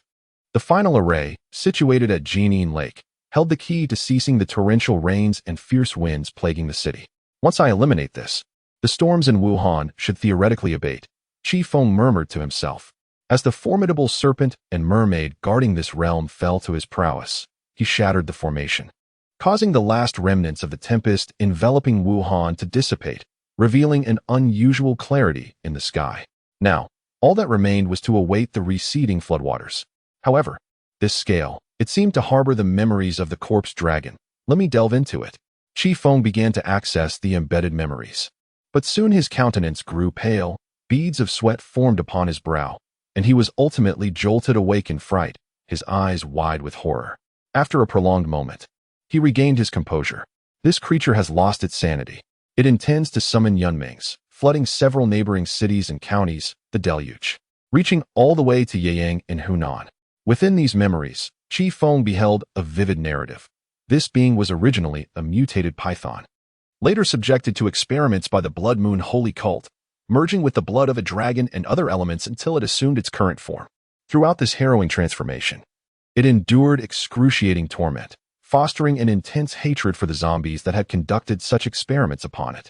Yet, it also recognized that humanity would never accept it. The very essence bestowed upon it by the Blood Moon holy cult contained a system, leading the corpse dragon to resolve, to inundate the entire Jianghan plain using the formations exchanged through the system. The site of this dark incantation was none other than Yunmeng County. TSK. What a lunatic. Chifeng learned from Secretary Han that, in fact, to the southwest of Wuhan, under the dominion of the Blood Moon sect, there still exist human bases in the southeast. These bases are not mere dens of treachery, but are genuine sanctuaries for humanity, rigorously battling against the Blood Moon sect.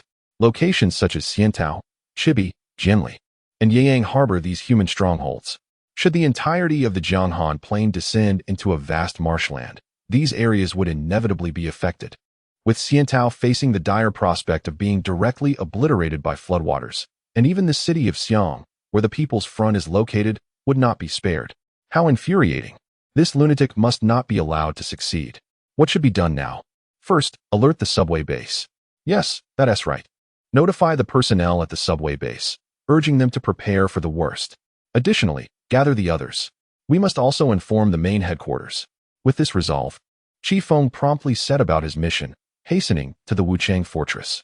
Upon entering the subway base and briefing Secretary Han, the latter was taken aback by the revelation and immediately commenced organizing a response. He initiated reinforcement of the underground sections, abandoning the surface areas, sealing off passages to prevent water ingress, and maintaining only one essential entrance with 2 large gates at the Wuchang base. The oxygen and ventilation systems were activated. Fortunately, following the cataclysm, the provincial government of Jingchu and the Wuhan municipal government had undertaken repairs and enhancements to the underground oxygen and ventilation systems, ensuring their long-term functionality and safeguarding the air supply within the subway.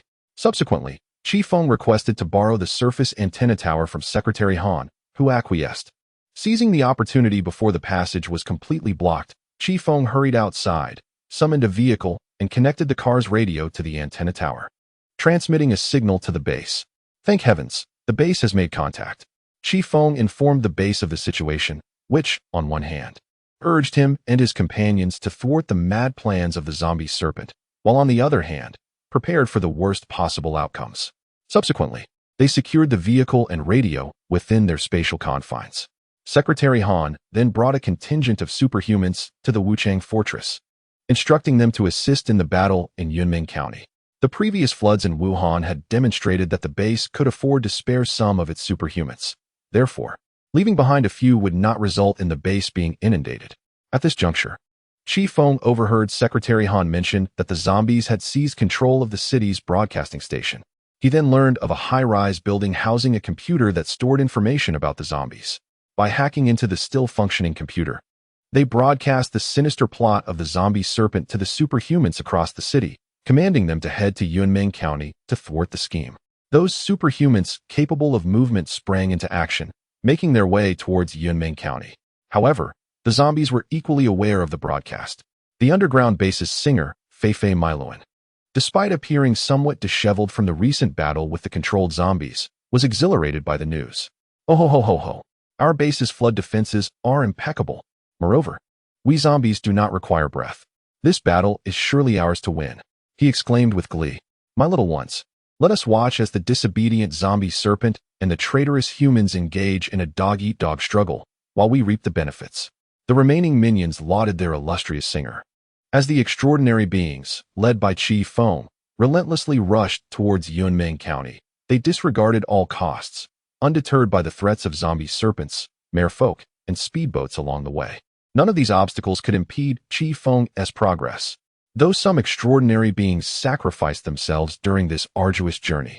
Neither mountains of blades nor seas of fire could deter them, for behind them lay the lives of millions awaiting their protection.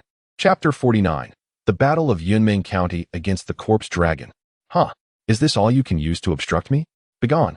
The extraordinary beings roared in defiance, pushing aside the zombies that blocked their path, exerting every ounce of their strength as they advanced towards Yunmeng County. Meanwhile, at the site of the former salvation base of Li Feng in Yunmeng County, The very ground where the corpse dragon summoned a deluge that submerged the Jianghan plain lay hidden. Beneath this earth rested the remains of the dragon, a presence it had sensed long ago. Only by harnessing the power of this deceased dragon could it summon a flood capable of drowning the entire Jianghan plain. The mortal, Li Feng, had gained the opportunity to become an extraordinary being through the essence of the dragon that seeped from this place. If it could seize the power of the dragon's remains.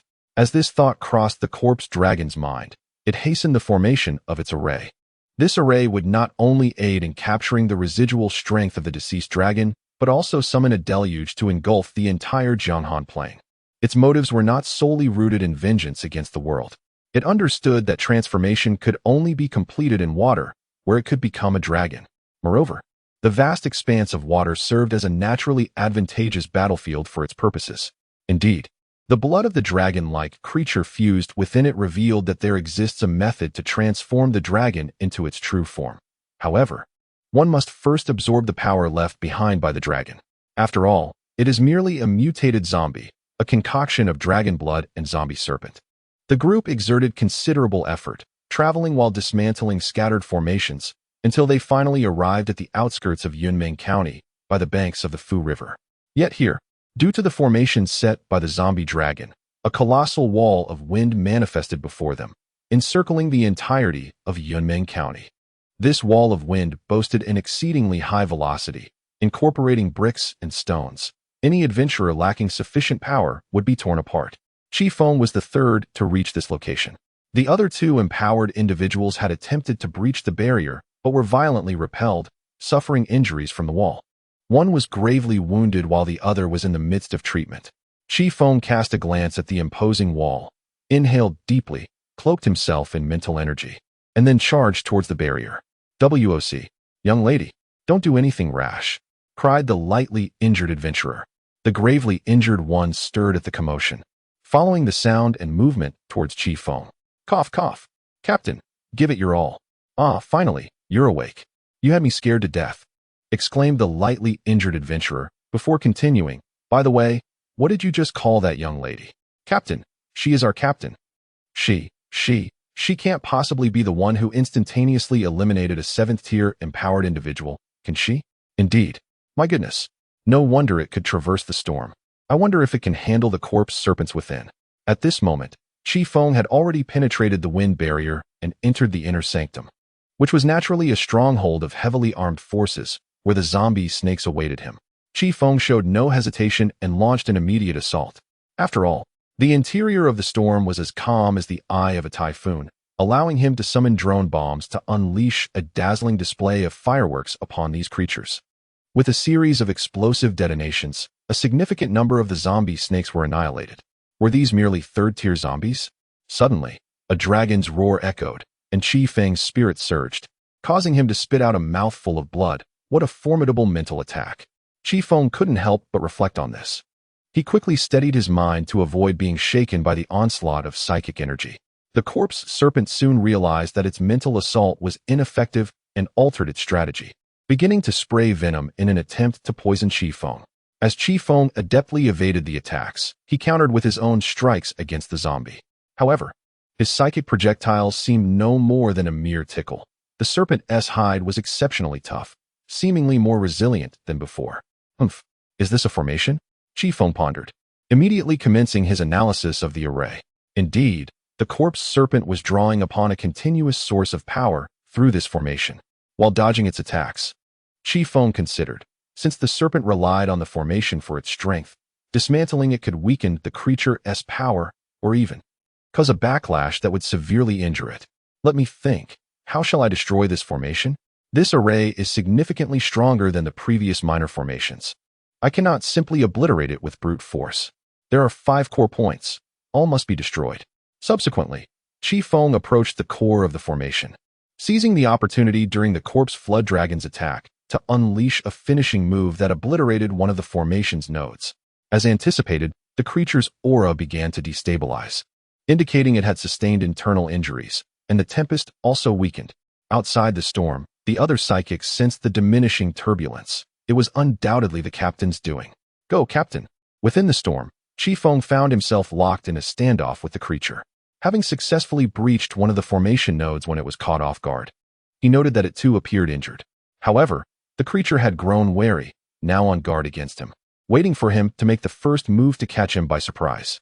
In this precarious moment, an idea struck Chifeng. He swiftly utilized the logic core to create several large drones, each armed with a 300-kilogram aerial bomb, launching them in different directions, targeting the 4 formation nodes. The corpse flood dragon reacted promptly, beginning to spray venom towards Chifeng and the drones. Although some drones were destroyed, Chifeng had anticipated this and managed to evade the attacks. However, the drones served merely as decoys. Chifeng hastened towards the second formation node, undeterred by the deluge of corrosive projectiles. Upon reaching the second node, he fashioned a massive bomb and detonated it. With a thunderous explosion, the node was once again destroyed, inflicting even greater backlash upon the corpse flood dragon, which expelled bright red blood in its fury. Enraged, it unleashed a swirling vortex aimed at Chifeng, the tempest bearing destructive force as it surged towards him. Despite Chifeng using telekinesis to propel himself away with all his might and enveloping himself in a psychic shield, he was still grazed and sustained some injuries. After rolling on the ground several times, Chifeng immediately sprang up, spitting blood, and dashed towards the third formation eye. The assault from the corpse serpent closely followed, and along the way, Chifeng summoned several large drones. The zombie snake thought, "Do you believe I would fall for that again?" Thus, it disregarded the drone's flight paths and focused solely on aiming at Chifeng, unleashing a barrage of whirlwinds in his direction. However, Chifeng adeptly evaded the attacks, though he found it increasingly difficult to approach the formation eye. Observing this, the corpse serpent felt a surge of satisfaction, especially as it noticed Chifeng's speed beginning to wane, interpreting it as a sign of fatigue. This prompted an increase in its assault intensity, and some attacks indeed struck Chifeng. The corpse serpent's elation grew, leading it to entertain the idea of toying with Chifeng. It started deliberately stirring up whirlwinds around him, obstructing his path and inflicting injuries without delivering a fatal blow, akin to a cat playing with a mouse that has become its prey. Yet, the corpse serpent failed to perceive that Chifeng's wounds were merely superficial. He skillfully dodged the truly lethal strikes, clearly feigning weakness. At that moment, 2 explosive sounds erupted behind it, and the corpse serpent felt the energy within its body surge chaotically, even causing explosions that left several gaping wounds. The formation I had been attacked. The storm is receding. Does this imply that the captain has? Upon this thought, a wave of joy washed over the crowd, with some even erupting into cheers. Yet, at that moment, Chifeng remained stern, for she sensed clearly that this creature, though grievously wounded, still possessed combat capabilities. Moreover, it was seething with rage. Chapter 50. The Journey to Wuhan 18, Slaying the Corpse Dragon. Chifeng acutely perceived its fury. It yearned to annihilate her. Anger. This is hardly a favorable circumstance. Anger can cloud one's judgment, leading both humans and zombies alike to engage in irrational behaviors. With a blend of seriousness and mockery, Chifeng spoke, maintaining an air of disdain to provoke it further, thereby setting the stage for a decisive strike. The corpse dragon, witnessing Chifeng's sudden shift from grave to nonchalant, was consumed by fury. Its scheme to harness the power of the dragoness remains to inundate the Jianghan plain, transforming serpents into dragons, had utterly failed, and now it was to be scorned by this diminutive human. Cursed human, perish! The corpse dragon roared, unleashing a powerful current of electricity towards Chifeng. However, Chifeng had anticipated this, bracing for its desperate struggle. With a nimble maneuver, she evaded its assault, subsequently retaliating with a telekinetic blast. The corpse dragon's already battered exterior could not withstand the onslaught. The telekinetic sphere penetrated its wounds, moreover. The eye of the storm was shrouded by fierce winds. The deliberate retention of the storm's eye above was intended to prevent the wind-based abilities from soaring too high, and this human before me was no exception. Now, sealing this place off was to eliminate this human being, an all-or-nothing gamble. Has fury driven one to madness? Chifeng pondered within, then conjured a multitude of small drones to rush towards the corpse dragon, which enveloped itself in swirling winds, rendering the drones unable to approach. This was merely a ruse, Chifeng mused, as she unleashed telekinetic spheres to assault it. These spheres possessed the power to pierce through the wind barriers surrounding its form, subsequently exploding at the sight of its wounds. TSK. This trifling skirmish would not suffice to vanquish it. Is there no other recourse? Let me think. Just then, the corpse dragon initiated another onslaught of lightning directed at Chifeng. Naturally, she evaded it with ease, yet to her astonishment, the lightning orb, after retreating, surged back towards her. It was a tracking projectile. Chifeng noticed the anomaly behind her, turning around to witness the lightning orb hurtling in her direction. She attempted to harness her telekinetic powers to evade the impending strike, but it was too late. The orb struck her, sending her crashing to the ground. Pain surged through her, urging her to lie still, yet she sensed another wave of attacks approaching. Summoning he subsequently. The corpse serpent writhed its body and opened its gaping maw, lunging towards Chifeng. Enduring the excruciating pain, Chifeng activated the water ring to evade swiftly. Suddenly, a flash of inspiration struck her as she recalled the zombie serpent she had previously annihilated from within at the Danjiankou Reservoir. Chifeng understood. She had devised a way to vanquish this monstrous creature. Resolute, she began to approach the corpse serpent, unleashing a telekinetic orb to provoke it. In response to Chifeng's desperate tactics, the corpse serpent retaliated without hesitation, spewing acidic liquid and summoning lightning to assault her. However, Chifeng adeptly evaded each attack, employing combat techniques to diminish its defenses while feigning weakness and retreating. The enraged corpse serpent, blinded by fury, fell for her ruse, intensifying its assault and lunging forward with its massive jaws, intent on devouring Chifeng to absorb her power and mend its own wounds. At that moment, Chifeng suddenly changed her course, soaring towards the corpse serpent. Just as she was about to enter its maw, she summoned several aerial bombs and swiftly distanced herself. With a resounding explosion, the serpent's interior sustained severe damage once more. The aerial bombs inflicted harm, yet their force was insufficient to obliterate it. Either greater power or greater numbers were required. The previous bombs had lacked the necessary ferocity, far too few. Remarkably, the corpse serpent, in its irrational fury, seemed oblivious to the typical response of retreating after consuming a bomb that had harmed it. Instead, it remained fixated on devouring Chifeng. With its mouth agape, it inhaled forcefully, conjuring a tempest in a futile attempt to ensnare her within its grasp. In light of the unfolding situation, Chifeng simultaneously employed his telekinetic powers to resist the tempest attempting to draw him into the belly of the corpse dragon while summoning a multitude of missiles to adequately satiate this monstrous creature. After enduring for over 10 minutes, Chifeng assessed that the number of missiles was likely sufficient. 3, 2, 1. Bang, he uttered softly, as if merely contemplating what to have for breakfast. However, immediately following was a tremendous explosion that shattered the corpse dragon into myriad pieces. As the creature was completely obliterated, the surrounding tempest gradually subsided, and it seemed that it would soon dissipate entirely. Chifeng rummaged through its mind, extracting several crystal cores along with a handful of skill stones. Suddenly, the ground began to tremble, accompanied by a rumbling sound, as if something was emerging from beneath. Chifeng readied himself for battle. Though wearied, he steeled his resolve. Should any zombies rise from the depths, he would not hesitate to strike first. Before long, a serpentine entity erupted from the ground. Chifeng initially assumed it to be a zombie and swiftly launched a telekinetic assault. However, he soon realized something was amiss.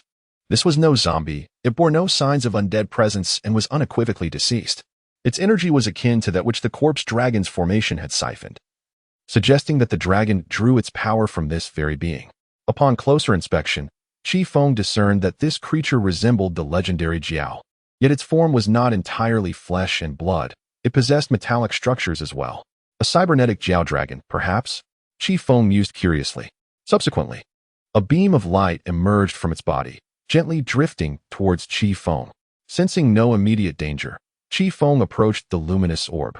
Upon its integration into his being, he discovered it to be a fragment of the core of the law of reason. At this moment, his core as the arbiter of reason was finally complete. Soon after, several more orbs of light emerged from the corpse of the deceased dragon, and Chifeng realized these were remnants of a broken system. As they fused with him, he felt certain shackles within him being released, and it seemed they also brought forth some equipment. Chifeng intended to examine these later. For now, he should first utilize the crystal core to heal his injuries, and then inform his companions of the good news regarding the demise of the corpse dragon. Chapter 51. unlocking the light cone after recuperating from his wounds. Chifeng prepared to venture outside to announce to everyone that the corpse dragon had been vanquished. However, he paused, observing that the wind barrier would take some time to dissipate. A thought crossed his mind. Although he and his teammates remained allies, they were not of the same faction. Should conflict arise in the future, it might be prudent to first inspect the spoils of victory to discern what could be shared and what might be kept for himself. The crystal core was, of course, a given. Keeping a portion for himself was an unspoken understanding, especially since he had nearly single-handedly defeated the corpse dragon. As for the skill stones, discounting some trivial proficiencies, he found particular interest in the remaining skills. Mental stealth, upon activation, grants invisibility, penetration, and the transformative abilities of the psychic sphere, allowing passage through entities or zombies with a psychic rank 2 levels lower than his own, with a maximum penetration distance of 5 meters. The multifaceted ability allows one to utilize mental power to transform their body into that of another individual or a zombie, including a complete alteration of scent. This transformation cannot be discerned unless the observer possesses a mental power or ability that surpasses the transformers, or wields formidable reconnaissance skills or system detection capabilities. The sixth sense reconnaissance is a skill that merges with system detection, endowing the user with enhanced exploratory capabilities. It enables the mapping of three-dimensional spaces, providing precise identification of resource locations and the near-omnipotent ability to sense all movements within a 10-kilometer radius. This requires substantial mental fortitude, which cannot be transferred to the system. The aquatic parasitism involves releasing parasites that infiltrate the enemy's body, gradually weakening them until the parasites emerge to deliver a fatal blow. The user temporarily transforms into a warrior for half an hour before perishing. During the parasitic phase, the enemy may utilize their abilities to heal or eliminate the parasite. The parasites possess a degree of invisibility. However, if the adversary's ability is only one tier lower than the user's, or if their ability tier is equal to or greater than the user's, or if they have robust system detection capabilities, the eggs of the parasites will be discovered. The maximum number of parasites is 50. Chifeng discovered that the light cone section of his abilities had been unlocked, and the fragmented equipment provided by the system corresponded precisely to the light cone. Prior to the commencement of the novice task, the equipped individual's active attack skills would receive an additional enhancement, diminishing the enemy's defense by 20. If the skill inherently reduces the enemy's defense, the effects are cumulative, with a maximum reduction of 100. As for the remaining attribute enhancements, one cannot help but feel a twinge of disappointment. Stamina, 25. Mental strength, 15. Even after a thorough upgrade to the maximum level, with no further enhancements possible, one is left with merely stamina, 300, mental strength, 400. Very well, it shall be accepted. After all, when compared to attribute enhancements, the benefits derived from mechanisms are undeniably more enticing. After a series of arduous struggles, Chifeng's extraordinary abilities ascended to a new level. His current attributes are as follows. Name, Chifeng. Primary ability, Silver Wolf, core of the ruler of reason 9th rank. Type, comprehensive mental system. Secondary ability, 8th rank. Type, psychic system. Secondary ability, 8th rank. Type, water system. Physical strength, 350, 100, 300, 1000. Mental power, 950, 1900, 100, 400. 6100. Skills, Silver Wolf basic attack max.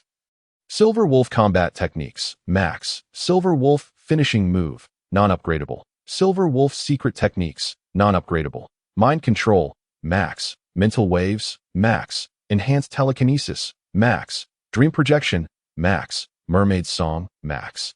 Memory retrieval, telekinetic stealth, 100 faces. Bubble attack, acid-based liquid bomb. Thick fog, can conceal or poison. Summon rain, normal rain, poison rain. Large-scale healing, max.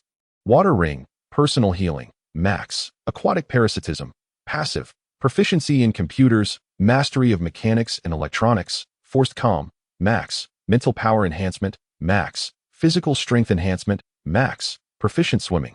Musical expertise, gills, sixth sense reconnaissance. Enhanced mental perception, mastery of advanced telekinesis, max. Additional mental core, max. Water poison enhancement perception, max. System ability transfer enhancement, max.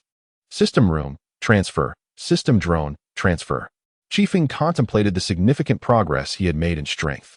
Noticing that the wind wall was about to dissipate, Chifeng felt no hesitation and unleashed her psychic energy, enveloping her entire being before dashing out to share the good news of the demise of the corpse dragon. Subsequently, she utilized her psychic power to gradually calm the storm.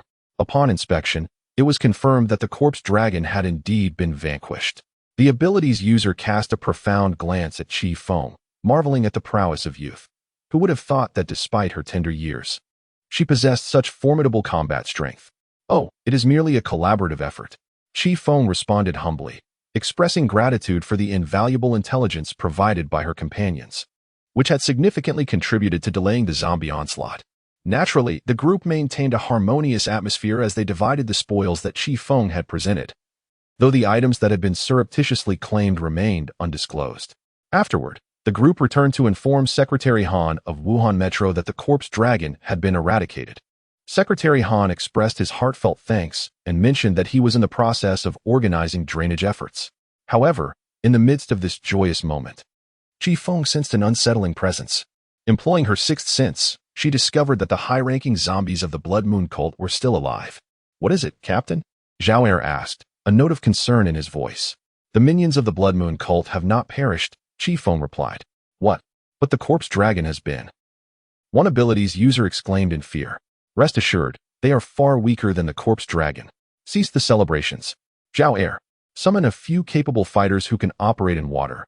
We shall eliminate those scoundrels." "Understood. You lot, follow me. Secretary Han, we must take our leave now." Without waiting for a response, Chifeng and her team made their way to the biochemical laboratory. At this very moment, in the subterranean depths of the biochemical laboratory, the singer and its subordinates remained oblivious to the unfolding events. They believed that humanity was still engaged in battle against the corpse flood. Yet they noted with concern that the water levels in Wuhan were receding. Had the corpse flood prevailed, a deluge would soon engulf Wuhan. However, that was not the case. It appeared that the corpse flood was at a disadvantage. The singer envisioned a future where both it and humanity would suffer mutual destruction, allowing it to reap the rewards of their conflict. Such a glorious triumph awaited, it mused with glee, entirely neglecting the possibility that the corpse flood's imminent defeat was now far overshadowed by Chifeng's formidable strength. At that moment, Chifeng and her companions arrived at the laboratory above. Discovering the entrance, Chifeng instructed those around her to step back, and with a surge of telekinetic force, she wrenched the underground base's door from its hinges, crushing it into an iron sphere which she cast aside. Subsequently, torrents of water surged into the chamber, overwhelming the unsuspecting zombies, who were entirely unprepared for such an onslaught and lacked any capabilities for aquatic combat. Thus, they met their demise at the hands of Chifeng and her group. Indeed, the demise of the zombies, one of the 15 committees of the Blood Moon Holy Cult, was so hastily executed that it scarcely warranted further elaboration. Chapter 52. The bamboo forest base is destroyed. Zhao Er joins after bidding farewell to Secretary Han. Chifeng and her group returned to the vicinity of the People's Front. Upon parting ways, they each reported the outcome of their mission to their respective leaders. It was now September 5th, and the operation had concluded with resounding success. The Biochemical Virus Research Institute in Wuhan had been utterly obliterated, marking a definitive victory for humanity. However, during this operation, each respective base suffered varying degrees of losses. Whether it was the assault on Shurian or the defense against the zombie ambush, Chifeng's group incurred significant casualties, with only 27 members returning in the end. Some smaller bases faced devastating losses over the course of these prolonged months of warfare, nearing annihilation, or, in some cases, perishing entirely except for the few extraordinary individuals who ventured outside. At the Julin Salvation Base, where old Zhao resided, he was about to share the momentous news with everyone. However, he faintly heard cries emanating from outside the base, unsettling his spirit and leading him to hurriedly inquire, "Brothers, what has happened?" His wife rushed towards him, weeping profusely, and lamented, the leader is gone." "What?" Old Zhao exclaimed in astonishment, struggling to comprehend how the leader could possibly be missing. "What on earth happened?" "Shortly after your departure, another contingent set forth towards Shurian to engage in battle. However, it wasn't long before a wave of zombies launched a surprise attack on us.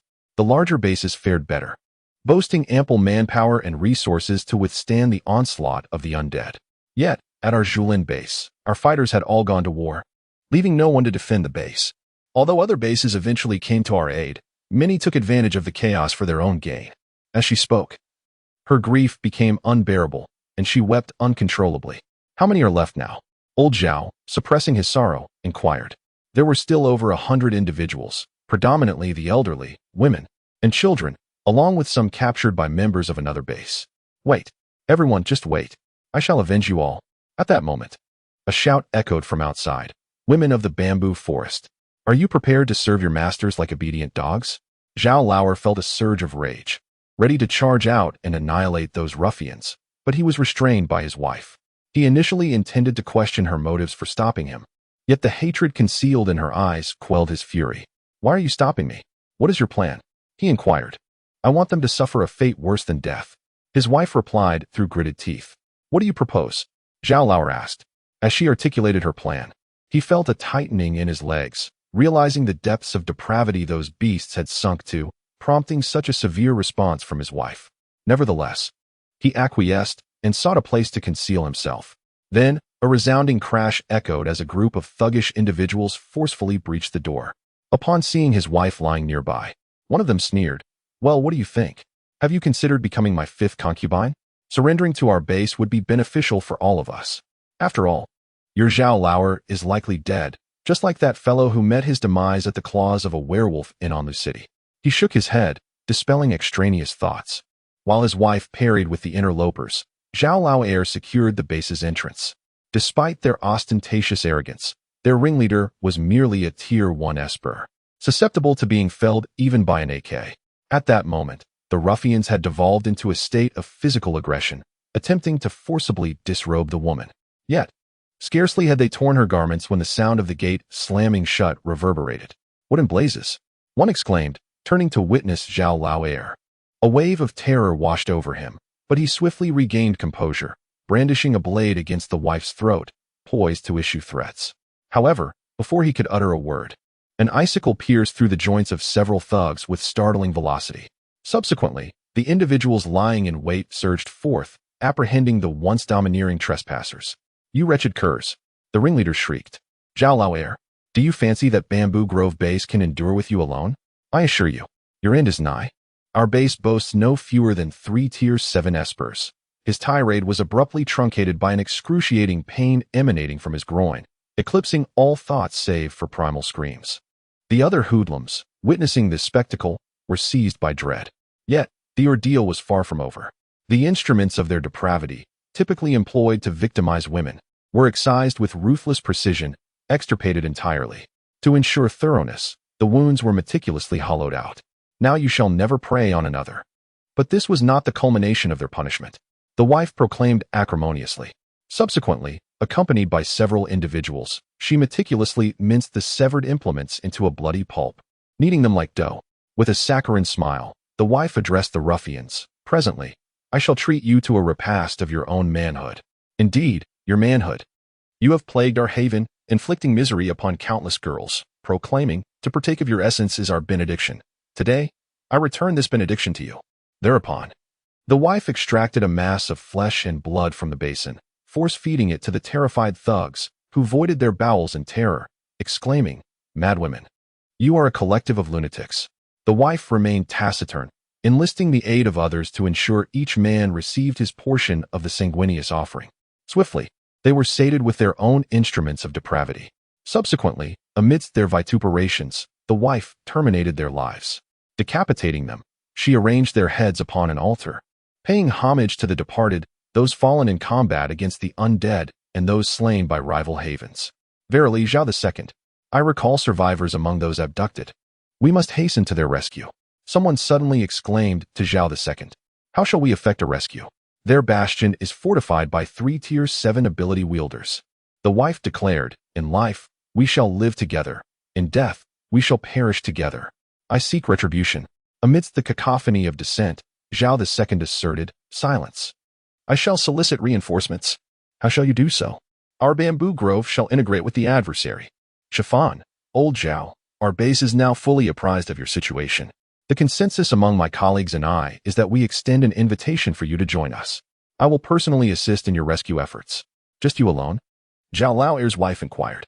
Indeed, Chifeng affirmed. I, by myself, am more than capable of eradicating that base. Doubt rippled through the crowd. Is this feasible? It seems implausible. Enough, Zhao Lao declared with unwavering resolve. I am intimately familiar with Chifeng's capabilities. She is not one to boast idly. Turning to Chifeng, he said, then we entrust ourselves to you. Subsequently, Chifeng arrived at the base's entrance. A guard's attempt to harass her was met with swift and lethal force. The base's denizens emerged. Encircling Chifeng, release the victims from the bamboo forest base, Chifeng commanded, and I shall spare your lives. Failed to do so, and one of the Tier 7 ability users scoffed, just a little girl. Go home and suckle your mother's milk. Or, perhaps come and serve your elder brother instead. His words were abruptly cut short as Chifeng, with a mere thought, used her psychokinetic abilities to turn him into a bloody mist. Chifeng yawned delicately. Next. In the end, the assembled multitude escorted Chifeng and the rescued victims of the bamboo forest base to safety, moved by the moral radiance that emanated from her. This was certainly due to an awakening of conscience, and absolutely not due to the fact that Chifeng had dispatched 3 Tier 7 ability wielders and telekinetically pulverized the entire 1 square kilometer residential area of the base into a compact sphere of debris. The members of the bamboo forest base who accompanied Chifeng were dumbfounded, but Zhao Lao remained unperturbed. Upon arrival, one expressed discontent regarding the People's Front sending only Chifeng, yet upon departure, it became apparent that such a trivial matter warranted the attention of such a formidable figure, which felt like an overestimation of our significance. In an instant, one transformed into the most ardent supporter of the People's Front. Henceforth, should the esteemed Qi command me eastward, I shall resolutely not venture westward. Following this incident, other bases, upon learning of the matter, visited the base ravaged by Chifeng, subsequently severing ties with it and gravitating towards the People's Front. After all, one cannot ignore the advantages of alignment. Chapter 53, Daily Life. After the conclusion of the Wuhan operations, the major bases entered a phase of recuperation. Among them, those severely damaged opted for immediate dissolution or to affiliate with other bases, predominantly opting to join the People's Front. The rationale behind this decision may well be Chifeng's virtue. After all, martial virtue is still a virtue. However, Chifeng harbored some concerns regarding these individuals who sought refuge due to his strength. They are inherently unreliable. Today, they ally with you for your might, yet tomorrow, they may abandon you for your frailty.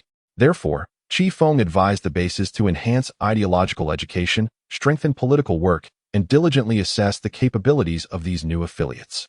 The bases took Chifeng's counsel seriously, pledging to contemplate his recommendations with particular emphasis on the ideological work and evaluation of those with extraordinary abilities. It is now early October of 2035. According to agricultural scientists and individuals endowed with botanical abilities, autumn tilling is imminent. In the pre-apocalyptic Jiangsu province, crops are cultivated biannually, with the upcoming planting focusing on wheat and rapeseed. Relevant personnel have indicated that sowing should occur between October 20th and early November. However, the more pressing task at hand is the harvest. The wheat and rice that have been cultivated are now abundantly ripe, marking the peak of the agricultural season. Coincidentally, the goals set for Chifeng have recently been accomplished, prompting her to lend a hand in the fields. The farm workers under the management of the People's Front are operating electric tractors to reap the wheat. Naturally, some individuals endowed with extraordinary abilities find the process cumbersome and opt to utilize their powers or their extraordinary physical strength to gather the crops directly. One may wonder why electric tractors are employed instead of the diesel-powered ones commonly seen before the apocalypse. The answer is rather straightforward. Petroleum has become a non-renewable resource in this new era, contrary to the idyllic visions many held prior to the apocalypse. The collapse of social order and the disintegration of industrial society rendered the production of oil impossible. The intricate processes required to refine oil, exploration, extraction, distillation, and cracking, have become obsolete, while the generation of electricity remains relatively straightforward. Consequently, many transportation methods in this post-apocalyptic world now rely on electric energy. The reconstruction of the oil industry would necessitate the establishment of a vast and substantial base. After a day of diligent labor, the harvest is nearly complete, with only the final remnants left to be gathered the following morning. Upon the dawn of the next day, having finished the harvest, Chifeng decides to pay a visit to Chifeng. It is worth noting that she has transformed into a formidable warrior, no longer the frail girl she once was. Fong Fong. Good morning. Chifeng Jia. What brings you here? I came to see you. By the way, are you preparing to head out? Indeed. I have applied for another assignment. Speaking of Sister Chifeng, why is it that the crystal cores you submit each month only meet the minimum requirement? Clearly, your capabilities could yield a greater contribution for better rewards. Perhaps, being an ability enthusiast, I yearn to enhance my powers as much as possible and test the limits of my potential.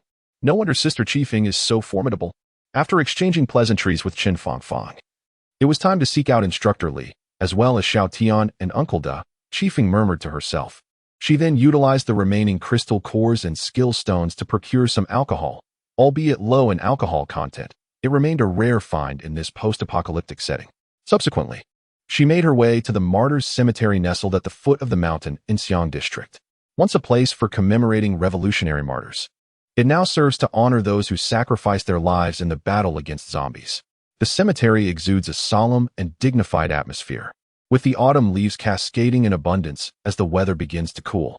To prevent fires, the organization has specifically assigned personnel to clear the fallen leaves. Not far away, the Revolutionary Martyrs Memorial Tower stands tall, a steadfast symbol of remembrance.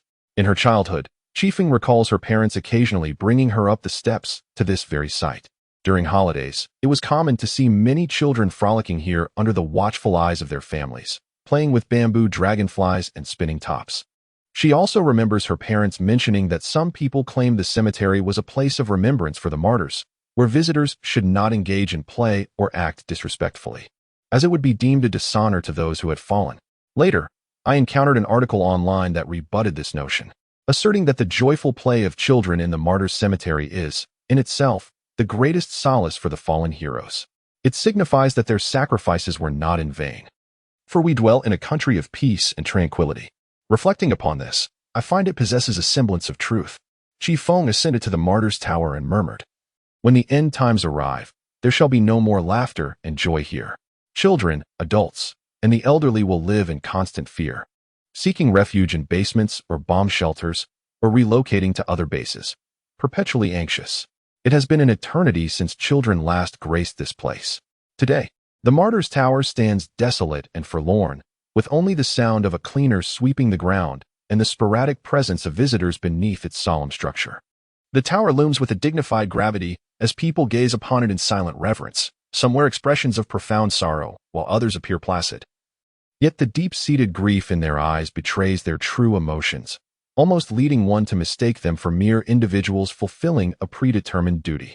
They have stood there for an extended period, observing the martyrs' tower as if peering through it to glimpse someone beyond. Meanwhile, the martyrs' tower continues to stand silently, just as it did upon its completion. Uncle Da, Little Tian, Instructor Li, I have come to visit you, Chifeng said hoarsely while seated on a bench. In this recent operation, we successfully dismantled the zombie bioweapons laboratory in Wuhan. The greatest threat to us has been alleviated. For a considerable time ahead, the Blood Moon sect would pose no further menace to us. Pausing momentarily, Chifeng cleared his nose and resumed, "Come. I brought wine for you to savor at your leisure." The sound of liquid spilling marked the emptying of a bottle. Following another series of gulps, Chifeng consumed a bottle himself. Such liquor held little power to intoxicate an adept as formidable as Chifeng, yet alas, it was a case of the heart being willing even if the flesh was not. With the bottle drained, a delicate flush began to grace Chifeng's fair cheeks, and tears welled in the corners of his eyes. Truth be told, in his previous life, during his elementary and middle school years, he had penned numerous reflections after visiting the martyrs' cemetery. Respect for the fallen heroes was genuine, but youthful exuberance often overshadowed solemnity, rendering the reflections a blend of sincerity and artifice, discernible to both himself and others. However, with the passage of time, his mindset had undergone a profound transformation. He now truly inhabited the post-apocalyptic world. Friends, comrades, fellow warriors, the minutiae of their interactions seemed but a memory, yet today, he stood outside while they rested within the memorial, silently watching over those of them still living. A fitting demise indeed. In death, you find release, needing only to repose here. Clearing his nose and wiping away tears, he continued, his voice choked with emotion. We, the living, must persist in our struggle. We must continue our battle against the undead. We must wage this war of indeterminate duration. I live, and I shall live for you as well. In the future, for the places you have yet to explore, we shall venture forth on your behalf. For the peace you have never witnessed, we shall unveil it for you. For the zombies you have not vanquished, we shall confront them in your stead. How can you be so selfish, lamenting as you do? Why can you not strive to live fully and partake in these endeavors yourselves? Instead, you insist on foisting these burdens upon us, the living. After a moment of tears, Chifeng regained his composure and declared, "Rest assured, I vow to strive relentlessly until the day of humanity's triumph arrives. When that moment comes, I shall restore this place to its former vibrancy. I will ensure that children can frolic freely here, liberated from the reign of the undead." Chifeng, brimming with fervor, rose to his feet and proclaimed, "The Great Wall shall never fall. Long live the Huaxia nation. Long live humanity. The zombies shall be defeated, and we shall prevail. The Great Wall shall never fall. The zombies shall be defeated, and we shall prevail." Others echoed Chifeng's words. Initially scattered and subdued, their voices grew louder, transforming into heartfelt roars. "Humanity shall triumph. Long live humanity. The Great Wall shall never fall." Though only a handful of individuals surrounded the Martyrs' Tower, their voices resonated with the might of millions. Perhaps the weight of oppression in this apocalyptic era had lingered too long, drawing others near. Eventually, someone led the assembly in singing the national anthem, perhaps in the hope that the spirits of the martyrs would bestow courage upon the living, or perhaps in the aspiration to emulate these heroes and achieve ultimate victory. As they descended the mountain, the moon had quietly ascended the treetops. Nearly 1,000 souls moved downwards in a grand procession, the clouds of despair lifting from their faces. Some realized, at this moment, that they had been so enraptured by the atmosphere that they had neglected their duties, prompting them to rush to explain themselves to their superiors.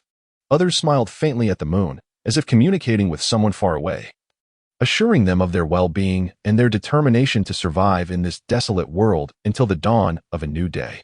Chifeng lingered behind, turning to gaze at the Martyrs' Tower in contemplative silence. "Rest assured, when we achieve victory in the future, I shall return to inform you." With these words, a gust of wind swept by, rustling the nearby trees, as if they were responding, or perhaps merely participating in the natural symphony of life. Li Shunlu, during the assault on the heavily fortified zombie stronghold in Shiyan, found himself encircled by the undead amidst fierce combat. Ultimately, he succumbed to infection due to the absence of timely antidote administration and the lack of assistance from healing abilities. By the time his comrades arrived, it was too late to save him. At his request, they granted him a merciful end, decapitating him before he could transform into one of the very beings he fought against. In the midst of a zombie assault on the Guqing base, Deshun valiantly led a group of psychics to combat the undead, sacrificing himself to ensure the evacuation of the residents. Tragically, he was torn apart by zombies just before reinforcements were set to arrive, and later, remnants of his remains were discovered, untouched by the voracious undead. Meanwhile, Yixiaodian, dispatched to aid allied bases such as Julin, faced a dire fate, ambushed by a horde of high-level zombies. Ultimately, the remains of him and his comrades were found within the bellies of the creatures, severely eroded by gastric acid, rendering some bones irretrievable. Chapter 54. New Year. As the new year approached, a sense of renewal permeated the air. Despite the apocalypse, the arrival of the new year was a celebration that could not be overlooked. As Confucius once imparted to Ziyuan, 100 days of toil cannot compare to a single day of joy. The balance between relaxation and diligence is essential. After such prolonged tension and immense mental strain, it is only fitting to seek moments of reprieve. We shed the weariness of the past year and embrace the promise of a new life ahead. On January 27, 2036, New Year's Eve, one cannot help but ponder that had the apocalypse not occurred, everyone would likely be gathered before their televisions, enjoying the Spring Festival Gala. Alas, one might wonder, what would the Spring Festival Gala feature in a world untouched by calamity? Is there really any need to speculate? Someone derisively remarked. It would undoubtedly showcase dumpling making. No second thoughts required. Furthermore, there would be relentless calls for procreation, mocking the notion of being single as a dog. The declining birth rate would prompt an overwhelming campaign to encourage childbirth. Hurry up. Hurry up. If I give birth, who's going to care for the child? You won't take responsibility. So why should I bear one? And there would be skits, highlighting the trivialities of neighborhood life. What merit is there in such performances? I find myself yearning for the beloved Uncle Benshan. The predominant theme of the Spring Festival Gala skits is joy. Indeed, joy is our paramount theme. Tom's words resonate. There must be educational significance, yet one might ponder, what educational value did your parents consider when bringing you into this world? Quite right. Even Confucius understood the balance of rigor and leniency, the duality of culture and martial prowess. Those fools are hardly comparable to the wisdom of Confucius. Is the Spring Festival Gala intended for our enjoyment? It is evidently tailored for the leaders to behold. It showcases the flourishing state of the nation under their governance, illustrating how content and industrious the populace is, while those below labor fervently to flatter their superiors. Well said. It is utterly disconnected from the experiences of the common people. Perhaps it's for the best that it fades away. After a while, in an open space at the Fan District base, the onlookers gathered to watch a performance. There was no rehearsal, time was insufficient, no script, educational background lacking, and no educational significance whatsoever. Even the stage was hastily erected. The program consisted merely of traditional opera, skits, and crosstalk, and as the show progressed, it fell into a lull, prompting the audience to take the stage to showcase their talents. Featuring street dance and extraordinary performances aplenty. In contrast to the Spring Festival Gala, this performance was woefully inadequate, lacking precision in timing and the presence of a host to count down to the new year. Yet, in comparison, this performance was truly exhilarating, devoid of tedious educational messages and the embarrassment of awkward crosstalk performances by tiresome individuals. As the Spring Festival approached, I reflected upon my previous life, having already reached adulthood. Assuming that the body of Ian Wolf was merely 13 upon my arrival, I was now just days away from my 19th birthday. How fickle fate can be. By the way, Chifeng had mentioned a mission a few days prior. Once she completed it, I intended to visit her. I had yet to extend my New Year's greetings to her.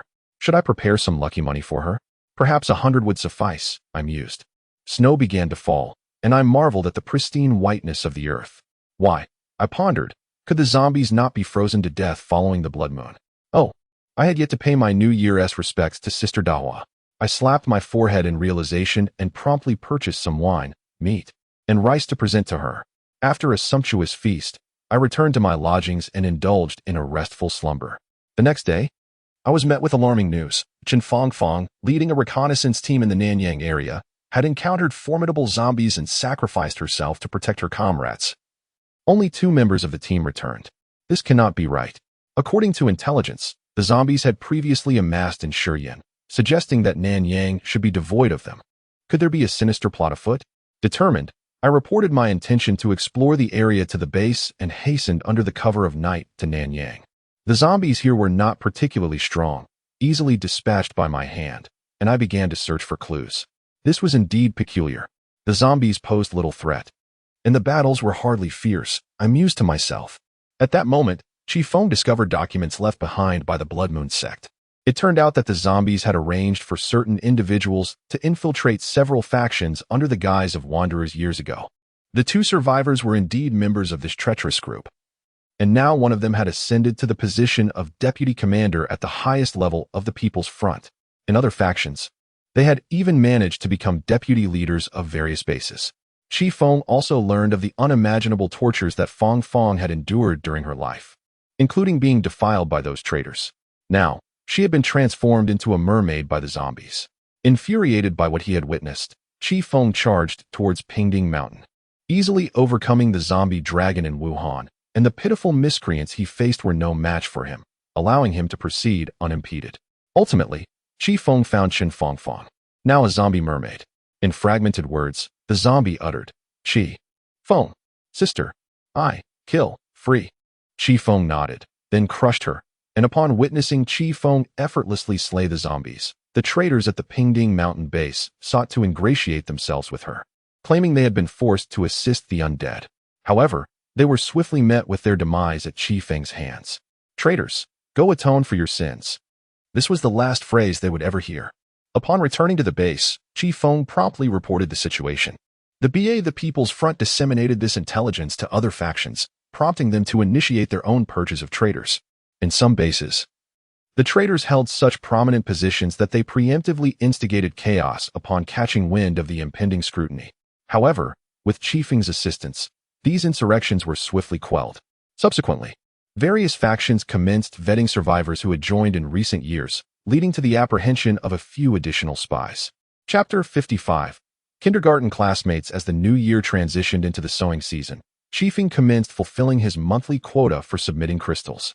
Arriving in Nanyang, he lodged there for a night, concurrently assimilating the Singer's system in its entirety. During the culmination of the Wuhan operation, Chifeng effortlessly eliminated the Singer, a member of the Blood Moon Holy Sect's 15 committees. However, upon its demise, a system, imperceptible to onlookers, emerged from its body, which Chifeng directed his other systems to capture.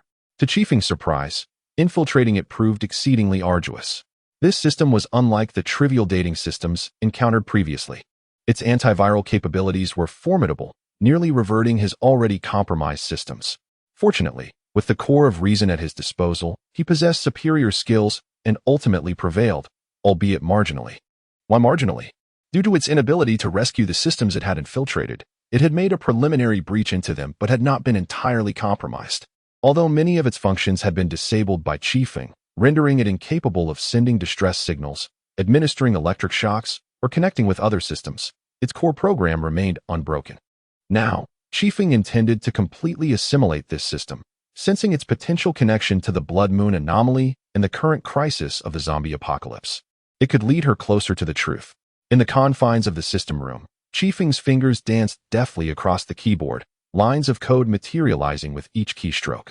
Ultimately, she breached the core of the system, preventing its self-destruction subroutine from being activated, granting her unrestricted access to its data. She named it Kindergarten Classmate, pondering that if a sixth system were to emerge, she would have to devise a name herself, as her creative reserves had been exhausted. The Kindergarten Classmate became Chifeng's fifth-star soul, transforming her system room into a spacious 100 square meters, with storage capacity expanded to 300 cubic meters. Most importantly, Chifeng could extract vital intelligence from it, whether related to the Blood Moon cult or other matters. Her instincts told her that the information held within could be pivotal to understanding this apocalyptic world. All right, let us see what you have for me, Chifeng murmured, stretching lazily. As Chifeng perused the records of his kindergarten classmates, he discovered that every zombie within the Blood Moon Holy Church's 15th committee retained the memories of their former lives and possessed a system of their own. It is noteworthy that they are not the sole recipients of such systems. Other zombie players also have their own. During the establishment of the Blood Moon Holy Church, the system provided considerable assistance, leaving the zombies intrigued about the reasons behind this support, while simultaneously maintaining a degree of wariness. Had they still been students at the time of their transformation, they might have fancied themselves as chosen ones, fueled by youthful delusions. However, the unfortunate reality is that upon becoming zombies, they had already entered the workforce, and life had imparted the sobering truth that they were not destined for greatness or extraordinary success. Consequently, they approached the notion of celestial rewards with skepticism. Nevertheless, the systems were not averse to revealing certain truths they had come to understand. They informed the zombies that the present Earth is, in fact, a lavish playground for advanced civilizations, and that the 15th Committee is essentially composed of NPCs, with the system acting as the game SGM. The Blood Moon Holy Church resembles a guild faction within a game, serving as an initial city for the zombie players. This knowledge was accessible to the zombies. What the systems withheld, however, was the existence of numerous similar zombie factions scattered across the globe. Yet, this did not concern them. They were acutely aware that their relationship with the systems was one of mutual exploitation. The systems regarded them and the entire Earth as mere toys, while the zombies, through the capabilities of the systems, had merely ascended to positions of power, nothing more. In addition, the system has also facilitated the establishment of several human factions, much like the zombie factions. These human factions are led by NPCs selected by the system, and they serve as the initial cities for the players within these human factions. Most of the leaders of the human factions, aided by the system, are aware of its intentions, yet they remain indifferent. Prior to the apocalypse, they were merely ordinary individuals, unnoticed by the likes of prominent celebrities such as Bing Bing and Yimong, or the internet beauties from platforms like Bilibili, Douyin, and Kuaishou. Now, however, they wield immense power, a level of authority unattainable in the world before the end times. Thus, if the system chooses to exploit them, what of it? After all, do not employers utilize their workers for their own gain? Do officials not employ individuals to launder money? The system, while exploiting these individuals, offers them the opportunity to carve out their own dominion, while traditional jobs provide only meager sustenance. In essence, how many long to be utilized by the system, yet lack the opportunity? The system is largely unconcerned with conflicts between organizations. If one is eliminated by another, it merely indicates that they were unworthy of the system's favor, unfit to serve as NPCs in the zombie apocalypse of Earth Online, lacking even the qualification to assist players. Nevertheless, the system does maintain a balance between humans and zombies, ensuring that one side does not completely annihilate the other. After all, what would players do if the world were entirely saved? Players are not chosen ones. They are merely toys randomly selected by the system.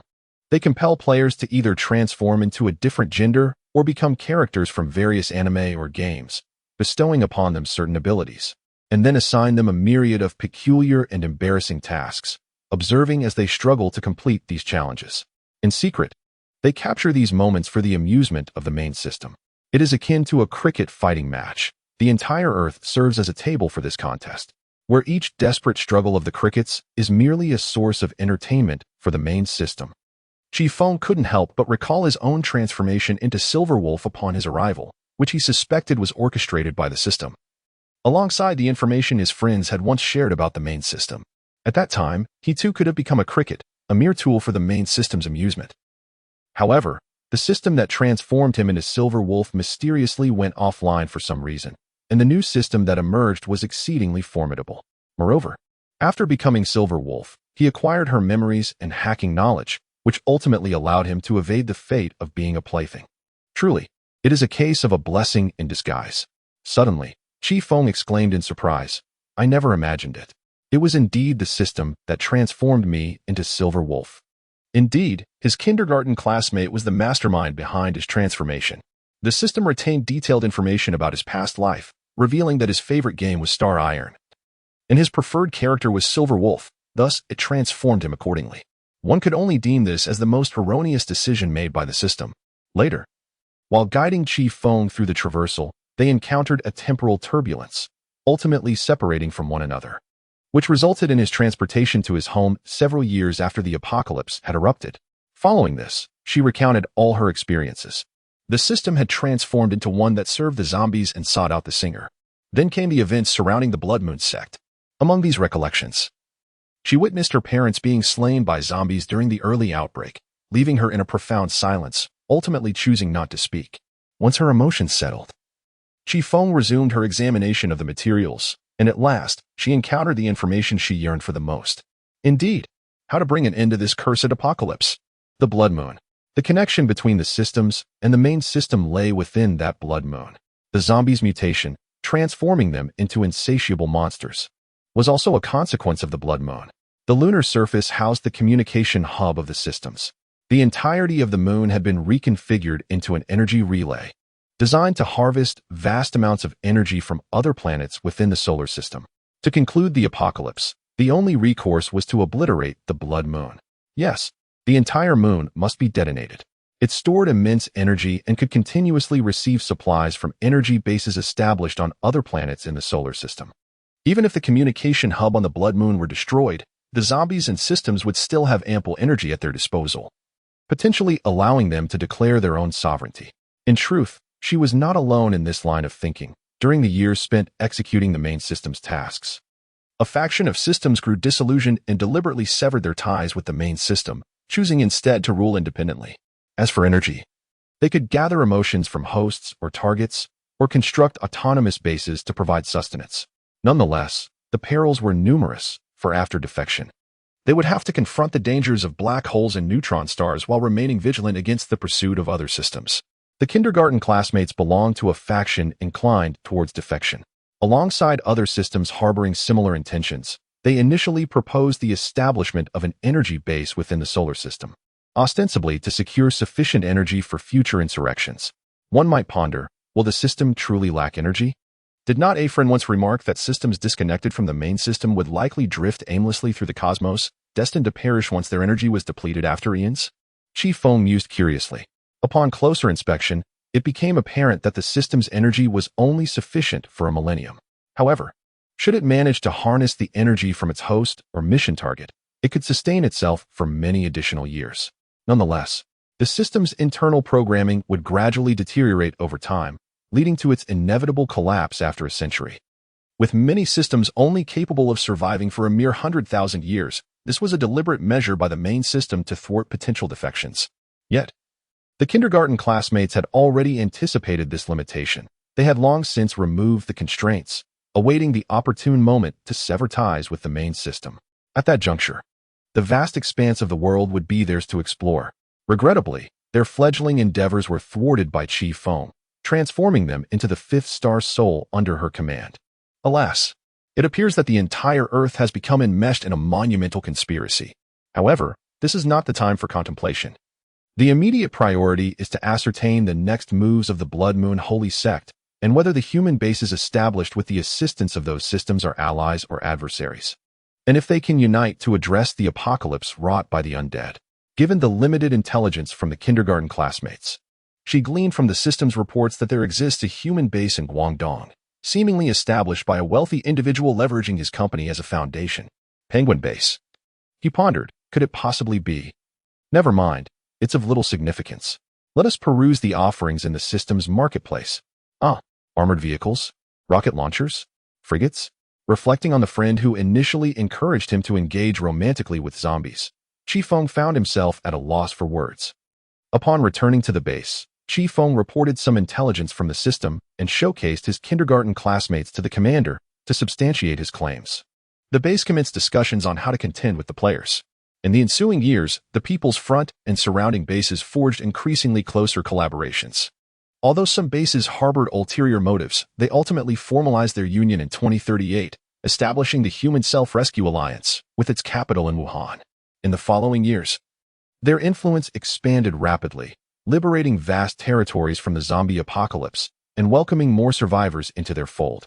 By July 1, 2045, the Human Self-Rescue Alliance had reclaimed Jingchu, the capital, as well as the entirety of Anhui and Hunan provinces, and all but the three autonomous prefectures of Liangshan, Ganzi, and Aba in Sichuan. The northern regions of Jiangxi also fell under their control. Compared to a decade prior, their territory had significantly expanded, and the population experienced substantial growth. However, the threat of the Blood Moon sect lingered ominously.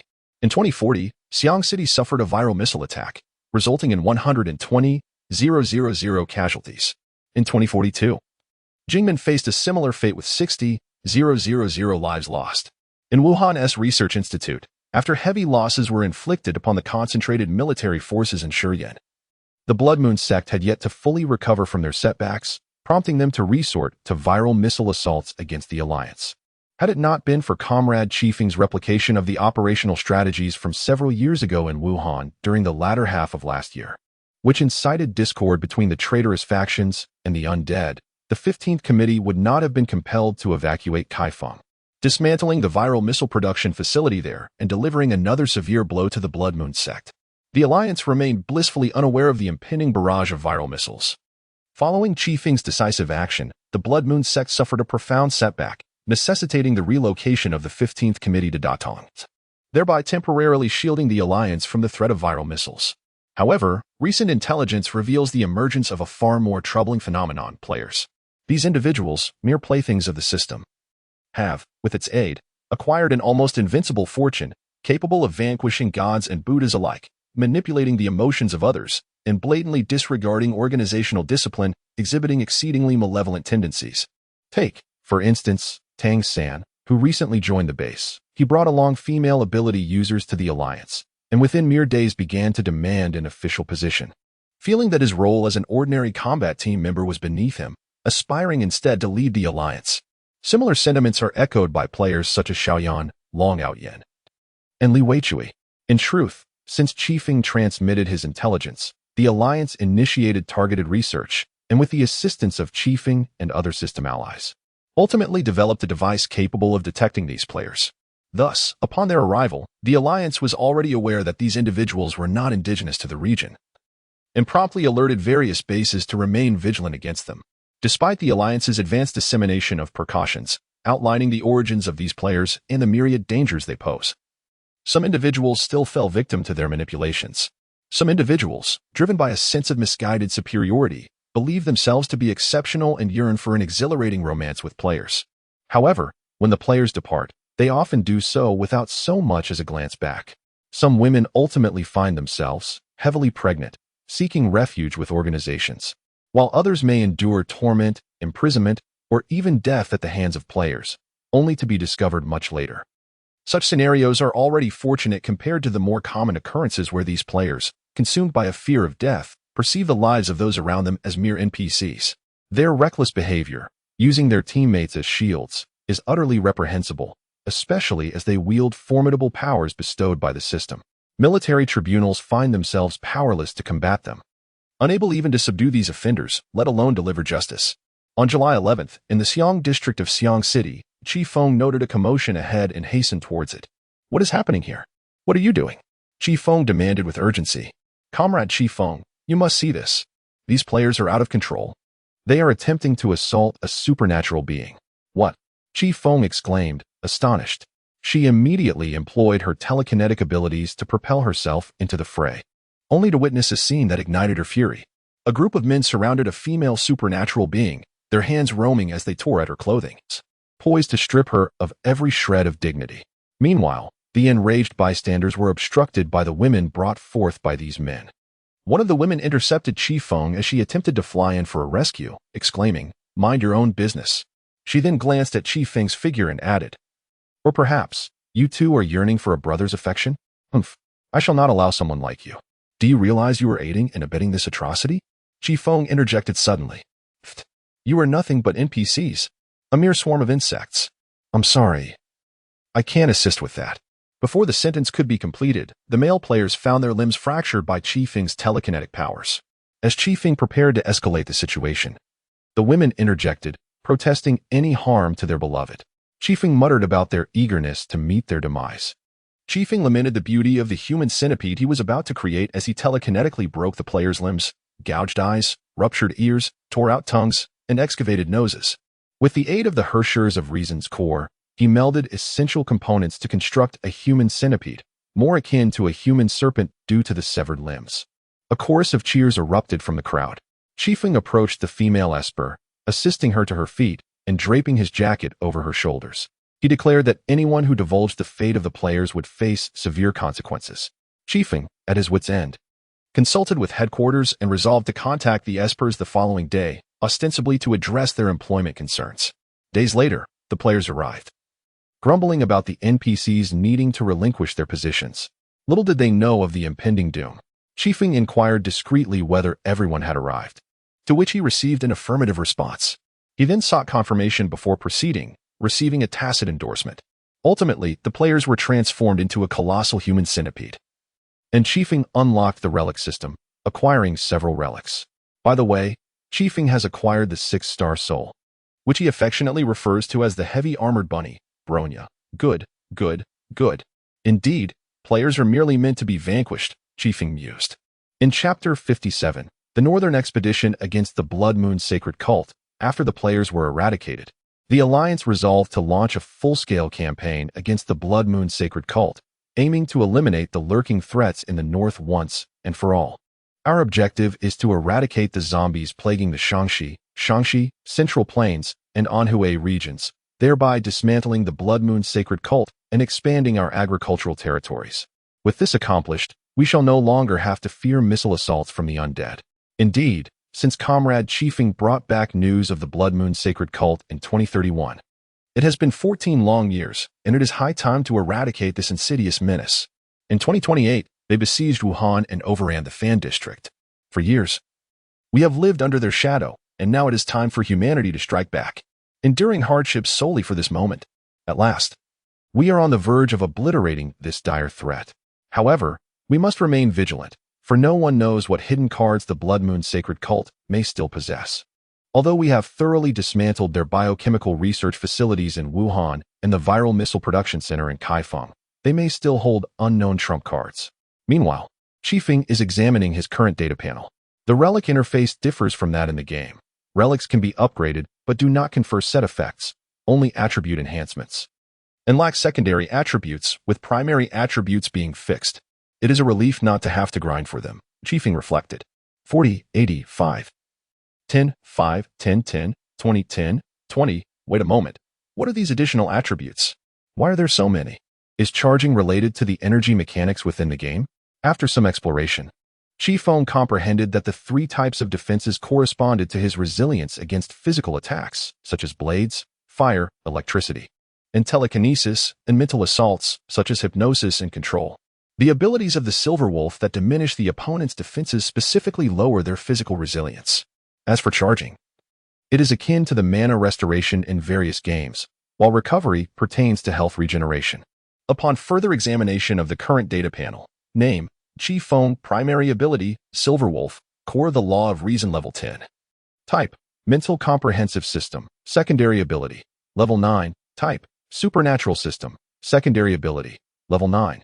Type, water system, physical strength, 450, 100300, 40, 1240, mental power, 1200 2400, 100400, 80, 7680, skills, Silver Wolf basic attack, max, Silver Wolf combat techniques, max.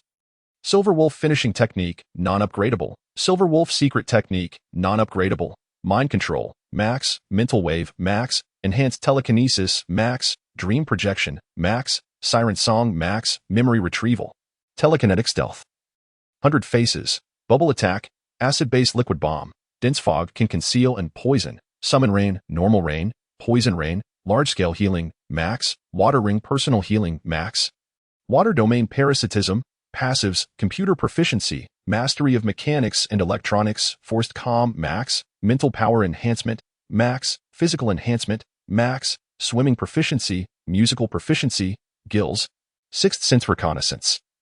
Mental enhancement perception, mastery of advanced telekinesis, max, additional mental core, max, water poison enhancement perception, max, system ability transfer enhancement, max, system room transfer. System drone, transfer.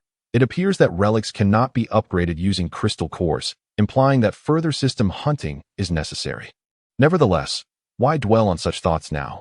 The pressing matter is to contemplate the subsequent course of action.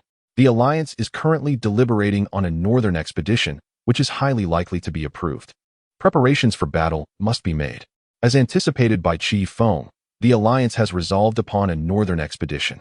This mission will be under the overall command of Wanghua Gang, with Chifeng leading a commando unit of over 700 espers to strike directly at the heart of the enemy, launching a surprise attack on Jinyuan Datong to eliminate the 15 committee. In essence, a decapitation strike. Following preparations, the group departed from Wuhan, driving towards Datong. The initial leg of the journey proceeded smoothly, requiring little time and encountering few adversaries. The convoy traversed Hunan province. As Chifeng and other espers had previously conducted a surprise raid on Kaifeng during the prior year's operation, compelling the 15 committee to evacuate. Consequently, the vicinity had been thoroughly scoured of zombies, with any formidable undead having been eradicated at that time. It was not until entering Jiaozuo in Hunan that the party encountered their first formidable adversaries. These creatures bear a striking resemblance to those from Anlu City. Evidently, the Wuhan Biolaboratory has been diligently cultivating them, providing ample data. Based on intelligence gathered from the previous Wuhan operation, these organisms possess formidable physical prowess, rendering them exceedingly difficult to subdue. What are your assessments? Deploy poison. According to the data, we can incapacitate the opposition with toxins. The data indicates that werewolves are susceptible to poison, water, ice, and electricity. Are there any espers with the requisite abilities? I as well. Ultimately, over 100 individuals raised their hands. However, I must caution you. Caution. A decade has elapsed, and the undead have evolved. The vulnerabilities from 10 years ago may no longer be applicable. Please inform us immediately of any developments, so we can provide reinforcement. Understood? Good. It must be noted that, in comparison to Wanlu City a decade prior, these creatures have not exhibited significant advancement. Each zombie werewolf now bears a crystal on their forehead to launch orbs of light, creating explosions that pose a threat to the safety of our team members. However, these orbs lack the destructive potency of those unleashed by the colossal werewolf zombies of Wanlu City. Quite manageable. It appears that, over the course of 10 years, these zombies have not progressed much at all. However, let us not grow complacent. These beings are, at best, merely the vanguard. Only now have we truly entered the domain of the Blood Moon Holy Cult. In truth, the Central Plains have been largely forsaken by them, and our battle has only just begun. Therefore, let us advance with determination. No, let us not forget that our mission is to launch a surprise attack.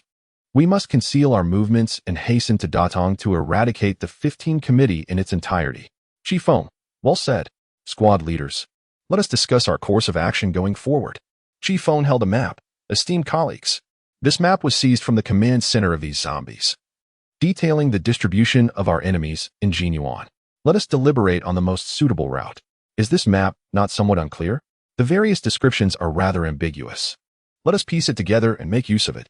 Ultimately, several captains deliberated and established a route, marking the official commencement of the Assault Brigade's operation in Jinyuan. Chapter 58, The Journey to Jinyuan 1. Traversing the mountains to the north of Zhaozuo lies the majestic Taihang mountain range, a formidable barrier separating Jinyuan from Hebei. Awe-inspiring in its grandeur, I stated unequivocally that mountain climbing was an unrealistic endeavor. Just look at these images, imposing cliffs and sheer precipices. It would take months of arduous ascent. The flowers would wither in the meantime. Wind elemental abilities could allow us to soar over, suggested one of the wind users. That's unfeasible. There are too many of us to manage, they replied. Chifeng pondered. Could my core of reasoning construct a helicopter or something similar? Is it not possible? I lack the understanding of helicopter mechanics to reproduce it. What about a hot air balloon? A hot air balloon? Chifeng exclaimed. Could that be a viable option? Perhaps not. A hot air balloon can only accommodate a few individuals, and it does not ascend to great heights, making it a conspicuous target. The zombie's vision is poor, but what if there are mutated zombies with enhanced eyesight? Moreover, let us not forget that zombies wield machine guns. We certainly cannot fly over. What about land routes? We could take this path, the Jinxian Expressway, ultimately leading to Jincheng. That is acceptable. But what shall we do about the abandoned vehicles on the expressway? During the Blood Moon outbreak, people fled the cities in a frenzy. The expressway is likely littered with wrecked cars, completely obstructing our passage. What are we to do? Since there seems to be no better alternative, why not give it a try? If it doesn't work out, we can always take a detour later. Why don't we first send a team of scouts instead of charging in with a large group? With that, the drones summoned by Chifeng began their reconnaissance along the highway, quickly revealing that the road was obstructed by vehicles. Indeed, we must think of another solution. Wait, this does not appear to be a typical traffic accident blocking the lane. Of course not. Is a zombie outbreak considered normal? No. What I mean is, this obstruction is clearly man-made. But what is it? As the camera focused, everyone saw that this was the mark left by heavy objects being dragged. And over there are machine guns. They soon realized that the vehicles blocking the highway were armed with machine guns, and upon closer inspection, the abandoned cars formed a fortified position. With patrolling zombies nearby, the camera then panned to the slopes on either side of the highway, uncovering hidden machine gun nests and mortar positions within the woods. This is likely the territory of the zombies. Is there any doubt? I never expected the zombies to evolve to such an extent. What is there to be surprised about? Over a decade ago, long before we discovered any trace of the Blood Moon sect, didn't we already know? Let us not forget that they once used catapults to attack Xiang district. Ah, indeed, but wait. Look over there. A small truck approached, bearing several zombies upon its roof, where a machine gun was mounted. The presence of a vehicle filled with zombies suggests a significant implication. The obstacles on this highway have been thoroughly cleared. How else could these undead navigate to this location? Therefore, we must first eliminate these troublesome zombies. The zombies have spotted the drone. Suddenly, the only sound that resonates is the impact of bullets striking the drone. A group of wind elemental abilities ascended into the sky, soaring to heights beyond the reach of the zombies' anti-aircraft gun. This altitude was unattainable for either the drone or the telekinetic powers of the other abilities, leaving the wind elemental users as the sole participants in this assault. The temporary commander of the wind elemental users called out, "Prepare. Fire." With the command given, wind spheres, wind blades, and explosives rained down upon the ground and the mountaintop, instantly kicking up a cloud of dust and provoking a counterattack from the zombies. Yet, the anti-aircraft guns could not reach them. Their range was limited. Moreover, the signal station had been destroyed by the wind elemental users, preventing the zombies from calling for reinforcements. However, the zombies were not entirely without recourse. As the effectiveness of the wind abilities diminished with distance, some of the users gradually lowered their altitude to enhance their power, thus providing the zombies an opportunity. The anti-aircraft guns began to find their mark on the abilities, but fortunately, timely rescue and the robust physiques of the users ensured that none were taken down. The commander shouted, "Ascend. Create distance from them." Yet, in this manner, our skills cannot truly unleash their potential. "Captain, I request terrestrial support." Chifeng acknowledged. Subsequently, Chifeng and his companions drove towards the barricade constructed from vehicles by the zombies. The zombies, upon noticing them, began to fire.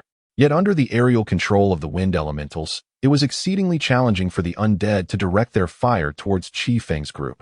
Coupled with their defensive skills, it became even more arduous to inflict harm upon them. As the elementals unleashed their powers, be it lightning or flames, they forcefully created a breach in the barricade, decimating the zombies within. Few finally eradicated. Otherwise, we might as well charge headlong next time, relying solely on our defensive skills. One of the elementals suggested, "Why don't we gather the equipment left behind by those zombies?" Thus, Chifeng's convoy transformed from a pickup truck into an armed vehicle, equipped with anti-aircraft machine guns and anti-tank missiles.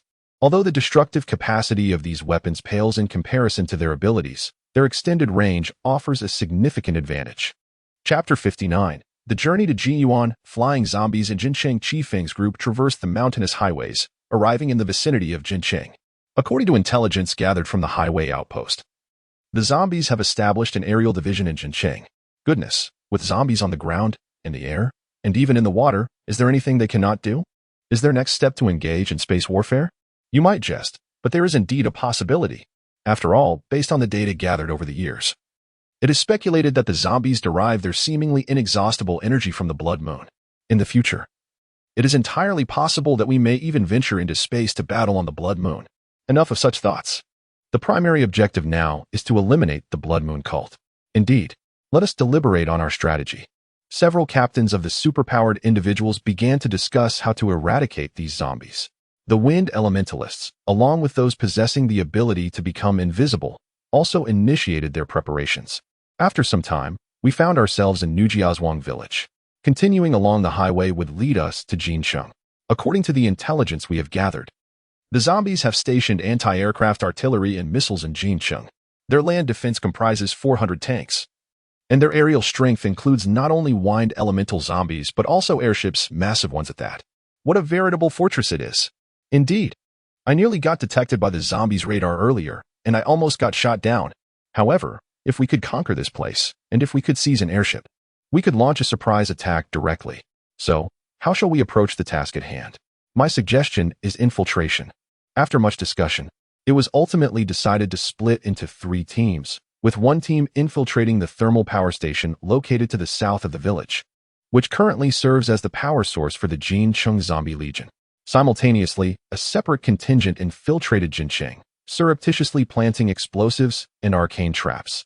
Furthermore, given that the missile system's power supply was independent of the thermal power plant, they also employed hacking techniques to breach the automated missile defense system of the zombified forces, thereby instigating a fratricidal barrage. This would sow disarray and pandemonium among their ranks. Finally, a vanguard force would spearhead a frontal assault, capitalizing on the chaos to besiege the city. With the strategy finalized, the operatives commenced their mission. Chifeng led a cohort of over 20 individuals into the urban confines of Jincheng, discreetly emplacing remote detonated explosives and arcane abilities before assuming clandestine positions.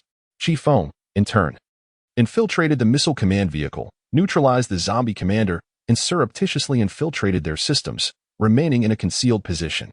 Concurrently, the arcane practitioners dispatched to the thermal power plant circumvented the formidable defenses, strategically positioning a plethora of explosives throughout the premises, encompassing sentry posts, encampments, command centers, armories, and, most critically, the high-voltage transmission lines. Prepare. Commencing countdown. 5, 4, 3, 2, 1. A thunderous detonation reverberated through the air as the thermal power plant erupted in a series of cataclysmic explosions. Infernos blazed skyward, and the concussive force shook the very foundations of the earth. Charge! At this clarion call, the arcane practitioners, hitherto concealed in the shadows, surged forth en masse, unleashing their abilities upon the disoriented zombie forces. The zombies, already thrown into disarray by the pervasive explosions and conflagrations, were now confronted with a sudden onslaught of arcane attacks, exacerbating their bewilderment and disorientation. As a succession of explosions rent the air, the zombified adversaries succumbed to the inferno, and Chifeng was plunged into a state of complete electrical blackout. Roar! The command center in Chifeng, unable to reach the thermal power plant, was seized by dread in the face of the power outage and the distant explosions, perplexed as to the unfolding events. Following the command zombies' orders, a large number of zombies surged toward the thermal power plant to ascertain the situation. If it was an accident, they were to provide aid. If an attack, they were to obliterate the aggressors, demonstrating the consequences of provoking the zombies. A considerable number of zombies advanced towards the power plant, leaving Chifeng with a significantly thin defense. Yet, the command zombie was not concerned, for Chifeng possessed an automated missile defense system capable of launching devastating strikes against any adversary, whether approaching by land or air. Moreover, the most formidable forces, the tanks and high-level mutated zombies, had yet to be deployed. Upon observing the zombies' movements, Chifeng commanded, "Everyone, prepare to move out. Prepare to detonate the explosives." Understood. Understood. Understood. The team responded. Boom. With successive explosions, the armory, encampments, and command center were struck, with the main forces diverted. The zombies were overwhelmed and struggled to cope with the widespread attacks. The destruction of the armory, encampments, and command center dealt a severe blow to the zombies' combat capabilities. Whoosh, whoosh, whoosh. The sound of missiles being launched pierced the air. However, no order to launch had been issued from the command center. Who, then, had initiated the launch? Indeed, it was Chifeng, who had infiltrated the missile system through hacking. The missiles targeted either the aerial zombified creatures, decimating them one by one, or ascended into the sky before plummeting back to Earth, bombarding the elite zombies on the ground with relentless explosions. After the bombardment of Chifeng, the missiles were then directed towards the vast horde of zombies advancing towards the power plant. The high-intellect zombies among them initially rejoiced at the sight of the missiles ascending, only to realize that they were aimed at the interior of their base. Had the enemy infiltrated their ranks? They wondered. Subsequently, the missiles descended upon them, unleashing a devastating barrage. How could the missiles be targeting us? Before they could comprehend the situation, they were engulfed in a cataclysmic explosion, resulting in utter chaos and destruction. With the missiles expended, as they required human or zombie guidance, the remaining zombies on the road assumed that the assault had concluded and prepared to return to Chifeng to repel the invaders. However, at that moment, the third squad arrived in vehicles, unleashing a torrent of firepower from their anti-aircraft machine guns and anti-tank rockets, mowing down the remaining zombies. Although some advanced zombies managed to reach the ability users, they were ultimately annihilated by their extraordinary powers. In the aftermath, the battlefield was cleared, weapons were replenished, and, most importantly, the team acquired an airship, enabling them to fly directly to Datong. I have a feeling that this mission might be surprisingly easy, especially compared to the Wuhan mission 10 years ago. It just might be. We haven't encountered any formidable zombies this time, just some who rely on arming themselves with equipment. This may not necessarily be a good thing, as it suggests that the zombies are highly intelligent. Do not forget, humanity's ascendance on this planet is attributed to our unparalleled intellect. How can the wits of the undead ever rival our own? Let us not overlook that they possess a system. Those contraptions. Sooner or later, we shall vanquish them. Speaking of which, throughout this journey, we have encountered no formidable zombies. The highest level of ability observed is merely a level 4. Were they not severely weakened by past operations in Wuhan and Hunan, or are they merely consolidating their forces? Plotting a more formidable counterattack? Chapter 60. The Journey to Jinyuan. The mysterious cloud masked the group boarded the airship and commenced their voyage towards Datong. Naturally, they had previously equipped the airship with technologically advanced products developed by the base. A detection shield, which can obscure radar and certain abilities from detection. The airships constructed by the zombies do not boast remarkable speed, reaching a maximum of approximately 15 kilometers per hour should they encounter strong winds or other circumstances. Their velocity would further diminish. They ascend to an altitude of around 5,000 meters, making them elusive to the naked eye. 5 airships carry 700 individuals along with vehicles.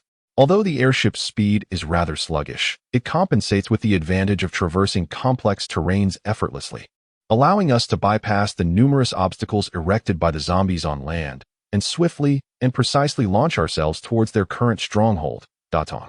Chifeng is situated over 500 kilometers from Datong. Calculating at a pace of 15 kilometers per hour, it would take us approximately 30 hours, or about a day and a half, to complete the journey, assuming everything goes smoothly. However, if complications arise, Chifeng pondered, the warehouse is stocked with ample provisions to sustain everyone for 7 days, which is more than sufficient for the journey to Datong. We should certainly arrive within 7 days. Captain, still analyzing? Indeed. What's the matter? Don't overthink it, Captain. We'll cross that bridge when we come to it. You still have to keep watch later. You're right, Chifeng replied, subsequently retreating to his quarters. In the solitude of his room, he reflected on the most significant gains from this operation. He had successfully replicated a missile using the core of the rational law, extracting detailed intelligence from the missile defense system, and with the assistance of friends, he was now capable of reproducing missiles. Though the replicated missile appeared modest in size, akin to a 500 milliliters bottle of mineral water, its destructive power was formidable, sufficient to obliterate a main battle tank with a single shot. Having completed his reflections, Chifeng fell into a deep slumber, aware that he would need to rise for the night watch. Suddenly, a resounding roar echoed in the distance. A vast cloud formation emerged, illuminated by erratic flashes of lightning, creating a breathtaking spectacle from this vantage point. Is it raining? It seems we must take a detour. Forcing our way through the rain clouds would be unwise. As the pilots skillfully maneuvered, the airship began to gently veer, attempting to circumvent the cloud formation, which, at a glance, did not seem overly large. However, to everyone's astonishment, the airship veered to the left, and the cloud mass drifted in unison. Notify everyone. Prepare for battle. Who would have thought that clouds would follow an airship? Indeed, amidst a flurry of activity, those aboard the airship, who had been resting, were roused and, upon grasping the situation, promptly readied themselves for combat. Chifeng, how far are we from that ominous cloud? Reporting to the captain. We are currently 10 kilometers away. Retreat. Change direction and withdraw. Boss this. We are unaware of our enemy's condition, their numbers, whether they are the product of zombie technology or some supernatural abilities. The optimal course of action is to retreat and devise a method to ascertain the enemy's true nature. Having spoken, Chifeng summoned several drones to approach the cloud mass that had been shadowing them. However, as they neared the cloud, they were struck by lightning and fell to the ground. Nonetheless, the drones relayed valuable intelligence. Within the cloud mass resided a certain bioluminescent creature with dual wings. Perhaps the reason for the cloud's peculiar behavior. It appears this is the new adversary we must confront. Shall we charge through them? That is not feasible. The airship cannot withstand it. Are we to flee in disgrace? Chifeng, are there no weapons aboard the airship? We forgot to check. With a flurry of activity, the crew soon discovered that the airship was equipped with several machine guns and a few missiles. These weapons were swiftly employed to retaliate against the cloud mass. The machine guns commenced fire upon the cloud, successfully downing a few zombies, yet many remained unscathed. As the cloud obscured the vision of the masses, the formidable electromagnetic field generated by the lightning within rendered radar incapable of discerning what lay hidden inside, thus making it impossible for the missiles to lock on. Chifeng took a deep breath and proclaimed, "Notify the wind elementals to prepare for battle. My esteemed allies, you are the most formidable wind elementals of the Alliance, and I now entrust you with a daunting task, to investigate the mysteries concealed within that cloud." After a brief pause, he added, "Caution. Your mission is solely reconnaissance. Should you encounter peril, do not engage recklessly. Return immediately, as safety is paramount. If any unusual circumstances arise, inform us at once." Understood. The wind elementals responded in unison. The sky served as the natural battlefield for these wind elementals, who resembled ethereal sprites as they soared through the azure expanse, charging towards the tempestuous cloud. Crack! The sound of lightning cleaved the sky, rushing toward them. Yet, for these sprite-like beings, the terrifying bolts seemed nothing more than a mere backdrop, easily evaded. Whoosh, that was close. One exclaimed, "Ah, my hair. Cursed fate. I shall seek vengeance." Another fumed, "TCH. With such aim, do you think you can strike me?"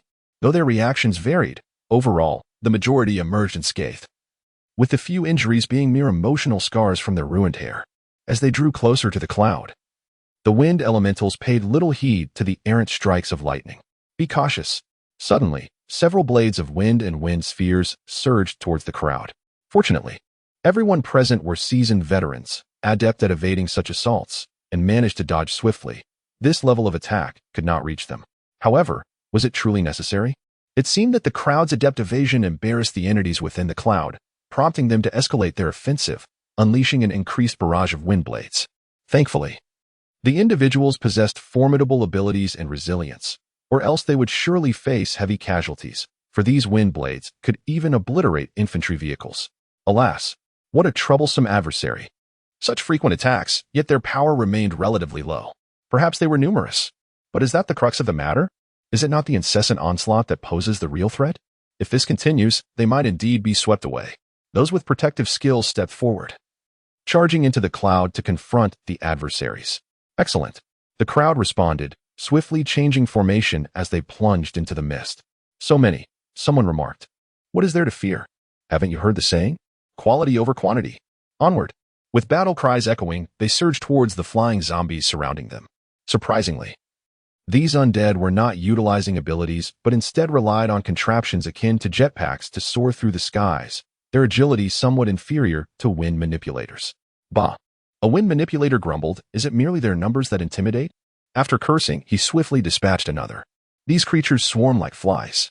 Truly insufferable. Brothers, lend me your aid. Let us corral these fiends together. I shall unleash a pyroclastic whirlwind to incinerate them all. The pyroaerokinetic adept declared. Understood. Acknowledged.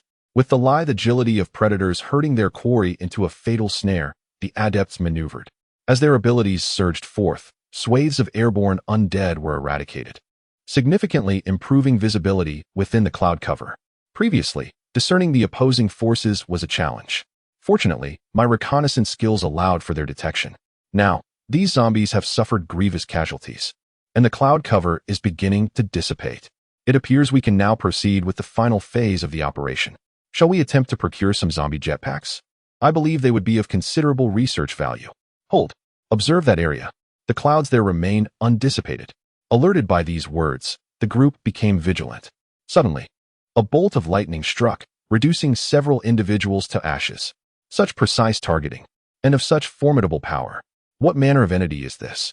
As the clouds dispersed, a colossal, unidentified machine emerged into view, a saucer-shaped craft with a diameter of several hundred meters, ringed with magnetic storm coils. Magnetic storm coils?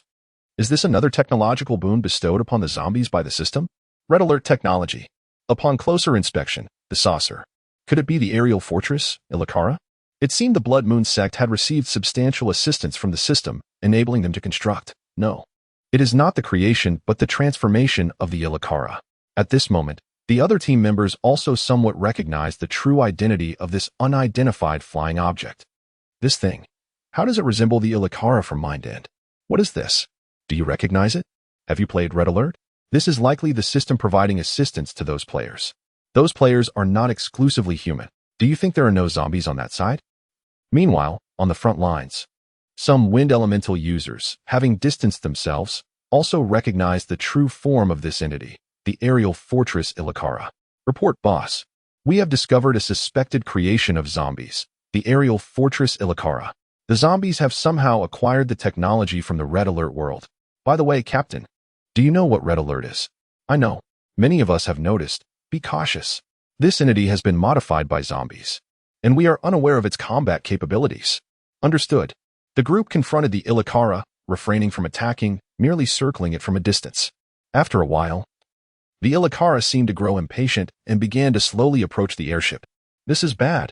The airship cannot withstand the assault. Chifeng shouted, turn the airship around. Quick. Turn around. And launch the missiles. The missiles were fired, altering their trajectory mid-air as they soared toward the Illicara, while the airship turned swiftly to flee. Certainly, the observation post atop the airship was diligently monitoring the situation of the airborne fortress Illicara, assessing its true capabilities, whether it was merely a FAAD or could withstand missile bombardments. However, to everyone's astonishment, the missiles inflicted no harm upon Illicara, as the fortress unleashed its dissolving rays, obliterating the incoming projectiles entirely. In a swift motion, Illicara charged towards the airship, intent on bringing it down. Quick! Stop it! We cannot allow it to attack the airship. This airship was no Kirov. It was far too fragile and lacked speed, rendering it vulnerable to Illicara's pursuit. Despite the wind manipulators exerting every ounce of their power to halt Illicara's advance, the fortress proved resilient, and the surrounding magnetic storm coils effectively sealed off its vicinity. The relentless high-voltage attacks from the psychics attempting to approach Illicara resulted in the demise of over 20 of their number, yet they remained unable to breach its defenses. Damn it! Retreat! Retreat! Fall back from Illicara and return to Chifeng. Chifeng urged the wind manipulators, then addressed everyone. Prepare to abandon the airship. Retreat. Once on the ground, evade Illicara's pursuit and return to Chifeng safely. Fortunately, the airship was equipped with a sufficient number of parachutes, allowing everyone to escape adequately. However, it was impossible to bring along the vehicle. It was too heavy, and the personal parachutes were not designed for such loads. It appeared that our next journey would require us to walk to Datong. Do not dwell on it. Our priority is to return to Chifeng. Thankfully, the airship had not flown for long, and the distance to Chifeng was relatively short. As the crowd leaped from the airship, the vessel was struck by a dissolving ray, resulting in its catastrophic disintegration and explosion. At that moment, the individuals plummeted rapidly through the air, while Illicara had already set its sights upon them. The sound of the dissolving rays echoed, and several superhumans were directly annihilated, while others suffered grievous injuries, clearly on the brink of death. Be careful, someone shouted. Damn it, they won't let us go. Boss, we are here to assist you. Wind abilities, follow us. Chifeng attempted to intervene, but ultimately could only utter, take care of yourselves. In the end, under the protection of the wind manipulators, the group managed to land safely, albeit with heavy casualties among the wind users, leaving only 15 survivors. The journey back to Chifeng was marred by the relentless patrols of zombies and the pursuit of Illicara, leading to further losses among the superhumans. By the time they reached Chifeng to recuperate, their numbers had dwindled to just over 300. Damn it, how could this happen? Perhaps we should abandon hope and wait for reinforcements. I have inquired with headquarters. They informed me that the main forces are currently deployed in other directions and cannot spare any manpower to assist us for the time being. Can't the telekinetics fly? Why is it only our wind users who are fighting? Telekinesis only allows for low-altitude flight. The air was thick with wails, sobs, and complaints, and Chifeng, along with the other captains, bore the weight of heavy hearts, their expressions grim. Do you think it would have been better if we hadn't boarded the airship in the first place? It is futile, even if we forsake the airships. The aerial fortress will still patrol the skies, inevitably leading to an encounter that will not bode well for us. Ultimately, our deficiency in aerial and anti-air capabilities has emboldened these zombies, rendering us utterly beleaguered. Perhaps we should consider applying for a cessation of our current mission to provide reinforcements elsewhere. After all, once the zombies in other areas are eradicated, Jin Yuan will find itself isolated and defenseless. In retrospect, we would not be deemed entirely unhelpful. Furthermore, our lack of aerial combat strength and anti-air defenses renders us incapable of confronting that airborne fortress. Chifeng. Very well, I shall give it a try. After establishing communication with headquarters, Chifeng conveyed the prevailing low morale and the consensus to abandon the mission in favor of supporting other units. We regret to inform you that we cannot acquiesce to your request. Why not? Chifeng and the captains were taken aback. They had already reported the dire situation. Marked by dwindling morale and significant casualties, how could they not abandon the mission? Because those large discs you mentioned have already appeared in Shanyuan. Although we ultimately managed to shoot them down, the toll on our forces was severe, particularly among the anti-air units whose losses remain uncertain. The current directive is, your unit must locate the production base of the large flying saucers. Destroy it. We cannot allow the Blood Moon Holy Sect to continue its production. Understood. The team responded in unison. After the communication concluded, one captain sighed. This is an utterly impossible task. Even if it is an arduous task, we must press on. If we allow the Blood Moon sect to persist in its production, the armed forces advancing into the Shanyuan region will inevitably suffer devastating losses, leaving humanity gravely weakened. When the forces of the Blood Moon sect lay siege, will we have any hope of survival? Our next course of action. Let us proceed to Changji, where we shall gather intelligence from the zombie encampments. It is a substantial site, teeming with the undead, and should host high-ranking commanders. Such a location is likely to harbor significant information. After deliberation, the leaders unanimously resolved to journey to Changji. They then convened the remaining psychics, conveying the Alliance's orders in the dire straits the Alliance forces currently faced, along with their collective decision. As their subordinates expressed despondency, one leader rallied them, exclaiming, "Friends, do not lose hope. Hope shall arise. Light shall return. Let us avenge our fallen comrades. Long live humanity. The spirits of the crowd were rekindled, and they even broke into song, their national anthem echoing through the air. Emotions ran high, with some members moved to tears, silently vowing to avenge their comrades and obliterate the production lines of Illicara. Chapter 62. The Journey to Jin Yuan. Production Base. Taiyuan Basin Chifeng selected 20 team members to venture to Changji. After a day and night of arduous travel, they returned with vital intelligence. The component production base of Illicara is situated in the Taiyuan Basin, while their air command and assembly facilities are also in Taiyuan.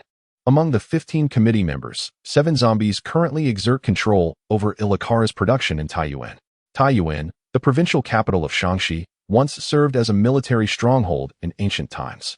Surrounded by mountains on 3 sides, the southern aspect opens into the Taiyuan Basin, which is entirely encircled by hills. Indeed, it is a well-chosen locale. The entire Taiyuan Basin is enveloped by mountains. How does one even enter? Upon consulting the map, it becomes apparent that although the basin is surrounded by peaks, the southwestern entrance via Hanxin Ridge is not particularly steep, thus allowing for access.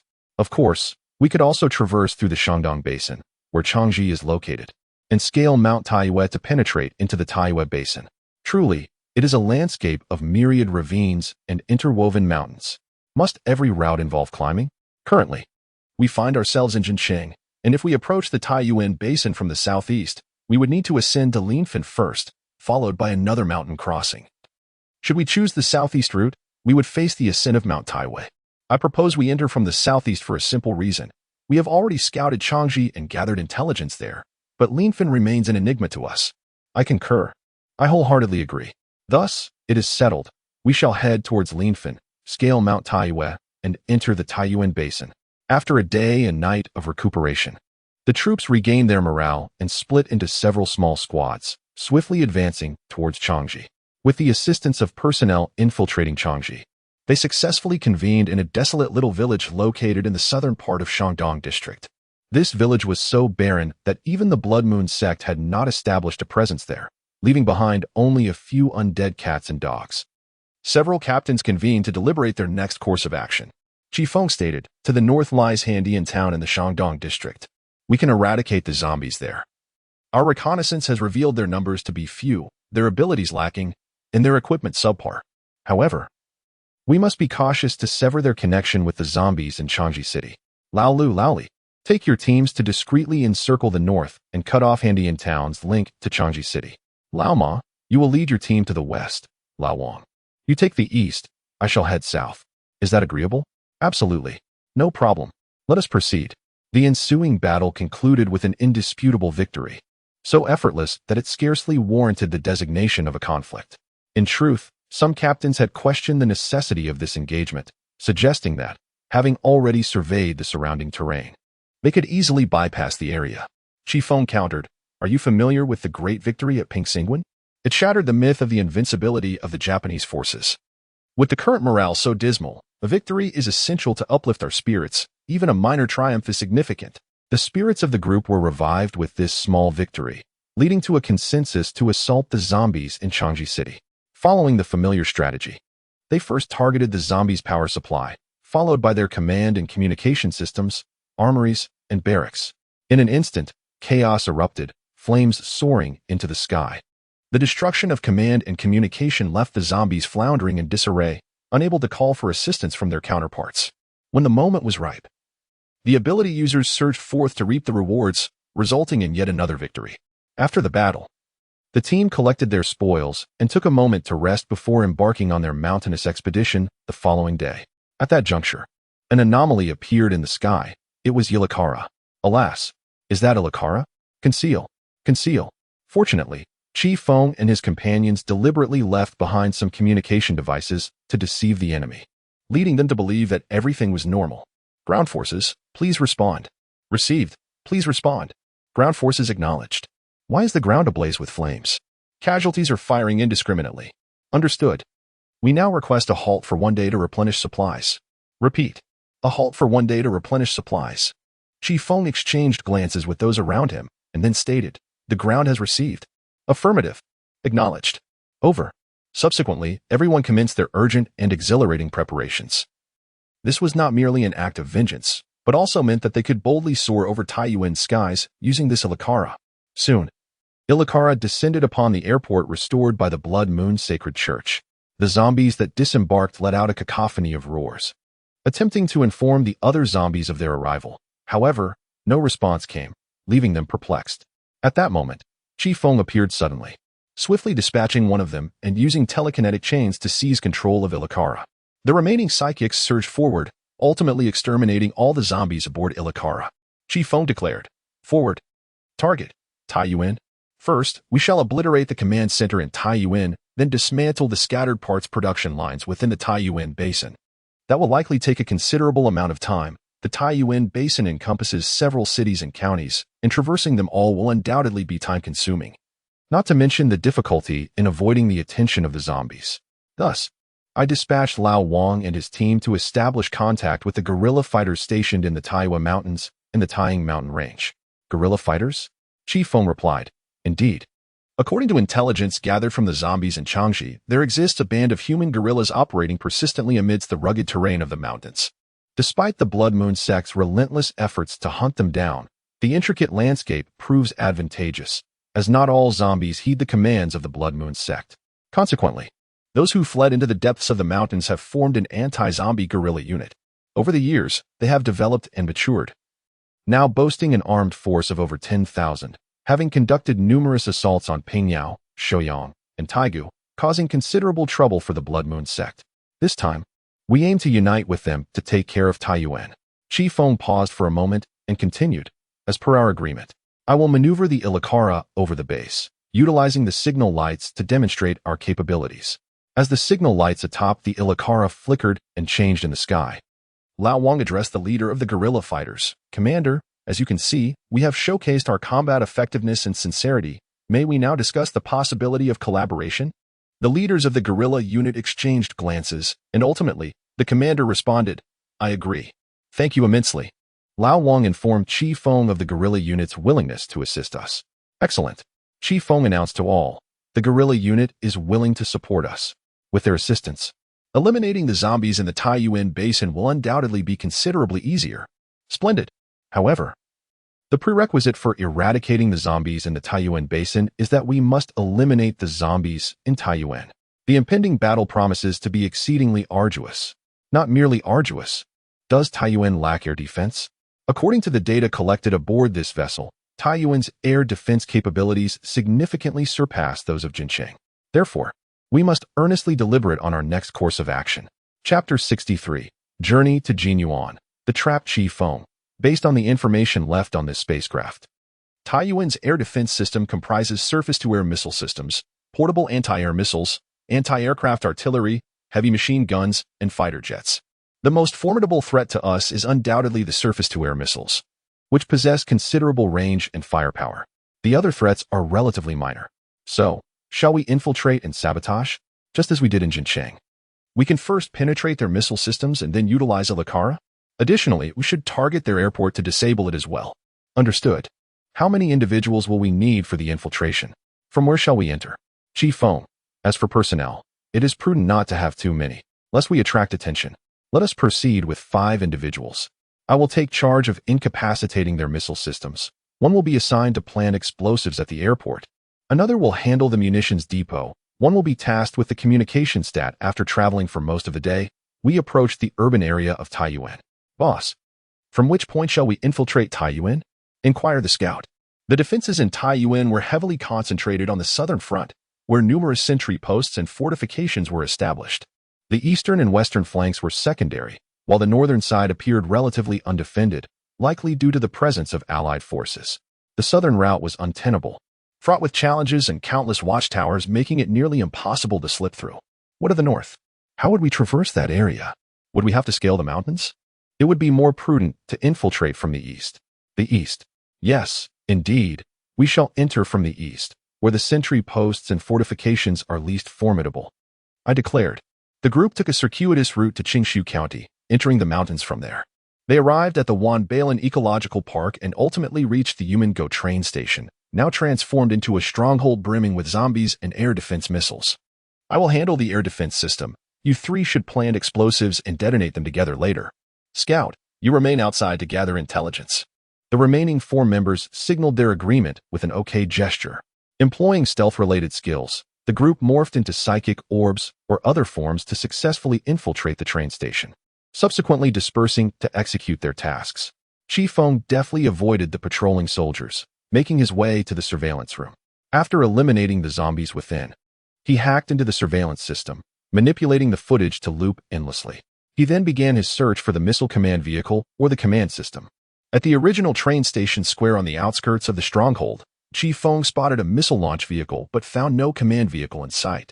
Thus, she concluded that the missile command vehicle or command system was concealed within the fortress. A closer inspection of the fortress further confirmed Chifeng's suspicions, as she noticed a fixed radar atop the structure.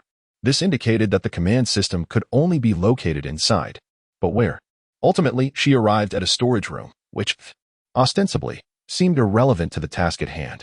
However, which household would station such a formidable defense force around their storage area? Was this not a blatant giveaway? Chifeng deliberately caused a commotion from a distance, drawing a group of guards away, and seizing the opportunity, she opened the door and rushed in. Indeed, the missile command system was situated there. Yet, to her surprise, there was only a single zombie present. Could one zombie possibly manage the missile system? Just as Chifeng found herself lost in thought, the zombie unexpectedly spoke in Chinese. Welcome, dear friend, esteemed player. We are committed to providing you with the finest experience. You knew we would come? Chifeng exclaimed in astonishment. My system informed me, replied the zombie. You are from the 15th Committee? Indeed. Though it should be renamed the 14th Committee, considering one of your members has already been eliminated by us. Nevertheless, rest assured, I am not that singer Feifei Miloan, easily vanquished by you. I shall ensure that you truly comprehend the taste of defeat, facilitating the system and acquiring your defeat CG. Chifeng, as far as I know, most players remain oblivious to the truth, genuinely believing that this is merely a journey through time, and that they are the heroes here to alter their fates. Is it truly wise for you to divulge such information to me? Are you not concerned that, upon discovering the truth, the players might refuse to cooperate with the system, leading the system to vent its wrath upon you? I harbor no fear, for you are merely a disobedient player who has disrupted and usurped your system. My purpose this time is to collect the defeat CGs of rebellious players like yourself, aiding the systems in eliminating you as an unpredictable variable. After all, this task has been assigned to me by the systems. Chifeng could not help but scoff. Just you alone? You are but a level 6 zombie. Your physical and mental prowess inferior to mine. No matter the array of skills, they cannot withstand the simplicity of my telekinesis. With this thought, Chifeng swiftly employed his telekinetic abilities to firmly grasp his opponent, exerting pressure with the intention of crushing him. However, the anticipated scene of splintering bones and splattering blood failed to materialize. The zombie remained unscathed. Chifeng, are you surprised? Fear not, for I shall elucidate. The zombie paused momentarily, a golden light flickering across its form, rendering Chifeng's telekinesis entirely ineffective. It then spoke. This is the power bestowed upon me by the system, a telekinesis null. If Chifeng pondered within, and his friend responded, the superpower can reach level 10. Or your mental strength must attain 10,000. I suggest you consider directly destroying the device. Chifeng inquired, where is the device? It's on the massive robot behind you. Before his friend could provide further clarification, the zombie suddenly uttered a sound. In an instant, the ceiling was removed by the colossal robot, and the surrounding walls crumbled with a thunderous crash. It was at this moment that Chifeng realized the entire room had been relocated underground, surrounded by the shimmering lights of various systems. Chifeng remarked, you are merely stalling for time and diverting attention, while the systems collaborate to transform this space into a battleground. Correct? This is quite an elaborate scheme, with so many systems involved.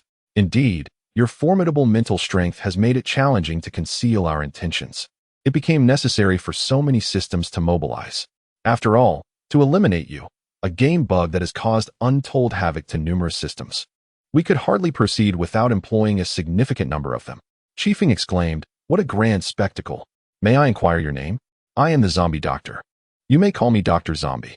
Chifeng seemed to suddenly recall something and turned his gaze toward the robot. Wasn't that the mech of Dr. Zomboss from Plants vs. Zombies? Chifeng asked, your system is not, by any chance, related to Plants vs. Zombies, is it? Indeed.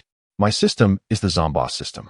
With that, Dr. Zombie leaped high, landing atop the mech's head. Unlike in the game, the top of this mech was not open to the sky, but rather adorned with a domed glass cover. Chifeng, may I pose one final question before the battle commences? Dr. Jiang, certainly, mischievous player, the bug of the game. When did you meticulously design this trap? Dr. Jiang, well, one might say that this plan was rather abrupt. We had already detected your presence when you attacked Jinqing, and subsequently, we dispatched the Ilakara to confront you. When the systems realized you were also involved, they were overjoyed and resolved to eliminate you. From that moment onward, the systems have been monitoring your every move. Since the moment you infiltrated Changji, the intelligence regarding the production base in the Taiyuan Basin was willingly provided to you, as was the Ilakara. Whether you ventured to Changji or Linfen, you would inevitably acquire that Ilakara along with the intelligence we wish for you to possess. As for the guerrillas, we did not anticipate their involvement, yet they pose little threat. As long as you remain focused on conquering Taiyuan, everything will be fine. To seize Taiyuan, it is essential to infiltrate the missile systems, which implies that you will inevitably have to enter Taiyuan personally. Even if your intention is to conclude this mission and study the Ilakara at the base later, it matters not. For the control of the Ilakara has always been in our hands. Should the situation demand, we could create chaos in Wuhan, thereby reversing the decline of my Blood Moon sect. And here, this is an underground space established by the Chifeng. It truly is like a sow wearing a brassiere, one absurdity after another. Am I truly so detested by the system?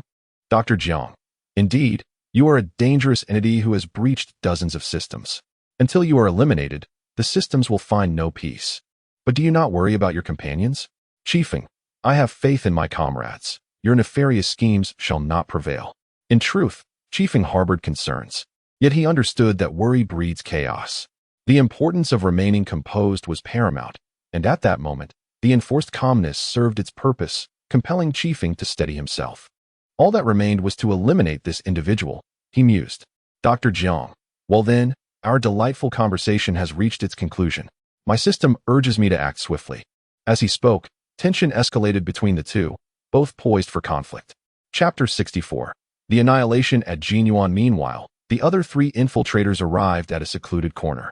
Alas, where's the captain? Have you not encountered her? It is peculiar. At this hour, she should have completed her mission and joined us. Could it be that this missile command system is particularly well concealed, preventing her from locating it? Or has she encountered some peril? Perhaps she returned early to rendezvous with the scout? There is no need to search any longer. Your captain is likely in the same predicament as this scout. Who? The group gasped in horror as a zombie emerged before them, dragging a blood-soaked sack. Your scout, it declared, and with that, it flung the sack before the startled infiltrators. The three individuals unsealed the burlap sack, only to discover, to their horror, a severed head within, specifically that of a scout. To be fair, he was quite formidable, but alas, he crossed paths with me. Are you enraged? For soon enough, you shall join the ranks of the deceased. Fireball. Armored physique. The psychic's fireball struck the zombie. Yet the creature remained unscathed, exultantly proclaiming, "This is the power bestowed upon me by the system. Armored physique, utterly indestructible." Hammer.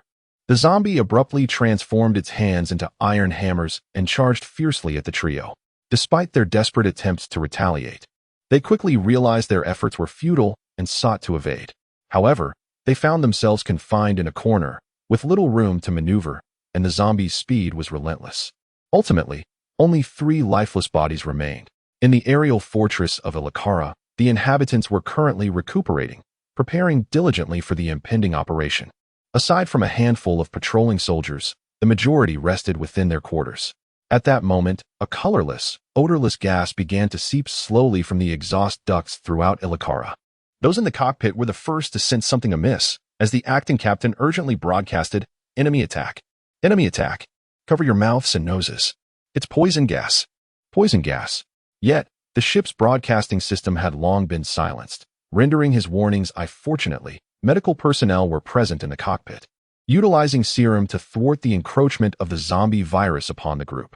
Coupled with the healing abilities of the psychics, a semblance of control was achieved. However, in the rooms where the serum had been discarded and where psychics lacking healing skills resided, anguished cries echoed, ultimately giving way to the guttural sounds of the undead. The vice captain declared, "We can no longer remain idle. If this continues, We shall either perish within these confines or fall victim to the toxic gas or our transformed comrades outside. We must break through. Agreed. The vice captain continued. Is there anyone with abilities who can communicate this to everyone, urging the survivors to evacuate swiftly? I can. My skill allows me to notify everyone through telepathic communication. Then do it quickly. Understood. Through the mental link, the remaining survivors grasped the gravity of the situation and the necessity to flee, leading to a series of forceful crashes as doors were breached. The vice captain was no exception. Upon breaking through, he hastened towards the spaceship's exit. However, at that moment, all hatches swung open, unleashing the infected psychics within. Since these zombies were once psychics themselves, their infection had rendered them into mutated beings with supernatural abilities, encircling the group in a desperate struggle. This cannot continue. If we prolong this, my brethren will only meet their demise here. The vice captain pondered. Then, as if resolved, the vice captain charged forth recklessly, unleashing his abilities while shouting, "Go! Quickly, vice captain!" Driven by an impulse to rescue their comrade, some members surged forward, only to be subdued and carried away by others. This was no melodrama, and there was no time for sentimentality. The only recourse was to honor the sacrifice of their fallen ally. Under the rear-guard action of the vice captain, the group reached the exit and, guided by an aerokinetic adept, ascended rapidly towards the surface. Throughout their ascent, the magnetic storm coils on Ilakala unleashed bolts of lightning upon them, but the aerokinetic, with every ounce of strength, shielded the others. In his final moments, he invoked his abilities, accelerating their descent to the ground and deliberately disrupting their trajectory, thus preventing Ilakala from locking onto them. Having accomplished this, the aerokinetic was consumed by the lightning, reduced to ashes. The partisan forces, having just launched a full-scale offensive and captured the districts of Otani and Pingyao, were in the throes of celebration when the airship that had aided them and was en route to Taiyuan abruptly returned, leaving them bewildered. What could have transpired? Had Taiyuan fallen so swiftly? Then, Ilakala unleashed a barrage of lightning, dissolving rays and implosion bombs upon them, resulting in grievous casualties. Damn it! What are these bastards up to? Are they trying to seize our territory? However, the zombies that then poured from the airship revealed the true nature of the situation. God damn it! How could they allow the zombies to infiltrate and overwhelm them? This is a catastrophe for us. Ultimately, with the arrival of more Ilakalas and terrestrial zombies, the partisan forces were utterly annihilated. Deep within the mountains lies a human redoubt. I have heard that this time, the organization has recruited formidable allies. This is excellent news. We shall undoubtedly eradicate these wretched zombies and reclaim the entire Taiyuan basin. Indeed. Indeed. To commemorate the impending victory, let us quickly acquire several pairs of shoes so we can celebrate in style upon our return. By the way, Xiao Chui, how is it going with Dezhuang? Xiao Chui's face flushed crimson as she bashfully replied, "What can I say? It's just as it is." I teased. "When shall we savor your sweet wedding candies? You, sister-in-law? How annoying." Xiao Chui responded shyly. The camp was alive with laughter and merriment. Suddenly, a deafening explosion erupted as a rocket struck the camp, instantly claiming several lives. Enemy attack! Enemy attack! The sentinel desperately rang the alarm bell, only to be swiftly silenced by a sniper's bullet. Subsequently, the zombies surged forth from both the ground and the sky, overwhelming the base. Ultimately, the entire camp was mercilessly slaughtered, with no one spared. Just hours earlier, the inhabitants had been dreaming of life after vanquishing the zombies. The former civil engineering students reminisced about the golden era of their field, as reconstruction represented a monumental undertaking. The computer specialists pondered how many years it would take to rebuild the internet and reconnect the world. The electrical engineers contemplated the restoration of the national power grid. Even in Vizey Chapter 65, the struggle unfolds. The perspective shifts back to Chifeng. At this moment, Chifeng stood poised for confrontation with the zombie king mech ultimately. He resolved to break the stalemate and make the first move. Water bombs. Chifeng unleashed several water bombs towards the mech, merely testing the waters, knowing they would inflict no real damage. How remarkably sturdy, Chifeng mused. Though this was merely a probe, the destructive potential of his water bomb attack was significant. Yet upon striking this contraption, it left not a single mark, not even a scratch. In response, the zombie king mech hurled a vehicle in Chifeng's direction. However, such an assault was evidently futile. Nonetheless, the impact of the car crashing to the ground left Chifeng astonished. Goodness, were I to be struck, I would undoubtedly be reduced to a mere pancake. Yet, the onslaught was far from over.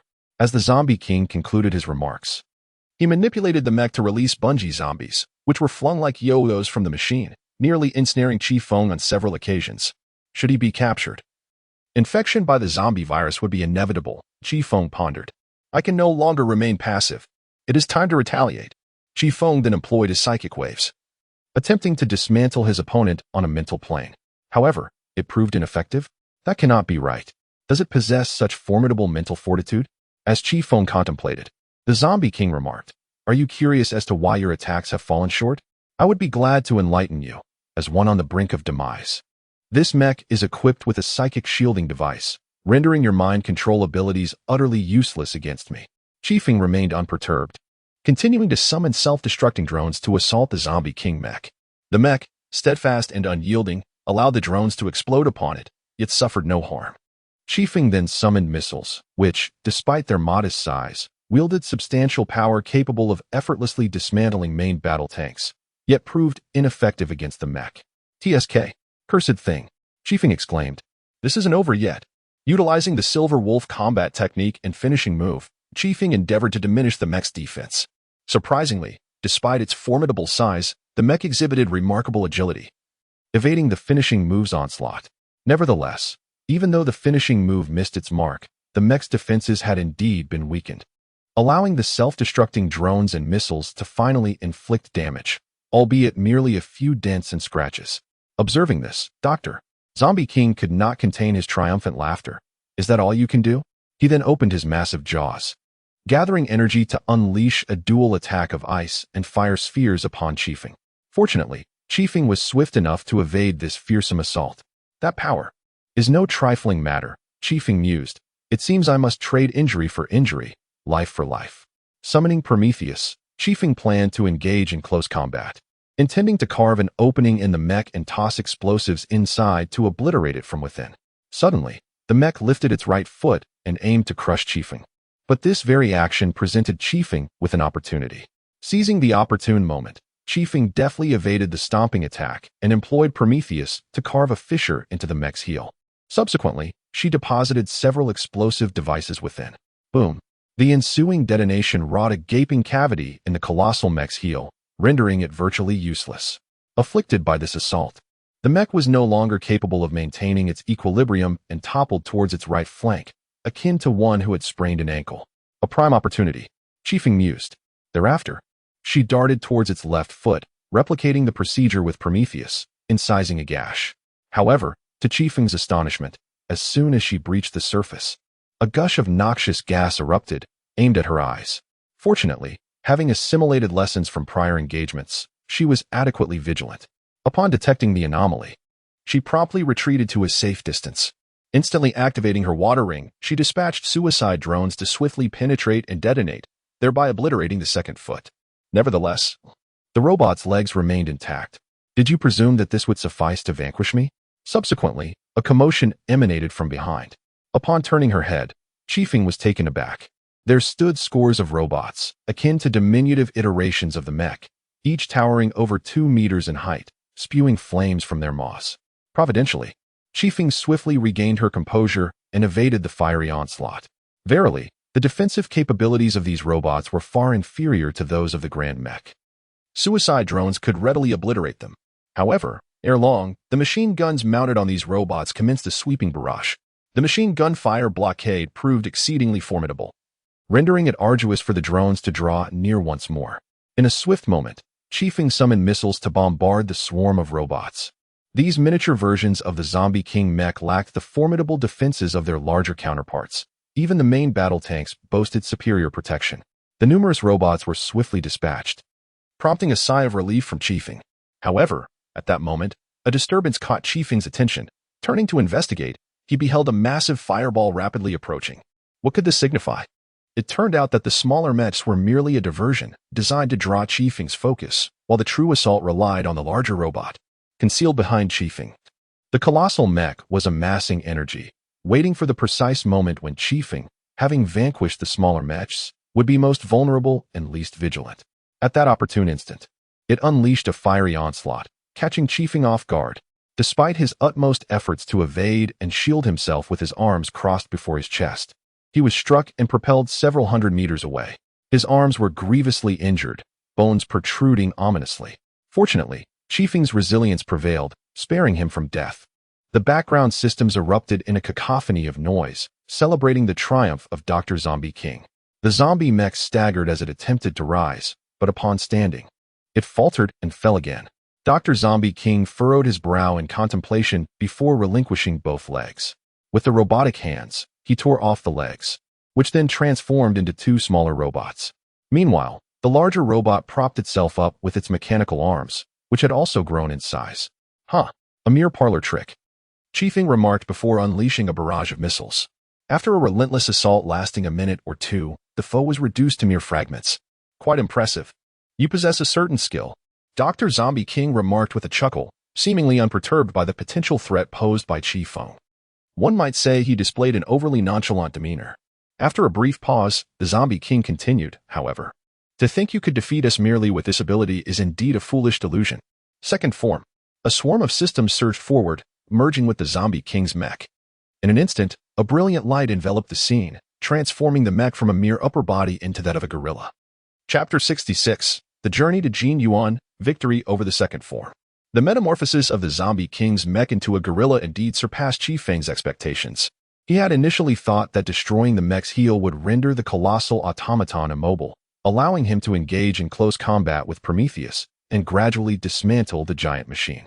To his astonishment, the surrounding systems could integrate into the massive robot, aiding its recovery and transformation. After a moment of contemplation, Chifeng suddenly realized, though unexpected, it was not without solutions. In fact, the situation had sparked a significant inspiration within him. He could employ the Trojan horse in his possession to infiltrate these systems and ultimately vanquish the mech. Yet, how could he connect to their network?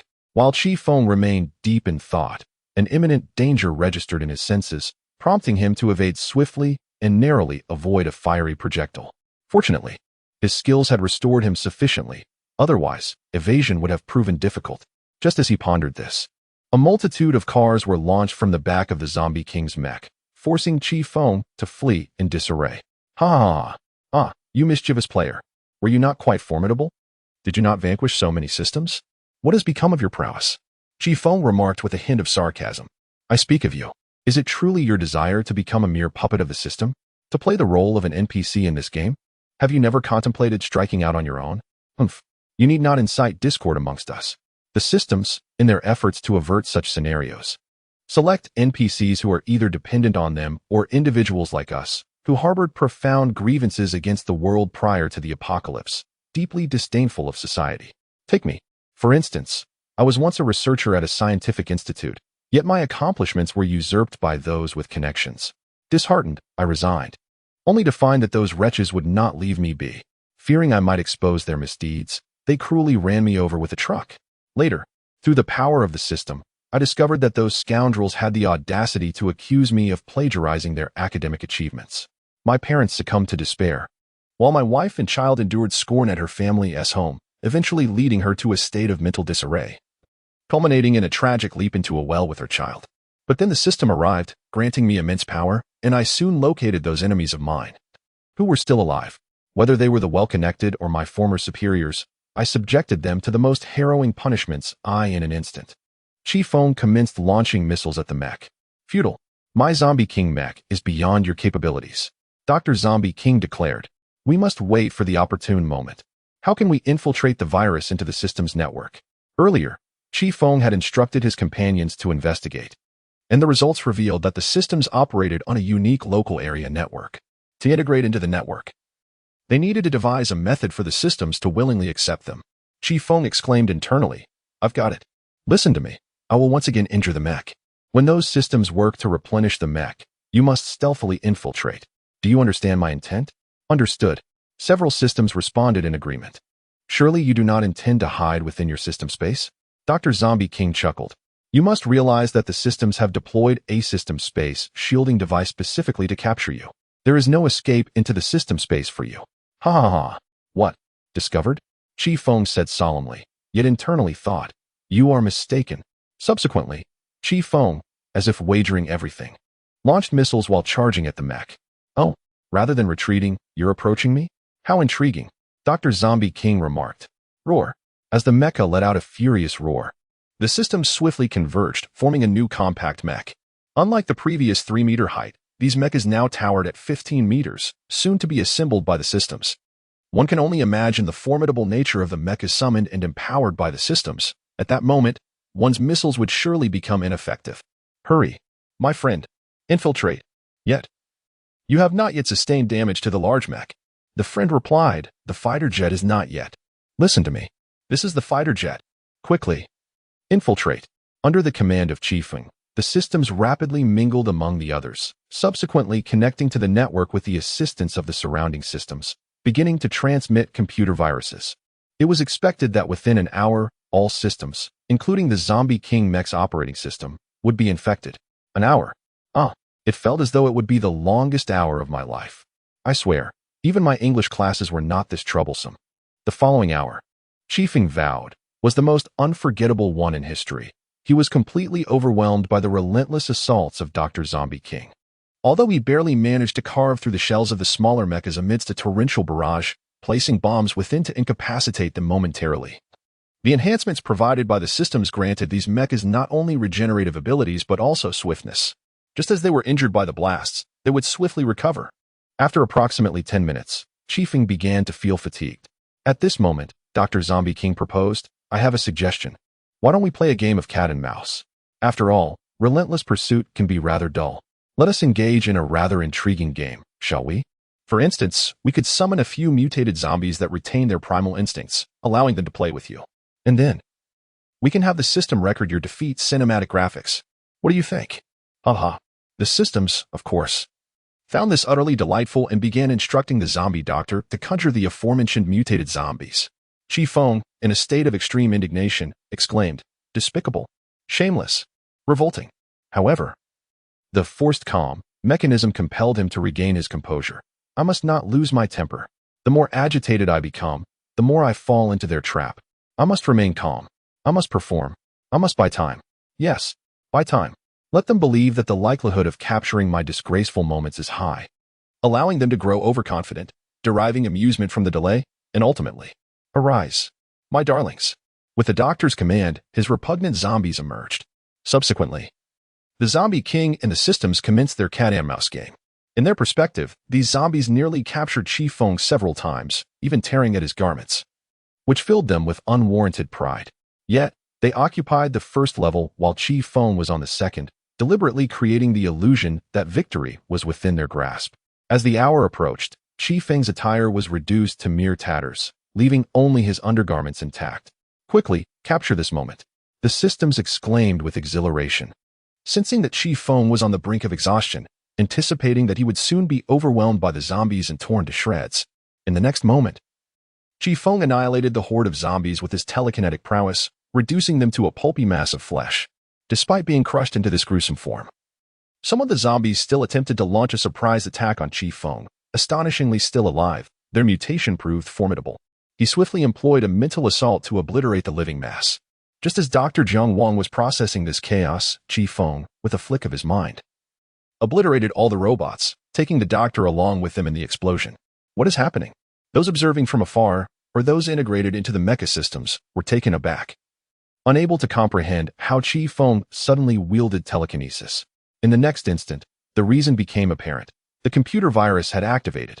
With the anguished screams of the systems, the surrounding barrier dissipated entirely, and the systems, adhering to the virus's directives, eradicated every zombie within the underground cavern. This devastation extended to Taiyuan City and the Taiyuan Basin, where all zombies were exterminated, culminating in a collective self-destruction. Before their demise, they transferred their powers and assets to her, leaving behind one entity that refrained from participating in the aforementioned actions, thus becoming her sixth life. Chapter 67. The Monument of Loyal and Brave Martyrs. It was time to bestow a name upon the sixth life. "Let us call it WalkerNet," he declared. The reason being that this system was a component of the Red Alert system, and WalkerNet represented the character played by the Burning Wind faction, an artificial intelligence created by the scientist Yunru, part of the Grand Resistance Plan. The surroundings were safe as well. It was time to rest. Chifeng concluded. unable to maintain his consciousness any longer, and succumbed to a deep slumber. The following noon, she awoke, feeling revitalized after a brief respite. She couldn't help but wonder about her companions. What was she thinking?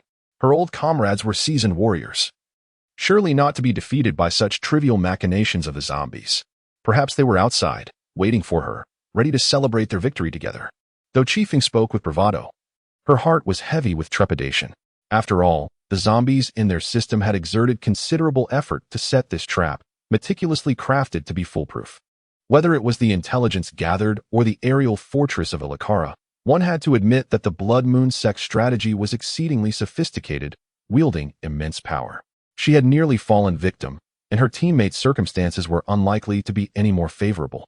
Having scavenged the robot, she found nothing of value, save for a level 7 crystal core. It was best to seek out her companions now. As for the equipment dropped by the system, that could wait for another time. Suddenly, Chifeng halted, pondering, how am I to leave? Assassin, she exclaimed, how do I exit this place? The assassin replied, to your right, there is a concealed mechanism. I have marked it for you. Simply follow the provided manual to activate the device and depart. Adhering to the instructions, Chifeng returned to the surface. At that moment, Taiyuan lay eerily silent. Not even the growls of zombies could be heard. In fact, there was not a single zombie to be found. Not just within the city of Taiyuan, but throughout the entire Taiyuan basin, for she had commanded the infected systems to eliminate every last zombie in the basin. The system has eradicated all the zombies in the entire basin. Undoubtedly, the team has suffered losses, though the extent remains uncertain. One can only hope that these losses are minimal.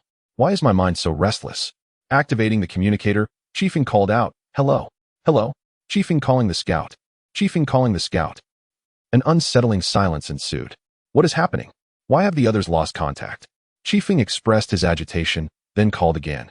Chifeng calling all members of the infiltration team. Repeat. Chifeng calling all members of the infiltration team.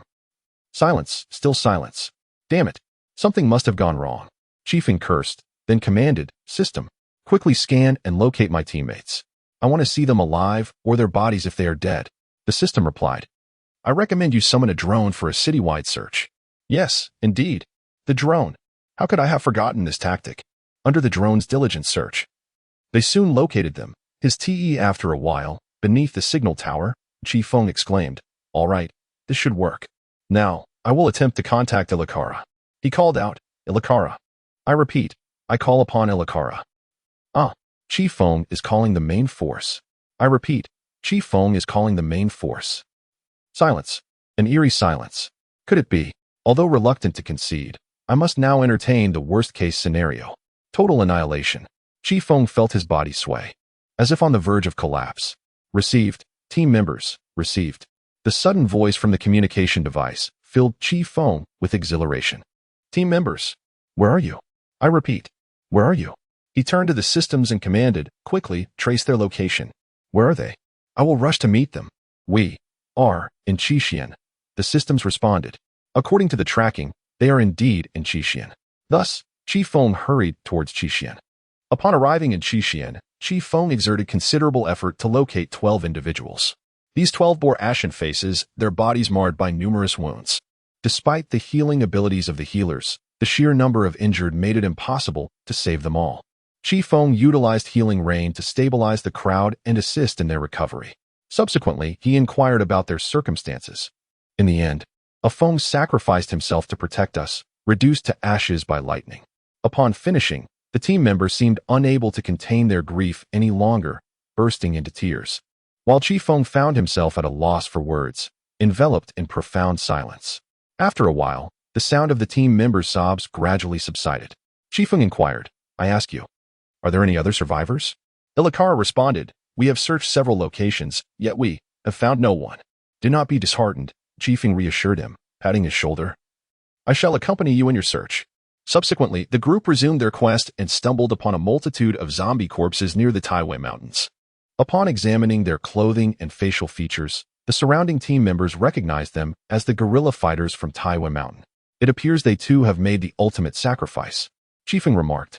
Eventually, the group discovered their comrades, transformed into zombies. To be precise, they located the Ilakara that housed their teammates. Lying quietly on the ground with its hatch securely closed. Captain, Be cautious. A team member warned Chifeng as he recounted the team's ordeal aboard the Illicara. I understand. In that case, system. Chifeng commanded the systems to hack into the Illicara's network. As the images from within the spacecraft streamed in, the group clearly observed there were no living souls left. Following this, Chifeng accessed historical data, surveillance footage, and records of the spacecraft's entries and exits, ultimately confirming that the 12 extraordinary individuals accompanying him were the last survivors. The entire vessel was devoid of life. So, counting you, Captain, we have only 13 survivors, correct? This mission has been an utter failure, they lamented. Enough of the weeping. Captain, let us first find a way to allow our brothers to rest in peace. Upon hearing this, Chifeng, via the system, manipulated Illicara's internal defense mechanisms, utterly eradicating the zombies within. Chifeng then declared, let us construct a cenotaph for the brothers. Not just the brothers, but also the Taiwei mountain gorillas. As for the inscription, let it read, Monument to the loyal and valiant martyrs of the Taiyuan Basin battle against zombies.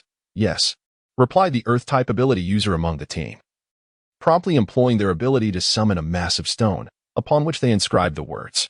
The assembly silently paid their respects to the fallen heroes with 3 bows. The martyrs had perished, and it fell upon the survivors of the war to carry on their unfinished work. After a prolonged silence, Chifeng stated, I shall notify headquarters, requesting a cessation of operations. Having connected with headquarters and elucidated the current circumstances, headquarters paused momentarily before responding. We respect the opinion of the front lines. We concur with your decision. Cease operations and return immediately. You must not be too despondent. I assure you, their sacrifice is invaluable and meaningful. Their names shall be eternally etched in the annals of history. If they possess any spirit in the heavens, they would undoubtedly hope that you would not remain in such a state of despondency. I understand. We understand. Please rest assured, headquarters. We shall not wallow in sorrow to the point of despair, nor shall we succumb to moral degradation. Chifeng and her companions will not linger in grief for too long, for they have witnessed far too many farewells and partings. Chapter 68. Report on the Jin Yuan operations. This operation report. In Anhui and the Central Plains, the zombies were successfully eradicated. Our forces in Shashi engaged in a fierce battle against the zombies in Xi'an, achieving victory and annihilating over 150,000 members of the Blood Moon sect's undead. However, we were subsequently ambushed by Illicara, but fortunately, our military possessed anti-air missiles, ultimately leading to the destruction of Illicara. The operations in the Jin Yuan direction faced significant setbacks, resulting in substantial losses. Our forces fell into a trap, leading to the near-total annihilation of the Special Operations team of ability users. The losses among our elite ability user units were exceedingly grave, with 700 of our most distinguished teams nearly wiped out.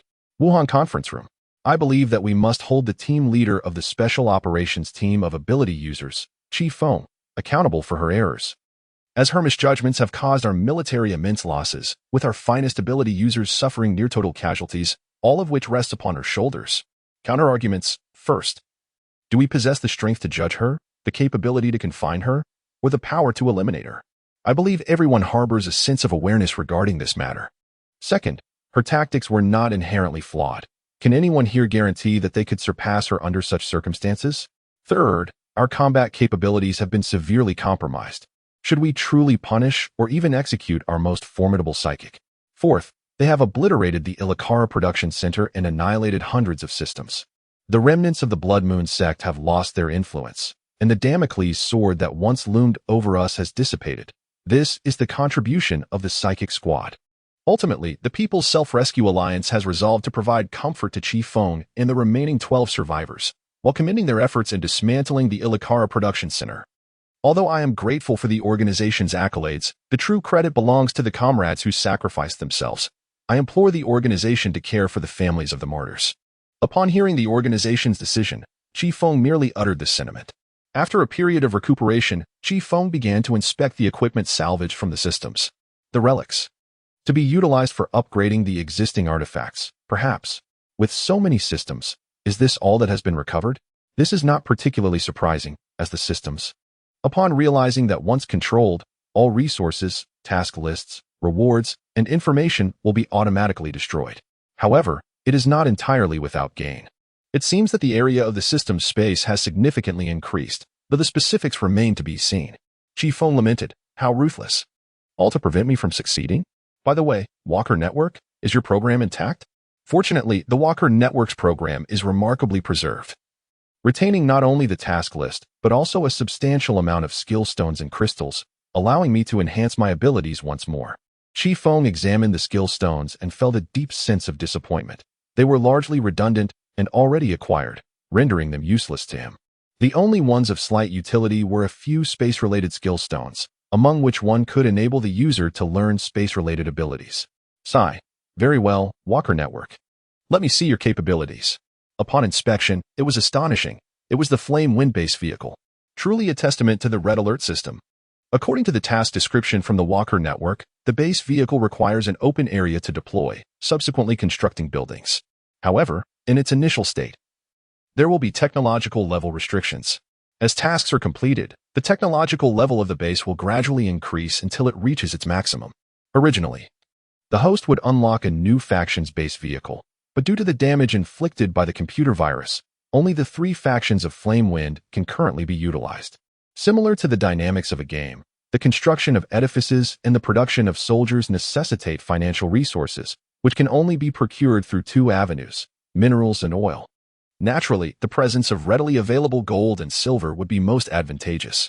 However, unlike in the game, the soldiers produced require sustenance, the war vehicles demand oil, and the buildings rely on electricity. Where am I to source minerals for you? And gold and silver? Not to mention, finding even a patch of vacant land is quite the challenge, especially given my current circumstances. Upon surveying my surroundings, I noted that my living space spans 300 square meters, while my storage capacity has expanded to 10,000 cubic meters. Yet, it appears there have been alterations to the system space. It is no longer a solitary chamber.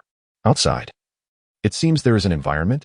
Previously, my system space was devoid of such, with windows displaying only automated projections. Now, however, there appears to be an external realm. Curious, I inquired of the Space's intelligent assistant, what on earth is happening here? Through the assistant's explanation, I learned that by vanquishing and seizing numerous system cores, their system spaces converged upon me. This accumulation of quantitative changes ultimately led to a qualitative transformation, resulting in this miniature world, a realm 5 kilometers high and 2 kilometers deep, experiencing the cycles of day and night, as well as the changing seasons, adhering to the same physical laws as Earth. Encompassing an area approximately the size of Fan District, 556 square kilometers? Remarkable, indeed. Yet, this small world presently offers limited utility. The original living space has transformed into a quaint villa within this realm, and the former storage area has become a warehouse, adhering to the same organization as the previous storage room.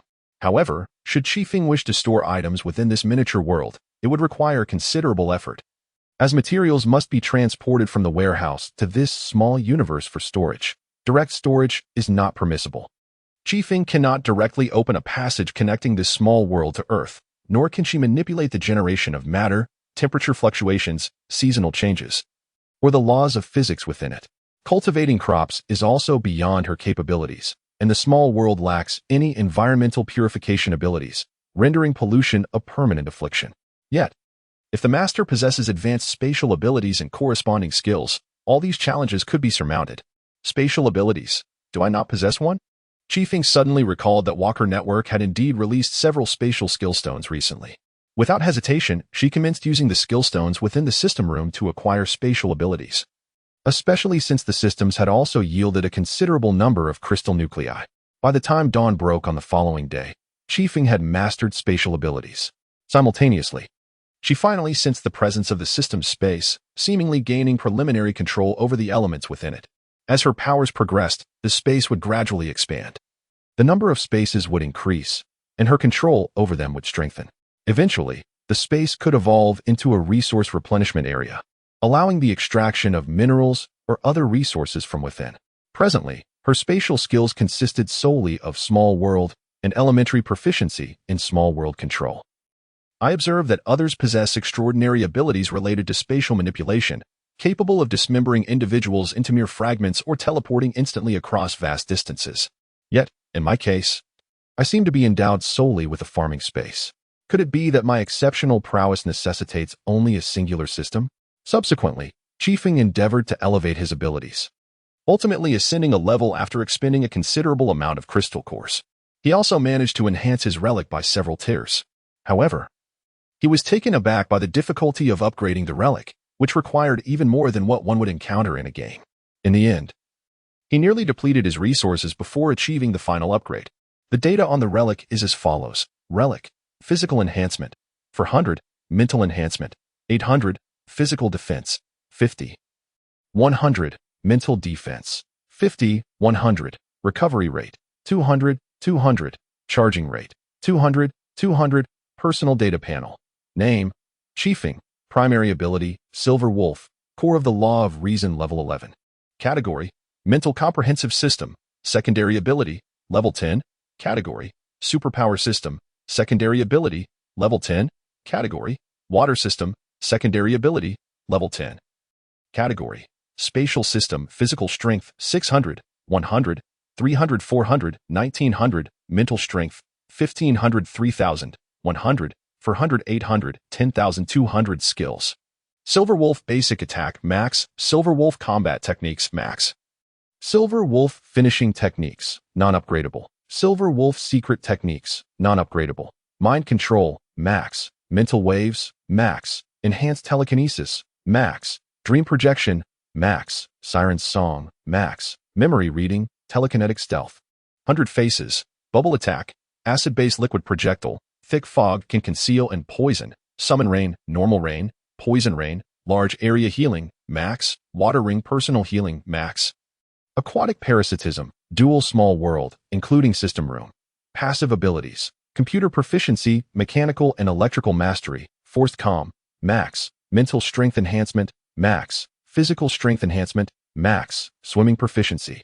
Musical proficiency, gills, sixth sense reconnaissance, enhanced perception of mental strength, advanced telekinesis mastery, max. Additional mental core, max. Enhanced perception of water toxins, max. Intermediate proficiency in small world control. Now, Chifeng no longer requires a keychain to enter and exit the system space. With a mere wave of the hand, he can open a portal.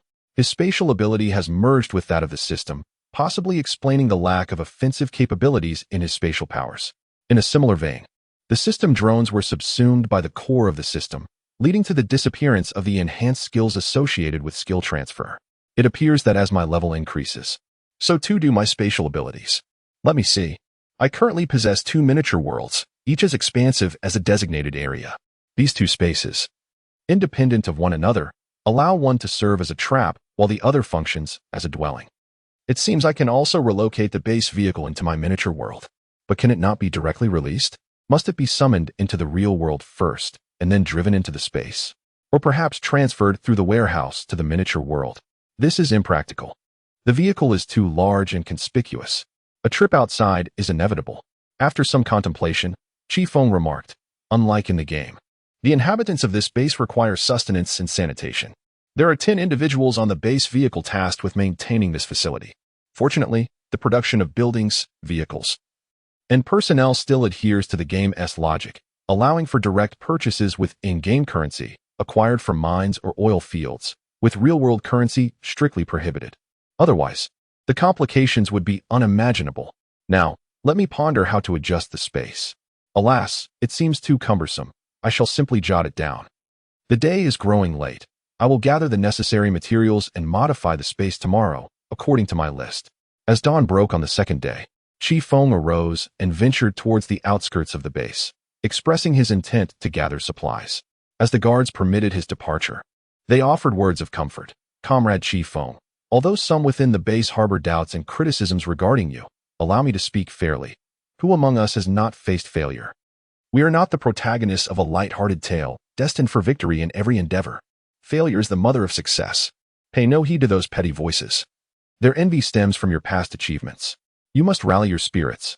Chifeng smiled and replied, I shall. He then departed from the Wuhan base, setting out to collect the materials necessary for the transformation of his small world. Observing his list, he mused, I can now control the day and night, as well as the weather and climatic changes within my small world, all based on data from Xiang City.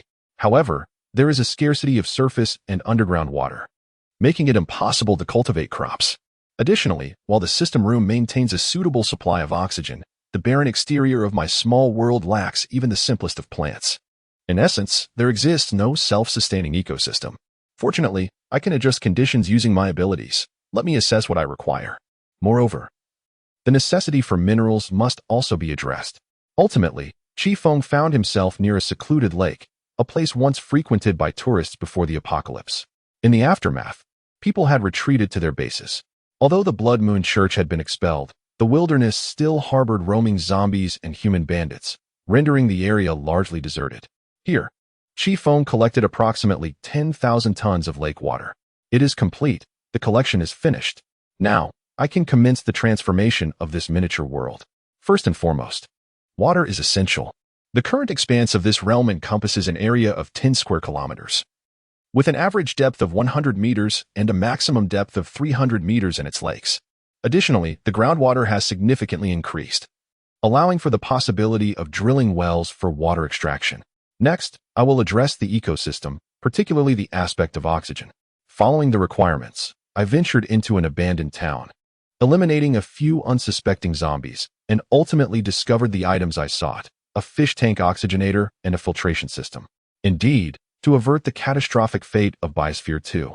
The regulation of oxygen levels and pollution management will primarily depend on the control mechanisms generated by these two devices.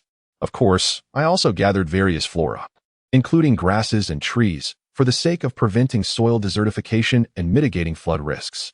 The current landscape of my miniature world is lush and verdant, although there remains a barren area designated for the potential emergence of mineral and oil deposits. Finally, I traversed a considerable distance, passing through several cities, scavenging gold from jewelry stores, bank vaults, and gas stations. At last, I met the necessary conditions: the generation of gold mines and oil wells within this small world, accompanied by drilling rigs that can continuously extract gold, much like in the game. Having accomplished all this, I observed that the surroundings were deserted.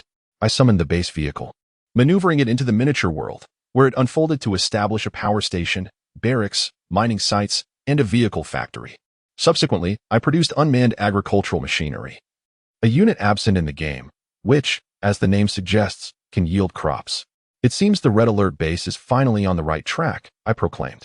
Chapter 70, Completing the Task, Gathering Gold in the Upcoming Period. Chifeng resolved to accomplish a particular objective, to fulfill his tasks.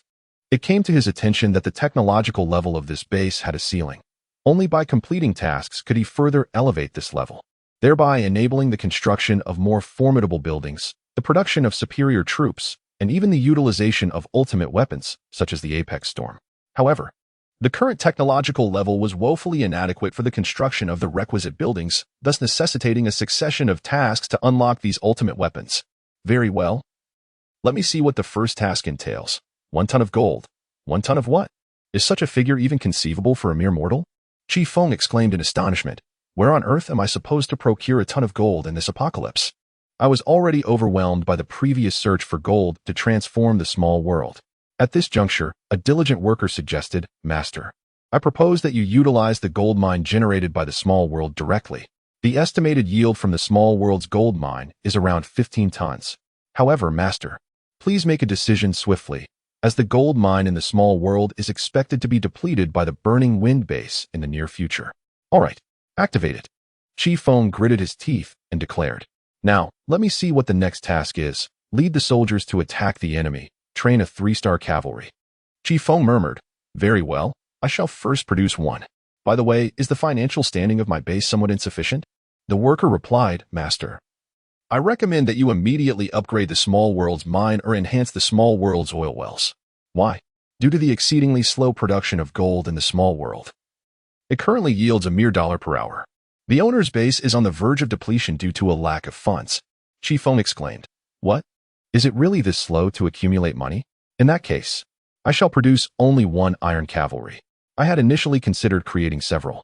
Upon its completion, Chifeng instructed, You shall follow closely behind me as we search for gold and upgrade the small world. By the way, you lack a name. Henceforth, you shall be called Number 1. Number 1 replied affirmatively, Yes. Thus, Chifeng commenced the quest for gold alongside Number 1. Glancing at the map, Chifeng remarked, Let me see, Qilu Province, the region with the highest gold production in our country, particularly Jiayuan and Laiwu, as well as Song County and Lingao and Central Plains Province. These gold mines should still harbor some gold that could not be transported to the treasury before the end times. Let us first head to Song County and Lingbao in the Central Plains. Chifeng hastened towards Song County, but soon realized that his speed was insufficient. Although his physical attributes were commendable, walking was not a sensible option, especially when he had access to a vehicle. What a waste. A slight indulgence is warranted. Chifeng decided to purchase a wolf-like vehicle, instructing number 1 to retreat into the space for safety while he drove himself to Song County. After several hours of travel, he finally arrived at the mountainous area of Dazhong Town, located on the western side of Song County. Here lies a gold mine. Chifeng couldn't help but sigh, then summoned the first unit, instructing them to prepare for battle. After all, following the abandonment of the Central Plains province by the Blood Moon sect, numerous zombies remained behind, asserting their dominance in the region. Particularly after the operation that dismantled the missile production facility in Hunan, the Alliance had yet to reclaim the Central Plains, while the Blood Moon sect fled further north. Consequently, the zombies in the Central Plains resembled a lawless territory, as former minions of the Blood Moon sect established their own factions, forming new small powers. Although the recent northern expedition had dismantled many of these zombie factions, some former bases had pledged allegiance to the Alliance or even migrated southward to join them, while others allowed the Alliance to annex their territories. Nonetheless, numerous bases continued to maintain their autonomy. For the greatest threat, the Blood Moon sect, had left both sides in a state of mutual devastation. Although the Blood Moon sect suffered significantly more, the reality remained that both factions endured severe losses, a situation most advantageous to them. Indeed, the entanglement of interests is intricate and convoluted. Chifeng reflected on this, then employed his scanning ability to survey the area, supplemented by reconnaissance from drones. Ultimately, he discovered a small human base near Song County. Its scale was modest. The situation around the mine, however, proved to be far more intriguing. Zombies roamed in small clusters, appearing sparse. Yet, should one be ensnared during the infiltration, a horde of zombies would inevitably swarm, eager to feast.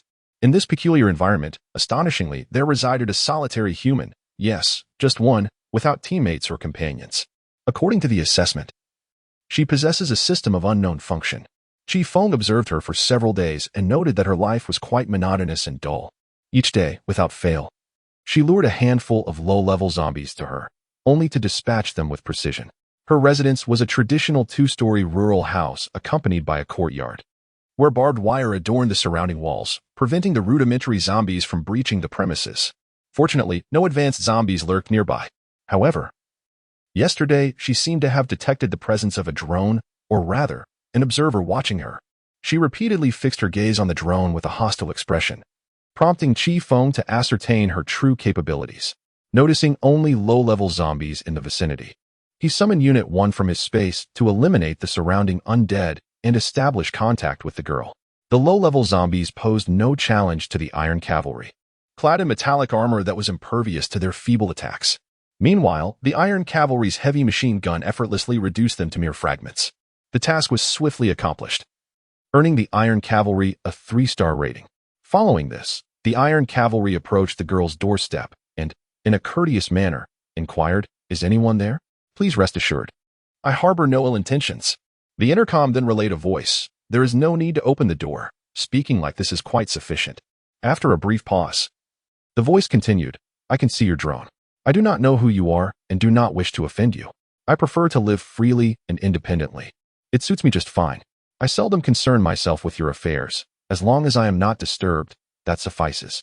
Inform her that we intend to procure some gold from the mine and inquire if she might provide any leads, or perhaps even offer us some gold outright." Upon raising this question, the girl responded, "I know where the gold extracted from the mine is stored, and I am aware of the entire distribution of the treasury in the Central Plains province. But what do you intend to offer in exchange?" Ultimately, Chifeng exchanged several grade 6 crystal cores for this information. After acquiring the intelligence, Chifeng swiftly made his way to a village on the eastern side of Song County, where he collected all the gold to enhance his resources. Coupled with the additional clues provided by the girl, Chifeng's mineral yield increased to 10 per hour, while the number of oil wells rose to 5, each generating 20 per hour. Chapter 71. Huan Huan, Jiang Rahai's base. After gathering the gold, Chifeng resolved to visit the girl personally, as he was quite curious about how this young lady had managed to live here alone for so many years and why she had not joined the base down the hill. Players lured by the system typically establish their own factions or join others, aspiring for dominance, a conclusion drawn from the system's intelligence analysis. The system revels in observing the conflicts between the zombies and humans on Earth, akin to spectators at a cricket fighting match. The nature of the crickets is of no concern to them. They seek only amusement to enliven their protracted dominion. Yet this young girl remained here, which was decidedly unusual. Knock. Knock. As the sound of knocking echoed, the girl impatiently exclaimed, "Who is it?" As I opened the surveillance to glance at the entrance, I was taken aback by the sight of an enchanting beauty, voluptuous and alluring. She instinctively lowered her head to inspect her own bosom, then cast a look at the girl's silhouette on the monitor. What is so remarkable about it? I will grow in time. Shortly thereafter, she noticed the presence of number 1 behind Chifeng, astonished to discover that such a stunning woman was the leader of that individual. "What brings you here?" Chifeng inquired. "Oh, nothing much. We came to express our gratitude for the intelligence you provided, and we also have some questions. For instance, why have you not joined the nearby base? And do you, like me, possess a system? A system? You too have one. No wonder you can lead that peculiar individual behind you. Please, come in." Once Chifeng and number 1 entered, the girl glanced around before shutting the door. "Allow me to introduce myself. My name is Li Huan, but you may call me Huan. Feel free to ask whatever you wish." Chifeng continued, "How did you arrive in this apocalyptic world? What tasks has your system assigned you?" "As far as I know, systems typically guide players towards chaos, even to the point of self-destruction. Am I correct?" Huan picked up on Chifeng's thread, saying, "Let me share my origins first. I was born in 2001, and at that time, I was abducted by traffickers and taken to an unknown location, only to realize it was in the southwest. While fleeing southward, I spotted a boundary marker and inadvertently stumbled into a minefield, triggering a landmine, which led to my binding with this system. My hometown is in the rural Central Plains, where my family harbors a preference for sons over daughters, a fact that is inextricably linked to my abduction. Life has taught me that there is no such thing as a free lunch. However, I found myself devoid of choices, whether it be the Southwest or my hometown. I wished to escape both, and thus I chose to align myself with the system, which promised to bestow upon me the strength to exact my revenge. Subsequently, I traversed back in time, as the system intended to transport me to the moment of my demise, resurrecting me directly at that point.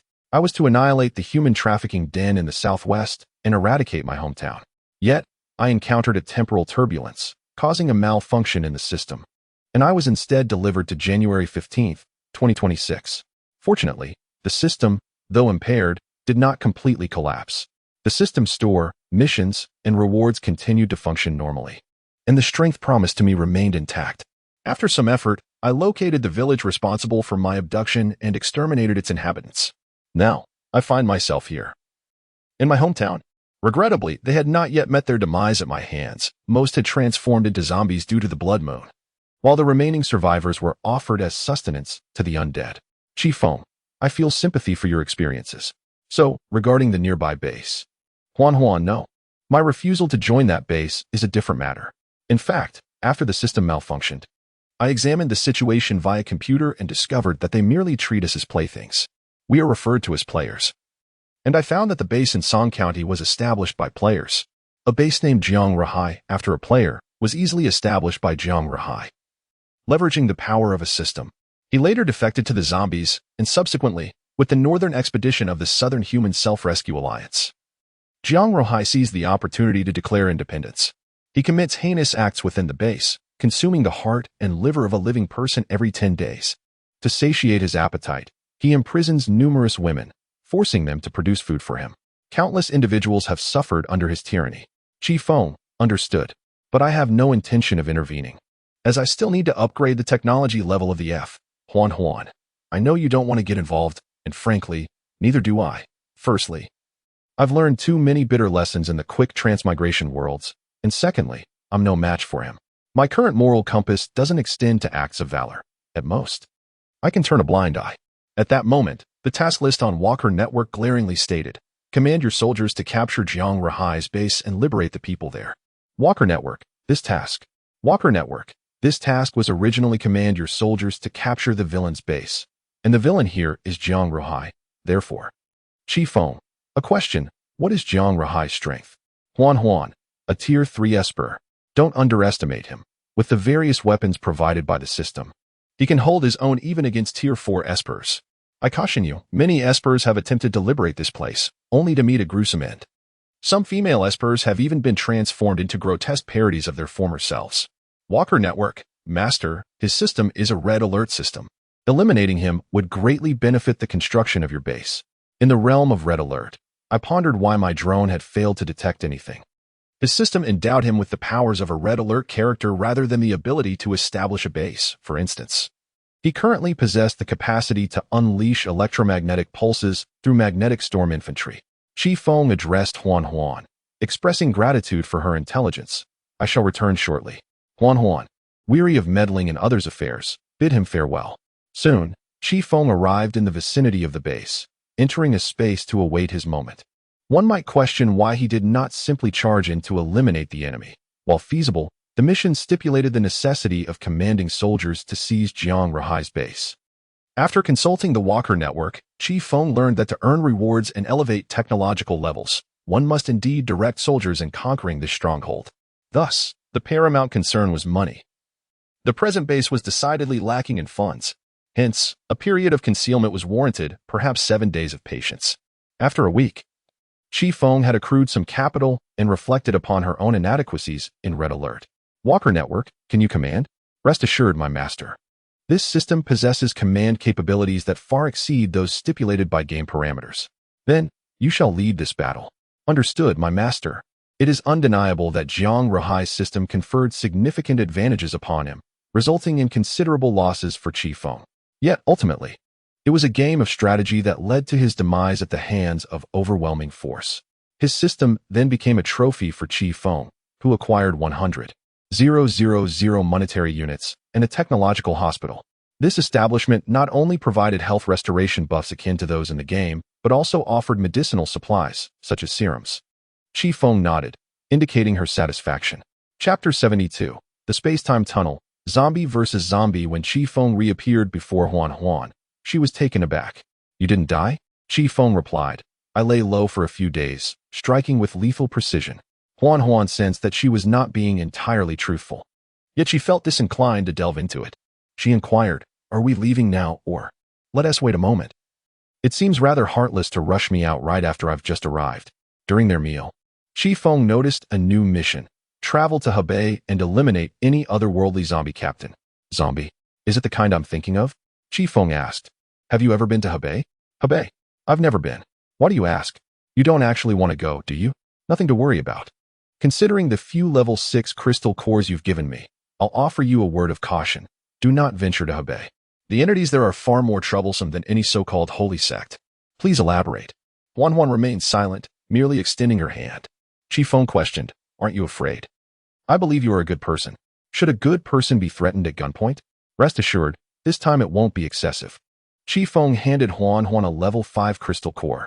Huan remarked, not long before you arrived, a formidable zombie appeared here. It possessed level 5 abilities. Impervious to blades and bullets, with skin as tough as iron. I exerted considerable effort to slay it, yet it resurrected the following day, which caught me off guard. During our second encounter, I noticed it moved with a peculiar hop, garbed in garments from the Qing dynasty, with pallid skin, fangs protruding, and sharp claws. Reminiscent of the zombies in Lin Zhongying's films. I attempted to drive it away using glutinous rice from the system's domain, and its evasion of the rice only reinforced my suspicions. Consequently, I vanquished it with a peachwood sword. Since when did our world come to harbor such creatures as zombies? A few days ago, drawing upon the knowledge and instruments I acquired in the small world, I finally discerned that they originate from other realms. In their quest to summon players, the systems opened dimensional portals, disrupting the space of Earth. Presently, the fabric of time and space on Earth intersects with other worlds, resulting in the emergence of temporal tunnels throughout the planet, from which the zombies emerged. When your subordinates previously inquired about retrieving gold from the mines, I generously divulged the location of the gold reserves, showcasing my benevolence. To be frank, those zombies came from the mines. Recent investigations confirmed that a temporal tunnel exists within the caverns. I now plan to relocate. You ought to be grateful to me. Had you ventured directly to the mines, you would have been utterly unprepared for what lay ahead. Walker Network, it is advisable for you, the Master, to absorb the power of the temporal tunnel at the mines, as it could enhance your spatial abilities. I shall make the journey. Just as Chifeng finished speaking, Huan sprang to her feet. Are you insane? Did you not hear what I said? Enough. It is futile to reason with a stubborn fool. Chifeng, by the way, if you truly have no other refuge, you might consider seeking solace with the Human Self-Rescue Alliance to the south. If your suspicions hold true, then solitary existence is evidently unwise. Should a temporal tunnel suddenly open nearby, unleashing a particularly fearsome adversary, one would find themselves utterly defenseless, left to await their demise. Rest assured, I value my life dearly. Even without your prompting, I had already contemplated relocating and seeking an organization to join. After dining, Chifeng, accompanied by glutinous rice and other items, made his way to the mine. Chifeng mused, what a perfect opportunity to test my trap in the miniature world. By the way, laborer, how resilient is this miniature world? Can it withstand the onslaught of zombies? If there are no spatial abilities involved, rest assured that even an attack of Zarbomba magnitude would fail to breach it. However, should there be any spatial-related abilities present, an entity with approximately 5th-tier powers could escape the miniature world.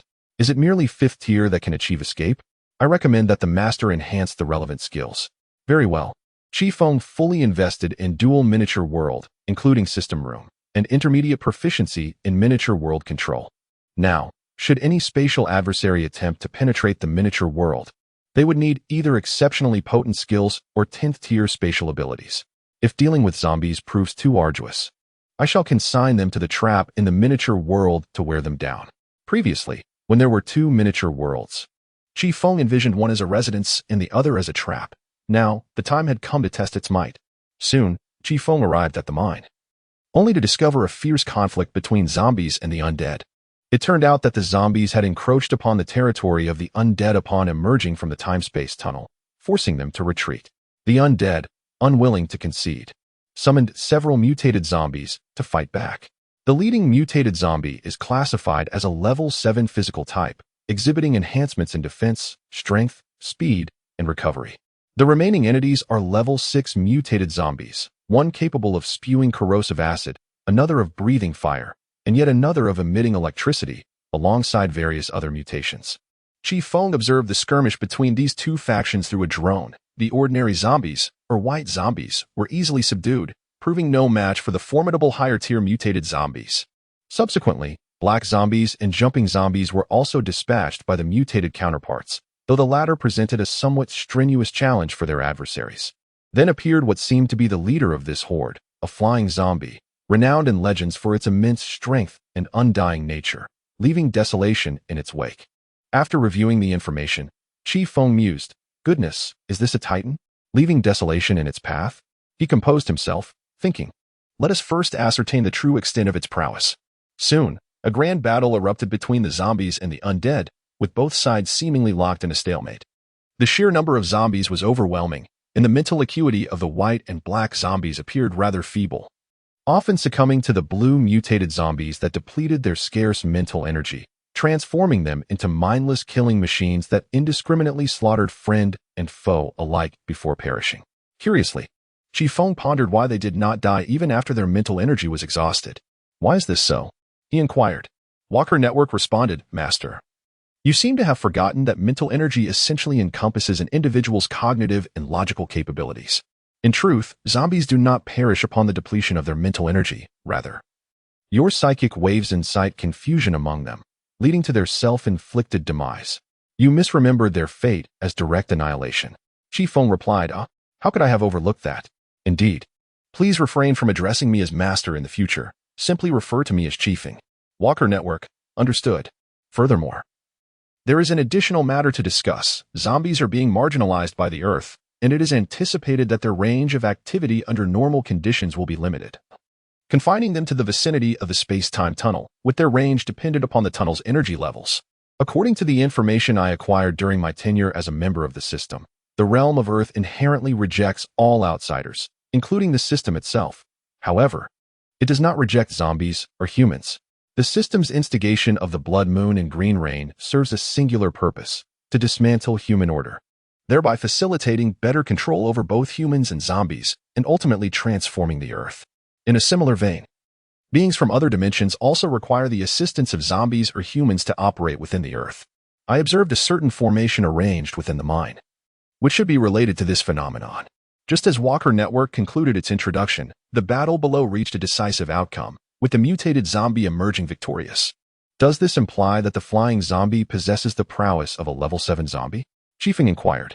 Walker Network. Indeed, this is the result we have observed.